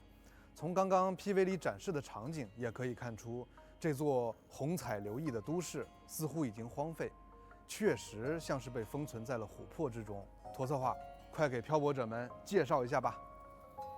石系废都其实曾是一座无比繁荣的商业都市，它真正的名字是碎波市，但在数十年前，碎波市就因悲鸣而毁灭，被永久封存在了索洛拉中，逐渐变成了如今的样子。Also, bullying is 昔日 in 繁 there 华的 then. 商业建筑长满了荒草，海水淹没了低地和道路，而且摧毁了这座城市的 Wow, look how 悲 pretty 鸣 the city 并没有 is. 完全消失， Oh 而 my 是留存 gosh. 于此，不时地为这里带来更多不稳定的意象。索诺拉中居然有一座已毁灭的城市，果然与悲鸣有关，那岂不是非常危险？但看起来啊，街道似乎也不全是荒废的状态，而且人们好 Dude, 像还 imagine 是在 having 这 like 里 Cantarella 正 just 常 stand 生 under 活 the 这究竟 cherry 是怎么回 blossom 事 or like the tree. 反复无序 I 的 don't 悲 think 鸣 cherry 让这 blossoms. 座 I don't know 城 what to 市 call 困 it. 在了同一段时间内，不断地经历着重置和毁灭的循环。这些似乎照常生活的人们，也已经不再是曾经的他们了，而是被称为网人 Oh, 的存 left 在。 behind. 他们只是重复 Oh 着 my 生 god, 存 that 的 school 行 just 为 is 模式， huge. 反复 Or the 上演 guy's 着同样的 small. 日常。整座城市连同其中的网人们都被禁锢在了索洛拉 Okay, 中， so the whole 与 thing 外 is 界 Sonora's 彻底 sphere. 隔绝。而在2.8版本，正是因为漂泊者的意外进入，这个神秘的空间才迎来了变数。 Oh, wisteria trees. That's what they're 末 called. 日的 Yes. 都市 Oh, 循 they're not 环 cherry 的时间 blossoms. 看来啊，这些都将在新版本和大家一起探索。不如啊，就先把全新的潮汐任务给漂泊者们 The 端 new 上来吧。 main quest. 好的，在2.8版本中，潮汐任务第2章第 Whoa, 12 look at 幕 this. 曙光 Oh 停摆 my 于荒地 god. 之上。 The 潮汐 capybaras 任 are 务 climbing 第 the 2章 building. 幕间，星光流转于眼眸之间，将于11月20日开放。 Hey, I'll be 漂 there. 泊者将来到石系废都碎波市，在这座红彩流光的末日都市里，试图粉碎 Dude, her design 笼 is 罩 so 着 good. 这座城市的悲鸣。已 It's 经 like 开始期 simple, 待 but 全 it's 新的 like 潮汐任 something 务了。 about it. 对了，驼色话，关于前 Love 面 it. 提到的咖啡厅，这里是不是该给漂泊者们展 Cafe 开 the 介绍一下 cafe. 了？它究竟有什么特别之处？这个咖啡厅啊，位于碎波步行街，可以说是我们在碎波市的秘密据点。哦，秘密据点。说到这个，在这么危险的环境里，为什么唯独这里有安全稳定的状态？甚至我看到还有好吃的蛋糕。这就不得不提这次冒险中的一位关键人物了，正是他用自己的共鸣能力裁剪出了这个安全空间，完全隔绝了悲鸣的影响，所以我们现在很安全。哎，这个我知道，是那位黑色长发、身穿制服的少女千笑吧？居然能够裁剪空间，是很特别的公民能力呢。不过这也不是千笑随随便便就能做到的。这里虽说曾是灾后的废墟，但位置合适，环境也相对安定。也正是多亏了这个空间，我们才能在这里安心地制定计划与休息。这座咖啡厅不仅是漂泊者和千笑休憩的安全据点，还是通向城市其他区域的枢纽。在 2.8 版本，漂泊者会和千笑从这里出发，前往更多值得探索的角落，去亲自经历这座城市的故事。至于咖啡和蛋糕，是另一位重要的新朋友制作的。其实我们在这座城市里到处可以看到他的身影，随处可见。哎，让我想想，哦，是那个长得像水豚、圆润可爱的小家伙吗？I can't wait。观察力不错哦，没错，他就是碎波士的守护神。Oh my God, it's a guardian. 虽然 Navipon。居然是守护神。They missed out on naming it Capybara。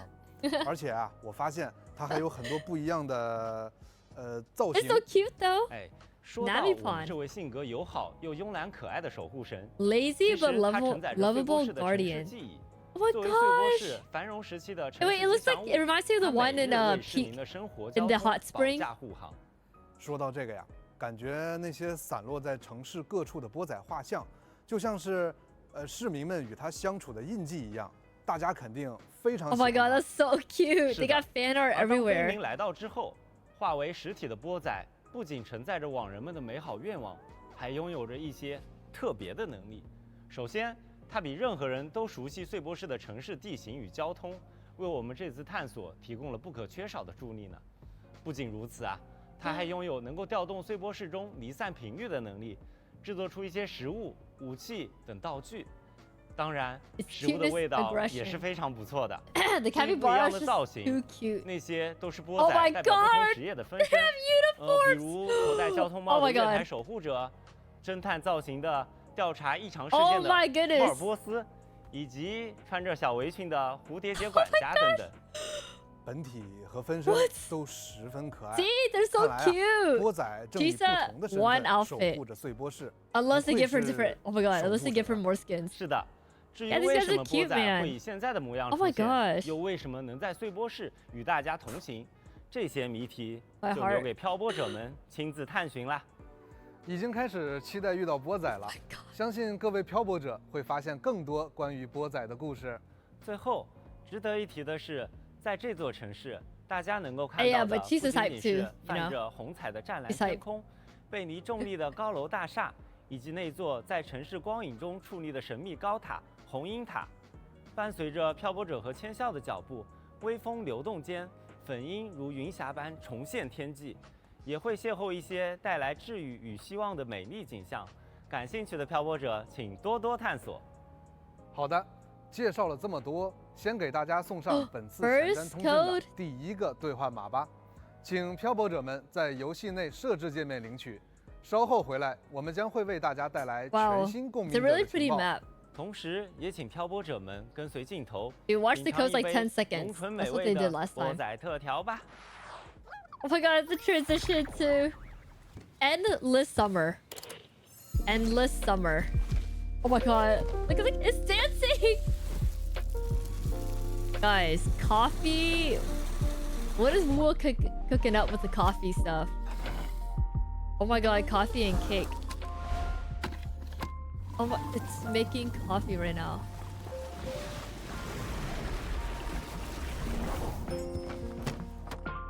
Coffee's brewing. Good morning. Oh. Hours. Have one full to the brim. Wow, adorable.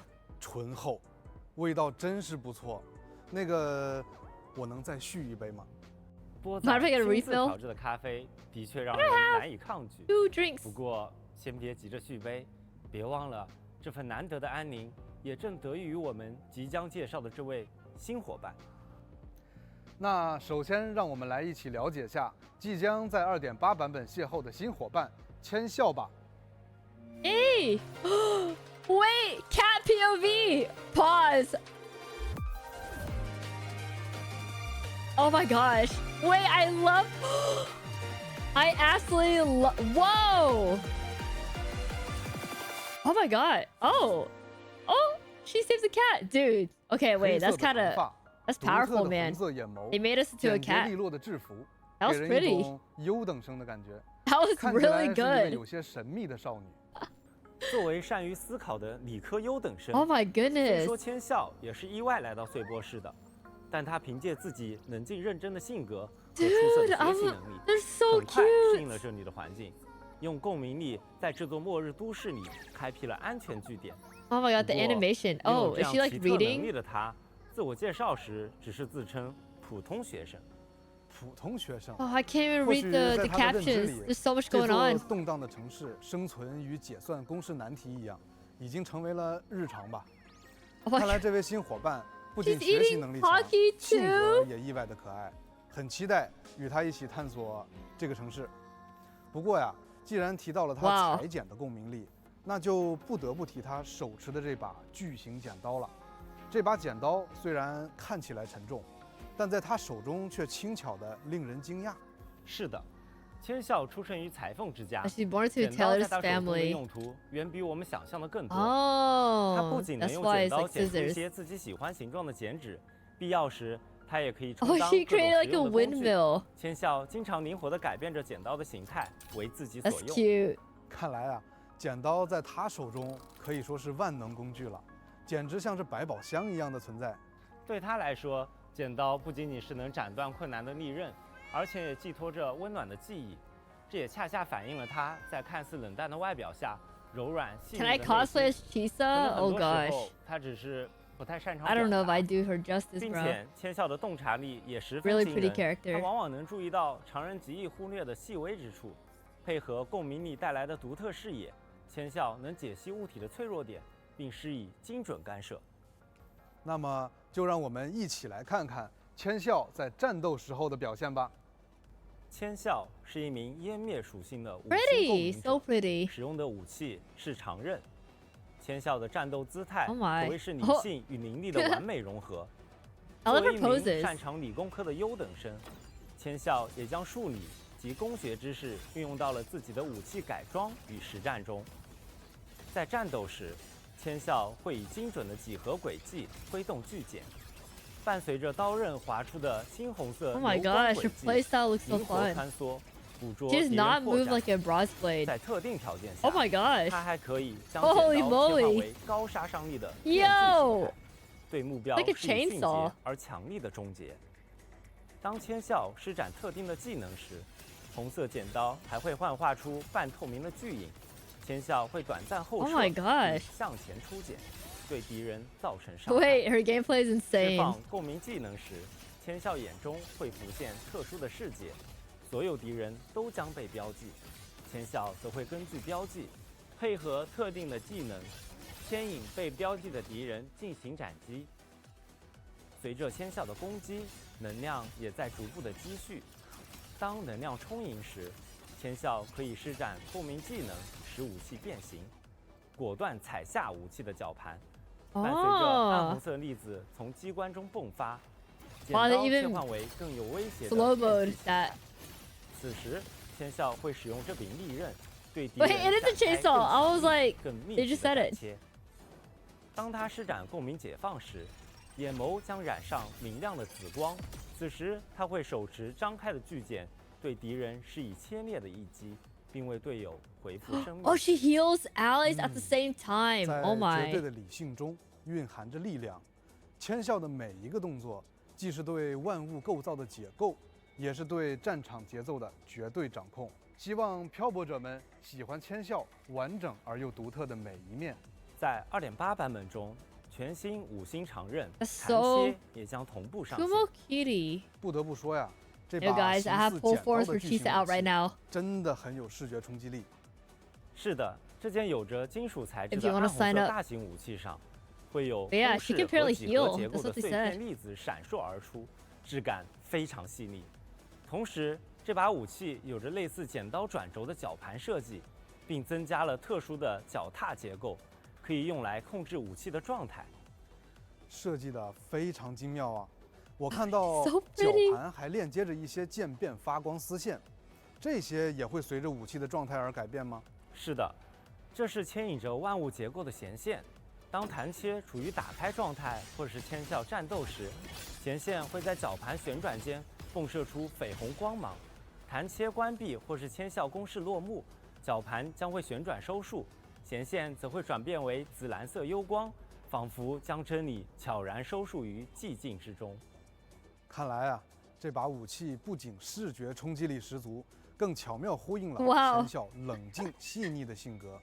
十分期待弹切随着签效的操控，绽放出更多惊艳的光彩，伴它奔向远方。哎，托策划，刚刚在 PV 里还看到那位曾与我们有过多次交集的黄龙方士捕灵精怪的捕灵也会在 2.8 版本登场。那么关于捕灵，我们也来给漂泊者们分享一下情报吧。Oh, she electrocuted herself at the very end. I'm so curious. 捕灵，样样都灵。这位来自黄龙梦州、打扮新潮的小道士，擅长卜卦祈福、测字解签，而且他还总会不经意间施展一些激进失传的技法招式。是一个活泼可爱、非常有灵气的小姑娘。这样的她在游历索拉里斯时一定很受欢迎吧？没错，作为踏足四海的云游客，她豁达开朗的性格总让她能在每个城市都交到朋友。积攒至今，我根本无法想象她的信息网得有多庞大。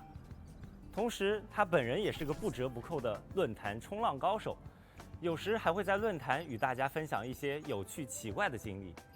有这样一位见闻丰富的客卿，黑海岸也可以说是拥有一座移动的情报宝库了。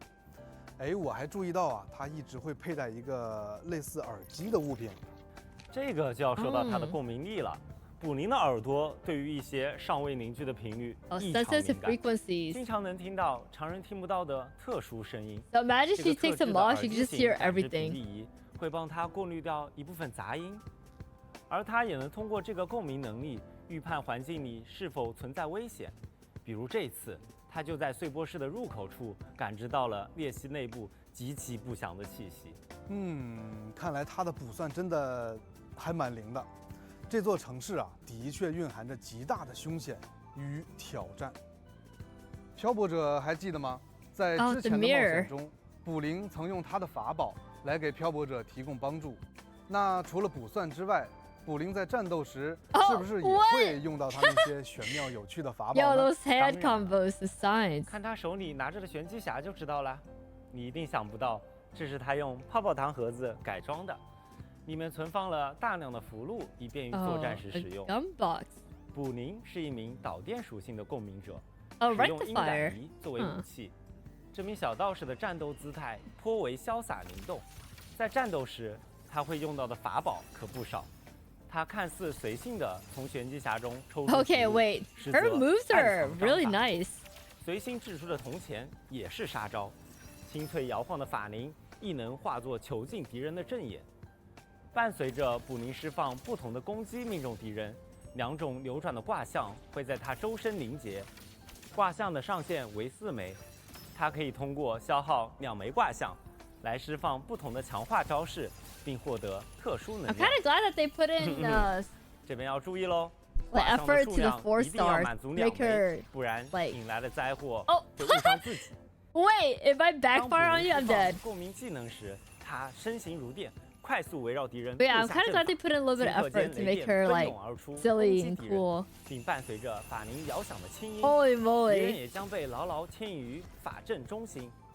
当特殊能量蓄满时，捕灵可通过施展共鸣解放，持咒引雷，将因为铜钱掷出，如飞驰的雷光一般对敌人造成伤害。 One coin 同时， is all she needs, 法铃 literally. 在阵中摇响，铃音如锁，敌人将持续受到伤害。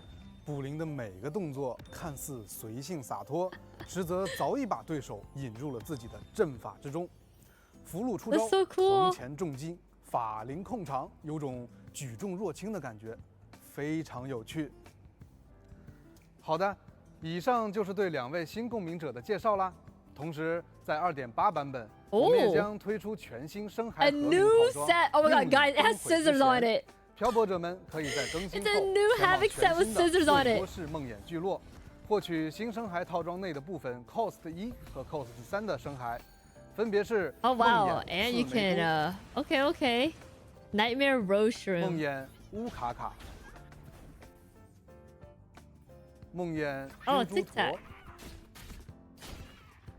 Dang.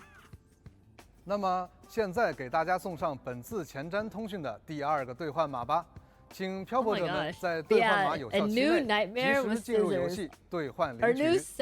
稍后呢也会给大家带来2.8版本的活动以及系统优化相关的情报。Oh yeah, they capture all the echoes in one spot. It looked like. Are these Crumbled City. Fish windsocks streaming along deserted streets. Crumbled City. Flickering in still air. Summer has stopped. Time frozen. The city sealed in invisible amber. Does the nation passageway really grant any wish? Why have some never returned? Like a YouTube video. Devoured by something? Ooh. In the dead of night is a lone girl waiting for a bus that will never come, or for a way out of the loop. Oh. Frozen City starting to crack. Honami's urban legends were never just stories. Now, it's time to. Oh my god, sorry. The capybara is so cute. Oh my god. It's Honami Spooky. Let's meet after dark on Honami Hours. Honami Hours. 刚刚那是什么情况？西瓜 Spooky. 你有没有听到收音机里 The 传来什么 radio. 声音？明明刚刚还说咖啡厅很安全的，不过呀，据说从一开始，碎波市就流传着各种各样半真半假的都市传说。这里的怪异现象远比我们想象的更复杂。但不必惊慌，每这时，我们的大侦探福尔波斯就会前往现场探查案情，解明真相。侦探波仔登场了啊！话说，我们什么时候可以跟福尔波斯一起去探案？这次确实有一个类似的新活动，不过呀，你先别急。在此之前，我们先给大家带来2.8版本角色和武器换取的具体信息吧。Banners. 好的，在2.8版本更新后，全新5星共鸣者签效的活动换取，属目一线之间将会开启。漂泊者们可以从中换取沉浸泪点的少女签效，和她一起在末日都市中剪碎悲鸣。此外，5星共鸣者菲比的活动换取与静谧呢喃也将同步开启。同时，全新5星常任弹切以及5星音感仪和光回唱的活动换取也将同期开启。Oh my god! 在以上活动换取结束后，5星共鸣者 Oh my goodness! And bullying Danja and Tisha. Dang, that's messed up, bro. 坎特雷拉的活动换取硬海之梦也将开启，而活泼有趣的黄龙小道士。全新共鸣者古灵也将会出现在同期的2个角色。Okay, wait, free bullying. How about that? They're gonna give us a free 4-star. There's no way, bro. 5星音感仪海的呢喃的活动换取也将同期开启。对了，我听说这次好像有一位朋友拥有了自己难得的假期时光。No way. 没错，那就是平日里兢兢业业、恪尽职守的赞妮。赞妮的特别定制服饰 Wait, Zanny 将在2.8版本上线。 Did I just see that? 光是听到名字就感觉整个人都放松下来了。Yo, show us. 在这个特别的假期里，犒赏自己一份难得的宁静时光吧。No way. Oh! Guys, this dress on Zanny? Oh my god. Yo, Zanny. Whoa! Oh my god. Oh my goodness. It's giving Virgin Killer, but without the skin. Wait, it's kind of really good. I take back what I said about Zanny, dude. I said I'd refund her. No. Oh my god. A short break won't hurt. Wow. 这套服饰以柔软的毛衣为主，勾勒出一种恰到好处的优雅。And what's crazy is that the outfit looks soft. Like it looks so 化 soft. 作片刻的闲适与温柔。赞妮自己也觉得，偶尔换一种风格， Oh my gosh. 能看到赞妮这样松弛的一面，真好。这套特别定制服饰 OK 城市午茶将会在2.8版本更新后上架商城。在获取赞妮的特别定制服饰后，既可解锁同系列的共 Wait, 鸣 you 者头 unlock 像， an 希 avatar 望这套 too. 服饰 Wow. 可以让漂泊 A 者们 matching 看到赞 avatar 妮 to go 不 with 一样 this 的魅 the 力。 skin. Oh. 看来怪异事件的调查时间到了。2.8版本即将开启全新活动。Wait, there's an icon. Wait, what is 这 that? 名字听起来就带着都市传说 It looks 和 like a 神秘事件的 metallic. 味道呢。具体是怎么样的活动呢？在活动中，漂泊者将深入探索穗波市的各个城区，调查在各地活跃着的怪异现象，顺路收集散布各处的道具。注意哦，在危险的深度探索中，漂泊者要时刻关注自己的稳定值。争取在稳定值耗尽前回到咖啡厅。在成功回到咖啡厅后，漂泊者可以出售找到的道具，兑换波仔喜欢的米团。米团不仅可以进行漂泊者自身属性强化，还可以和波仔进行交易，帮助大家更好的在穗波市中进行探索。更重要的，在店铺装潢内，漂泊者可以在波仔的协助下装饰咖啡厅。一起将咖啡厅建设得更加温馨吧。值得一提的是，成功消灭城市中的特殊强大敌人，会获得一件藏品。这不只是实力的证明，也是通往怪异事件真相的线索。在收集藏品的过程中，漂泊者还将逐渐接近怪异事件的源头，揭开隐藏在城市光影之下的往事。参与活动，漂泊者可以获得新生。意象伪作的神王，活动专属头像，末日后咖啡，活动专属称号，穗波周末旅行等奖励。在2.8版本结束后，没有完成穗波怪异物语活动的漂泊者，依然可以通过常驻活动界面参与活动，获得常驻奖励。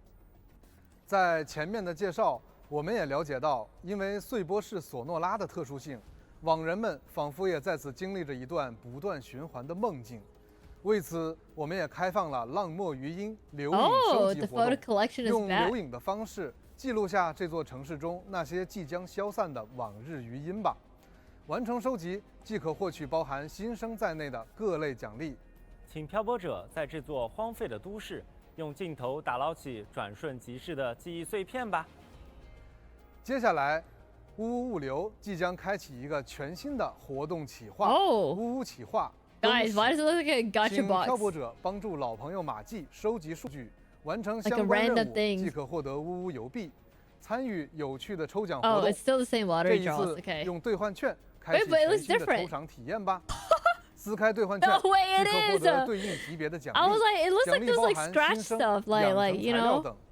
运气好的话，还能一次性领取多种奖励哦。同时，新一期的限时战斗活动《仿生战略斜对篇》也将开启。漂泊者可再次在特殊增益的加持下，对敌人发起挑战。参与挑战获取积分，可获得新生等各种奖励。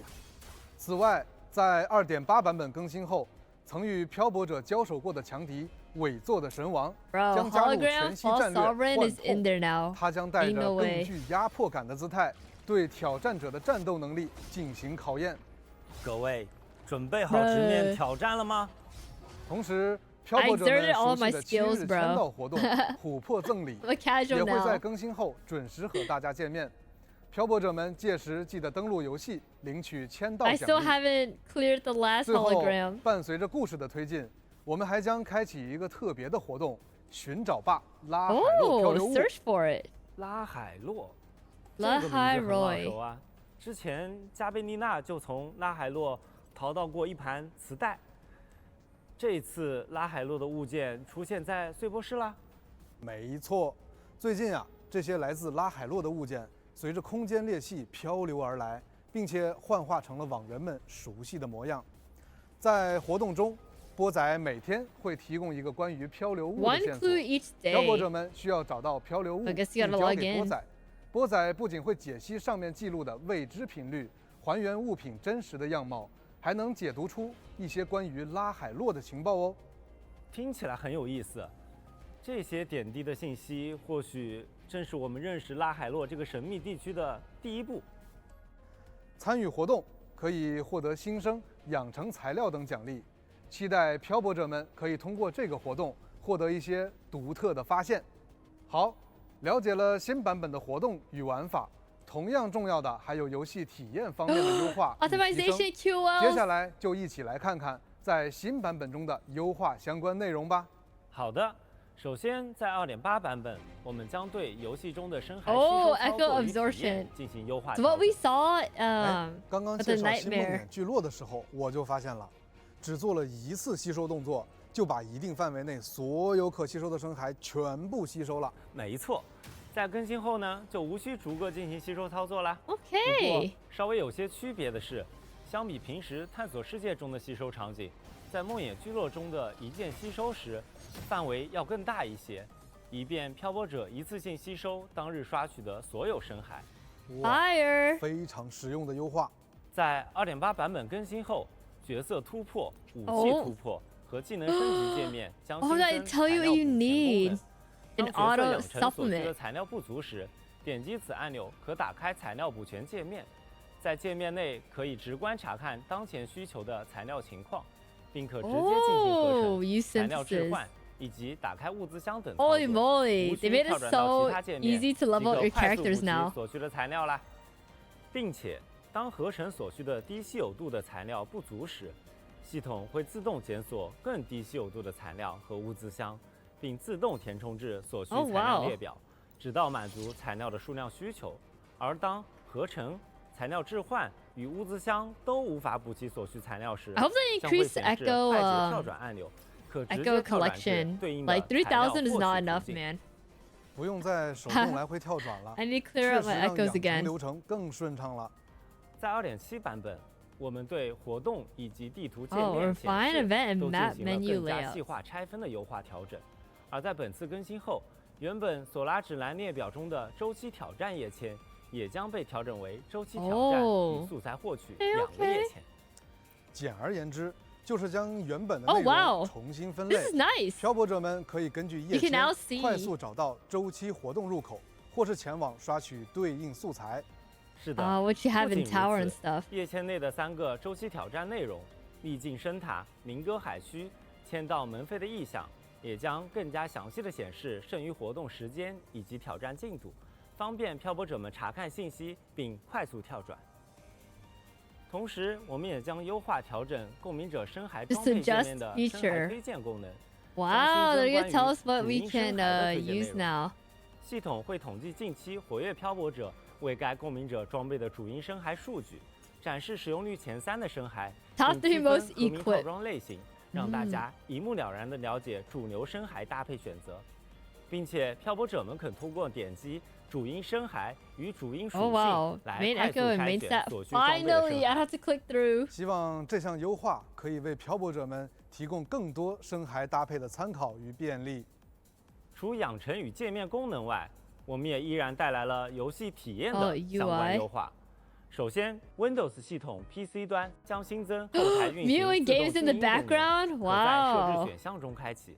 开启后，当游戏处于最小化等后台状态时，游戏将自动静音。这项优化确实方便了一些使用场景，很贴心。漂泊者们可以根据使用习惯，在设置中自由开启哦。在 2.8 版本更新后，当漂泊者们在全息战略幻痛挑战中选择重新挑战时，共鸣者的耐力值将立即回满。The stamina will now recover. 最短的时间内以最佳的状态再次投入战斗了。并且我们也优化了部分讨伐强敌副本的挑战体验。在退出挑战时或完成挑战后的提示框当中，原本的取消按钮将被替换为重新挑战按钮。希望这2项优化可以改善漂泊者们在进行挑战内容时的体验。Instead of confirm. 此外，有一项关于游戏内容的调整安排，我们将对虚烟效应、a taste of Havoc Bane fusion burst 双剑效应这4种异常效应体系进行一定的调整。具体的调整内容会在后续的官方信息中 Okay, they'll probably share it after the live 请 stream, 漂 I 泊者 think. 们保持关注。在本次的系统优化中，我们也带来了图形性能的相关优化。首先，我们优化了部分场景的全局光照效果。2.8 版本更新后，在部分场景内将可以体验到更绚丽的光照效果。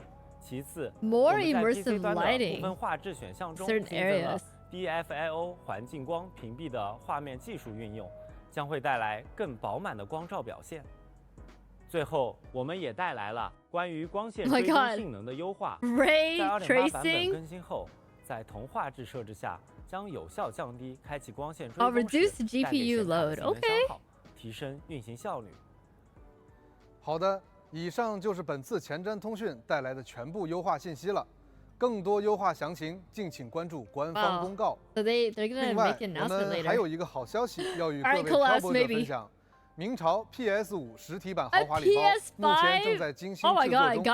该实体版将于2026年春季正式发售，内含明朝 PS5 游戏光盘、明朝 PS5 豪华版特别周边，以及一款限定意象深海。届时，漂泊者们可通过线上与线下平台进行购买。更多情报将后续在官方社媒平台公布，敬请期待。现在给大家送上最后一个兑换码，请漂泊者们及时进入游戏兑换领取哦。Slice space. Slice space. 5 years giveaway from Rubee? Oh my goodness, you're right. A PS5. Who knew it's a 5-year Annie today? And so they were like, we're gonna drop a PS5. Nami content Honami. Spread the joy. Catch you next time on Honami Hours. Honami Hours. 哎，是很合适为今天的前瞻通讯画上句点的视频呢。感谢漂泊者们在前瞻通讯的时间里与我们共同走进这座如同封存于琥珀中的废墟都市。是的，希望通过今天的节目，可以带漂泊者们提前了解石系废都，新的冒险即将缓缓展开，而每一道红光的折射，或许都藏着更多 look at Abby. It looks like she's beefing with the capybara. 出现时，让我们一起继续这场未尽的旅程。千笑与波仔也会在这个神秘的索诺拉空间等待着漂泊者们的到来。明朝2.8版本《奔往琥珀之都》将于11月20日正式开启。希望这段崭新的旅程像波仔亲自调制的咖啡一样，散发浓醇的香气。漂泊者们，11月20日，我们碎波事件，拜拜。Yay! Clappies. Okay, will they have a dancing capybara at the very end?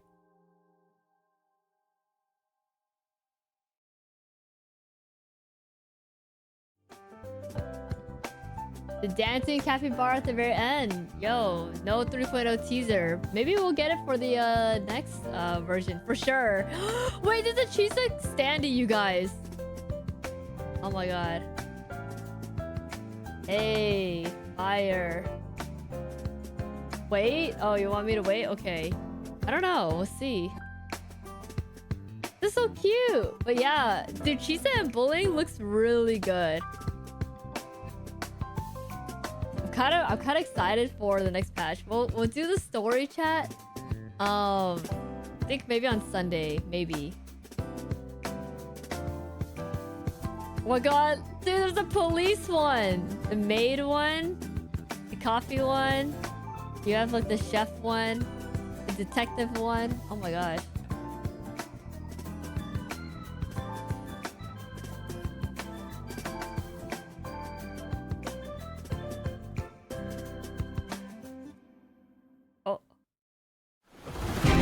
Oh my god, it's loud. Freak. Yo, sorry, that was so loud. Alright, well, guys, that was 2.8 preview special for WUWA. Hey, beautiful, man. I'm actually really excited for Zani's outfit as well. Chisa, Bullying, Zani, the whole thing. So yeah. What you said? The music was out too. I'm sorry. Hey, listen, I didn't expect it. But yeah, dude, what a great live stream. I can't wait. They had a lot of cute things too, even for the capybara. So yeah, guys, make sure to sign up for Chisa polls because I have them out and we'll be polling when she comes out. So yeah, excited. No 3.0 teaser? Nah. I'm gonna click on Zenless to see what they're up to. Miss Dylan's combat prowess is not to be underestimated. Compared to facing enemies head-on, I prefer to call in some friends. Let's check out the frontline intel. Oh, we came in just in time to see Dylan, bruh. I probably did get your form, Luwei, if you signed up. Yo, Jack, thank you for the 23 months.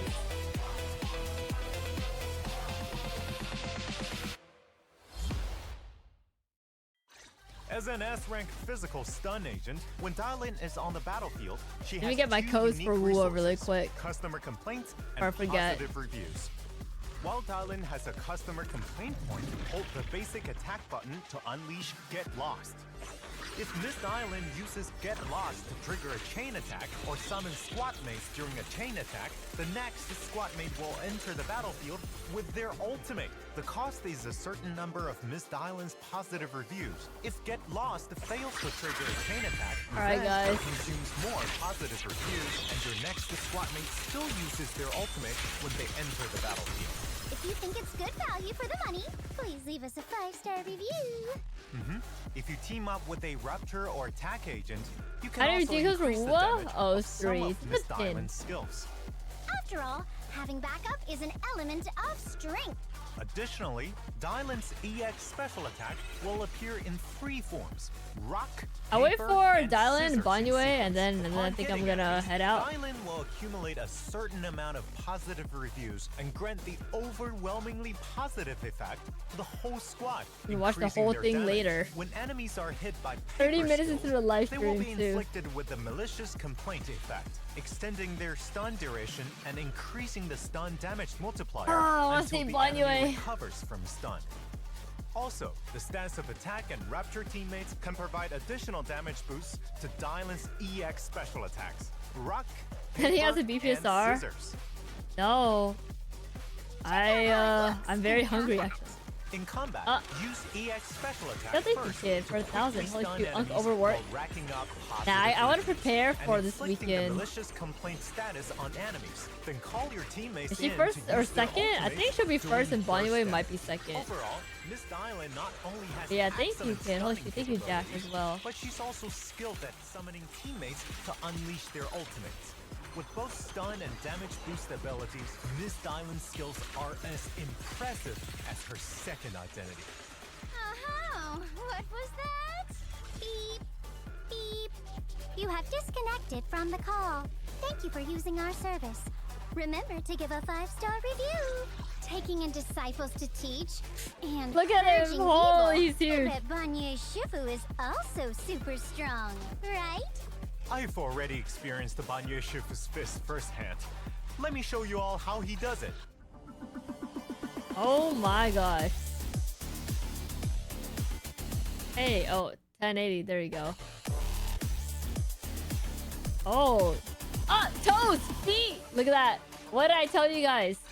Right there, As an man. S-rank fire rupture agent, Master Banye has mastered various martial arts to create Someone a was like, will there be more devastating feet in WUWA or If you can Zenless? I master said it and Zenless. chain his Banyue moves, has it. You can unleash Told you powerful guys. and flashy skills with a high skill ceiling. Banye Shifu has multiple sets of skills Alright. with sufficient adrenaline. I saw you can Banyue, create so I'm pretty different happy. combinations by pressing the basic attack button for light attack. I think I really need to go because my family got some plans. It's like DGen time, but they got some plans. It is a Friday after all. No stream later today, unless there's a surprise stream, but I doubt it. But I will see you guys on Saturday. Saturday is where we'll celebrate our 5-year Annie. Kind of crazy. It's been 5 years, chat. So thank you for coming by and hanging out, you know, for all the nice words. So yeah, Saturday we'll do our main thing, and then whatever else will happen is the Sunday. So yeah, I'll let you guys know because there's a lot of things I want to do and not enough time. But yeah, Banyo looks nice. We'll watch the ZZZ live stream when I come back. But other than that, though, gonna meet some wormies tomorrow. Have fun, be safe. But yeah, thank you for extra long stream today. Thank you. Yo, we watched FGO lore today. That was honestly really interesting and really fun. So yeah, thank you guys for watching with me. Obviously, obviously it was like kind of last minute because I was like, oh yeah, I think today's a great day to watch FGO lore. So thank you guys for that as well. But yeah, Saturday will be the celebration, and I'll let y'all know what we'll do later today. I'm gonna end the stream here because it's in the middle of like a Zenless thing. But yeah.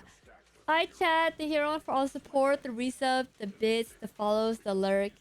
Thank you for tuning in with the FGO lore.